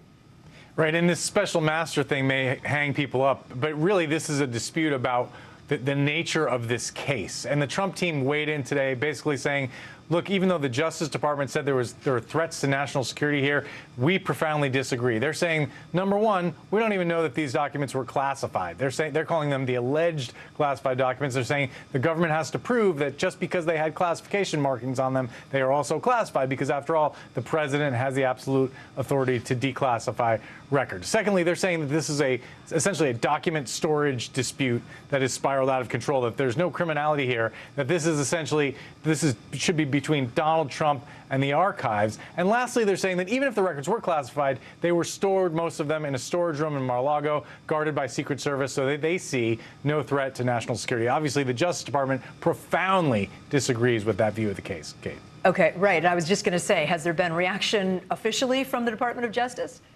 Well, no, because this was a filing that reacted to the Department of Justice's appeal. They will file, the DOJ will file something later today, their assessment of the proposed names that the Trump team put forward for a special master. So we're sort of going down on two tracks here. Both sides are negotiating over who might be the special master, even as they are in dispute over whether there should be a special master for some documents. I know people are probably getting tired of the back and forth here. I know I am. Let me ask you separately. A Texas woman has been charged with threatening the judge in this case. What do we know about that? Yeah, she was arrested last week and charged with 2 counts of criminal threats after leaving a series of very angry voicemails and emails threatening the judge. But some context here, this woman apparently, according to court records, has made threats before, including threatening the life of Donald Trump. And there's some reports or some indication she has mental health issues. And so it may not be as serious as it seems, although anytime a threat like this is made, it's very serious, Kate. Of course. And to be clear, we were just showing a picture of the judge who was being threatened there. Ken Delanian, thank you. You bet. President Biden set to launch the next steps of his Cancer Moonshot initiative this afternoon. The president will be speaking at the JFK Presidential Library in Boston. Now, this comes 60 years to the day after President Kennedy's famous speech about putting a man on the moon. We choose to go to the moon in this decade and do the other things, not because they are easy, but because they are hard. NBC News senior White House correspondent Kelly O'Donnell joining us now from Washington. So, Kelly, talk to us about some of the actions that President Biden is expected to highlight in his speech this afternoon.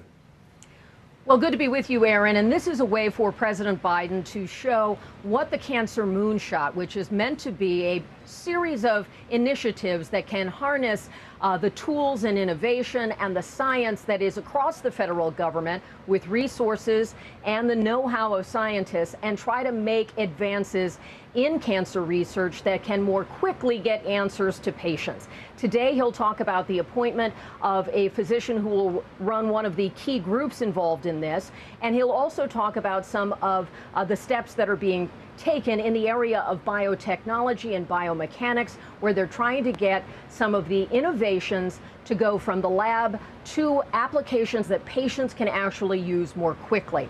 And part of this is also looking at how the government across different disciplines and different departments can access some of what is known and some of the resources that exist, and to work together. So when the Department of Defense knows about issues related to burn pits in the theaters of war, which is where the president believes his own son may have been exposed to toxins that led to his cancer, how can they use that knowledge? And then when you talk to the sciences and the parts of the government that deal with technology and innovation, how can they bring that all together? So today is an important update, talking about some of the new resources, new personnel involved in this initiative.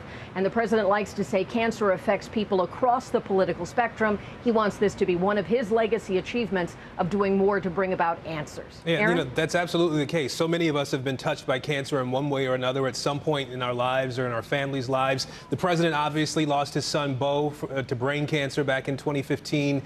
How is the White House hoping to unite people around this particular issue that so many of us have been touched by? It is exactly that, to say this is about something that is bigger than politics or bigger than some of the political divides we face, and it's about using the innovation and the science and the know-how that exists in the United States, and to try to improve things like supply chains and systems, and to try to get answers that can make the answers that already exist in a laboratory setting and make them more available to patients more quickly, to provide answers. We've seen a lot of positive steps in cancer across the different spectrums and the different kinds of illness, and he wants to do more in that area. Aaron? All right, Kelly O'Donnell for us at the White House today. Kelly, thank you. A tragedy on Coney Island, leaving 3 kids dead, their mother now in custody as New York police investigate what happened. That's coming up next. You're watching NBC News Daily.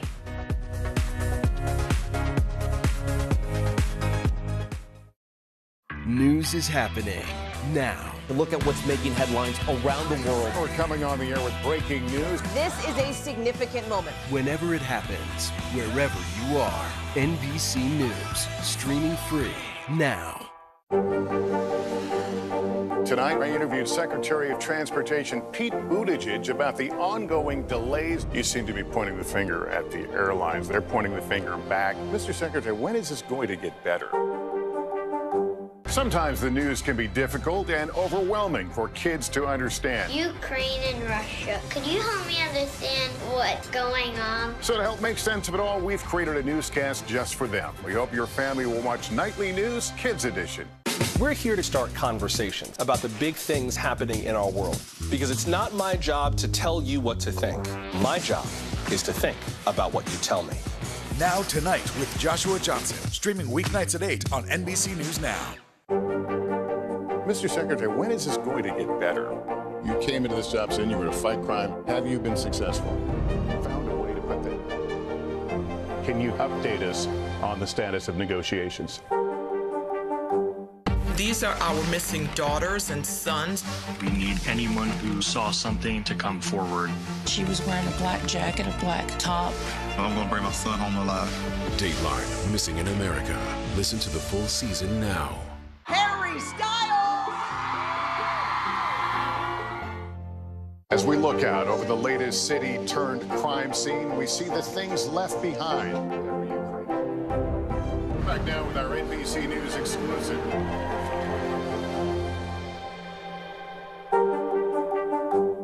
Good morning, I'm Joe Fryer. And I'm Savannah Sellers right now on Morning News Now. We're staying on top of the breaking situation in Ukraine. We are watching dangerous heat this week. Recession, I mean, is that where we're headed? Is there any way to avoid that? Morning News Now, streaming weekdays at 7.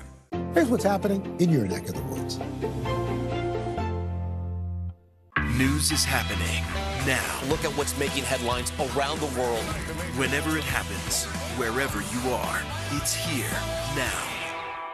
We're here to start conversations because it's not my job to tell you what to think. My job is to think about what you tell me. Now Tonight with Joshua Johnson, weeknights at 8 on NBC News Now.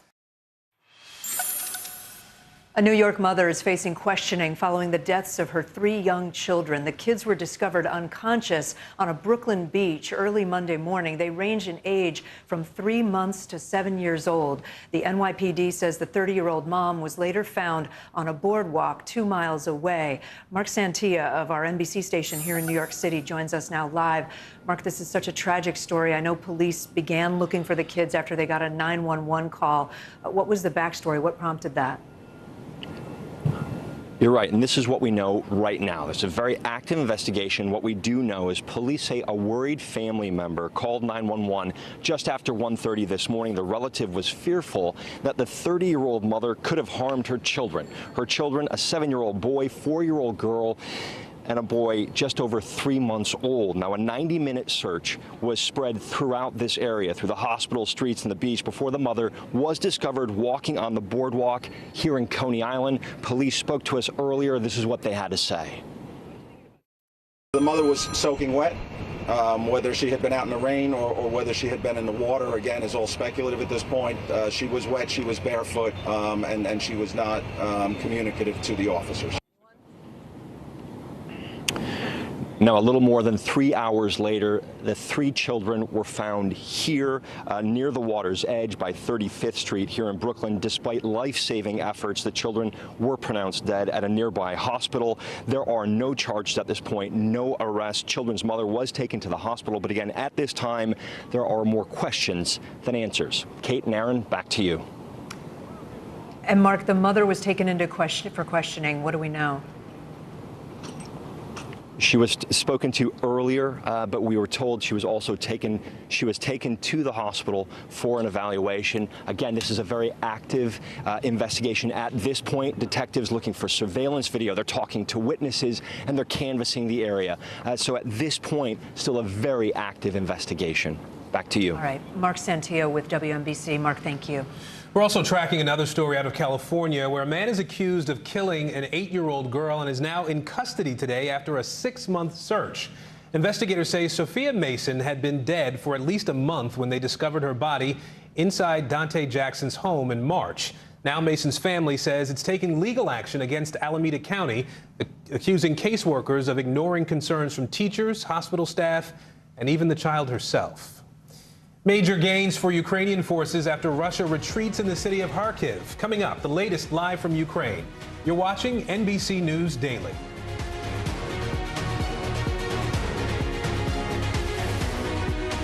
Some Sometimes the news can be difficult and overwhelming for kids to understand, so we've created a newscast just for them.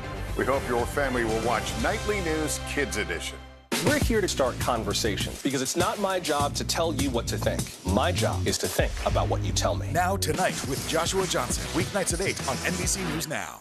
News is happening now. Look at what's making headlines around the world. Whenever it happens, wherever you are, it's here now. Here's what's happening in your neck of the woods. These days, it feels like the news never stops. So let's get into it. What's happening right now, what it all means for you for an hour every day. It can be hard to keep up, so let's get started together. Hallie Jackson Now, weekdays at 5 on NBC News Now. Right now on NBC News Now, we begin with breaking news just coming in. What's happening now, what's happening next, and what it means for you.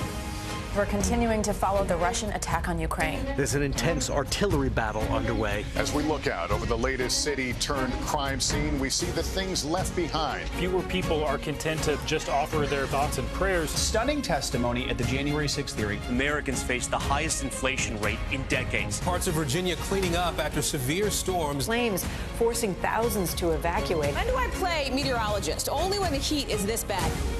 Another special night of election coverage right here at NBC News Now. Results are coming in. This Tuesday is going to be huge. This is big when we're talking about November. This feels like an ideological fight to the death. Is there room for common ground? What do you think when you see the activism? Do you think this could have happened without social media? We're coming on the air with the news NBC Scoop. Bringing the news to you is not only a job, it's an honor.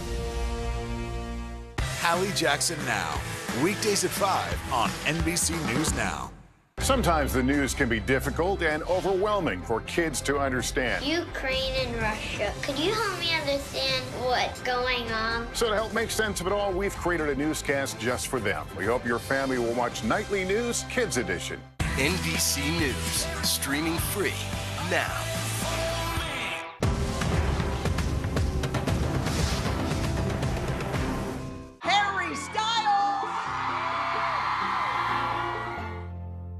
Top Story with Tom Llamas, weeknights at 7 on NBC News Now. Oh, he has done it again. Yeah. Tom Brady making history yet again as the oldest quarterback to start an NFL game. Yeah, Brady's Tampa Bay Buccaneers down the Dallas Cowboys 19-3 during Sunday night's game. NBC News correspondent Gotti Schwartz joining us now from our LA bureau. So, Gotti, starting an NFL game at 45 years old, kind of a big deal, right? That's not so old. That's not so old. Listen, I'm close, and I know it's a big deal. So how do you look out there, Gotti?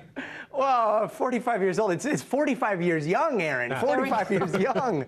He looked sharp. He looked nimble. He was smiling, which is pretty par for the course. When you forget for a second, he is now the oldest quarterback. He absolutely dominated throughout the game, completing 18 for 27, something like 212 yards, leaving anyone who picked him for their fantasy lineup feeling very smug, characteristically smug, if you will.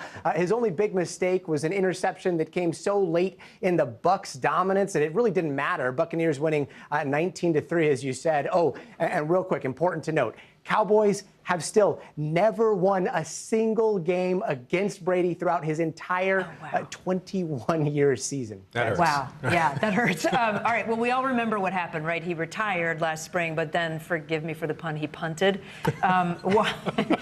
Somebody you wrote went that there. for Somebody me. had to do I it. know. That's good. It's all right. Why did he decide to return to the field? I have no idea. Maybe because I don't know, the countless records he holds right now aren't enough. Maybe he wanted to steal the last final ones remaining. At least that's what his former rival Peyton Manning thinks. Or maybe it's just because he feels great. He's still having a fun time. He seems to have mastered the ability to play without getting hurt, totally shifting that workout regimen to focus on flexibility, agility, things like being limber. So maybe he found the fountain of youth, but as he says, an arm is a terrible thing to waste. Yeah, we need to tap into whatever he's got going. Yeah, seriously. I do wonder, though, Gotti, once Brady does, in fact, hang up his helmet, any sense at this point of what his life might look like after football? Probably pretty good. It's probably going to involve a whole lot more football, but from the announcing booth, he's allegedly got a $300-some million multi-deal to call games in the works once he retires. Are we going to see the same type of Brady bravado and trash talking? That's yet to be seen. But we're definitely going to see more of that coming up this year as he tries to set the Bucs up for yet another Super Bowl win, this time as the oldest man on the field, guys. Yeah, you keep saying that. All right, Gotti, thank you, young Gotti Schwartz. That is game, set, and match on the U.S. Open. The Grand Slam tournament came to a historic conclusion over the weekend. Yeah, victors were crowned in both the men's and women's tournaments, including a teenager, sort of. Here's NBC's Rahima Ellis. The 2022 U.S. Open will be remembered for many things. One of them is Serena Williams stepped away from the game. The other is some young phenoms stormed in. The most important one is the winner of the men's U.S. Open, and that's Carlos Alcaraz. He's the first male teenager to be ranked #1, not the first to win at 19 years old a Grand Slam, but the first one to have that Grand Slam catapult him into the #1 ranking. And he did it after some extraordinary matches that lasted for hours. And the question is, did he ever get tired? I always say that it's not time to be tired in the final round of a Grand Slam or in every tournament. You know, you have to give everything on court. You have to give everything you have inside. Carlos says he was hungry for this, and it's something he'd been thinking about since he was a kid. I've never thought that I was going to achieve something like that at 19 years old. So everything came so fast. So I mean, for me, it's unbelievable. This is something that I dreamed since I was a kid, since I started playing tennis. Carlos Alcaraz, 19 years old, #1 in the world, winning his first Grand Slam tournament here at the U.S. Open. But everybody expects there'll be a lot more victories ahead for him. Back to you. Felicitaciones to him. Yeah, congratulations. Spanish guy. He was playing the other night when I was there. He's fantastic. Yeah, and young and hungry, and that combination. Yeah. You know, that's how you win, right? Well, a final push to the November midterms. When we come back, a deep dive into this week's big primary battles before voters head to the polls. You're watching NBC News Daily. As we look out over the latest city-turned-crime scene, we see the things left behind. Back now with our NBC News exclusive.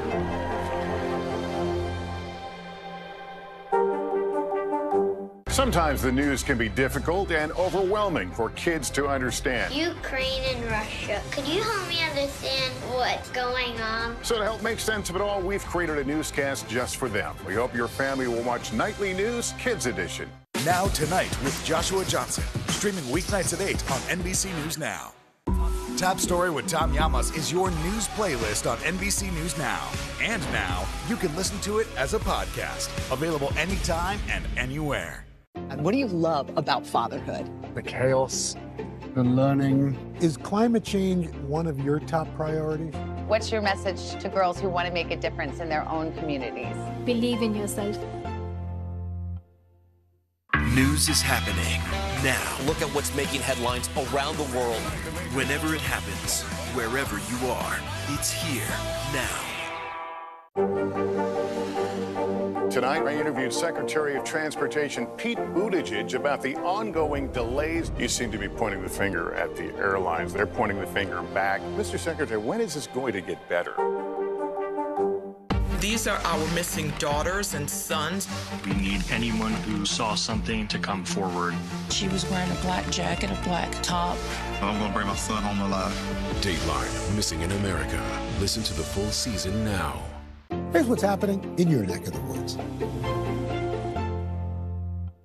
Good morning, I'm Joe Fryer. And I'm Savannah Sellers right now on Morning News Now. We're staying on top of the breaking situation in Ukraine. We are watching dangerous heat this week. Recession, I mean, is that where we're headed? Is there any way to avoid that? Morning News Now, streaming weekdays at 7.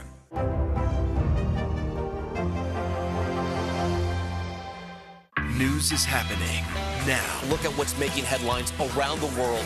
Whenever it happens, Wherever you are, it's here now. From Brooklyn, we're next to the subway station. The state's reservoirs are alarmingly low. War will pass them by.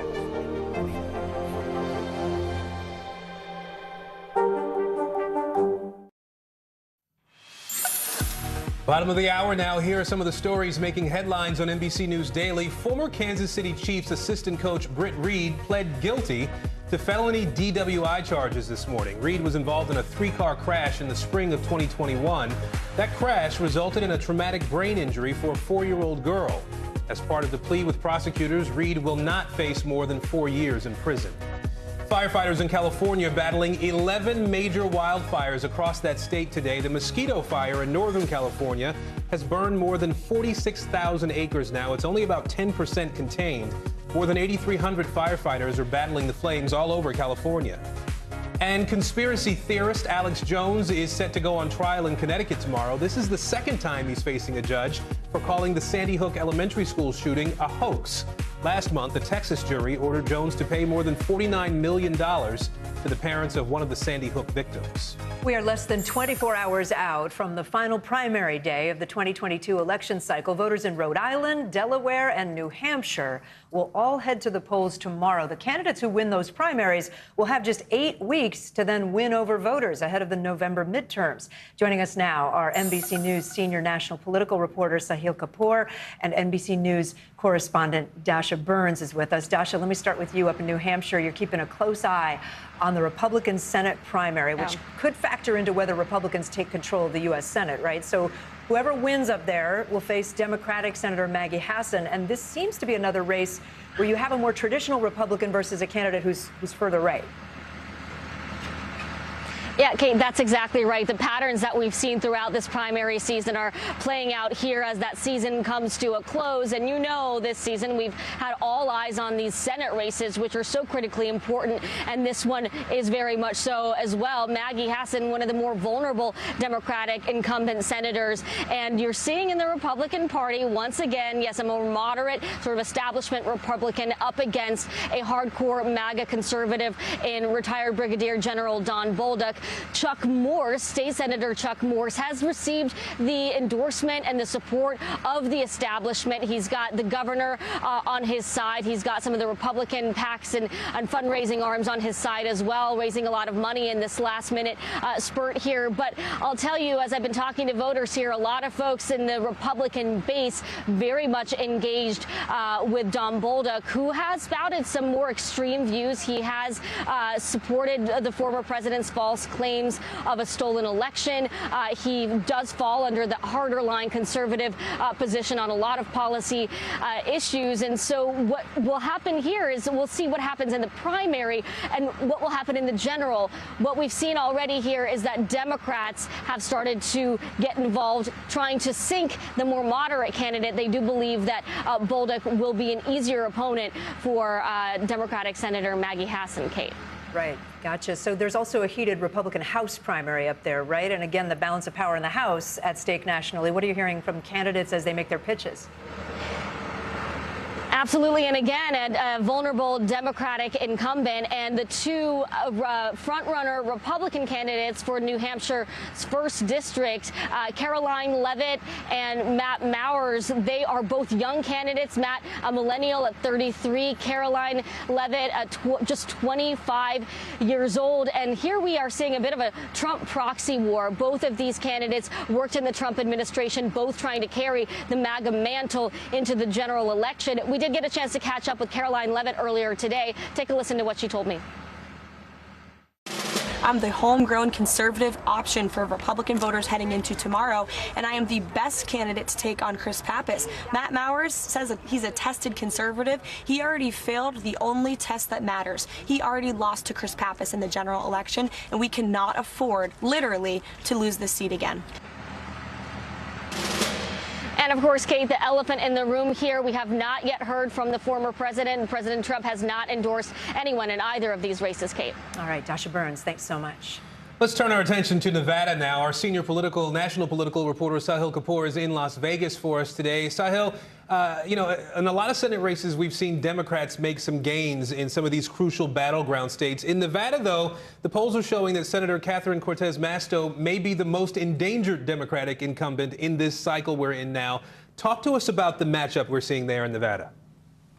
That's right, Aaron. It increasingly looks like the road to a Republican Senate majority runs through Nevada, and the reason is simple. Economic pain runs deep in this state. The engine, the lifeblood of Nevada's economy is the working class Americans who serve, who make the glitzy casinos and the glamorous hotels of Las Vegas function, who serve the high rollers and gamblers and tourists of Sin City. They are hurting bad right now as a result of rising cost and inflation. And the Republican challenger, Adam Laxalt, has sought to highlight that to make this race, to try to make the race a referendum. If Nevadans are unhappy with the way things are going, he argues they should support him. Now, Catherine Cortez Masto, the Democratic incumbent, has spent heavily to try to consolidate a lead, but the margin is currently of this race is currently a dead heat. She is arguing that this is a choice between her, who she argues has worked to fight inflation by supporting the Inflation Reduction Act, which empowers Medicare to negotiate drug prices. It includes health care funding for Nevadans who are suffering. She also points out that Laxalt has supported abortion restrictions, trying to use that as a way to motivate and galvanize Democratic voters. And she has sought to portray him as the corrupt son of a political dynasty here in Nevada, trying to make this race a choice. That's the dividing line at this point. And the unique economic pain here is what Republicans see as their ticket to victory. They want to put all the other issues aside, as Laxalt is trying to do, and encourage voters to simply think about that. So very quickly, I mean, you talk about the voters and the issues. What are the big items for them? What are the key issues on the minds of voters in Nevada as we roll into the midterms? It's the economy, and the economy, number 1, 2, and 3. Let's put the factors up on the screen. A recent poll, a bipartisan poll conducted, found that inflation tops the list of issues. But if you run down the list, it's economic issues that dominate, and that's why we're seeing the race so heavily fought on that. Now, in terms of the path to victory here, for Adam Laxalt, the path is to dominate in the state's vast rural areas. Not as many voters as there are in Las Vegas, but they run up the numbers, and they're important to win the bellwether Washoe County, which is home to Reno, and to keep his numbers, his deficit within single digits here in Clark County, which is home to Las Vegas. Nobody doubts that Catherine Cortez Masto is going to win this. The question is by how much. And for her, her task begins and ends with driving up her margin here in Clark County, which is Democratic leaning. If she gets to 10 to 15 points, double digits, she is in good shape to win re-election. Aaron. All right, a race to watch for sure. Sahil Kapoor in Las Vegas for us today. Sahil, thanks.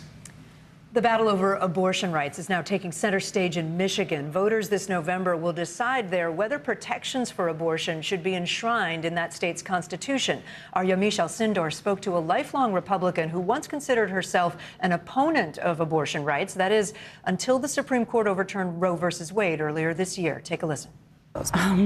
I would beg them to understand that having these options paved the way for me to be a good mother. Taking that option away corners a mother. You've got to give them those options. Otherwise, it'll feel coerced. And coercing motherhood is inhumane. You can watch much more of Yamisha's deep dive into the battle over abortion rights in Michigan. It's tonight on NBC Nightly News with Lester Holt. The balance of power is shifting in Ukraine. Ukrainian forces have now recaptured large areas of land and forced Russian soldiers to withdraw from Kharkiv, a key city. That's according to the UK's Ministry of Defense. But the threat is still very real at the country's largest nuclear power plant. It's also the biggest one in Europe. It's potentially on the verge of a disaster. NBC News foreign correspondent Megan Fitzgerald is joining us now from Kyiv. Megan, I want to start with this counteroffensive we've been hearing about by Ukrainian forces around Kharkiv. What more do we know about that right now?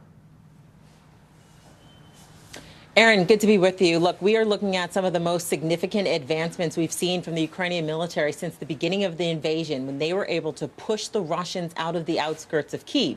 Now, they launched this counteroffensive 2 weeks ago today. Since then, the president of Ukraine is saying that they've been able to take back some 1,300 square miles of territory from the south, but specifically in the northeastern part of the country, in the Kharkiv region.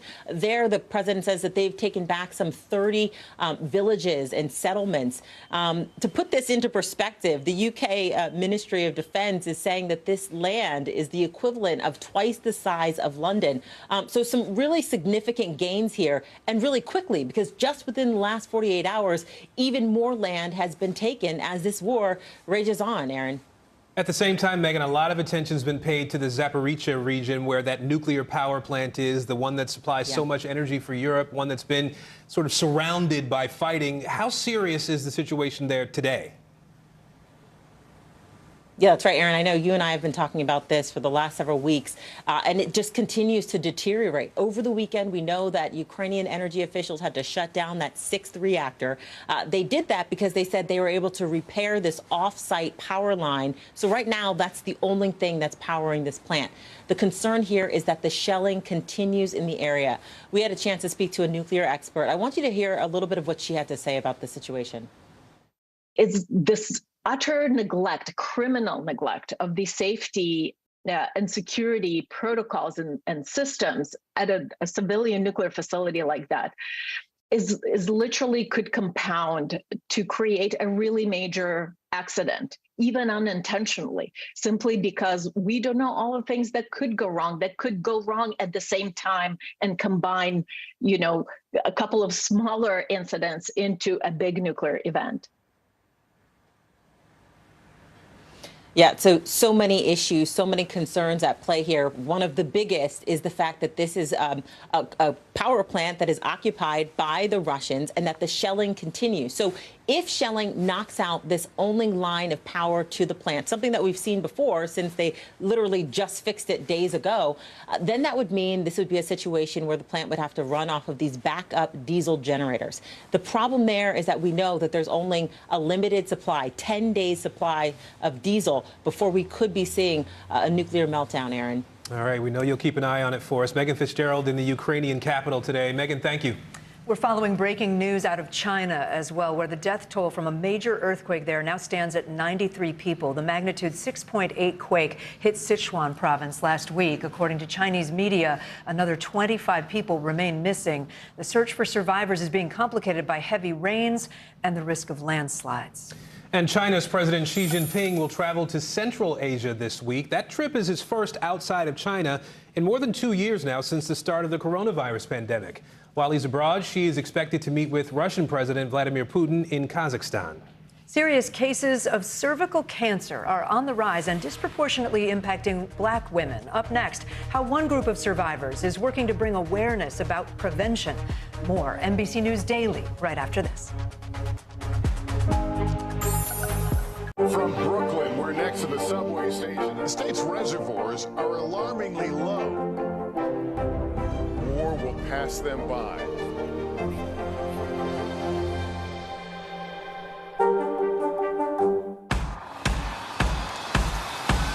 News is happening now.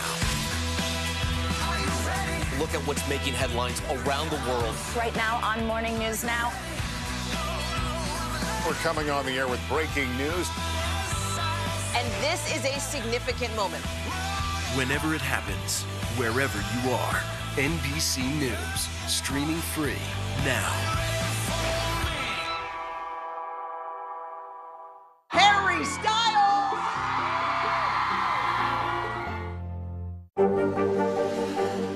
Tonight, I interviewed Secretary of Transportation Pete Buttigieg about the ongoing delays. You seem to be pointing the finger at the airlines. They're pointing the finger back. Mr. Secretary, when is this going to get better?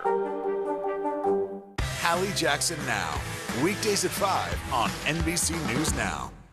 What do you love about fatherhood? The chaos, the learning. Is climate change one of your top priorities? What's your message to girls who want to make a difference in their own communities? Believe in yourself. Hallie Jackson Now, weekdays at 5 on NBC News Now. Now Tonight with Joshua Johnson, streaming weeknights at 8 on NBC News Now. The indictment of a former president, or perhaps candidate for president, would arguably tear the country apart. Is that your concern? Can you update us on the status of negotiations?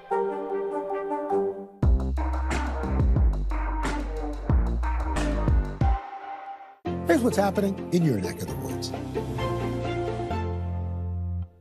Good morning, I'm Joe Fryer. And I'm Savannah Sellers. Right now on Morning News Now. We're staying on top of the breaking situation in Ukraine. We are watching dangerous heat this week. Recession, I mean, is that where we're headed? Is there any way to avoid that? Morning News Now, streaming weekdays at 7. We're here to start conversations because it's not my job to tell you what to think. My job is to think about what you tell me. Now Tonight with Joshua Johnson, weeknights at 8 on NBC News Now. Harry Styles!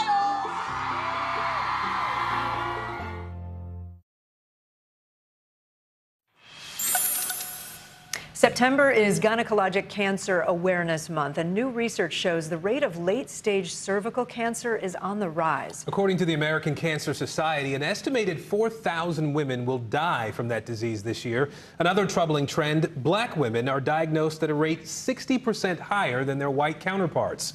Our Morgan Radford has more on how one group of women is fighting back. Chanel Cooper still remembers those she lost to cervical cancer. This is Talita. She passed away in 2019. A disease she barely escaped after being diagnosed at 37. By the time I had surgery, it had progressed to stage 2. And while her cancer was caught early, her story is a common one. New data shows black women have an overall rate of late-stage cervical cancer that's 60% higher than their white counterparts. The reasons? Another study found women in Cooper's home state of Georgia have less access to preventative treatment and a lack of information about preventative HPV vaccines and screening. That's why Cooper joined a team of women called Survivors. By a show of hands, how many of you knew what cervical cancer was before you or someone you knew had it? Nobody. None of you knew what cervical cancer was before it hit you. Their mission to get the word out to others before it's too late. Why do you think so many women in our community don't talk about this or perhaps don't know about this? Who wants to talk about an intimate area of the body? We have to normalize those conversations. Conversations that are even more important in rural areas. We have women who contact us, and some of them are 3 hours away from a gynecologic oncologist. If there's one thing you could say to women around the world about prevention, what would you say? Get your annual exams. Get them every year. Because if it's caught early, you can survive. You can live the rest of your life and be happy. A sisterhood of survivors, hoping that someday their fight will be the last. Let's bring in NBC News medical fellow Dr. Akshay Sayal now to talk more about this really alarming trend we're seeing in cervical cancer. We appreciate you being here, Doc. First, talk about how often women should be screened. It's really important to do the screening. It's really important, and this is kind of a cool thing for me to do because cervical cancer is, to an extent, largely preventable through things like screenings and a vaccine, which we'll get to. And so to answer your question, how often should women be screening? You want to start around age 21, and if everything is normal, you go every 3 years with a Pap test. Once you hit age 30, you can start to test for a virus called HPV, but in general, these things, if everything is normal, can be stopped around age 65. And I think women want to know what to talk about with their doctors, and even with the pediatricians for their daughters, right? When is the HPV vaccine supposed to be given? Because it's younger, it can be younger girls. It can be younger girls, and actually the best time to give it is age 11 to 12. You want to give it as early as possible because the vaccine prevents infection. So if you already have HPV, there's not much use in getting the vaccine to an extent, but in general, you want to give it as early as you can.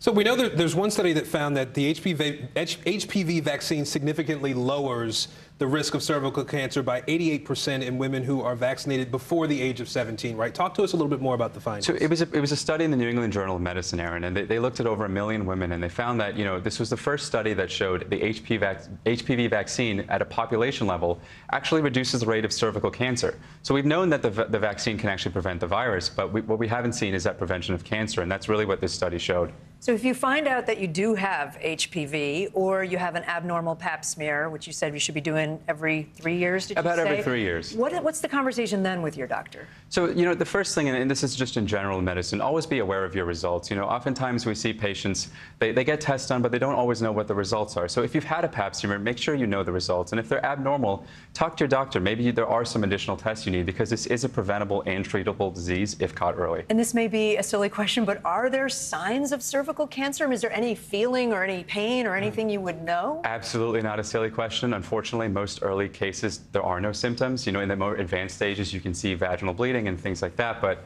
in early stages, no, unfortunately, no. So that is why it's so important to do the screening. To do the screening routinely. Exactly. Dr. Seil, thank you. Appreciate it. Thanks. Thank you, guys. There is much more news ahead. You're watching NBC News Daily.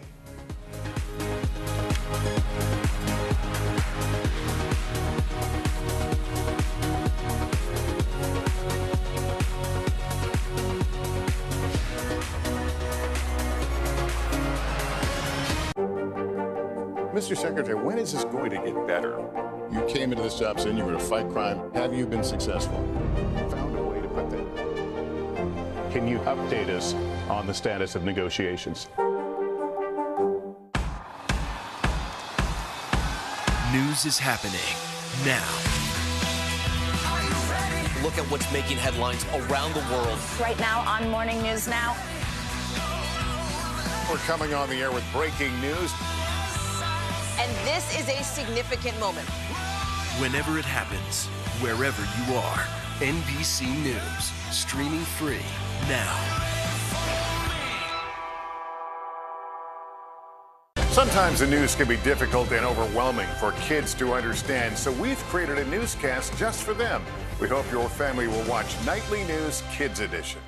Hallie Jackson Now, weekdays at 5 on NBC News Now. Tonight, I interviewed Secretary of Transportation Pete Buttigieg about the ongoing delays. You seem to be pointing the finger at the airlines. They're pointing the finger back. Mr. Secretary, when is this going to get better? NBC News, streaming free now. These days, it feels like the news never stops. So let's get into it. What's happening right now, what it all means for you for an hour every day. It can be hard to keep up, so let's get started together. Hallie Jackson Now, weekdays at 5 on NBC News Now. Our show is about sparking conversations around today's biggest issues. The Fed raises interest rates. That controls inflation. Explain how that works. Is part of this that everyone's rethinking their jobs and their relationship to their employers? Could you just remind us why there are 9 justices on the Supreme Court instead of 3 or 20 or 2? It's not my job to tell you what to think. My job is to think about what you tell me. Now Tonight with Joshua Johnson, streaming weeknights at 8 on NBC News Now. Tonight, I interviewed Secretary of Transportation Pete Buttigieg about the ongoing delays. You seem to be pointing the finger at the airlines. They're pointing the finger back. Mr. Secretary, when is this going to get better? Sometimes the news can be difficult and overwhelming for kids to understand, so we've created a newscast just for them. We hope your family will watch Nightly News Kids Edition. Well, it looks like Americans have a pretty dismal view of the nation's businesses. In fact, a new survey shows the farming and restaurant industries are the only sectors most Americans view positively. NBC News Digital business reporter Rob Weil is in our Miami newsroom now. So, Rob, walk us through the results of this survey and talk a little bit about why only restaurants and farms are actually getting a thumbs up from Americans. Aaron, so every year Gallup does a survey where they ask Americans about 25 different industries, and what they found for the first time this year, as you mentioned, is that only restaurants and farms received a positive view from a majority of the survey respondents. Now, we all know Americans like to eat, so that may not be too surprising. But what they also found was that the grocery industry has fallen 14 points over the past year. And the reason for that is simple: inflation. It's the same reason why the Americans also rated the oil and gas industry among the lowest of the industries in this survey. Americans simply don't like feeling the pinch of their pocketbooks at the gas pump or at the checkout counter. Yeah, it adds up. It makes sense when you lay it out that way, Rob. The average rating across industries is at its lowest level since the Great Depression at this point. Can you walk us through a little bit more sort of the pessimism at play here? Why are consumers so pessimistic? Sure. So again, it's all about inflation. We know that in the last time around 2008, Americans were going through a massive crisis of unemployment. This time, unemployment is actually at record lows. But when you ask Americans how they feel generally about the economy at this moment, it turns out that when you just poll them about their sentiment, unemployment has the same feeling, the same negative feeling as not having a job. So just the price of everything going up, even if they have their jobs, they're feeling secure about their employment. Just that experience of paying more at the gas pump, more at the grocery counter, checkout aisle, it causes them to just go negative on most of the industries in our economy right now. Yeah, you start to feel like things are piling on. So I get it. NBC's Rob Weil with us today. Thanks, Rob. So you've heard the term quiet quitting. It's been kind of all over TikTok. It's when employees only do the minimum to skate by at work. But what about just calling it quits altogether? LX News' Eric Rodriguez takes a look at early retirement. There's been a lot of talk recently about quiet quitting. You know, that subtle act of not doing anything extra at your job. But how about just quitting, as in retiring early? The challenge is, frankly, Eric, that because of the financial services industry, there's so much fear around having enough to when you want to retire. So it's all based thinking about the money and not the other aspects of life. Reed Dewey is a clinical psychologist who spent years coaching people on what's next after a main career. All of us, younger generations moving on forward, we're stuck with the term retirement, which I'll just put it in younger terms, it sucks. It doesn't make sense. People really shouldn't be retiring. If whatever you're doing, you're moving on to something else. And I think maybe what the data is showing is that people want to move on and try new things. And so the point, I think, is that people are stepping back and thinking about, I don't want to retire, but I just don't want to continue maybe doing the same work. There's this thing called an encore career. People want to get into, start their own small business, or volunteer, or travel, or whatever. So what does the data show? Well, millennials want to retire earlier than their parents, but half don't think they'll ever be able to retire, let alone early. Justin McCurry lives in North Carolina, and he retired at the ripe young age of 33. There's really no way around, saving more money and spending less money. Those are the cornerstones of any successful strategy to retire in a relatively quick span of time. So when you're in a job or you're involved in the community, whatever, you have a way you see yourself. And when you strip away that identity and just say, well, I'm just going to chill on the beach and read books or whatever, play tennis, it's not enough for most people. Well, some of the country's top debit and credit card companies are making it easier to track gun sales. Visa, MasterCard, American Express all plan to categorize sales at gun shops using a new merchant code for the transactions. Gun purchases previously fell under the general merchandise category, and gun control advocates call it a huge win. Critics are blasting the move as an unfair crackdown. I'm Aaron Gilchrist. And I'm Kate Snow. You're watching NBC News Daily.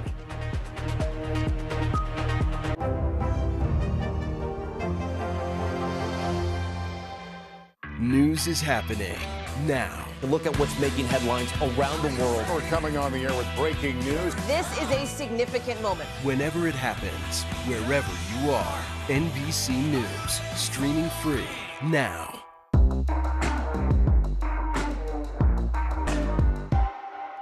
Now Tonight with Joshua Johnson, streaming weeknights at 8 on NBC News Now. Harry Styles! NBC News, streaming free now.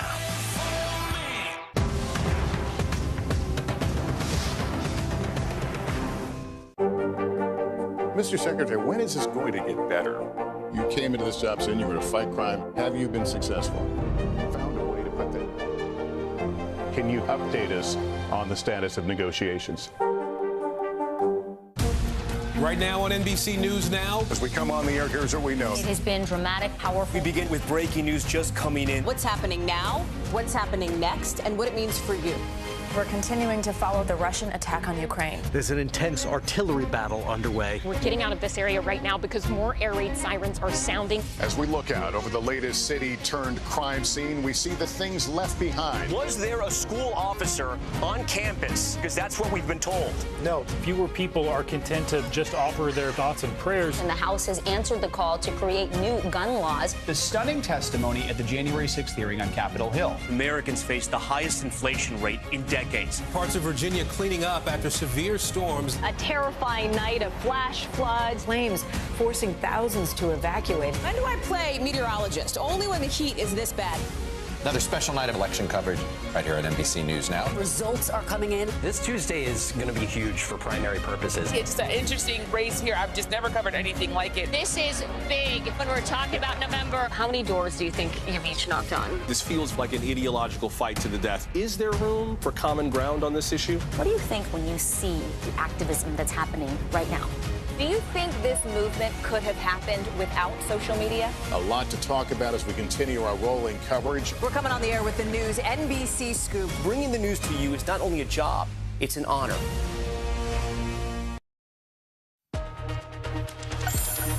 Hi, everyone. I'm Kate Snow. And I'm Aaron Gilchrist. NBC News Daily starts right now.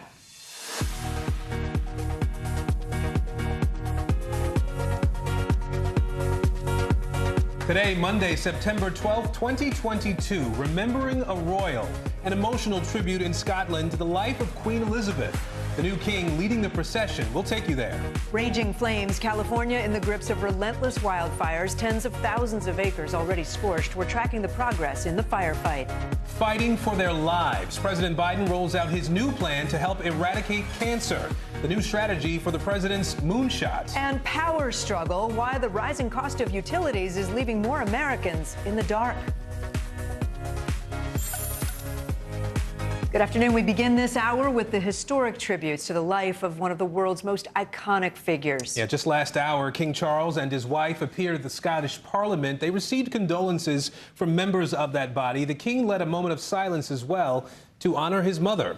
You're now looking at the Queen's casket in Scotland. She will be lying in state at St. Giles Cathedral in Edinburgh for the next 24 hours. Mourners will be able to pay their respects before her body is taken to London tomorrow. Earlier today, throngs of people lined the streets to get one final glimpse of Britain's longest-serving monarch. King Charles led the procession of the Queen's casket to the cathedral.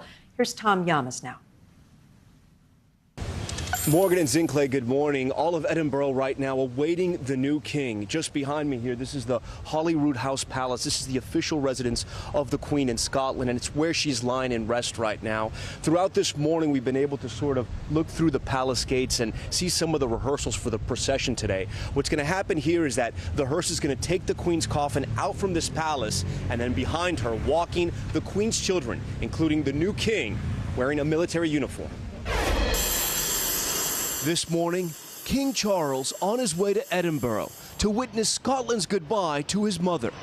The new king starting his day receiving messages of condolence and delivering his first speech to members of Parliament. We gather today in remembrance of the remarkable span of the Queen's dedicated service to her nations and peoples. And Prince Harry this morning also paying tribute in a statement, praising the Queen's grace and dignity. This coming after that moment seen around the world, the two brothers back together, Harry and Meghan joining William and Kate at Windsor Castle. And now in Scotland, they are awaiting the royal family, including the king. In the capital, they are lining up along the Royal Mile, an intimate and historical section of Old Town. Scottish mourners preparing to say goodbye to Queen Elizabeth II in an up-close and personal manner. She was a great lady, so that's why we wanted to come up and show our respects. The late Queen's sealed oak coffin, draped in the royal standard of Scotland, lying in rest overnight in the throne room at Holyrood House, the Queen's Scottish residence in Edinburgh. Just yesterday, this powerful moment, her daughter, Princess Anne, giving her mother an emotional final curtsy as the cortege arrived in Edinburgh. Those that waited hours to catch a glimpse feel they owed it to the Queen. The final goodbye started at the Queen's Balmoral Castle just north of Edinburgh. It was a slow and somber and regal journey through the picturesque countryside she enjoyed. In this village, silence as the hearse passed through, mourners packing city streets and country roads. There are tens of thousands of people lining the streets of Edinburgh right now, waiting for this moment right here to pay their respects to the Queen. On the streets here, spontaneous applause erupting as the hearse carrying the Queen's coffin drove by. Little Sophie and her brother David among the many paying their respects. Did you say goodbye? Did you say a prayer or anything? I just said goodbye. You said goodbye. David, what about you? Did you say anything? Goodbye. Goodbye. What's going to be different about this procession is the intimacy. The path they're taking is through a narrow cobblestone road through Old Town Edinburgh. The public is going to be so close to the royals, they can almost reach out and touch them. It's going to be the first chance for the public to mourn the Queen up close. Morgan and Zinkley, back to you. Well, let's bring in NBC News foreign correspondent Molly Hunter now in London. So, Molly, the UK has been preparing for a lot of change over the last several days now that there is a new monarch there. What are people expecting? Aaron, Kate, good afternoon. That's right. So much change is happening. For example, the Queen right here, if my prop skills work, the Queen is on all of the paper money, and really her name, her image is all over this city. Now with a new king, they're going to have to do some royal rebranding. As the United Kingdom's longest reigning monarch, the name, image, and initials of Queen Elizabeth II have become a British staple. But with now King Charles III's ascension to the throne, the monarchy is set to see a changing of the guard for the first time in more than 70 years. We are going to have so many changes. We have to change the passport, the money, all and everything. The most immediate change already in place.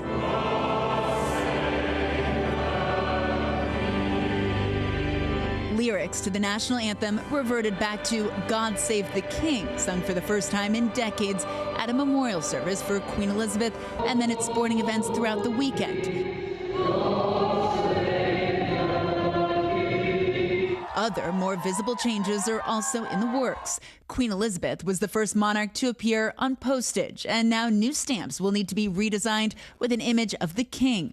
Her Majesty's iconic royal cipher, first introduced in the 50s, will also be retired. Draft order. And while the new king's monogram has yet to be officially revealed, he appeared to give the public a little sneak peek at His Majesty's motif on Sunday, wearing a tie clip with a crown above the letters CR, which stands for Charles Rex, Latin for king. The new monogram will be featured on flags, police helmets, and British coins.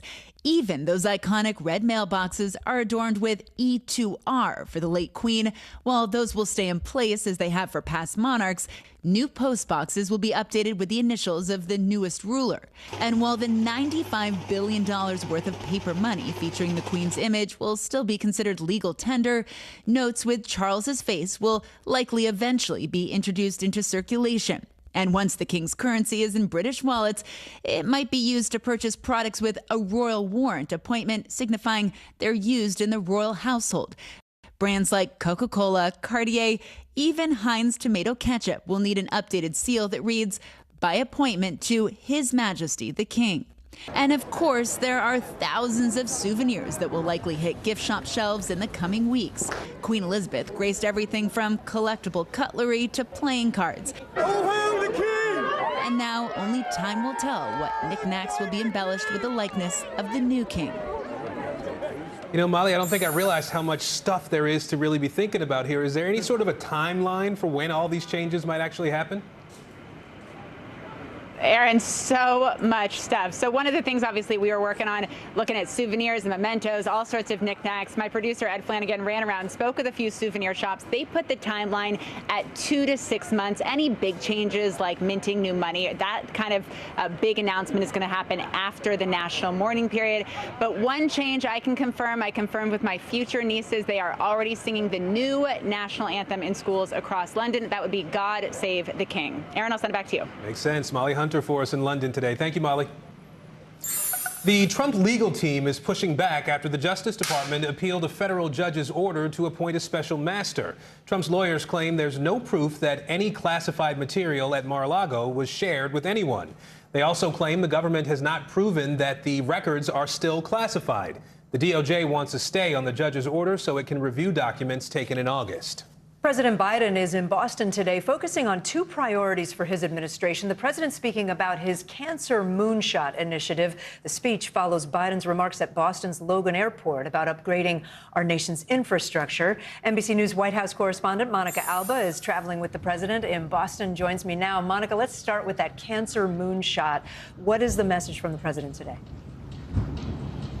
Yeah, this is a major address from President Biden, Kate, who, of course, is talking about this reducing cancer deaths by more than 50% over the next 25 years. This is a huge goal for him, and one that is, of course, very personal, given his son, Beau Biden, died of brain cancer in 2015. It's something that when he was vice president, he took upon as part of his agenda as well. And today he has chosen the backdrop of the JFK Presidential Library because today is the 60th anniversary of that speech from President Kennedy talking about putting a man on the moon. It's today the anniversary of that speech at Rice University in Houston, and so the president wanted to come here to Boston to make that connection and talk about some of the things that his administration is going to be doing. He is naming somebody new to head up a whole area of biomedical innovation, and they're extremely encouraged, they say, by some federally backed studies that show that some type of blood tests can help to detect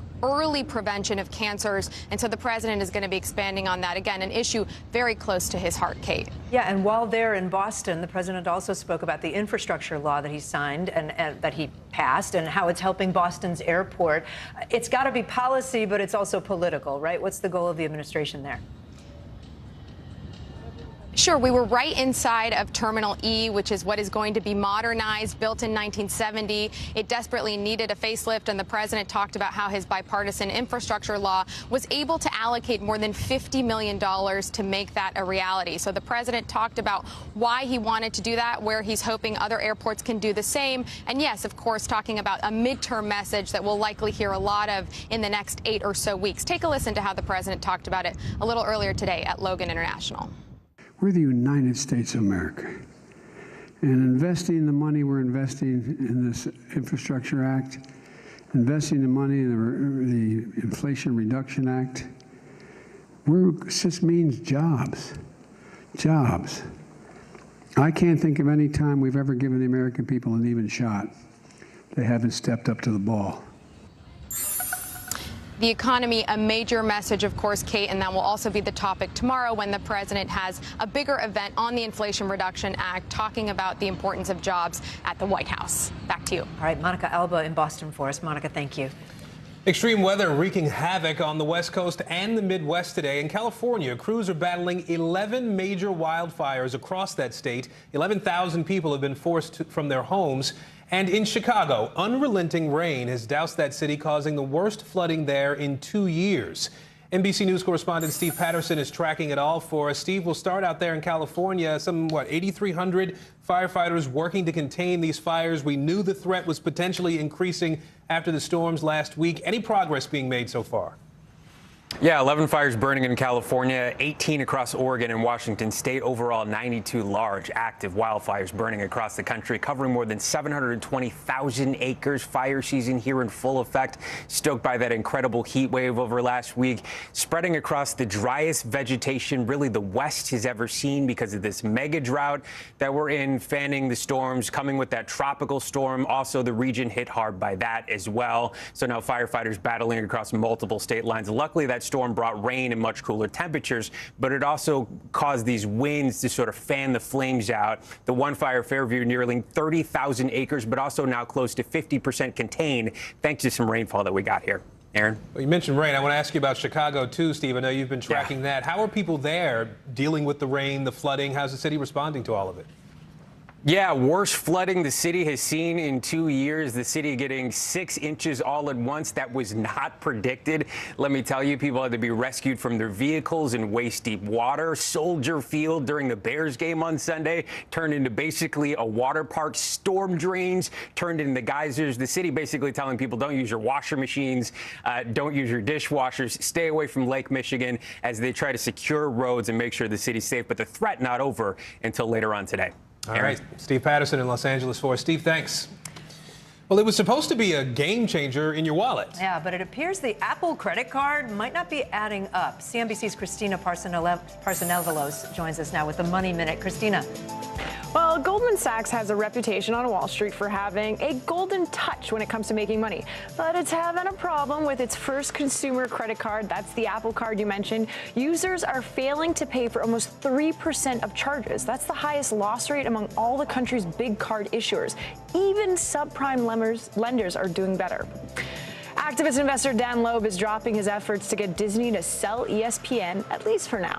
Over the weekend, Disney CEO said he has a secret plan to get the sports cable channel growing again. And lastly, for most of the pandemic, customers of small businesses have kept spending even as prices increase, but now they're pushing back. A survey shows that more than a third of those businesses are reporting reduced consumer demand as they are forced to raise prices in response to their own cost increases.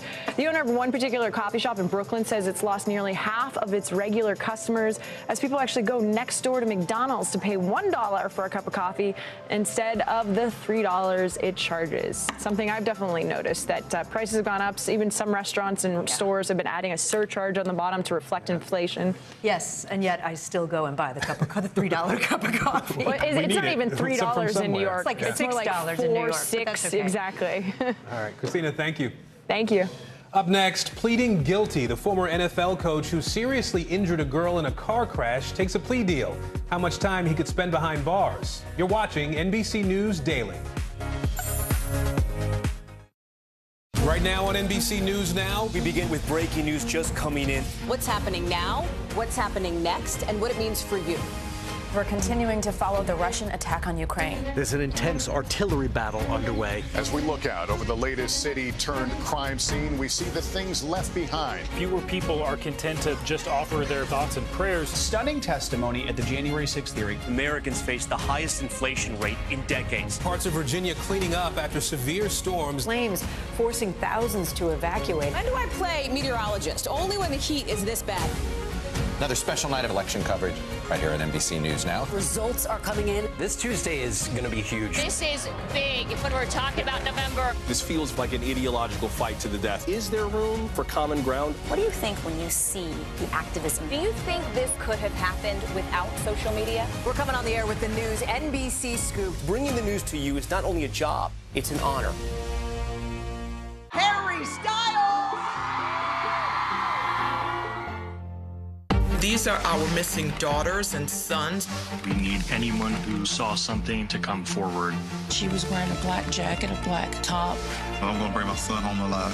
Dateline, Missing in America. Listen to the full season now. Live from Ukraine, from Uvalde, Texas, from Mayfield, Kentucky. To cover the news, you have to be in it. This is how so many towns and cities are protecting themselves. You can actually see they're pushing the gates open. Was there a school officer on campus? That's what we've been told. No. Do you remember any tornado as bad as this one? You look at this and you're thinking, we're not going to have power for weeks, if not months. Exactly. Every night, it's your news playlist. Top Story with Tom Yamas, weeknights at 7 on NBC News Now. We're here to start conversations about the big things happening in our world, because it's not my job to tell you what to think. My job is to think about what you tell me.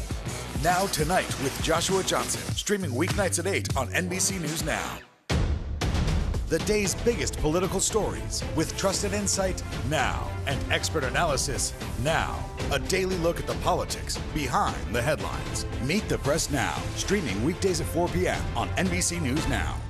Now Tonight with Joshua Johnson, streaming weeknights at 8 on NBC News Now. Harry Styles!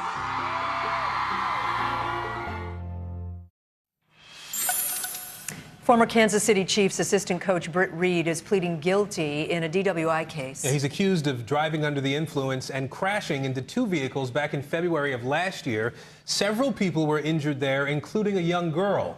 Now, without the plea deal, this case would have gone to trial later this month. NBC News correspondent Jesse Kirsch is joining us now from Columbus, Ohio. Jesse, we know that Reed pled guilty to one count of felony DWI today. Talk to us about what punishment he could be facing.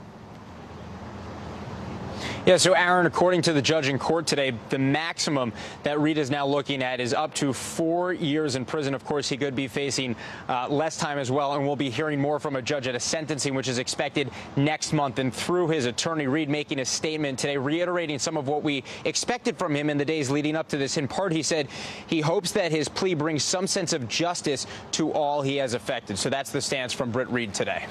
And Jesse, there were children, at least one child injured in the crash. What are the victims' families saying about Reed's decision to plead guilty?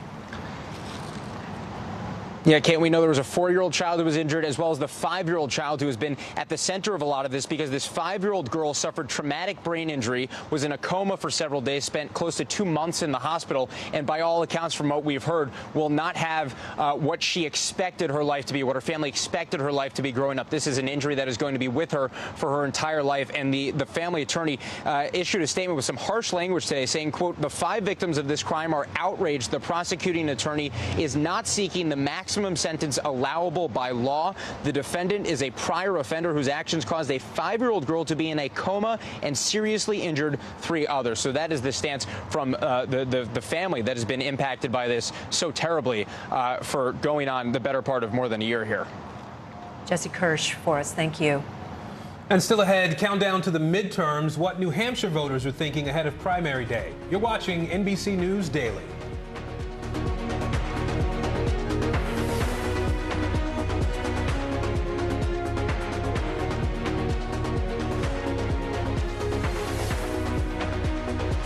These days, it feels like the news never stops. So let's get into it. What's happening right now, what it all means for you for an hour every day. It can be hard to keep up, so let's get started together. Hallie Jackson Now, weekdays at 5 on NBC News Now.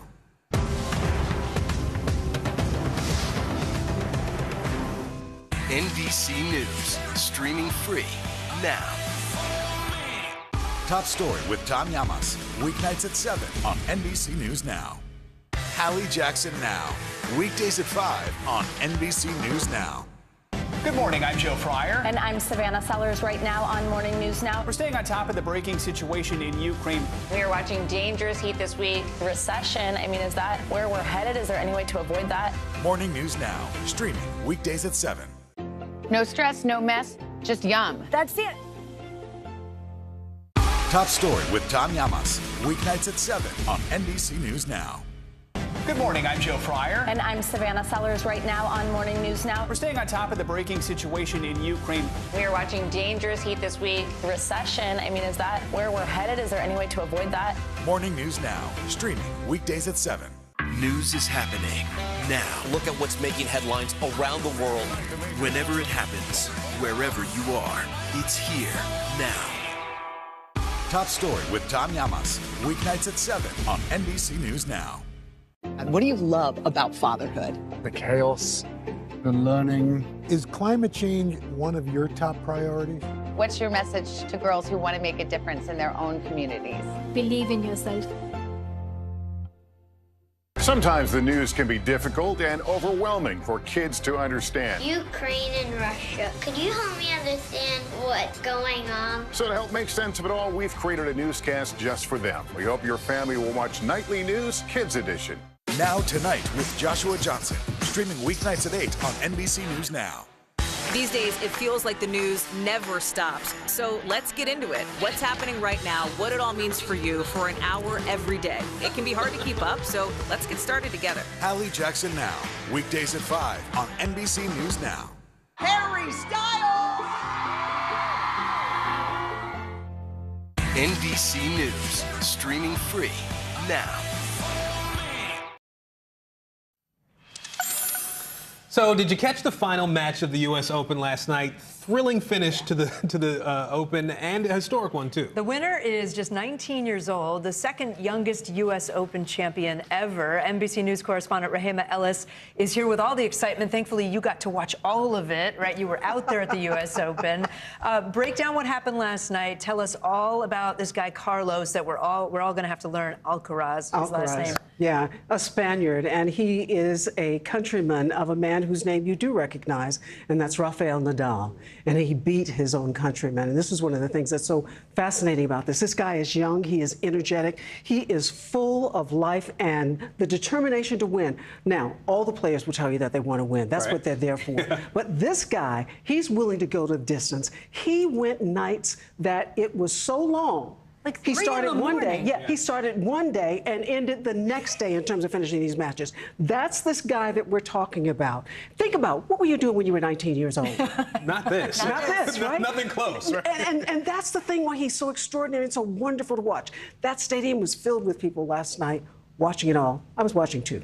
Well, I wonder about the people, right? I mean, obviously he's not a household name yet. I feel like that's going to be changing. What are the fans saying about young Carlos and how he plays? Well, there were 24,000 of those fans in Arthur Ashe Stadium last night. Well, they may not have known his name, but they are saying his name now. They know him, that he's 19 years old. They also know the young man whom he beat from Norway, 23-year-old Carlos Ruud, another stunning player. Let me tell you something else about these two players that's also extraordinary. When they won, the first thing that Carlos Ruud said before he accepted that trophy for second place, I want to say to the American public that my heart is with you on 9/11.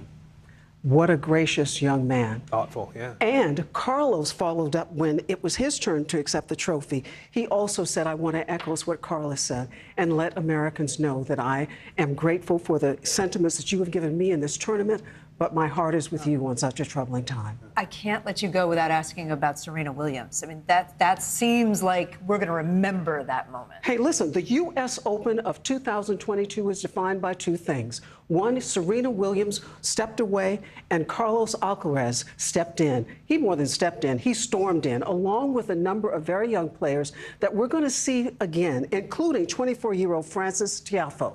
You know, one of the things that he said when he finished was that he would apologize to people for not winning. Oh. Imagine, and everybody said, you do not have anything to be sorry for. I really felt for him the other night when he was just slogging away trying. So his serve is amazing. Just wonderful. So many reasons to be excited about tennis right now. It really the next is. generation of tennis, too. Absolutely. Raheem Ellis, thank you so much. History was also made on the gridiron last night. Tom Brady, now the oldest quarterback to ever start an NFL game. The 45-year-old led the Tampa Bay Buccaneers to victory over the Dallas Cowboys, 19-3. NBC's Gotti Schwartz has the highlights from Sunday night's big game. Hey there, Tom Brady yesterday doing what he does best, shutting down all the doubters, all the people who questioned whether that 45-year-old arm of his was going to work, and trouncing the Cowboys 19-3 in their first game. Now, the Cowboys were going into this having never won a game against Tom Brady in his entire career. They had a lot to prove, and they fell short. Meanwhile, Brady looked as strong as ever. He kept up the pressure throughout the game, throwing 18 catches for 27, 212 yards. He did have one interception, but by then the game was practically over. Meanwhile, the rumor mill regarding his decision to come back to the NFL after that whiplash 40-day retirement is now in overdrive, with tabloids honing in on how that decision must be playing out with his supermodel wife, Gisele Bündchen. Gisele tweeting out her support for Brady and the Bucs yesterday, but she was not at the game. Meanwhile, Brady hasn't talked much about how she feels about him coming back to football, where he's going to be on the road for much of the season. But sports reporters do note that he was absent for 11 days in preseason practice. That was an excused absence, and that he appears to have been spending time with his wife and kids, some family time in the Bahamas. But from the looks of yesterday's game, 11 days off the gridiron still didn't seem to affect his ability to start the season off with quite a bang. Guys, back to you. Gotti, thank you. So he was in the Bahamas. That's where the Fountain of Youth is, apparently. Right, exactly. That might be it. That's what's keeping him going. Yep. Coming up, keeping the lights on, why more Americans are struggling to pay vital utility bills. You're watching NBC News Daily.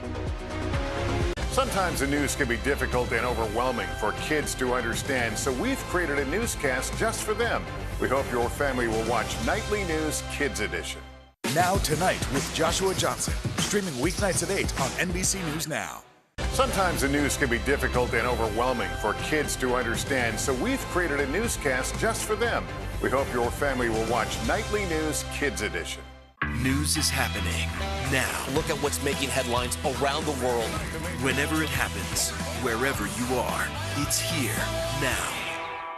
Our show is about sparking conversations around today's biggest issues. The Fed raises interest rates. That controls inflation. Explain how that works. Is part of this that everyone's rethinking their jobs and their relationship to their employers? Could you just remind us why there are 9 justices on the Supreme Court instead of 3 or 20 or 2? It's not my job to tell you what to think. My job is to think about what you tell me. Now Tonight with Joshua Johnson, streaming weeknights at 8 on NBC News Now.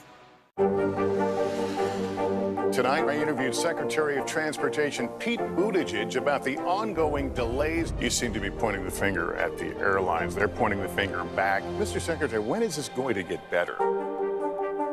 Sometimes the news can be difficult and overwhelming for kids to understand. Ukraine and Russia. Could you help me understand what's going on? So to help make sense of it all, we've created a newscast just for them. We hope your family will watch Nightly News Kids Edition.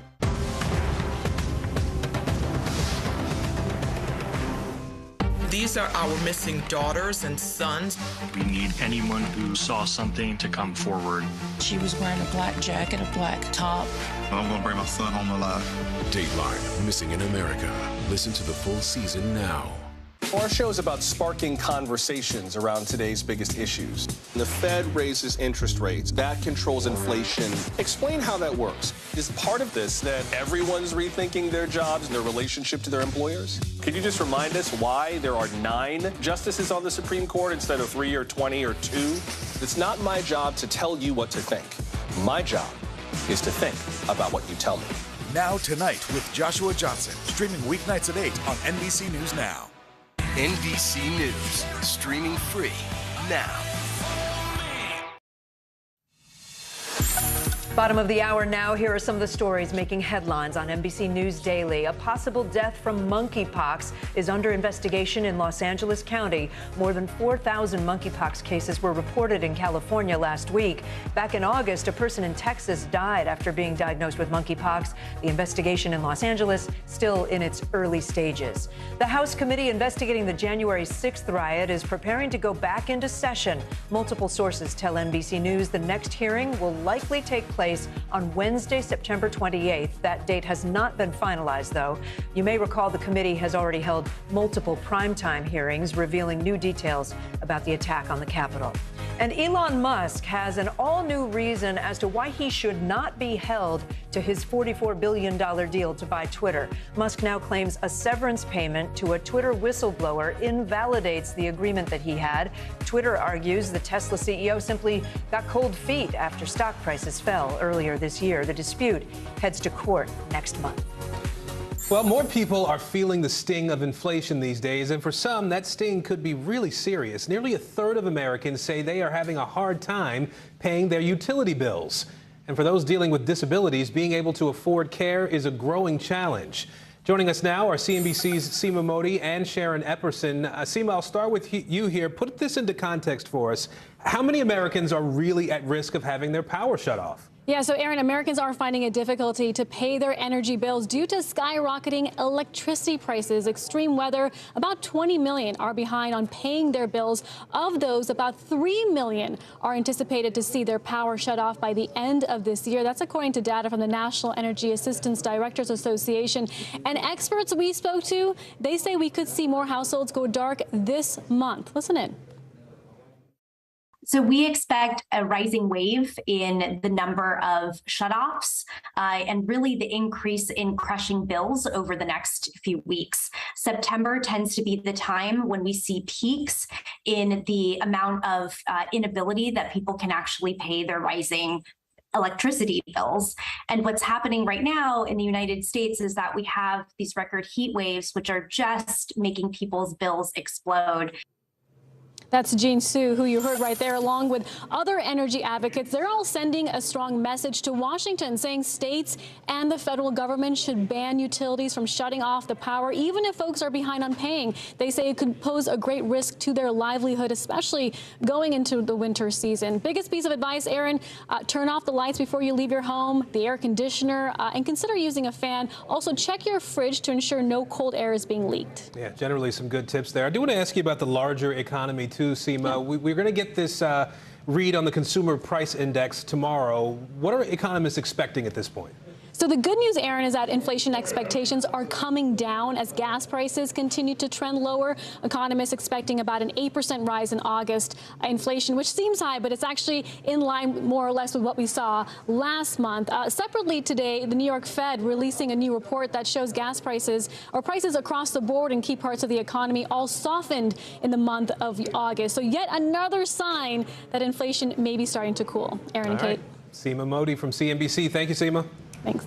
Some families are struggling with an entirely different challenge, paying for the care of people with disabilities. CNBC's Sharon Epperson's taking a look at that for us. Sharon, good to see you.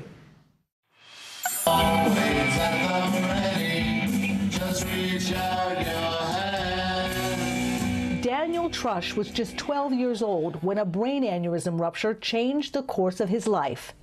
I went into a coma, and I was in a coma for 30 days, and I was in the hospital and rehab for a total of 341 days. But who's counting, am I right? He's now 38 and the president of Daniel's Music Foundation, a New York-based nonprofit that provides free music programs for people with disabilities. His parents are in their 60s and helped Daniel reach his goals by planning for his financial security. I'm used to business plans, and so I converted a business plan to a personal plan. And it goes down to the plan, okay? This is what we have coming in. This is what we want to do. Where's the surplus? How much do we have to save? Experts say accessing government and employer benefits and setting up targeted savings are critical to secure a disabled person's financial future. If they inherit a traditional or Roth IRA or 401k, they can stretch distributions over their lifetime instead of having to withdraw the money within 10 years like most beneficiaries. An ABLE account lets families save up to $16,000 a year without impacting government benefits for someone who became disabled before age 26. And it's also important to find a community of support. So when people come here, they come here for the joy of music, but they also come here knowing that there are other people that are going through what they're going through, not just emotionally or physically, but financially. But we find that a lot of the parents, caregivers come together because there's a commonality. They feel comfortable. Sometimes outside, people do not understand what they're going through. Not just in creating a financial plan, but also a life plan for people with disabilities to be able to share their special talents. We judge our success by the number of smiles that we get. And this unexpected executive is almost always smiling. Here I am. When they see me, they might not think that I could do much, but then when I show them what I could do, their minds are blown. Daniel is amazing. He's also an unexpected survivor. 1 in 50 people has a brain aneurysm. Only about half of those who suffer a brain aneurysm rupture survive. September is Brain Aneurysm Awareness Month. Find out more about this disease, which I suffered too. Go to BAFound.org, the Brain Aneurysm Foundation, to learn more. Aaron, Kate, back to you. Got it, BAFound.org. Such important reporting. Sharon Epperson, thank you. Well, this time tomorrow, voters in 3 states will head to the polls for the final primary day of the 2022 election cycle. People are going to be voting in Rhode Island, in Delaware, and New Hampshire. Whoever wins will have just 8 weeks to win over supporters ahead of the November midterms. Joining us now are NBC LX national political editor Noah Pransky, NBC News senior national political reporter Sahil Kapoor, and correspondent Dasha Burns. Dasha, let's start with you. We'll get to all of you. You're keeping a close eye on New Hampshire's primary tomorrow. Walk us through the Republican House primary and why tomorrow's vote is being watched.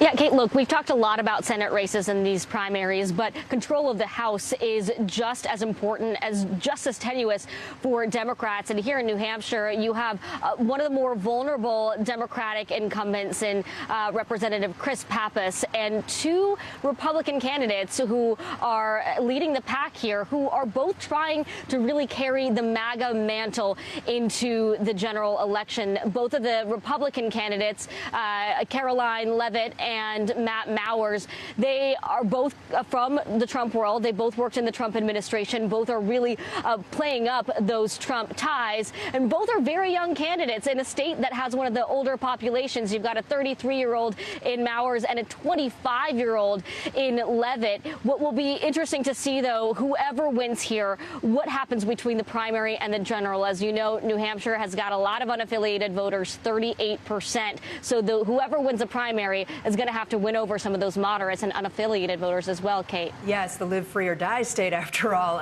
You've been talking with voters in the state. What are voters telling you? What's going to be driving them to the polls tomorrow?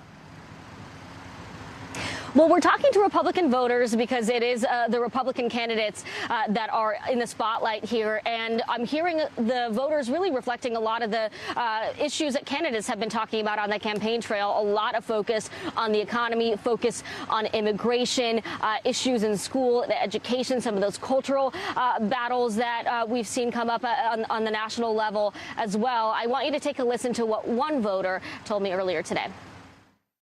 I believe in God. I believe in hard work. I was raised to not take handouts, but to do what you can do for yourself. But I was also taught that if you work hard, you can get what you need and live a good life in the United States. And I'm finding that that's not the case anymore. Laura, who you heard from there, says she's single, divorced with kids who are out of the house now, but she's renting an apartment that she can barely afford. She's having a hard time putting groceries on the table and tells me she feels like the powers that be right now are not doing a whole lot to help the middle class. Kate. Dasha, thank you. We'll check back with you tomorrow. I want to bring in Sahil now. You're in Las Vegas, Nevada. We're 60 days away from the midterms. One of the most endangered Democratic incumbents is in Nevada. Tell us about that matchup. That's right, Kate. It is extremely tight, and I can tell you that Republicans see this race, this Senate race, as their best opportunity to flip a Democratic-held seat and potentially capture control of the chamber. And the single biggest reason is that the economic pain of inflation has hit particularly hard here. To understand why, you have to understand that this electorate, Nevada's electorate, is packed with working-class Nevadans who work in the casinos, the fancy casinos and hotels right behind me on the Las Vegas Strip, and make them function. They have been hit hard by the rising costs of gas and food. And Adam Laxalt, the Republican nominee, is highlighting this all the time as his single most salient message to voters. If you're unhappy with the status quo, vote for me. I am the change candidate. And polls do show that there is a lot of dissatisfaction among Nevada voters. Catherine Cortez Masto's strategy is a little more complicated. She's portraying this as a choice. She says she has solutions for the economy, and he doesn't. She's trying to use the issue of abortion to galvanize Democratic voters, to stir them up, motivate them to go to the polls. And she's arguing that Laxalt is a corrupt scion of a political dynasty. A referendum or a choice, it could all come down to that and the margin here in this crucial area, Clark County. Kate. All right, Dasha Burns, Sahil Kapoor, thank you so much. NBC LX national political editor Noah Pransky is joining us now. And Noah, obviously we have a lot of conversations talking about Democrats and Republicans as we look at some of these races that are happening. In Utah, though, they want to get more third-party candidates in the mix now. What's the plan there? Well, you've got the rise of a third-party candidate, Evan McMullin, largely because Democrats are so uncompetitive there. They actually backed the independent in this race, and all of a sudden we've basically got a split, a conservative independent versus a conservative Republican.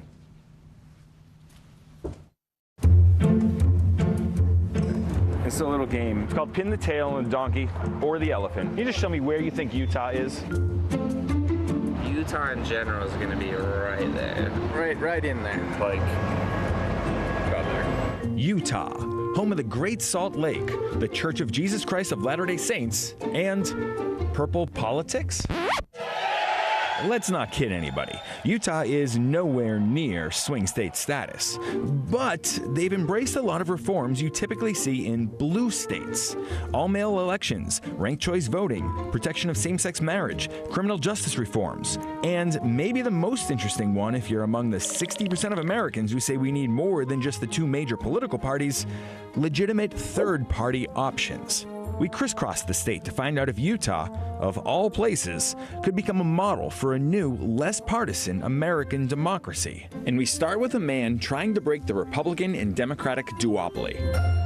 I'm Evan McMullin, independent U.S. Senate candidate from Utah. A former CIA agent and chief policy director for House Republicans, McMullin checks most boxes for most conservatives, except one: support for Trump. People assume that if you vote for Trump, that means you were a supporter of everything he said or did.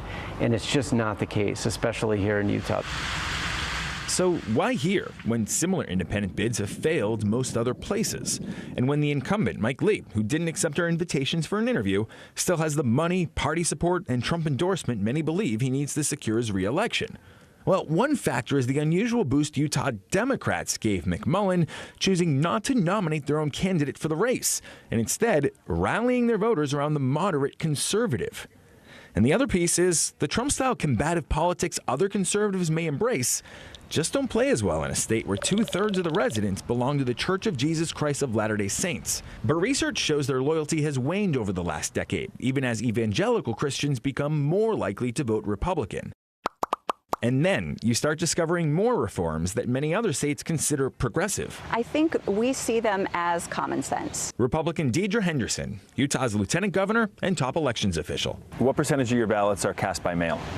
90+%. And how do people feel about that? People love vote by mail. So we can have easy access to the ballot as well as wonderful election security. You can have both. It's not one or the other. It's Republicans here standing up to Republican attacks on election integrity. So maybe that supermajority actually provides us some cover to do some things. There are fewer consequences, maybe. Maybe. For some, Trump is the future of the Republican Party. You vote for him? Oh, yeah, because he gets things done. But most of the Utahns we spoke to expressed concern over Trump. I don't really like the guy. People are concerned about it. Mormon people are pretty friendly and nice and polite, so he rubs me wrong. There's definitely an appetite here for a less combative brand of conservatism, which has seemingly created a lot of voters willing to swing a little bit on the political spectrum. Never a Democrat. But maybe an independent? Right. But here in Utah, and I think across the country, the people between here and here have a tremendous amount in common. And they're a majority of Utah, and they're a majority of the country. So interesting. So let's go back to Evan McMullin for a second. So he's running as an independent. So if he gets to Congress, will he caucus with Democrats or with Republicans? That's the big question. He pledges to caucus with neither. He says there's more power in this Senate as being maybe just a swing vote on any given issue. But I said to him, you're going to have to vote your first week if elected, Mitch McConnell or Chuck Schumer. Who's it going to be? Wouldn't answer that one. Maybe the Bernie Sanders model. I don't know. You got to vote for someone to be the leader. Yeah, true. We'll see. All right, Noah Pransky, thank you. And of course, you can see the rest of Noah's journey for answers at lx.com/Utah. Ukraine's counterattacks make major waves in its fight against Russia. We're in Kyiv to break down the new chapter in this war. More NBC News Daily right after this. Live from Ukraine, from Uvalde, Texas, from Mayfield, Kentucky. To cover the news, you have to be in it. This is how so many towns and cities are protecting themselves. You can actually see they're pushing the gates open. Was there a school officer on campus? That's what we've been told. No. Do you remember any tornado as bad as this one? You look at this and you're thinking, we're not going to have power for weeks, if not months. Exactly. Every night, it's your news playlist. Top Story with Tom Yamas, weeknights at 7 on NBC News Now. News is happening now. Look at what's making headlines around the world. Whenever it happens, wherever you are, it's here now. Hallie Jackson Now, weekdays at 5 on NBC News Now.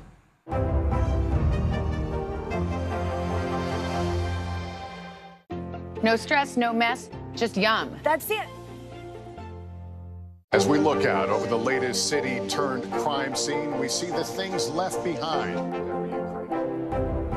Back now with our NBC News exclusive.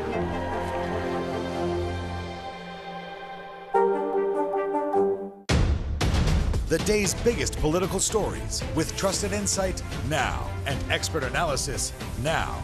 A daily look at the politics behind the headlines. Meet the Press Now, streaming weekdays at 4 p.m. on NBC News Now. Here's what's happening in your neck of the woods. Good morning, I'm Joe Fryer. And I'm Savannah Sellers right now on Morning News Now. We're staying on top of the breaking situation in Ukraine. We are watching dangerous heat this week. Recession, I mean, is that where we're headed? Is there any way to avoid that? Morning News Now, streaming weekdays at 7. As we look out over the latest city-turned-crime scene, we see the things left behind. Back now with our NBC News exclusive.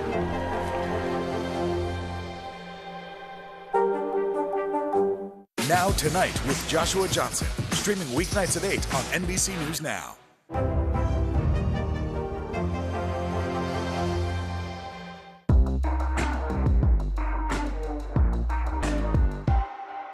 The indictment of a former president, or perhaps candidate for president, would arguably tear the country apart. Is that your concern? Can you update us on the status of negotiations? A potential turning point in the war in Ukraine. More than 6 months into the fighting there, Ukrainian forces appear to be pulling off a pretty stunning counteroffensive, reportedly reclaiming hundreds of square miles in just the past 2 weeks. NBC News foreign correspondent Megan Fitzgerald joins us now from Kyiv with the latest on this. So, Megan, walk us through this counteroffensive from the Ukrainians. What's happening? Where's it happening? Aaron, this is really significant. And when you take a look at just the time, the scope here, it was launched 2 weeks ago today. And since then, Ukraine's President Zelensky is saying that they've been able to recapture dozens and dozens of settlements and villages from the south, which is where they started this counteroffensive in the Kherson region. That's the area where we saw the Russians seize early on in this invasion, all the way up into the northeast, to the Kharkiv region. Of course, that's home to Ukraine's second largest city. Now, they're saying that they've been able to take back, to liberate some 1,300 square miles of territory. And, you know, we're seeing the videos from people that are taking images of these people that are leaving their homes, rushing to these troops, thanking them tearfully, because, of course, they've been in Russian-occupied territory for months. So this is really shocking because it's just how quickly they've been able to make these gains, Aaron. Megan Fitzgerald in Ukraine, thank you. There's much more news ahead. You're watching NBC News Daily.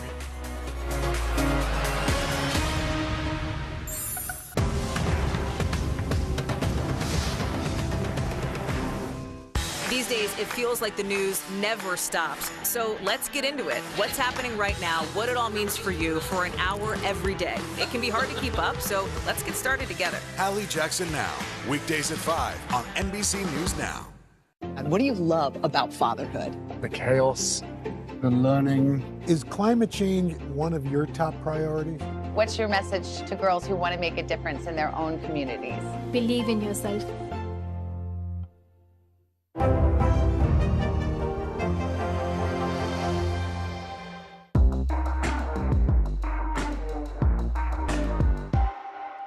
These are our missing daughters and sons. We need anyone who saw something to come forward. She was wearing a black jacket, a black top. I'm gonna bring my son home alive. Dateline, Missing in America. Listen to the full season now. News is happening now. To look at what's making headlines around the world. We're coming on the air with breaking news. This is a significant moment. Whenever it happens, wherever you are, NBC News, streaming free now. And what do you love about fatherhood? The chaos, the learning. Is climate change one of your top priorities? What's your message to girls who want to make a difference in their own communities? Believe in yourself. The indictment of a former president, perhaps candidate for president, would arguably tear the country apart. Is that your concern? Can you update us on the status of negotiations? We're here to start conversations about the big things happening in our world, because it's not my job to tell you what to think. My job is to think about what you tell me. Now Tonight with Joshua Johnson, streaming weeknights at 8 on NBC News Now. As we look out over the latest city-turned-crime scene, we see the things left behind.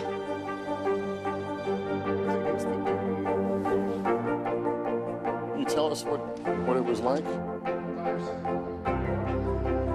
Our NBC News exclusive.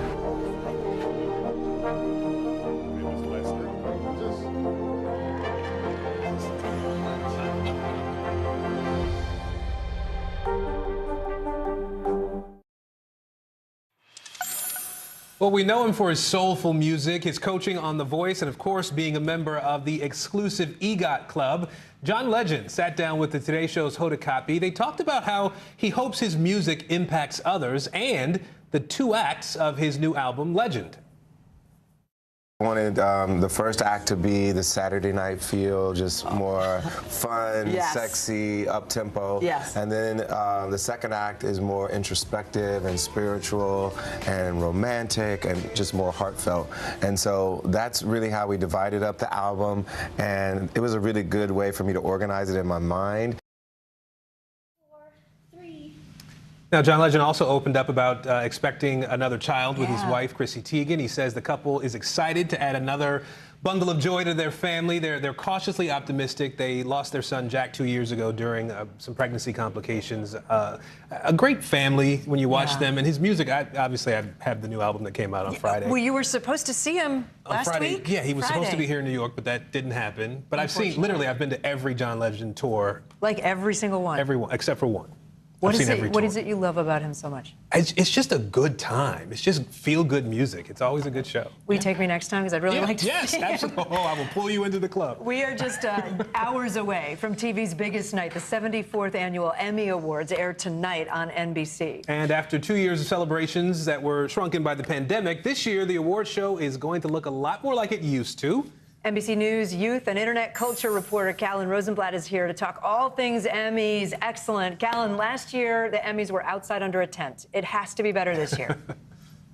Kate, Aaron, it is going to be better. The Emmys are home again at the Microsoft Theater, and you are going to see celebrities and nominees and everyone in attendance getting up close and personal. The seating this year is going to be like dinner table style. So think like Golden Globes, how everyone is sitting at those tables together. It lets celebrities get a lot of interaction. I'm hoping it leads to some memeable moments. So we're going to see a much more personal ceremony than we've seen in the last couple of years. Yeah, you know it will. You know, there are a lot of great shows up for Outstanding Drama Series in particular. What's on the short list? Yeah, I think on the short list this year, obviously Succession is the one that everyone can't stop talking about. It's a lot of S shows. Succession, Stranger Things, Severance, and of course, Squid Game. Squid Game is the one to watch because if Squid Game wins, it's going to make history tonight. It would be the first non-English language show to take home that award. So, you know, while Succession has a lot of the nominees this year, Squid Game is the one to watch for possible record-breaking award tonight. I don't know which to root for. I like all of them. We'll stay neutral. I'll be neutral. What about comedies? Walk us through nominees. Yeah, a lot of old school stuff that we are really familiar with. Curb Your Enthusiasm, Marvelous Miss Maisel, but we also have some newcomers like Abbott Elementary, which has been a huge fan favorite on social media. But a lot of critics and a lot of people online talking about, will Ted Lasso sort of stay top dog in the comedy world? A lot of critics seem to think that Ted Lasso will sort of stay on top, but we love a good underdog story. So if Abbott Elementary creates an upset, I think that's a fantastic storyline, and I'll be watching for that one tonight. You know, it seems like this short list has a lot of shows that have been successful on streaming, right? How many of these nominees are on digital platforms as opposed to traditional broadcast, and how are they looking? Yeah, Aaron, I was really floored when I went to look at how many of these shows come from streaming services and how many of them come from sort of traditional networks. There were some categories I couldn't even remember or find a nominee that came from traditional media. I mean, so many of these are streaming. I think HBO Max has over 150 nominees tonight. Netflix has over 100. And then when you look at something like CBS, which is the leader in network nominees, it has less than 30 nominees. Wow. Perhaps a moment to mention that we're streaming right now, too, if you're out there and you want to watch us on streaming. Peacock is a good place. I'm just saying. Okay, outstanding lead actress in a drama series. What are we looking for? Yeah, outstanding lead actress. So, we have incredible nominees, Sandra Oh, Jodie Comer, Reese Witherspoon, but I think you have to give it up to Zendaya. I'm hoping she walks away with an award tonight, just like she did last time. Yeah. We'll be watching. My daughter would go nuts for that. You can catch the Emmys tonight, 8 p.m. Eastern on your local NBC station or streaming live on Peacock. Thanks so much for being with us. I'm Kate Snow. And I'm Aaron Gilchrist. You're watching NBC News Daily. We're here to start conversations about the big things happening in our world, because it's not my job to tell you what to think. My job is to think about what you tell me. Now Tonight with Joshua Johnson, streaming weeknights at 8 on NBC News Now. News is happening now. Look at what's making headlines around the world. Right now on Morning News Now. We're coming on the air with breaking news. And this is a significant moment. Whenever it happens, wherever you are, NBC News, streaming free now. Harry Styles! Top Story with Tom Llamas, weeknights at 7 on NBC News Now. Sometimes the news can be difficult and overwhelming for kids to understand, so we've created a newscast just for them. We hope your family will watch Nightly News Kids Edition. As we look out over the latest city-turned-crime scene, we see the things left behind. Back now with our NBC News exclusive.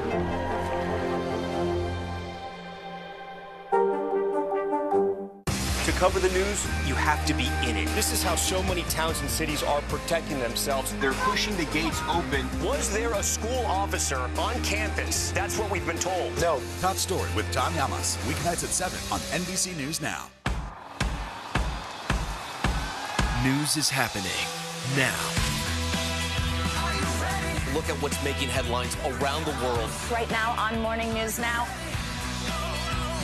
We're coming on the air with breaking news. And this is a significant moment. Whenever it happens, wherever you are, NBC News, streaming free now. Good morning, I'm Joe Fryer. And I'm Savannah Sellers. Right now on Morning News Now. We're staying on top of the breaking situation in Ukraine. We are watching dangerous heat this week. Recession, I mean, is that where we're headed? Is there any way to avoid that? Morning News Now, streaming weekdays at 7. Hallie Jackson Now, weekdays at 5 on NBC News Now. Harry Styles!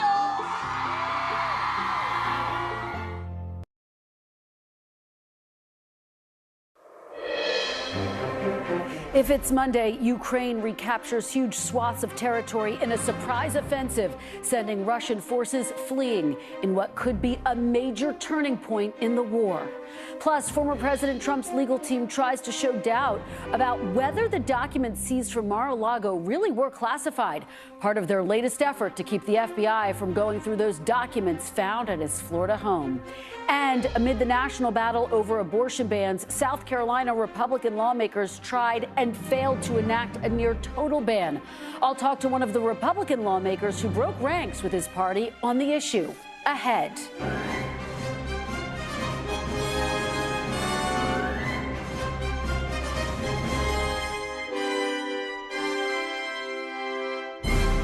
Welcome to Meet the Press Now. I'm Kristen Welker. At any moment, President Biden is expected to deliver an update on his administration's goals to fight cancer, an effort dubbed the Moonshot Initiative. The president will deliver remarks from the JFK Library in Boston on the 60th anniversary of Kennedy's famous Moonshot speech. We will have much more on the president's address coming up. But we do begin today with some really stunning developments out of Ukraine as the nation's troops have recaptured large areas of occupied territory from Russia, breaking Putin's stranglehold in the northeast and in the south. Ukraine's top general says their armed forces have taken back more than 1,100 square miles since the beginning of September. And by one assessment, Ukraine has taken back more territory in 5 days than Russian forces have captured in all of their operations since April. While in Prague, Secretary of Defense Lloyd Austin acknowledged Ukraine's recent gains while pledging continued U.S. assistance. We see success in Kherson now. We see some success in Kharkiv, and so that's very, very encouraging. I think they have great capability. They're using it the right way, and we'll stay engaged and make sure that we're giving them what they need to be successful.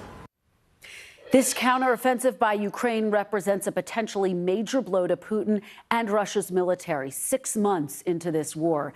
The Kremlin is trying to control the narrative, with Russian state media saying what happened in Kharkiv was not a retreat, and the defense ministry dismissing reports that Russian troops are feeling very dissuaded by all of this. Meanwhile, in Zaporizhia, operators at Europe's largest nuclear facility currently being occupied by Russian troops have been able to restore the backup power line and have now shut down the last operating reactor.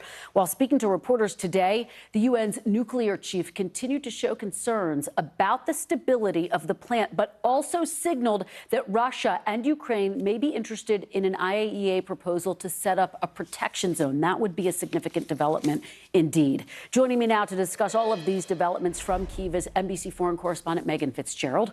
Also with me are NBC News Pentagon correspondent Courtney Kuby and former U.S. ambassador to Russia and NBC International Affairs analyst Michael McFaul. Thanks to all of you so much for being here on a Monday. Megan, I do want to start with you to start us off. Ukraine has made these enormous gains over the weekend, but what is the reality check here? What are Ukrainian officials saying about this counteroffensive? You know, Kristen, they are very excited and optimistic about what they're seeing, because keep in mind, they launched this counteroffensive just 2 weeks ago today. Since then, Ukrainian President Zelensky is saying that they've been able to take back, and of course, this number continues to climb. But the latest number coming in is more than 1,300 square miles of territory. They launched this counteroffensive in the southern part of the country, in the Kherson region. That's the area where we saw the Russians quickly seize in the start of this invasion. They've been able to liberate some communities and towns down there, but all the way up to the Kherson region or to Kharkiv region. And this is where we're seeing some of the most significant advancements, certainly within the last several days. The president saying dozens and dozens of settlements there have been liberated. And we're also starting to see images coming in, video coming in from these soldiers on the ground, capturing those moments where these people who have been in Russian occupied territory for months are running to these soldiers, thanking them for this liberation, a moment that they had been waiting for, Kristen. Really is just extraordinary. Megan, Russia is being pushed back on its heels, as you're pointing out, and it really comes as the reactor at Zaporizhzhia power plant is in Russian-controlled territory. It was shut down. Can you give us the latest on the safety of this power plant? So, you know, Kristen, over the last several weeks, we've really watched this power plant sort of go into this downward spiral. Some optimistic news tonight. Just within the last couple of hours, the IAEA is saying that they were able to restore the second off-site power line. So this is good news, moving in the right direction, because we know over the weekend they were forced to shut down the sixth and only working reactor, and they were able to repair the first backup line. All of this is so critical because this is the way to power the plant. And the concern is that the shelling just continues. And if it knocks off these power lines that have now been restored to the plant, they would have to rely on these backup diesel generators. That's a concern because we know that there's only a 10-day supply of diesel. And once that runs out, that is why these inspectors are saying that there's concern for a nuclear meltdown, Kristen. There has just been so much concern surrounding that power plant. Megan, thank you so much for staying up late with us. Continue to stay safe. We really appreciate your reporting. Courtney, I want to turn to you. What is your reality check here on what we are witnessing, these extraordinary gains that Ukraine was able to make over the weekend? Just how significant are the gains? Is it a turning point? So gains are extraordinary. Absolutely, you're right about that. And it's significant for a number of reasons. But take a step back here and remember, this is a battle that Ukraine clearly is winning. But this is not the whole war. And if you look at the map of Ukraine, that tells the picture of that. So the Ukrainian military, what's really significant here is they were able to go across Russian lines and hit at a bunch of their logistics locations. And that was one of the reasons that they were able to take this area around Kharkiv, a very key city called Izium. You see it on the map here. So where we see the blue on this map, that is where Ukraine was able to take back area from Russia. You see all along, just around Kharkiv, a very critical city, and then Izium down just a little bit southeast of there. So it is a significant amount of territory. The Ukrainians are saying that they got back about 1,200 square miles of territory. For perspective here, Kristen, that's about maybe even a little bit more than what the Russians have taken throughout this entire conflict. So a significant amount. You can also see, if you look a little bit further south, the Ukrainians have opened lines of offense where we see the red and the white on that map in Donetsk and into a small area in Luhansk. That is also very significant as a multiple line of offensive here by the Ukrainian military. Another thing that's really significant about this current fight right now is we have heard cases where the Russians have been reaching out to others, like the North Koreans, for things like artillery. They are still struggling with their logistics here. Not just the logistics that we've seen from the very beginning, which was them struggling for fuel and food to support their soldiers, but they are really running short, according to reports that we've heard from both Ukrainian officials and U.S. officials. They're running short on things like ammunition.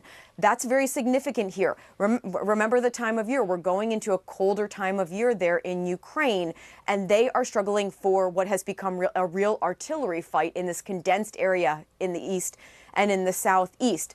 But, as I mentioned, we're going into a colder time of year. That's a time where the Ukrainian military might start to struggle a little bit more, especially if the Russians are able to cut off some of their natural resources that may make it a more difficult fight. So going back to your original question, Kristen, this is Ukraine really winning this battle here, but there still is a larger war here that they will continue realistically to fight for some time in the future.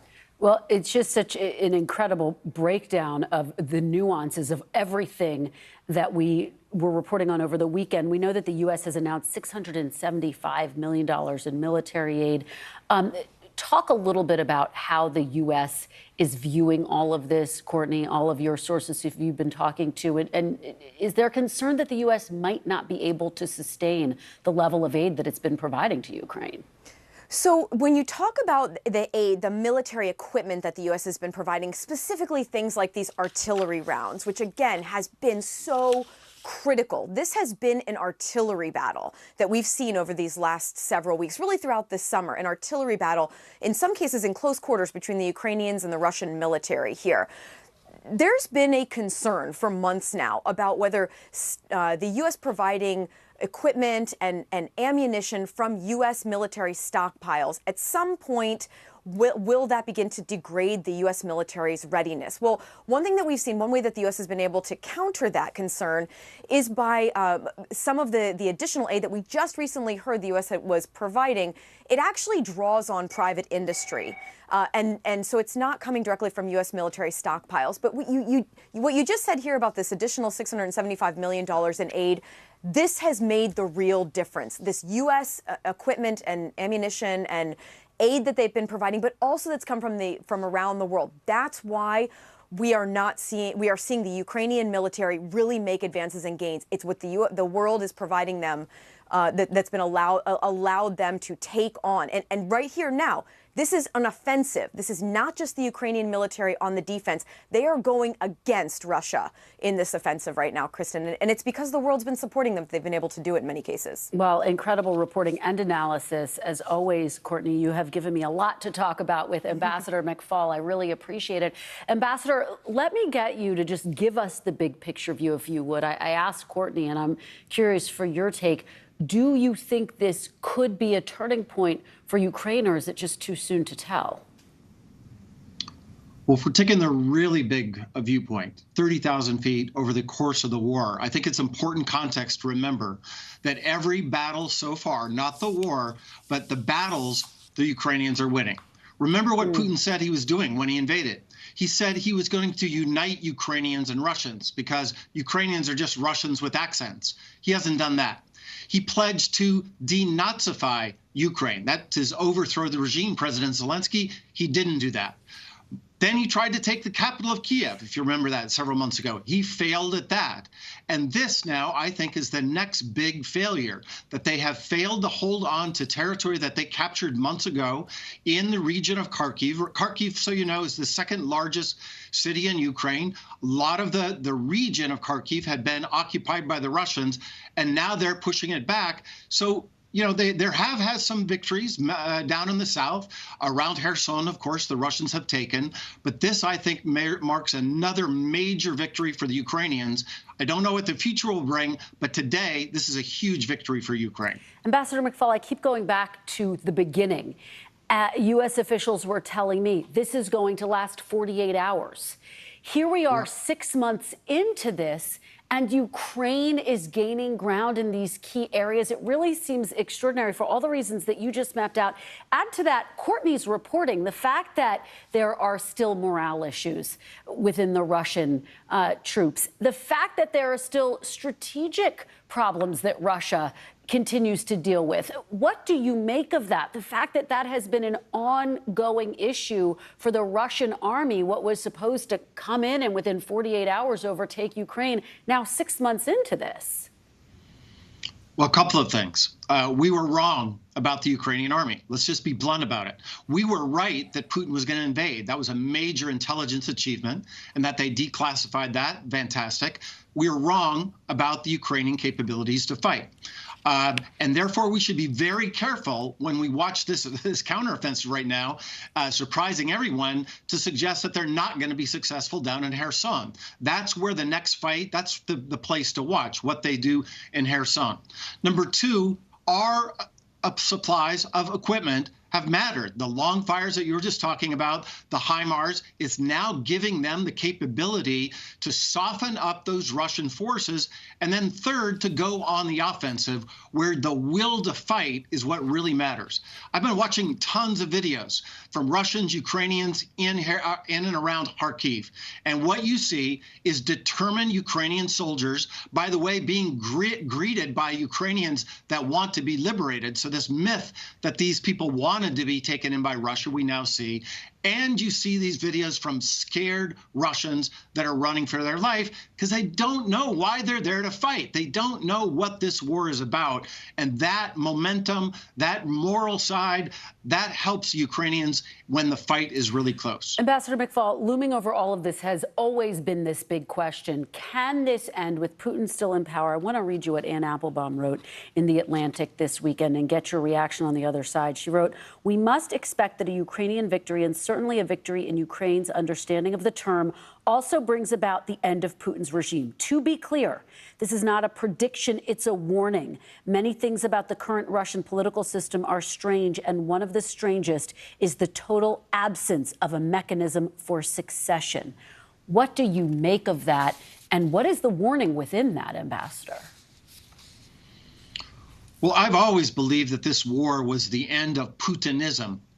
He overreached, right? It's like Brezhnev in Afghanistan. He won a string of victories, small wars that he won, and he overreached in Ukraine. I'm not going to try to predict, just like Ann didn't, when that happens.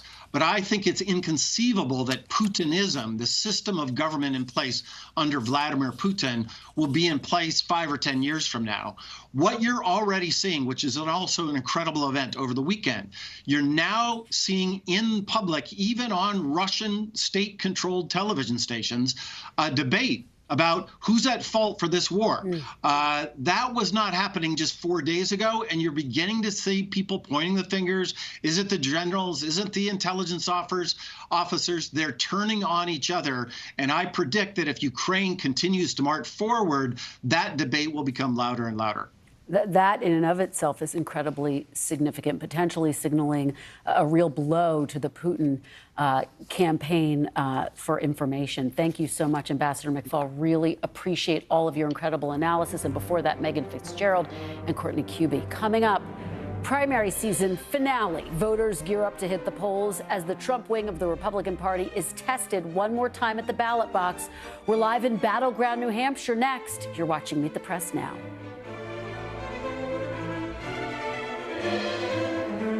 To cover the news, you have to be in it. This is how so many towns and cities are protecting themselves. They're pushing the gates open. Was there a school officer on campus? That's what we've been told. No. Top Story with Tom Yamas, weeknights at 7 on NBC News Now.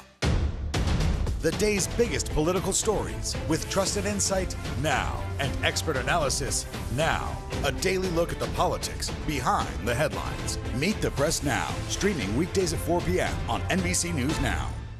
Good morning, I'm Joe Fryer. And I'm Savannah Sellers right now on Morning News Now. We're staying on top of the breaking situation in Ukraine. We are watching dangerous heat this week. Recession, I mean, is that where we're headed? Is there any way to avoid that?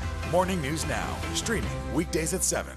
Sometimes the news can be difficult and overwhelming for kids to understand, so we've created a newscast just for them. We hope your family will watch Nightly News Kids Edition. You don't know when your moment's coming, but when it does, you take it. From Brooklyn, we're next to the subway station. The state's reservoirs are alarmingly low. War will pass them by.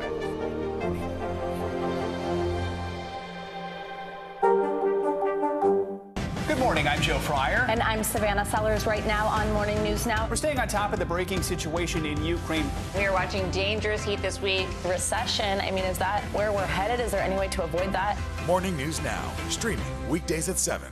Here's what's happening in your neck of the woods. Right now on NBC News Now, we begin with breaking news just coming in. What's happening now, what's happening next, and what it means for you. We're continuing to follow the Russian attack on Ukraine. There's an intense artillery battle underway. As we look out over the latest city-turned-crime scene, we see the things left behind. Fewer people are content to just offer their thoughts and prayers. Stunning testimony at the January 6th hearing. Americans face the highest inflation rate in decades. Parts of Virginia cleaning up after severe storms. Flames forcing thousands to evacuate. When do I play meteorologist? Only when the heat is this bad. Another special night of election coverage right here at NBC News Now. Results are coming in. This Tuesday is going to be huge. This is big when we're talking about November. This feels like an ideological fight to the death. Is there room for common ground? What do you think when you see the activism? Do you think this could have happened without social media? We're coming on the air with the news NBC Scoop. Bringing the news to you is not only a job, it's an honor.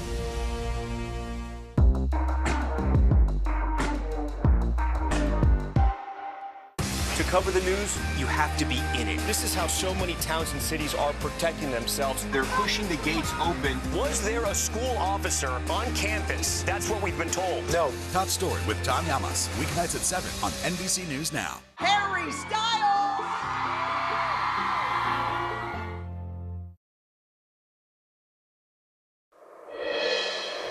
Welcome back. Turning to politics now, where months of bitterly contested primary battles between establishment Republicans and Trump Republicans are finally coming to an end. Voters in New Hampshire head to the polls tomorrow, and Republicans will pick their nominee to take on Democratic Senator Maggie Hassan. This is one of the races we are watching very closely that could decide control of the Senate in November.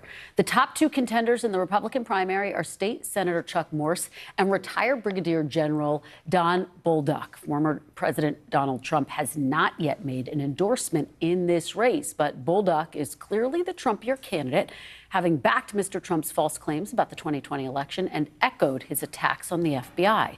The state's more mainstream Republican governor, Chris Sununu, made a last-minute endorsement for Bolduc's rival, Morse, on Friday. And national Republicans really wanted Sununu to run himself, of course. And despite being an outspoken 2020 election denier, Bolduc has also gotten a boost from national Democrats, who are once again spending millions of dollars in a Republican primary, hoping to get the more extreme candidate on November's ballot. We have seen this throughout the primaries. NBC's Dasha Burns is on the ground for us in Londonderry, New Hampshire. So, Dasha, let's set the stakes here. What are you watching in the final hours of this race? Well, Kristen, you laid it out beautifully there. As the primary season comes to a close, we're seeing sort of the culmination of the trends that we've seen throughout this primary season. A divided Republican Party, Democratic meddling in Republican primaries. And here we have a vulnerable Democratic incumbent in Senator Maggie Hassan. This is a seat that Republicans are really hoping to flip. They want to be competitive here, but there's a challenge in candidate quality where we're looking at an establishment Republican who's been backed, you mentioned, by the Republican governor, by a lot of the Republican fundraising arms. Basically, the mainstream Republican Party is behind State Senator Chuck Morse. But it seems that the Republican base and the voters, especially those that we've been talking to today, are really lining up behind Don Bolduc, retired Brigadier General. He has been leading in the polls significantly. But as you mentioned there, he is very much a farther right candidate, much farther than right than Chuck Morse. He's supported the former president's claims of a stolen election. He's a hardline conservative in his policies and his values, but he's been doing the ground game here, really grassroots campaigning across all of the counties, whereas Chuck Morse, his rival, has really been playing the game on the airwaves. I asked Don Bolduc earlier today how he feels watching his party, the establishment, really line up behind his opponent. Take a listen to what he told me. What do you make of the fact that so many of those sort of more traditional Republicans have lined up behind your opponent? That we're winning, that we're a threat to the establishment, that we're a threat to the status quo, that we're a threat to the existence of what they put in place at the expense of Granite Staters and the people of this country. Some more a badge of honor than an offense. It is a badge of honor, and I carry it with me. Kristen, of course, we've seen it time again. Campaigning in the primary, very different than campaigning in the general. And here in New Hampshire, especially, you've got about 30% of voters as registered Republicans. You've got about 38% unaffiliated. And so Democrats, the reason you're seeing that Democratic meddling here, they're hoping to sink Chuck Morse. They're hoping that Don Bolduc will be the candidate running against Democrat Maggie Hassan. They think she'll have a much better chance with a more extreme, a farther right, more conservative candidate in the general election. Kristen? Dasha, you always get the candidates. It's so impressive. Very quickly, in talking to Republicans, how is there real disappointment that Chris Sununu didn't get into the race, especially given what they're seeing now? Well, it depends which Republicans you talk to, right? We had a group of folks here at this local business today, many of whom had never been involved in politics before, hadn't ever shown up to candidate events like this, but did show up for Don Bolduc. So he's got kind of the Trump factor, if you will. We're using that term these days to engage voters that haven't been previously. But I'd say a lot of the sort of core Republican voters, listen, Sununu is very popular in the state. A lot of folks were hoping for him to run. But the primary system is the primary system, and the way we've been going lately, it seems that the primary system these days is more advantageous for some of the harder line candidates than the traditional Republicans, Kristen. Yeah, I think you're absolutely right. Well, it is a process that is almost over. Dasha, thank you so much. I'm going to break all of that down now with my great panel. Joining me on set is Tia Mitchell, Washington correspondent for the Atlanta Journal-Constitution, Democratic strategist and former president of Emily's List, Stephanie Schrock, and Republican strategist and former RNC communications director, Doug Heye. Thanks so much to all of you for being here. So, Tia, let's just talk about New Hampshire. The stage will be set, essentially, for the battle for the Senate.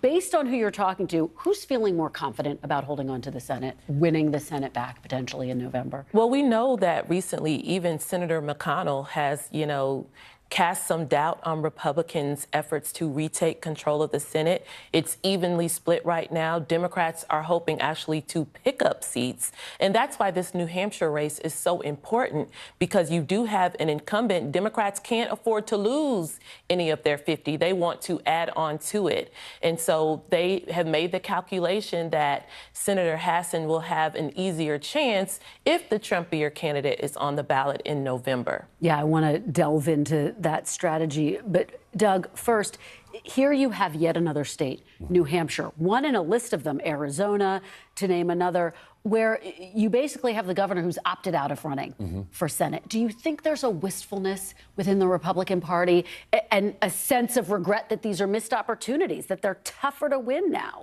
In Washington, sure. If you're the senatorial committee, the congressional committee, the Republican Governors Association, you want whoever that top candidate is. It's like signing the free agent on pick your sport. You want the best player you can possibly get. But the reality is, let's say Chris Sununu won. One, he'd have to go through the Republican primary process of 2022. That's not a lot of fun.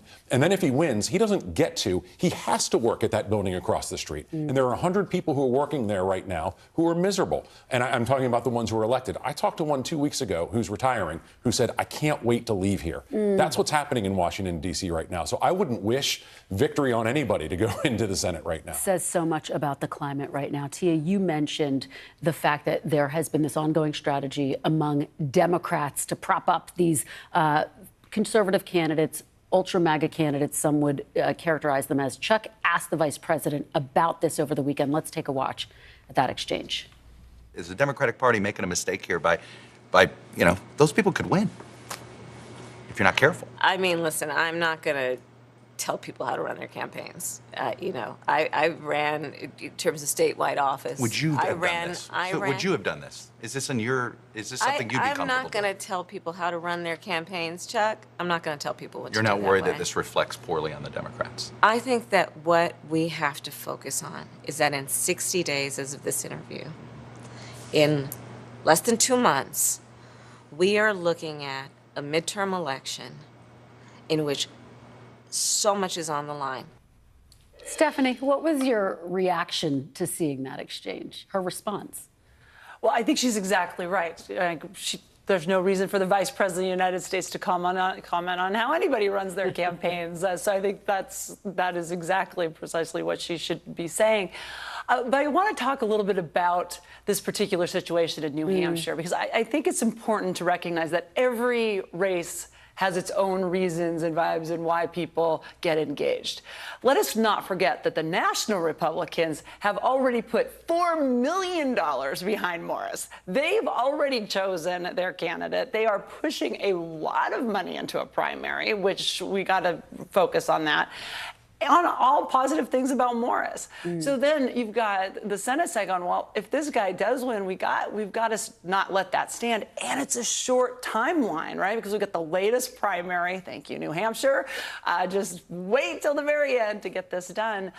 But this is a short turnaround timeline. But so I think it's actually smart to go up and... Is it playing with fire, though, this strategy?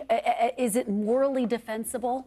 I would say, particularly in New Hampshire, you got a situation where this guy would be the general election candidate, and the general election's already started that way. If he's not the general election candidate, we're up against a Trump candidate. Here's why it's a problem. And it's regardless of win or lose. If you believe that this is conspiracy theory, denying elections, if you think it's anti-gay, if you think it's anti-minority, anti-woman, then by giving these candidates a basis to run on, win or lose, you're creating that atmosphere that you're calling hate. And so whether it's in Doug Mastriano in Pennsylvania, whether it's the Republican candidate Dan Cox in Maryland, who's going to lose, you're giving a platform for that hate. And so then if they do win, it's not playing with matches, it's political arson. But I think it's important, though, because, yes, Democrats have spent money attacking Morse, who could be the Republican nominee, but they've also spent money kind of amplifying Bolduc. And in those ads paid for by the Democrats, though, they're saying, here's exactly who this guy is. He's an election denier. He's Trumpy. And they're amplifying the truth about him, but they know that's something that could resonate in the primary. The number two elected Democrat should be able to say that. Joe Biden certainly doesn't have a problem saying about Republicans. But there is nothing being said in these ads that isn't true and is going to be said about these candidates in the general election, because this is who these folks are. I want to talk about this issue of election deniers. The vice president was asked about this by Chuck as well.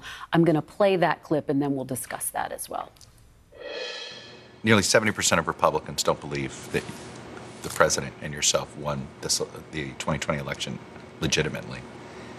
Do you think you'll ever be able to change their minds? I find that polling interesting, and I'm going to tell you why. I'm traveling the country. We're here in Houston. I was in, North Carolina. I've been traveling all over the country. I don't find that. You say you take issue with this idea that there are 70%. Do you think I just don't experience that? Tia, what does that mean she doesn't experience that? Does that potentially run the risk of making her look out of touch, given that that is the reality? I think it does. And I think it might be true. I mean, people may be a little bit more polite when they meet the vice president in person and not say, hey, we don't think you're the legitimate winner of the office you now hold.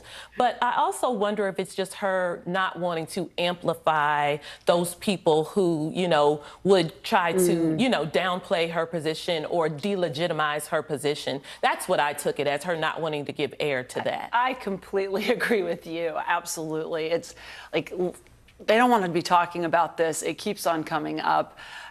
They know why amplify it, particularly as the vice president of the United States. But the reality is they are amplifying it at the DCCC, at the DSCC, at the DGA. And these Republican candidates who feel this way, quite often, they don't have the money to spend themselves. And so what they're getting is a real free infusion of cash that they couldn't raise on their own, courtesy of Democrats. And it's troubling. Talking about things that have been amplified, let's talk about the issue of inflation. Doug, you have in recent days some Republicans saying this is not going to cut it. as a campaign message. It's not going to be tough enough to win some of these very close races, in part because you're starting to see the numbers tick down. You're starting to see gas prices come down a little bit. What do you make of that argument? And do you think inflation should still be the centerpiece of these campaigns? It should be. One, Republicans haven't been making this message often enough and strong enough. And frankly, every time Donald Trump opens his mouth, every Republican has to respond to that. And so they're not talking about these issues. Two, it's also still the #1 issue for Republicans and the #1 issue for Democrats. Is it at that kind of, touchstone place that it was in July or June? No, but it's still #1. So they should be talking about this. And look at all those things that have 70% of the country saying that we're moving in the wrong direction, and focus on that and only that. Though, Doug, it may be #1, but it's barely #1. There's such a suite okay, but it's not of climate issues. change. It's not what is it? But then? it's also not. But abortion is rapidly going up, and now you've got Republicans all over the country, but not for Republicans or independents, scrubbing their websites and running ads, changing their views. Any team would want to be. Any team winning the NCAA would want to be barely the champion. If you win by 1 point, you win. That's politics. Let me read what former Trump advisor Stephen Moore told the Washington Post. He said, "This is one of the things I'm telling Republicans. Yes, inflation is high, but it's coming down. Inflation is not going to be like it was in March and April with huge increases, and I think broadening the message is going to be necessary." Tia, are you talking to Republicans who are starting to broaden their message? Are you seeing this play out? I think Republicans are trying, but right now, a lot of Republicans are still in primary mode for better or for worse. And they're going to have to figure out how to pivot to create that more universal message because, again, Donald Trump, for better or for worse, is still a big part of the conversation. Election denialism is still a big part of the conversation from Republican elected officials and Republicans on the ballot. That's not necessarily going to be a winning message in the general election for a lot of, contested races, for these statewide races and these Senate races. But how will they broaden it? Yes, the economy, inflation, health care, and then climate change and abortion. They are what voters care about. Crime is rising. Crime as well. Well, and that speaks to the idea of broadening the message, that at least some Republicans feel like it has to go beyond inflation and the numbers. All right, thank you so much. This was a great conversation. Tia, Stephanie, and Doug, really appreciate it. And coming up next, former President Trump's lawyers are telling a judge today that the Justice Department's investigation has, quote, spiraled out of control. We'll explain. You're watching Meet the Press Now. Stay with us. We're here to start conversations about the big things happening in our world, because it's not my job to tell you what to think. My job is to think about what you tell me. Now Tonight with Joshua Johnson, streaming weeknights at 8 on NBC News Now. Mr. Secretary, when is this going to get better?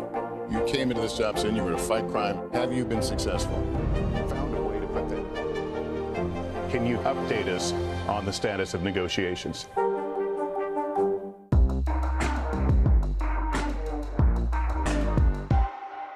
News is happening now. Look at what's making headlines around the world. We're coming on the air with breaking news. This is a significant moment. Whenever it happens, wherever you are, NBC News, streaming free now.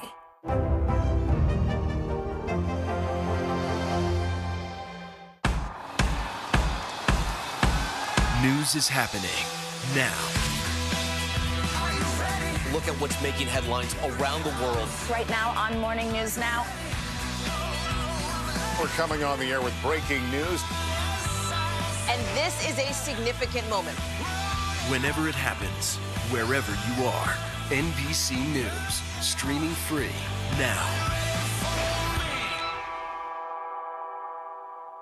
Live from Ukraine, from Uvalde, Texas, from Mayfield, Kentucky.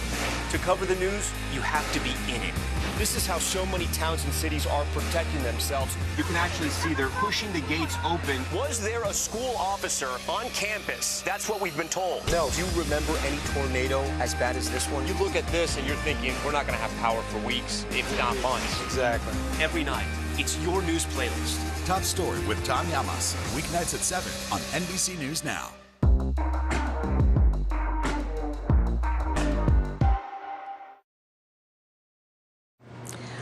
I think that our country is a country that has gone through different periods of time where the unthinkable has happened. And where there has been a call for justice and justice has been served. And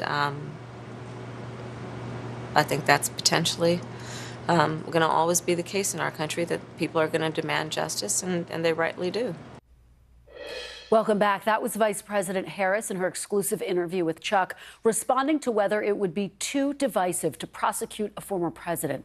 That interview came before Mr. Trump's lawyers today asked a federal judge to continue blocking the DOJ from reviewing documents marked classified that were seized during the FBI's search of Mar-a-Lago last month. In a court filing today, the former president's lawyers called the investigation, quote, unprecedented and misguided. The filing is in response to the Justice Department's intent to appeal the judge's decision to appoint a special master to review the documents. For more, I'm joined by NBC News Justice and Intelligence correspondent Ken Delanian and Carol Lamb, a former federal prosecutor who's now an NBC News legal analyst. Thanks so much to both of you for being here. Ken, let me start with you. What are the top lines of this filing? What are you watching? And Kristen, what's interesting about it is it's not just about the special master. It gives us an insight into what Donald Trump's possible defenses would be. And what it is, essentially, is his lawyers are portraying this as a document dispute that got out of control. What they're saying is this is simply a matter of the president and the archives, the National Archives, negotiating about presidential records, which, of course, contain some sensitive information. And by the way, they call it allegedly classified documents. They're not acknowledging that the documents are classified. They're saying the government has to prove that. They're saying this never should have been a criminal investigation. What this ignores, though, is that some of these records, as described, are not presidential records. They're CIA records, potentially, or National Security Agency records. They're records of other government agencies. They did not belong to Donald Trump. And this also leaves completely aside the national security concerns. Trump's lawyers are arguing those are overblown. Obviously, the DOJ disagrees. And they're not going so far as to say that former President Trump declassified those documents, correct? They are not, indeed, because there's no evidence that he did. And to make that representation in court, they'd have to back it up some way. And it doesn't appear that they can do that. But they could raise that question at a trial and require the prosecution to prove that they were properly classified. Carol, I want to ask you about part of what Ken just laid out, which is the argument that's being made by the Trump legal team that these documents do not belong to the Justice Department. Let me read you a little bit of the filing and get your reaction on the other side. It says, quote, what is clear regarding all of the seized materials is that they belong with either President Trump as his personal property to be returned pursuant to Rule 41G,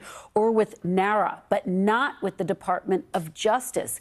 What do you make of this? And doesn't the fact that NARA is a part of the executive branch undermine that argument potentially?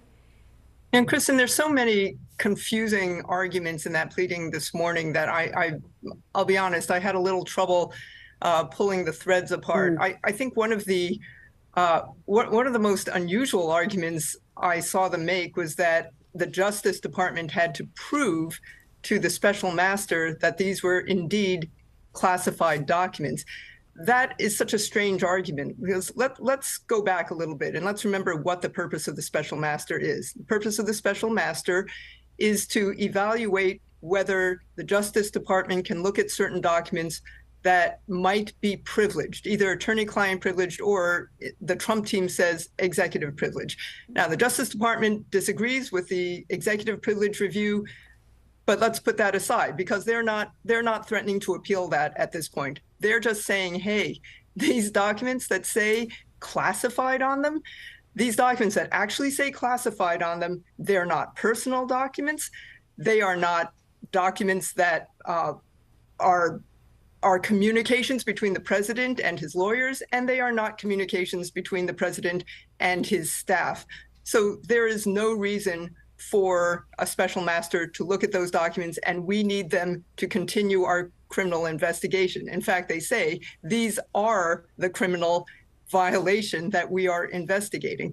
So the Trump team has tried to turn this very strange little procedural thing of a special master on its head, and they have tried to now they're trying to have the trial right now at the beginning or the middle of this investigation. It's a very, very strange situation. I'm sure the Justice Department is scratching its head saying, how did we end up here? So, Carol, given that, what are you watching for next? And if a special master is, in fact, appointed. How does that process unfold? You're saying the special master wouldn't necessarily determine the classification status of these documents?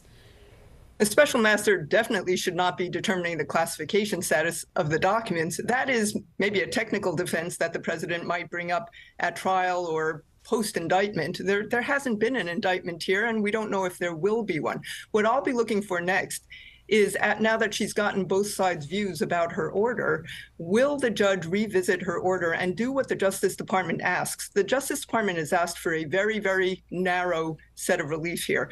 All the Justice Department asks is that she lift her injunction saying that you can't investigate, you can't use these documents to investigate. Would she lift that portion that applies to just the documents that say classified on them?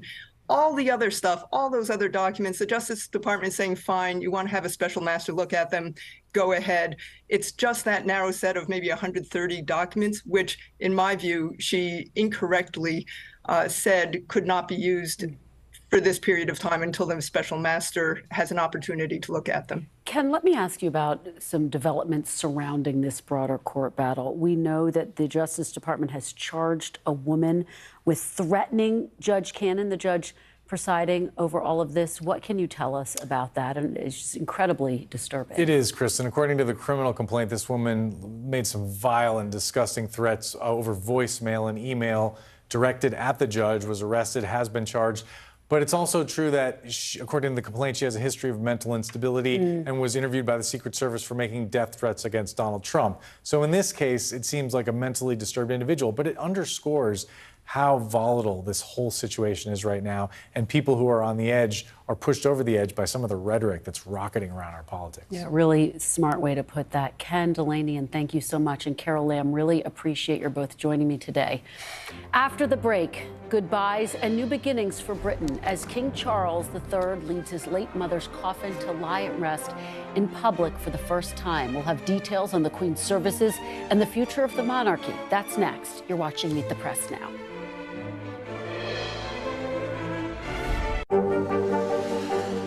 Tonight, I interviewed Secretary of Transportation Pete Buttigieg about the ongoing delays. You seem to be pointing the finger at the airlines. They're pointing the finger back. Mr. Secretary, when is this going to get better? We're here to start conversations because it's not my job to tell you what to think. My job is to think about what you tell me. Now Tonight with Joshua Johnson, weeknights at 8 on NBC News Now. Top Story with Tom Llamas is your news playlist on NBC News Now. And now, you can listen to it as a podcast. Available anytime and anywhere. Tonight, I interviewed Secretary of Transportation Pete Buttigieg about the ongoing delays. You seem to be pointing the finger at the airlines. They're pointing the finger back. Mr. Secretary, when is this going to get better? Top Story with Tom Llamas, weeknights at 7 on NBC News Now. Right now on NBC News Now, we begin with breaking news just coming in. What's happening now, what's happening next, and what it means for you. We're continuing to follow the Russian attack on Ukraine. There's an intense artillery battle underway. As we look out over the latest city-turned-crime scene, we see the things left behind. Fewer people are content to just offer their thoughts and prayers. Stunning testimony at the January 6th hearing. Americans face the highest inflation rate in decades. Parts of Virginia cleaning up after severe storms. Flames forcing thousands to evacuate. When do I play meteorologist? Only when the heat is this bad.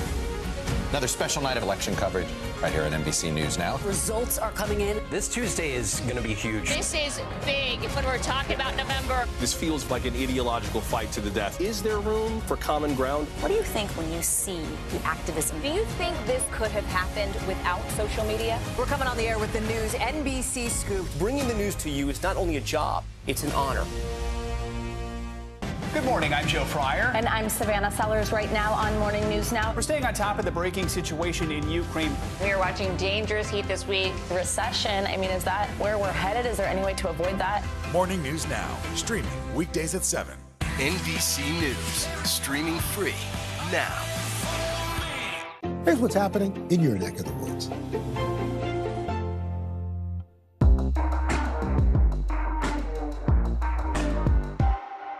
Live from Ukraine, from Uvalde, Texas, from Mayfield, Kentucky. To cover the news, you have to be in it. This is how so many towns and cities are protecting themselves. You can actually see they're pushing the gates open. Was there a school officer on campus? That's what we've been told. No. Do you remember any tornado as bad as this one? You look at this and you're thinking, we're not going to have power for weeks, if not months. Exactly. Every night, it's your news playlist. Top Story with Tom Yamas, weeknights at 7 on NBC News Now.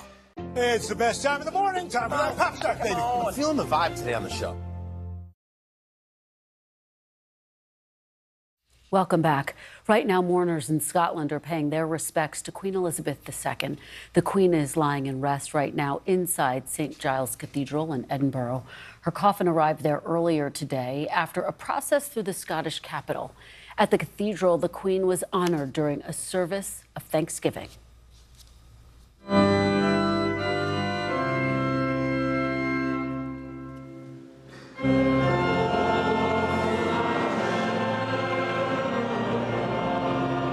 Among those in attendance at that service, the new British Prime Minister Liz Truss, whom the Queen appointed less than a week ago. Afterward, King Charles III heard messages of condolences from the Scottish Parliament before sharing a message of his own with Scottish lawmakers. If I might paraphrase the words of the great Robert Burns, my dear mother was the friend of man, the friend of truth, the friend of age, and guide of youth. Few hearts like hers with virtue warmed, few heads with knowledge so informed. King Charles and other members of the royal family then traveled back to the cathedral where they held a vigil by the Queen's coffin. Tomorrow, the coffin will travel by train back to London, where thousands of mourners will pay their respects on Wednesday. King Charles, meanwhile, will travel to Northern Ireland for a service in Belfast. Turning now to Boston and news in this country, where President Biden is speaking at the Kennedy Presidential Library, announcing next steps in his Cancer Moonshot initiative. The speech comes exactly 60 years after JFK's moonshot speech, which announced his goal of putting a man on the moon, a goal the country could unite behind. Moments ago, the president painted this program as a potentially unifying effort as well. Take a listen. This Cancer Moonshot is one of the reasons why I ran for president. It's part of my unity agenda that I laid out in my State of the Union address to rally the American people to work together. Because we know this, cancer does not discriminate red and blue. It doesn't care if you're a Republican or a Democrat. Beating cancer is something we can do together, and that's why I'm here today. President Biden is also expected to announce a longtime science advisor will head up a new agency aimed at health research. It's an issue that is deeply personal for so many Americans, including the president, who lost his son, Beau, to brain cancer in 2015. Still to come, divisions in the GOP over abortion access come to a head in South Carolina. I will talk to a Republican lawmaker who was a key part of stopping a near total ban in his state and what it means for his party's post-Roe strategy. You're watching Meet the Press Now. Stay with us. Good morning, I'm Joe Fryer. And I'm Savannah Sellers. Right now on Morning News Now. We're staying on top of the breaking situation in Ukraine. We are watching dangerous heat this week. Recession, I mean, is that where we're headed? Is there any way to avoid that? Morning News Now, streaming weekdays at 7. Tonight, I interviewed Secretary of Transportation Pete Buttigieg about the ongoing delays. You seem to be pointing the finger at the airlines. They're pointing the finger back. Mr. Secretary, when is this going to get better?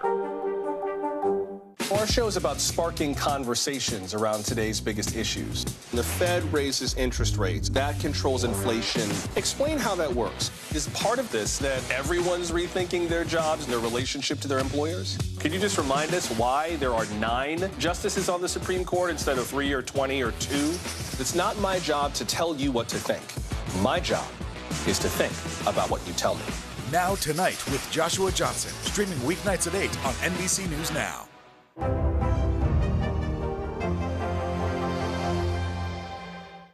No stress, no mess, just yum. That's it. NBC News, streaming free now. The day's biggest political stories with trusted insight now and expert analysis now. A daily look at the politics behind the headlines. Meet the Press Now, streaming weekdays at 4 p.m. on NBC News Now. These days, it feels like the news never stops. So let's get into it. What's happening right now, what it all means for you for an hour every day. It can be hard to keep up, so let's get started together. Hallie Jackson Now, weekdays at 5 on NBC News Now.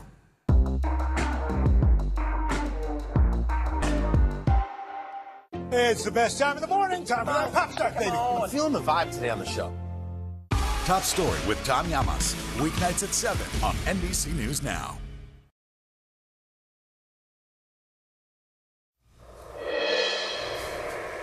Welcome back. A group of South Carolina Republican lawmakers barred a near-total abortion ban from passing the state Senate last Thursday, taking a stand against other members of their own party. Even without the group, Republicans in the state Senate still had the votes needed to pass the ban, but they did not have the support necessary to vote down a filibuster threatened by Republican State Senator Tom Davis. Davis said the bill failed to balance women's bodily autonomy and the rights of the fetus, and promised his daughters he would take that action. Listen to what he said. I have a 28-year-old daughter, a 22-year-old daughter, and a 17-year-old daughter. And they say to me with one voice, Dad, you aren't going to let this happen, are you? You're not going to let this happen. You guys aren't going to, up in Columbia, tell us that from the moment that we become pregnant, we lose all control over what happens inside our body. You're not really going to do that, are you, Dad? And my response to them is, I'm not. Divisions on the issue of abortion have become pronounced within the Republican Party in recent weeks. Some Republicans feel the hardline restrictive stance the party has taken is out of touch with voters' reactions to this summer's Supreme Court ruling, softening their message before the midterms. I am joined now by Republican State Senator from South Carolina, Tom Davis. State Senator Davis, thanks so much for joining me. I really appreciate it. I know you're busy. You're in your car right now, heading from one place to the next, so I appreciate your stopping to talk to us. Happy to be with you. Let's pick up on that impassioned speech that you delivered, if we can. You said you promised your daughters you would not vote for that near total ban. Can you walk me through what the decision-making process was like for you? I mean, absolutely. I mean, when you think about the bill that was before us, it would have banned abortions from the time of conception. So essentially what you're saying is, you know, once a sperm fertilizes an egg, a woman loses all autonomy over her body altogether. I just do not believe that is a reasonable balancing of the rights that are involved here. And there are more than just one right involved. It's not just the right of the unborn child to be born. There's also the right of the woman to autonomy over her body. So you have two rights, each deserving of respect. They obviously conflict with each other. And so what I think our job is as a legislature was to balance those competing rights, to look at that right of a woman to autonomy of her body and balance it against the right of the unborn child to be born. And for me, I think there ought to be deference paid to the woman at the beginning of the pregnancy. And then as you move along to term throughout the 9 months, I mean, gradually, I think that right yields to the right of the unborn child to be born. But I just cannot subscribe to this notion that once the sperm fertilizes an egg, that a woman loses all control over her body. I don't think that's a reasonable balancing of the respective rights. Well, you were joined by 4 other Republican lawmakers. 3 of them were women who voted against this ban. But as you have said, I mean, there is a divide within your party. There was a divide within your own state legislature. How consequential do you think this divide is?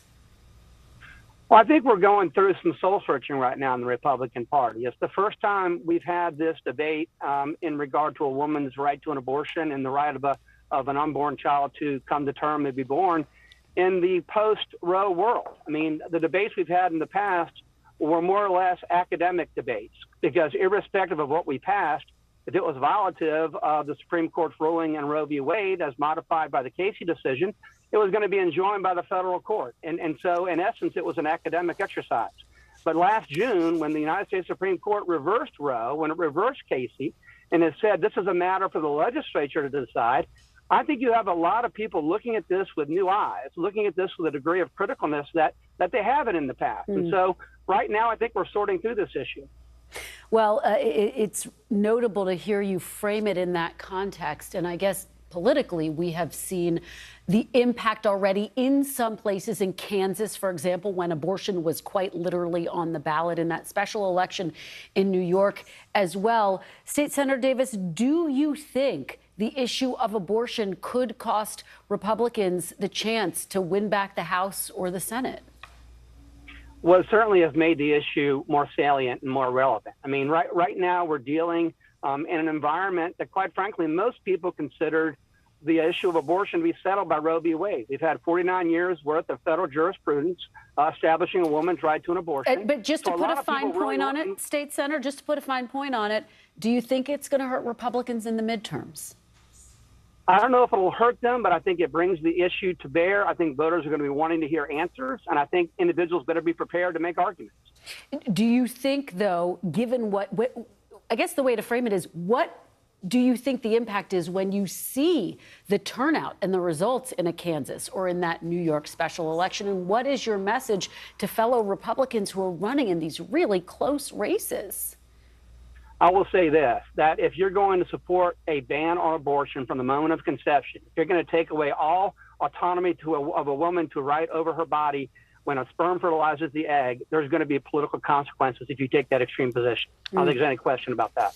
And, you know, it's notable because as you were walking through how you came to this conclusion, you talked about the fact that as the pregnancy goes on, it is your belief that ultimately you then have to take the rights of the fetus into greater consideration. And I wonder where you think that line stands. Right now, obviously, it's a bit murky in your state what will happen in the long term. Right now, I believe the current law stops abortion access at 20 weeks, but there is an effort underway to stop it at 6 weeks, to impose a 6-week trigger ban. Where do you stand? Would you support that 6-week ban?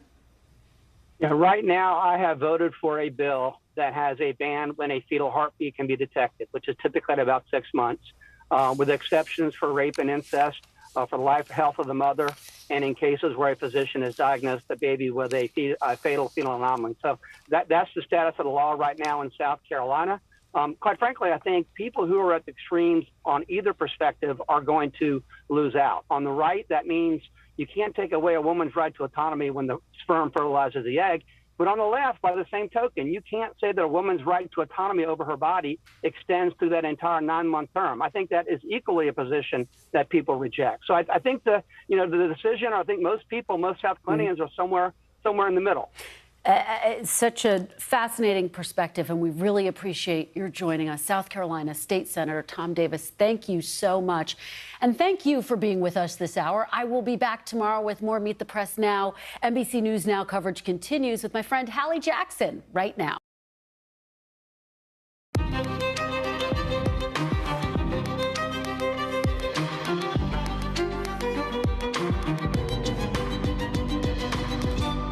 We're coming on the air with that goodbye from Scotland to Queen Elizabeth II, with thousands of people paying their respects right alongside the royal family. But in some countries in the Commonwealth, they're asking if the monarchy is really for them anymore, like Jamaica, where we're live tonight. Plus, breaking in the last few hours, lawyers for former President Trump say no way to the Justice Department's pick for that independent third party to look at the documents taken from Mar-a-Lago. We'll talk about what's next in this fight. And former Kansas City Chiefs coach Britt Reed getting a plea deal after hitting 2 parked cars while police say he was drunk driving. What we're hearing from the furious family of the then 5-year-old victim, who now has a traumatic brain injury.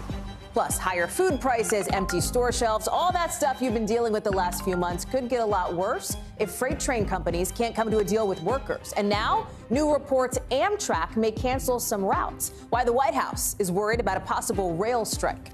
And is this broadcast TV's last stand against streaming? We'll talk about why everybody is watching Abbott Elementary at tonight's Emmys. We're going to have your preview live from the red carpet later on in the show.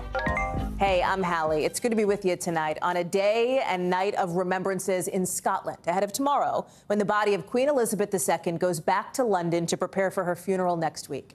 And today we've seen the royal family mourning alongside thousands of people at St. Giles Cathedral. You see the Queen's children there, including King Charles. After a service of Thanksgiving, thousands of people lining the streets of the Royal Mile outside. And I want you to listen to this just for a second.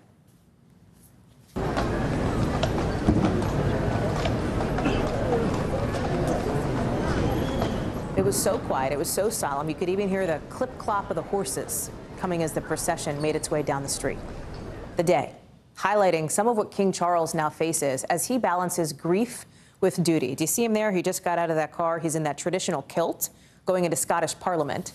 Lawmakers sharing stories, sharing condolences, and Charles sharing a message of his own.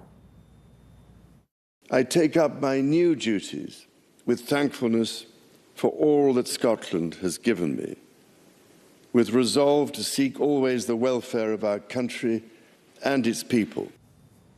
But the backdrop here, Scotland is a country where people have, complicated feelings about being in the United Kingdom. The country's held votes to leave the UK, and there are questions about whether the Queen's popularity will now extend to her son. Across the 14 other countries where King Charles is head of state, that is mostly symbolic, but you've got many of them divided over whether he still should be, or whether they should follow the path of others, like Barbados last November, and renounce the British monarchy. Jacinda Ardern of New Zealand says she could see it happening in her lifetime there, although not soon. Watch. I've never sensed an urgency. There's so many challenges we face. This is a large, significant debate. I don't think it's one that would or should occur quickly. Others are following the lead of the Prime Minister of Antigua and Barbuda, who's saying this week he plans a referendum within the next 3 years. We're going to talk about that more with Kerry Sanders, who's posted up in Jamaica in just a second. But I want to start with Matt Bradley in London. And Matt, talk to us about what happens from here as it relates to the remembrances for Queen Elizabeth, because you've got King Charles set to visit Northern Ireland. That's another place where there is more of a nationalist sentiment. And yet at the center of this all, right, is not just a king balancing his duties, but a king balancing the grief, a son balancing the grief of losing his mother. Yeah, Hallie, I mean, what you're looking here is like two separate but, parallel tracks. You're watching the Queen, or rather the body of the Queen, and her coffin traveling through all of the British Isles, allowing the nation to say goodbye to her, to mourn her. And she's going through Scotland and then down to here in London tomorrow, where she will be lying in state very briefly at Buckingham Palace before she goes to this building behind me to Westminster Hall, where she'll be lying in state for 4 days. In parallel to that, you've got the new king. You've got King Charles III. He is also going through the work, and this is a separate operation, of also knitting together all of the constituent countries within the United Kingdom. Because remember, this is a united kingdom. There's 4 different countries that make this up, and they're not always totally unified, even though it seems like they always act in concert together. It's a lot of hard work to keep these countries from declaring that they want to renounce the Queen and get rid of the monarchy and make themselves their own republics. A lot of these countries have done more than just flirt with this in the past couple of days. So you're seeing Scotland right now, where obviously we saw the new king talking to Scottish members of parliament. Even some of the stalwart Republicans didn't really raise a lot of Republican fuss today. They wanted to mourn and talk about the Queen. Then he's going to be going to Northern Ireland, which has already been cast into really extreme doubt by Brexit, that other big issue that's been vexing this country for the last several years. So yeah, this is not just a question of, the Queen dies and we have a new king. This whole process is trying to demonstrate continuity. That's why that famous phrase, the Queen is dead, long live the king. The whole idea is there's no daylight between one sovereign and the next. That's why both of these things have to happen in parallel. Hallie?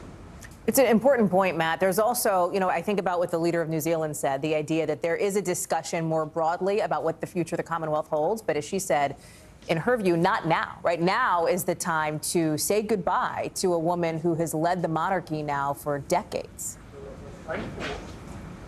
She said not now, but I think she also said something that's really revealing, Hallie. She said there's no rush. And that really says a lot, because the fact is, when you talk to British people, when you talk to Australian people and Canadian people, even if they're Republicans, even if they hate the idea of the monarchy, and you get a lot of people who are really far left, who think this whole thing is a vestige of, ancient times and past unequal systems and just sky-high privilege. There's all sorts of attendant issues and symbols that go along with this that people don't really like. So why aren't they getting rid of it? Why aren't they so determined to become republics and get rid of the monarchy? It's because the fact is, Hallie, the monarchy has saved itself by making itself irrelevant, by making itself not political. That's what's allowed it to preserve its privileges and its prerogatives, even though it's kind of an antiquated institution. So when someone like Asern says, there's no rush, it's because a lot of people, they don't notice the monarchy in their day-to-day lives or in the ordinary politics of their country. So it's not a rush for them to get rid of it. It doesn't cause a lot of problems for them. Matt Bradley live for us there in London, where I know we will see more remembrances, much more tomorrow and the days to come. Thanks, Matt. I want to turn to Kerry Sanders now, who's on the ground in Jamaica, where people there, Kerry, as you well know, you've been talking to them, are having this moment where I think some are grappling with what does it mean to stay in the Commonwealth or not.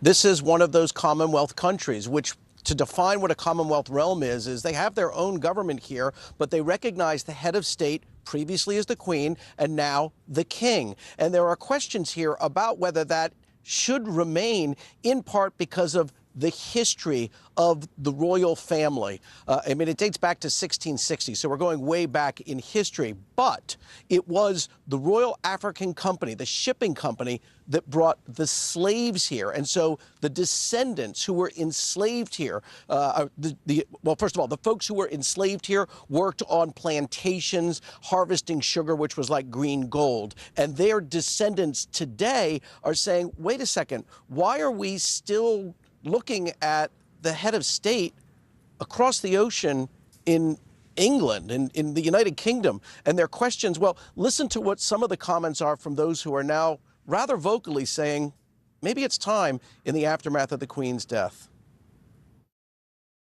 When blacks were brought from the African continent, they did not come here as slaves. They were enslaved when they got here. The real talking point is about reparations, one, but most importantly about apology. Why should we be looking across the Atlantic to a white woman or a white man? And so those questions are rather vocal. Whether there will be a referendum vote soon or not, that still is in the works. But there's a lot of feelings here that it just doesn't make sense in 2022 the way it may have once seemingly made sense. Hallie? Well, what does that look like in practical terms, Kerry? In other words, like, help us understand, how does life change or not if a country were to replace King Charles as head of state? You know, this is a very American view, I was told by many people I've spoken to here, about trying to understand the Commonwealth realm.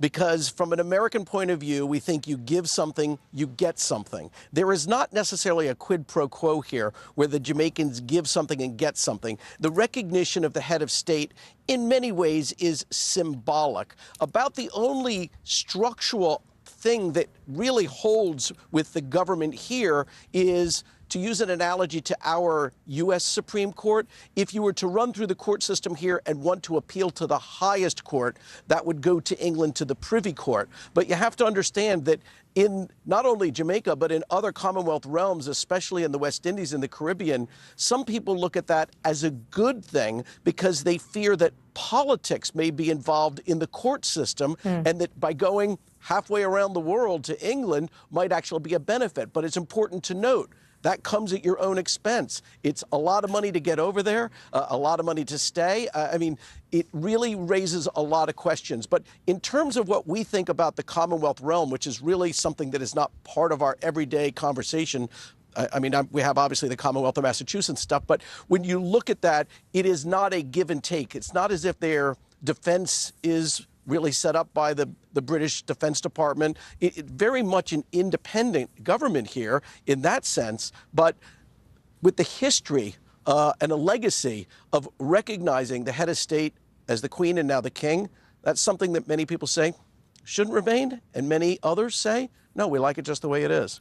Hallie? Kerry Sanders with that Jamaica Dateline. Kerry, we're glad to see you reporting from Jamaica for us tonight. Thank you so much. Back here to Washington now, where just a few hours ago, former President Trump's legal teams pushing back on the DOJ's two potential candidates who could be that independent party reviewing documents that the FBI took from Mar-a-Lago. This comes after another defiant court filing where the Trump team showed they're still going to try to fight this whole investigation by questioning whether the documents were actually classified, even though, by the way, the documents had classified markings on them. It's all part of a broader response, asking the judge involved in the case to keep prosecutors from reviewing about 100 pages of that secret or top secret, et cetera, material. after the Justice Department had asked that judge to lift the ban before the independent third party weighed in. Let me just stop and take a step back here, right? Because there is also something that's happening in this broader moment. There's this fight happening over documents at Mar-a-Lago, and it's against this backdrop of a precarious political moment, frankly, a tinderbox. And you had a woman in Texas arrested for allegedly threatening that judge, the Florida judge who okayed Mr. Trump's request for that third party. I want to bring in now Ken Delaney. And Ken, let me take this in a couple of buckets. Let me start with the legal buckets, right? And I want to cut through some of the weedsy stuff, and let's just get to the point. Not surprising that the Trump legal team said, hey, Department of Justice, I don't want the people you picked to be this so-called special master, this third party. I want these other people. Okay, fine, not a shocking legal filing. There's another legal filing today in which the Trump team was defiant, basically pushing back on other things that the Justice Department wants. And in these legal, when you take them all together, Ken, here's what is not said, which I think is super important here. Nowhere do the attorneys for Donald Trump try to make the case that the former president declassified these documents before he left office. That had been the PR response thus far to this point, right, from Mr. Trump and his allies. That is not the legal response as we're seeing now reiterated today.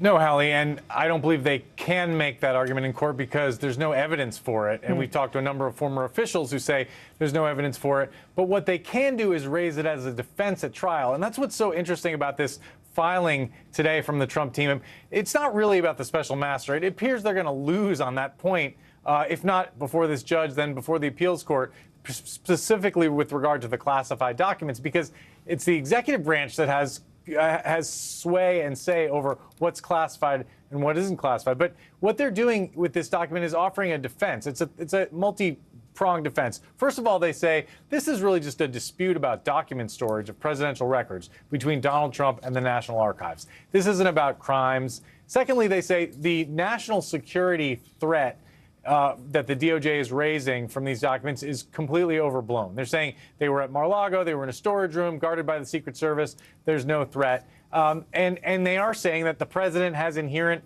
declassification authority, so the onus is on the Justice Department to prove that those classification markings actually meant the documents were still classified. It's an interesting set of defenses. I think that's going to have no bearing on the issue of the special master. Really what they're doing is previewing Trump's defense at trial. But when the executive branch comes and says, look, these are very seriously dangerous documents that shouldn't get in the wrong hands, it's really hard for a judge to second guess that. And I don't really see where the Trump team is making that argument, not knowing everything that the intelligence officials who helped prepare these documents know, Hallie.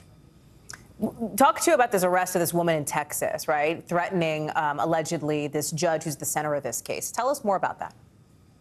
Yeah, this is a really awful situation. So this woman was charged with making criminal threats, allegedly said some really vile and hateful things on voicemails and emails to this judge. But the court records also say that she was interviewed by the Secret Service earlier this year over threats that she made to Donald Trump, and that she is impersonated or posed as a CIA officer and a Navy SEAL. So, and that her mother said that she had mental issues. So this doesn't seem like this threat was ever in any danger of being carried out. But I think, Hallie, it underscores what you were alluding to, this sort of really volatile nature of our politics right now, where this rhetoric is flying around, so that where people are on the edge, get sucked into doing things they might not otherwise do because reputable politicians are doing things like comparing the FBI to the Gestapo.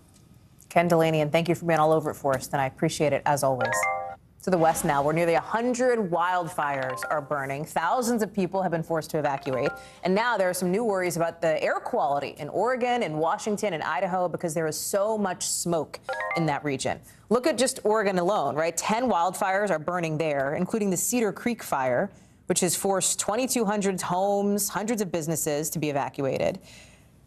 That fire was sparked by a lightning storm back in early August. It was contained at about 12%, but that dropped down to 0% over the weekend because it was so windy and so dry.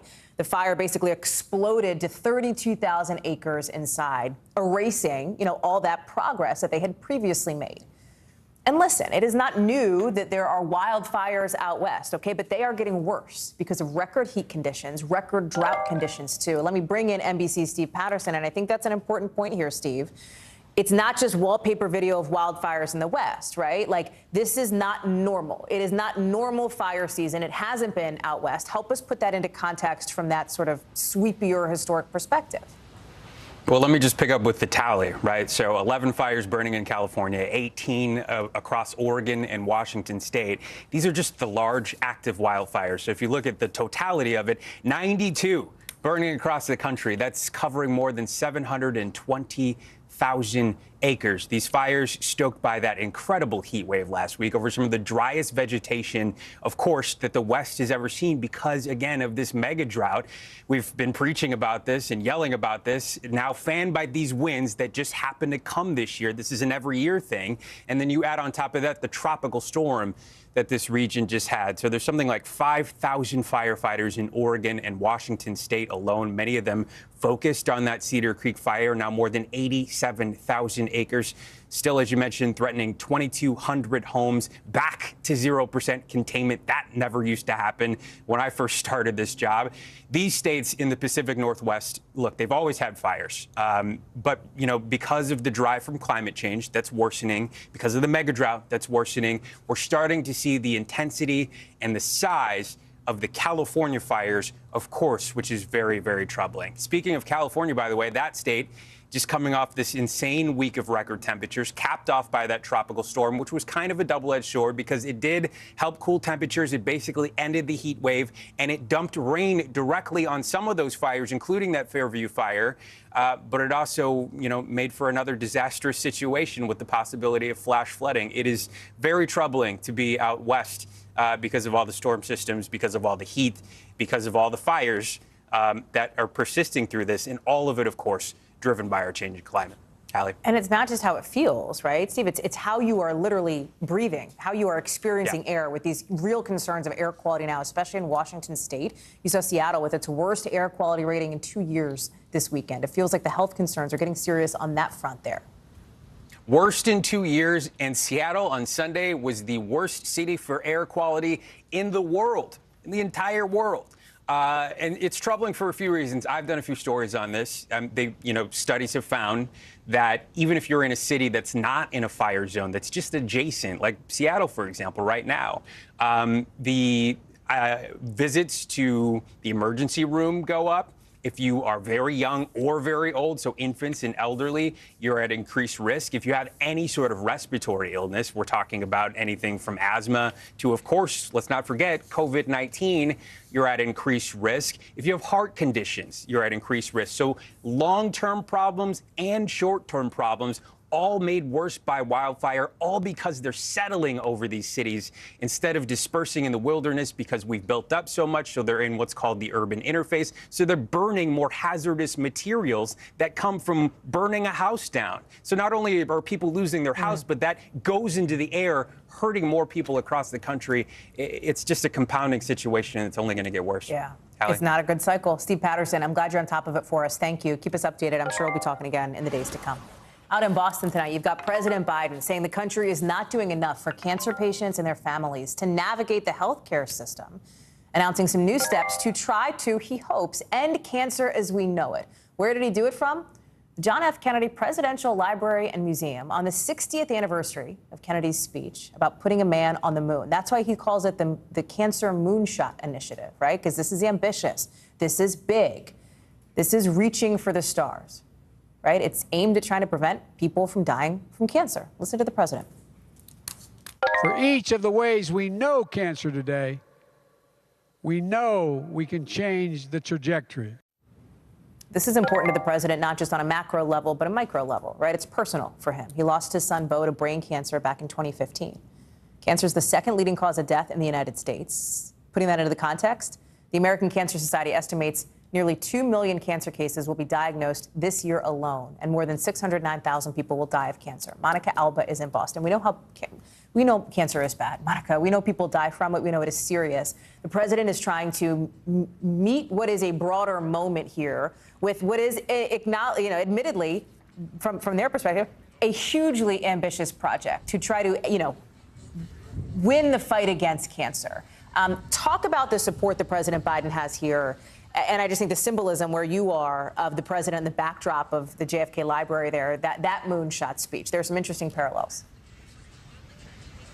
Certainly, Hallie, it is an extremely ambitious goal. The president wants to reduce cancer deaths by 50% over the next 25 years. And the way he's going to do it, he announced today in this speech with a very fitting backdrop, is by trying to get more funding in the biomedical sphere, trying to boost that kind of innovation for some blood tests that federally backed studies have showed can perhaps detect cancer at an earlier stage than we've seen in the past. But if you do flash back to 60 years ago and when JFK gave that famous speech, there was about $20 billion behind that initiative for Apollo. You put that in inflation numbers today, that equals more than $220 billion that would have been the case. And that's just not the kind of money right now that this White House or this president has to put behind it. So that's why the White House is going to gather some industry leaders in this biomedical field on Wednesday at the White House to try to have a meeting and see where they can get this funding. They're going to really have to rely more on the private sector. But the president absolutely hearkening back to those words from 60 years ago and putting it in these very personal terms, and also trying to have this moment of national unity, saying that cancer does not discriminate, whether you're a Republican, a Democrat, red or blue. And he is saying it's something he hopes everybody can come together to try to put an end to in the near future, Hallie. Monica Alba live for us there with the president in Boston. Mon, thank you. It's been more than 200 days of war now between Russia and Ukraine. But tonight could be. It is possible that we are seeing a tipping point here in favor of the Ukrainian military. That's because those troops are pushing deeper into territory that had been controlled by Russia, a move that military and security analysts are calling extraordinary and a clear moment in this war. The Ukrainian president, Volodymyr Zelensky, has said their military has retaken about 2,300 square miles this month. That's an area almost twice the size of Rhode Island, right? It's a lot of territory. We should note that NBC News has not independently verified those claims.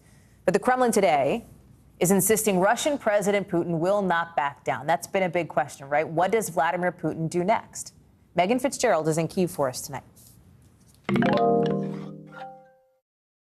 It's been 2 weeks exactly to the day since the Ukrainians launched this counteroffensive. Since then, Ukraine's President Zelensky is saying that they've been able to recapture some 2,300 square miles of territory. Now, this counteroffensive was launched in the southern part of the country, in the Kherson region, but we're seeing some significant advancements, especially over the last several days, in the northeastern part of the country, in the Kharkiv region. There, Zelensky says that they've been able to take back dozens and dozens of towns and settlements in the area there. We're already seeing video from soldiers on the ground of people in those areas rushing to these soldiers, thanking them for liberating them. Many of these people living in Russian-occupied territory for months now. We've also seen in this region where the Russian soldiers have retreated. Of course, the Russian Defense Ministry is saying that they're not retreating. They're just redeploying their troops to the east. But this is certainly significant advancements that we're seeing here by the Ukrainians.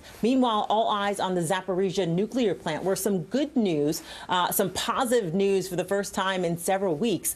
Ukrainian officials, energy officials, are saying that they've been able to restore a second power line to this plant. Of course, the concern here is increased shelling at any time could knock these plants, these lines going to the plant offline. But at this point, there is some good news that the plant is being powered by 2 external lines. Back to you. Our Megan Fitzgerald reporting for us there from Ukraine. Coming up here on the show, an unexpected moment during closing arguments of the R. Kelly trial. We'll talk about that in a minute. Plus, a former NFL assistant coach pleading guilty to a drunk driving crash that left a little girl with traumatic injuries. Why her family is furious tonight. And some U.S. credit card companies are joining the fight to try and limit mass shootings. We'll talk about the changes being made to flag suspicious gun purchases coming up.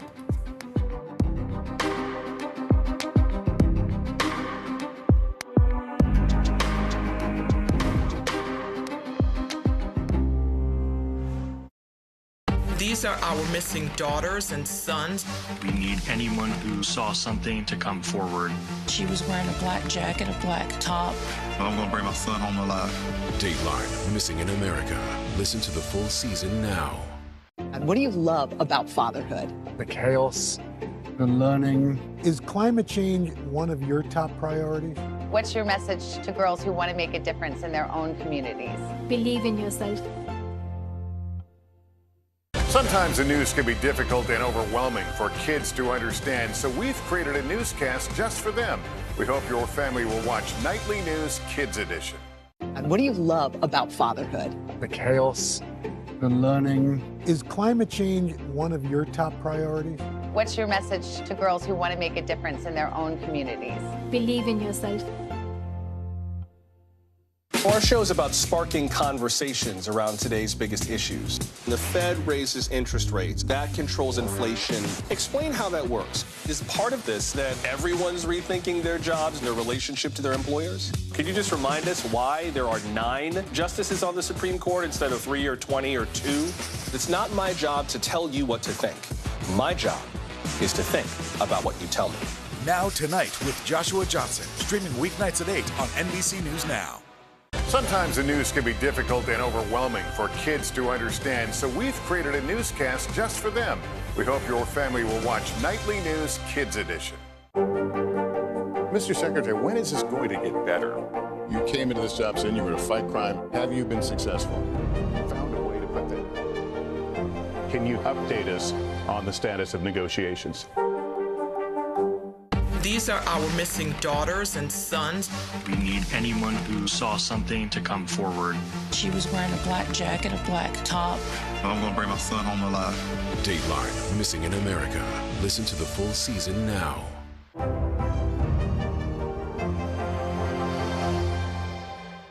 These days, it feels like the news never stops. So let's get into it. What's happening right now, what it all means for you for an hour every day. It can be hard to keep up, so let's get started together. Hallie Jackson Now, weekdays at 5 on NBC News Now. Tonight, I interviewed Secretary of Transportation Pete Buttigieg about the ongoing delays. You seem to be pointing the finger at the airlines. They're pointing the finger back. Mr. Secretary, when is this going to get better? NBC News, streaming free now. Tonight, I interviewed Secretary of Transportation Pete Buttigieg about the ongoing delays. You seem to be pointing the finger at the airlines. They're pointing the finger back. Mr. Secretary, when is this going to get better? A little bit of developing news in the closing arguments of the R. Kelly trial, because within just the last hour, we understand a juror had a panic attack in the courtroom. She's a woman who works for a public library, and she said she could not, in her words, go on a minute more.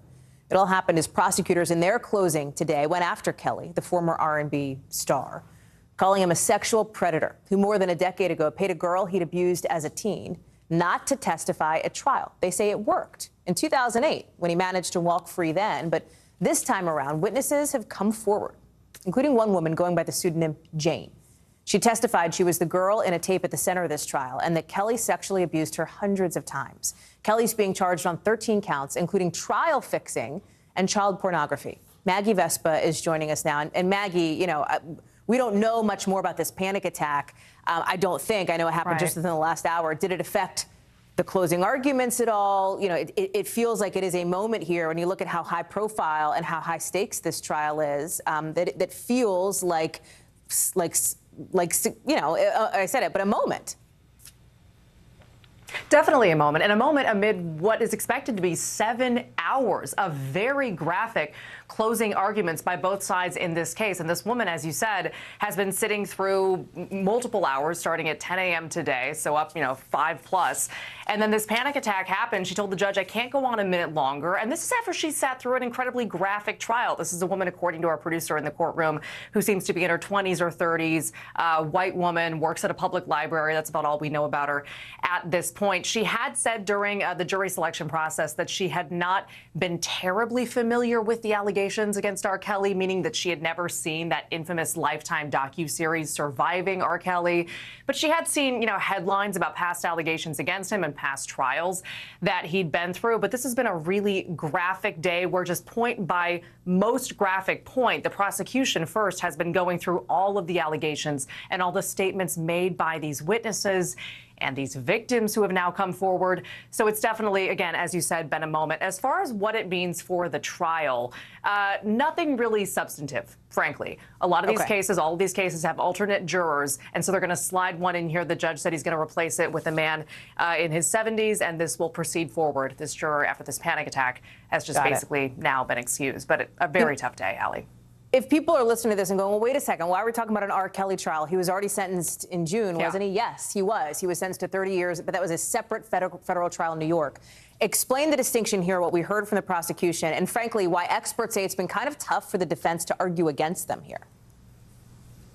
Definitely. It's been tough because this is, frankly, one of, as you point out, several trials that R. Kelly has been through, highly publicized trials. But just to kind of lay out what we're discussing and what's being argued in this case, this is not necessarily about his abusing or allegations that he abused women and girls. That's what we kind of went through in the trial a couple of years ago in New York, and he was sentenced earlier this year. This one is about how R. Kelly, prosecutors say, used his power and his money to silence victims in past trials, specifically in a 2008 trial, state charges here in Illinois tied to an infamous tape now, frankly, of R. Kelly abusing a then 14-year-old girl and then urinating on her. That girl at the time looked at the tape and said, I don't care what you think you see on that tape. That's not me. He never abused me. Well, now she's come forward. She's now in her 30s, and she said, I lied. He paid me to lie. And he also, she says, intimidated her and her mother into lying and used his staff to send them payments throughout the years and just kind of scare them out of talking to prosecutors. So that's kind of what this case is. R. Kelly's team has had a really difficult time arguing against this on day one. It kind of sums it up. His lawyer came out in front of the cameras and said he will not get the trial, the fair trial that the Constitution demands. So we'll see what the jury decides. Allie. Maggie Vespa, thank you very much. Appreciate your reporting on that. The victims of a car crash involving former Kansas City assistant coach Britt Reed are furious after a judge accepted Reed's guilty plea for driving drunk and crashing into two cars early last year. This is coming from a lawyer representing the victims. Reed's looking at up to 4 years in prison, but the 5 victims are upset the attorney is not looking for the maximum sentence. You might remember this crash was a huge deal when it happened. It hurt 6 people, including Ariel Young, a then 5-year-old girl who even got a traumatic brain injury because of this crash. Reed apologized in court, saying he made a huge mistake. He said, I didn't mean to hurt anyone. Britt, of course, also happens to be Andy Reed's son, head coach of the Kansas City Chiefs. Police say he was speeding when he hit 2 parked cars near Arrowhead Stadium just days before the team was going to play at the Super Bowl. Jesse Kirsch is joining me now. And again, Jesse, I mean, this was a headline-making thing when it happened. This crash that hurt 2 kids, including this little girl who was in a coma for more than a week. This family is upset. Explain more. What else did they say? Yeah, Hallie, harsh words from the family attorney today. I'm going to read you their statement. In part, it says, the 5 victims of this crime are outraged. The prosecuting attorney is not seeking the maximum sentence allowable by law. The defendant is a prior offender whose actions caused a 5-year-old girl to be in a coma and seriously injured 3 others. And from what we understand, you talked about the traumatic brain injury that this girl suffered. The Kansas City Chiefs have come to an agreement to pay for her medical bills. This is something that, by all accounts, as we understand it, is going to be with her, if not for her entire life, certainly for years to come, the extent of her injuries. And so this is something that is certainly staying with this family months beyond when this crash happened, Hallie. We mention it, but we have to talk about the fact that he's the son of the Kansas City Chiefs coach, right? Britt Reed, Andy Reed. How is the team, the NFL, do we know how they're responding to this whole thing and the word of this plea deal?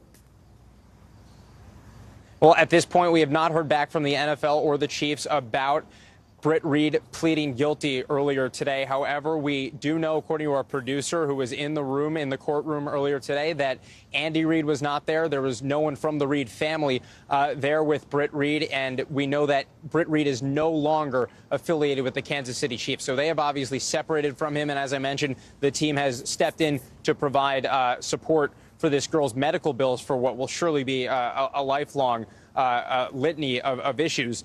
But at this point, we have not heard from the NFL or from the team itself as to the actual outcome today. And as you mentioned, Britt Reed will be sentenced next month. He could face up to 4 years in prison, Hallie. Jesse Kirsch, live for us on that. Jesse, thank you. Let's get you over to the 5 things our team thinks you should know about tonight. Number 1, credit card companies like American Express, Visa, MasterCard, they're going to start categorizing sales from gun shops. advocates say it's going to help track suspicious transactions of guns and ammo that could end up in a mass shooting. But gun rights advocates and lobbyists say it will unfairly flag an industry when most sales don't lead to shootings. Before this, gun sales had just been considered general merchandise. Number 2, the January 6th Select Committee, according to multiple sources familiar with it, will hold its hearing, its next September hearing, likely on September 28th. One area of focus could be the cabinet's discussion of removing former President Trump from office using the 25th Amendment after the Capitol attack, rather. Number 3, the Twitter whistleblower Peter Zatko will testify in front of Congress tomorrow after warning about the app's security flaws and potential privacy threats. Some senators set to hear his testimony say they're worried about his allegations on Twitter, worried about the safety of powerful tech platforms. Number 4, the CDC is asking pediatricians to be on the lookout for a rare but serious respiratory infection in kids. It's not COVID, it's not the flu, but it's something that causes arms and legs to be weak, in some cases paralyzed. Health officials say symptoms are similar to the common cold, and kids with asthma might be at higher risk. Number 5, about 15,000 nurses in Minnesota walked off the job today, making this the biggest private sector strike in history. It's going to last 3 days. These nurses are fighting against 13 hospitals in the Minneapolis-St. Paul area. They want better staffing. They want more money. Coming up, you know who else wants more money? Some railroad workers. They want better benefits, too. And if they don't get it, we could be looking at a nationwide strike. What this could mean for your travel, your wallet, and the stuff you get in the mail after the break.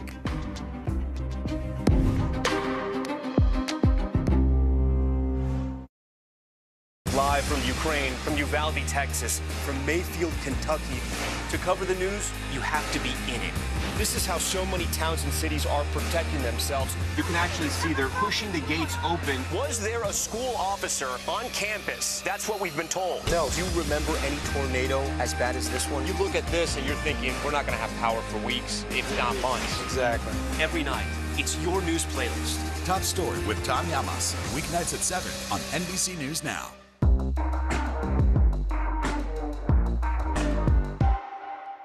We're here to start conversations about the big things happening in our world, because it's not my job to tell you what to think.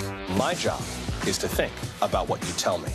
Now Tonight with Joshua Johnson, streaming weeknights at 8 on NBC News Now.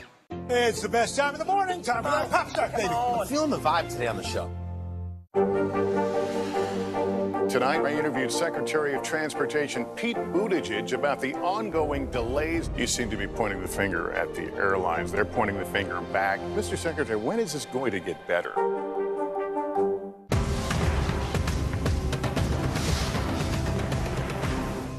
News is happening now. Look at what's making headlines around the world. We're coming on the air with breaking news. This is a significant moment. Whenever it happens, wherever you are, NBC News, streaming free now.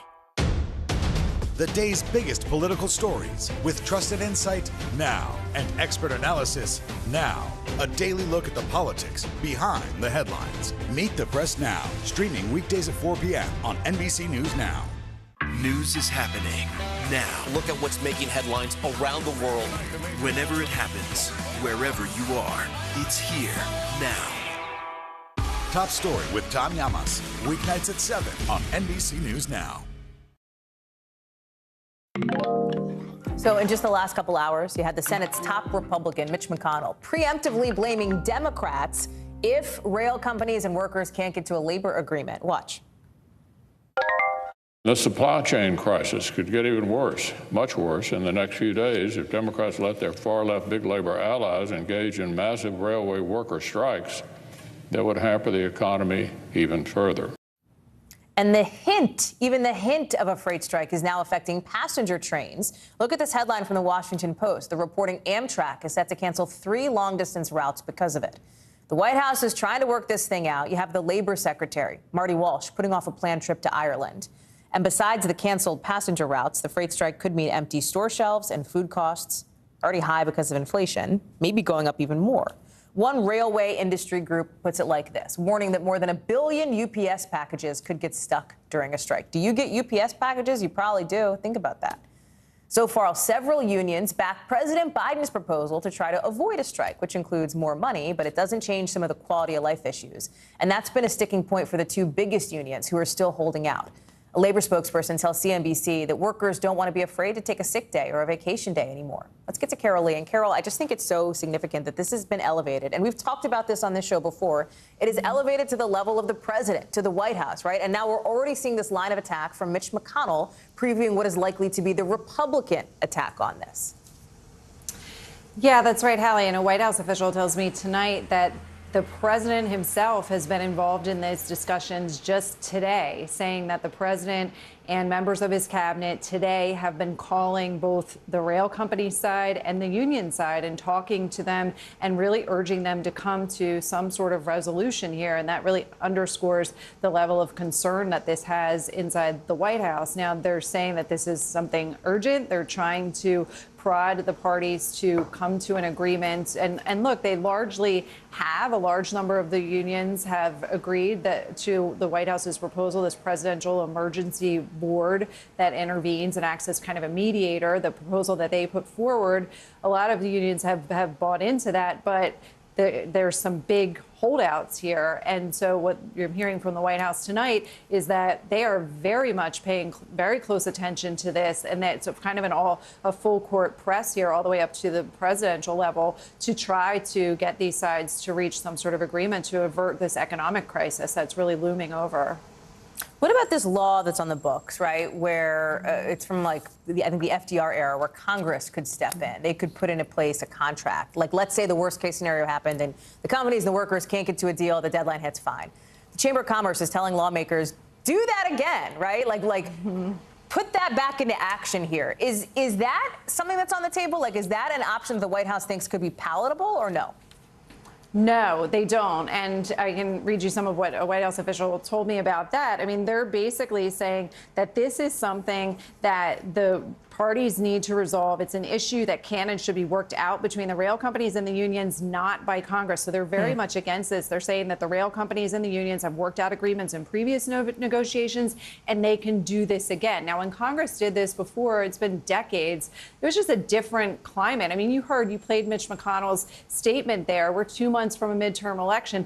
The Congress can barely keep the lights on half the time. And so there's not a lot of will here for the Republicans to come in and bail Democrats out of an issue like this, something where the president could take an economic hit right before these midterms, when the timing of this is such that it comes as the White House and Democrats and the president are feeling momentum from some good economic indicators, lower gas prices, things like that, but also passing some legislation that they feel good about, this Inflation Reduction Act, which the president's going to celebrate with an event at the White House tomorrow. So they don't like this congressional option. And frankly, there's not a lot of feeling that they could actually get somewhere with that option, that this Congress is not inclined to take these steps that maybe a previous Congress might have done.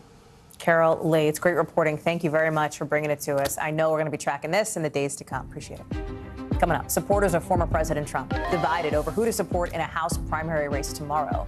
How this could help determine who controls Congress. Plus, the mistake on an NFL team's logo that caused a whole bunch of stuff to be pulled off the shelves. No merch. Bye-bye. We'll tell you why.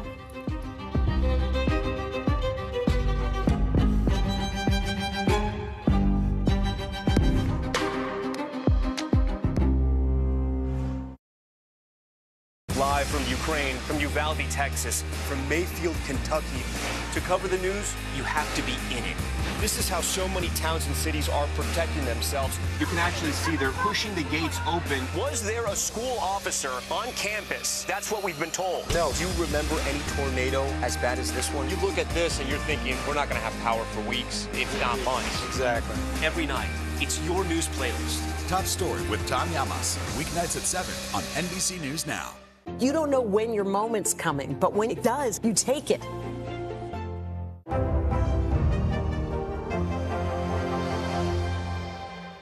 These are our missing daughters and sons.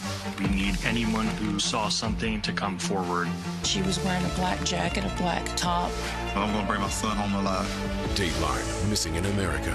Listen to the full season now. What do you love about fatherhood? The chaos, the learning. Is climate change one of your top priorities? What's your message to girls who want to make a difference in their own communities? Believe in yourself.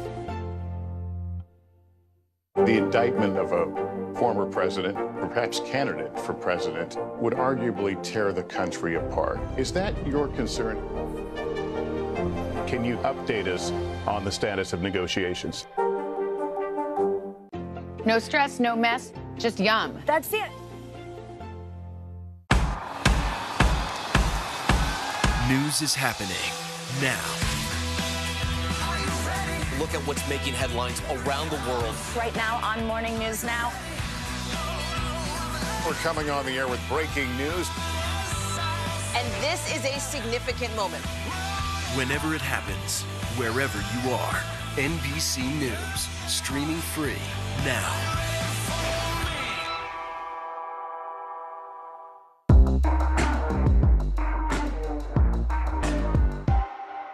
The indictment of a former president, perhaps candidate for president, would arguably tear the country apart. Is that your concern? Can you update us on the status of negotiations? Live from Ukraine, from Uvalde, Texas, from Mayfield, Kentucky. To cover the news, you have to be in it. This is how so many towns and cities are protecting themselves. You can actually see they're pushing the gates open. Was there a school officer on campus? That's what we've been told. No. Do you remember any tornado as bad as this one? You look at this and you're thinking, we're not going to have power for weeks, if not months. Exactly. Every night, it's your news playlist. Top Story with Tom Llamas, weeknights at 7 on NBC News Now. Here's what's happening in your neck of the woods.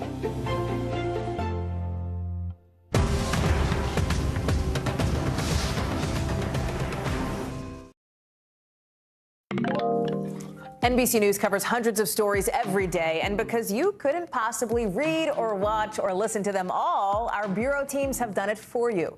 This is what they tell us is going down in their regions in a segment we call The Local.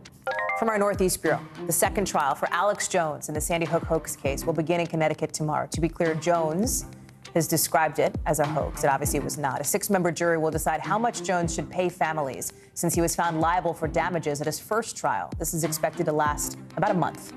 From our Southern Bureau, Customs and Border Protection officers in Del Rio, port of entry in Texas, seized the biggest meth shipment ever, worth, listen to this, $11.9 million. It's the biggest seizure of drugs at that port. They uncovered 320 packages containing more than 1,000 pounds of alleged meth. From our Washington Bureau, the Washington Commanders accidentally sold and then pulled coffee mugs with their team logo. Why? That is not the Commanders logo, okay? Do you see that? That is a silhouette of Washington State. The Commanders represent Washington, D.C. That is a different part of the country. They play their games in Maryland, not on the West Coast. This is not even the first time this kind of mistake has happened, but if you are a Commanders fan, you will be happy to know they beat Jacksonville last night. If you're an Eagles fan, you're not so thrilled to hear that. New Hampshire holding primaries tomorrow, and the Republican races there are going to set up the matchup for races that could help determine control of Congress. And one of these House races is interesting because it is a kind of MAGA proxy war. Trump loyalists divided over who to support in this one race. You've got Kevin McCarthy and Mike Pompeo supporting one candidate, Matt Mowers. You have Jim Jordan and Ted Cruz supporting a different candidate in that race, Caroline Leavitt, both of them two former Trump staffers. Mowers used to work for the State Department, and Leavitt was in the comms department at the White House. She's trying to become one of the first Gen Z members of Congress. The, if you will, elephant in the room, so to speak, actually not in the room yet, the Trump endorsement. Joining me now is Dasha Burns. And Dasha, that's because former President Trump has decided not to endorse yet in this race. And it's interesting because you have this sort of Trump Republican versus Trump Republican battle here in this House race. We haven't talked about House races a ton, but the House races matter too. Yeah, absolutely they matter. And Hallie, I have to tell you, I literally made that exact same joke about the elephant not in the room to my producer earlier today. So I have to say, great minds. But look, this is a race where you have the Republican establishment, the Republican Party, and the Trump wing of the party sort of split. And, you know, when you say names like Mike Pompeo, like Ted Cruz, who both campaigned for Mowers and Leavitt, respectively, what do you hear there? Maybe some echoes of the 2024 potential presidential run. Interesting to see those folks here potentially testing the ground here in what is expected to still be the first in the nation presidential primary for the Republican Party.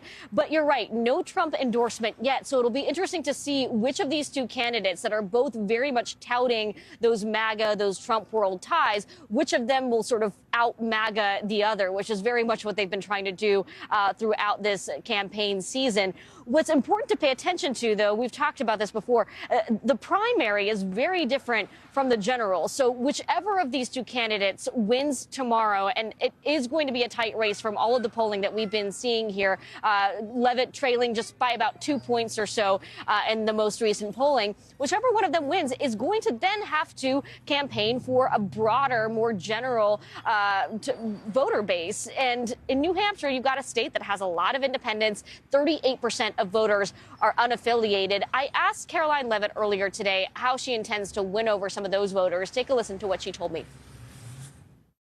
We have to get the government out of our lives. That's the message I've been sharing over the past year, and we will not stop sharing that with every single voter, outworking all of our opponents, both Republicans and Democrats, until November 8th. And Hallie, important to note here, this primary is coming pretty late in the season here, so whoever wins is going to have to very quickly get the entire party behind them to bring those folks together to unite the party ahead of November 8th, Hallie. The other big race here, you talked about the House race here. The Senate Republican primary is interesting. It's a crowded field. You got the top two contenders going up against Senator Maggie Hassan in November. These two people, retired Army General Don Bolduc and State Senator Chuck Morse. Democrats want one more than the other for perhaps obvious reasons, Dasha. Yeah, I think you're right on that point, Hallie. And they've been spending quite a bit of money, millions of dollars, to try to sink State Senator Chuck Morse and hoping that his opponent, Don Bolduc, wins. They see Bolduc as potentially a weaker candidate because he is farther right. And look, what we're seeing in this Senate primary here is kind of the culmination of what we've been seeing throughout the primary season as it comes to a close here. You've got a more moderate candidate with the establishment behind him, with the establishment money behind him, very importantly. And then you've got the Trumpier, more hardline conservative candidate and retired Brigadier General Don Bolduc, who seems to have that MAGA base behind him. And so far, the way these primaries have played out, it does seem that the primary system as it is right now in states like this tends to favor those farther right candidates. And Bolduc has been ahead in the polls. The GOP, the establishment, the mainstream party, certainly hoping for Morse. They believe he'll be a more competitive candidate, a more likely chance to pick up this seat, which will be critical for Republicans. Democrats, on the other hand, desperately trying to defend this seat. So really, really important for both parties. What happens tomorrow could really set up a really significant fight here, Hallie. Dasha Barnes live for us in Londonderry. Dasha, thanks. I'm sure we'll talk again tomorrow and probably the next day, too. Appreciate it. Still ahead, the streaming platforms go head-to-head not too long from now at tonight's Emmys. How HBO, Netflix, and more could dominate on TV's biggest night. We're going to be right back.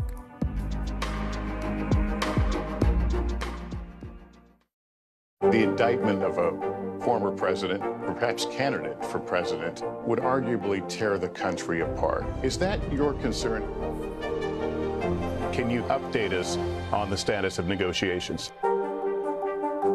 You don't know when your moment's coming, but when it does, you take it. As we look out over the latest city-turned-crime scene, we see the things left behind. We're back now with our NBC News exclusive.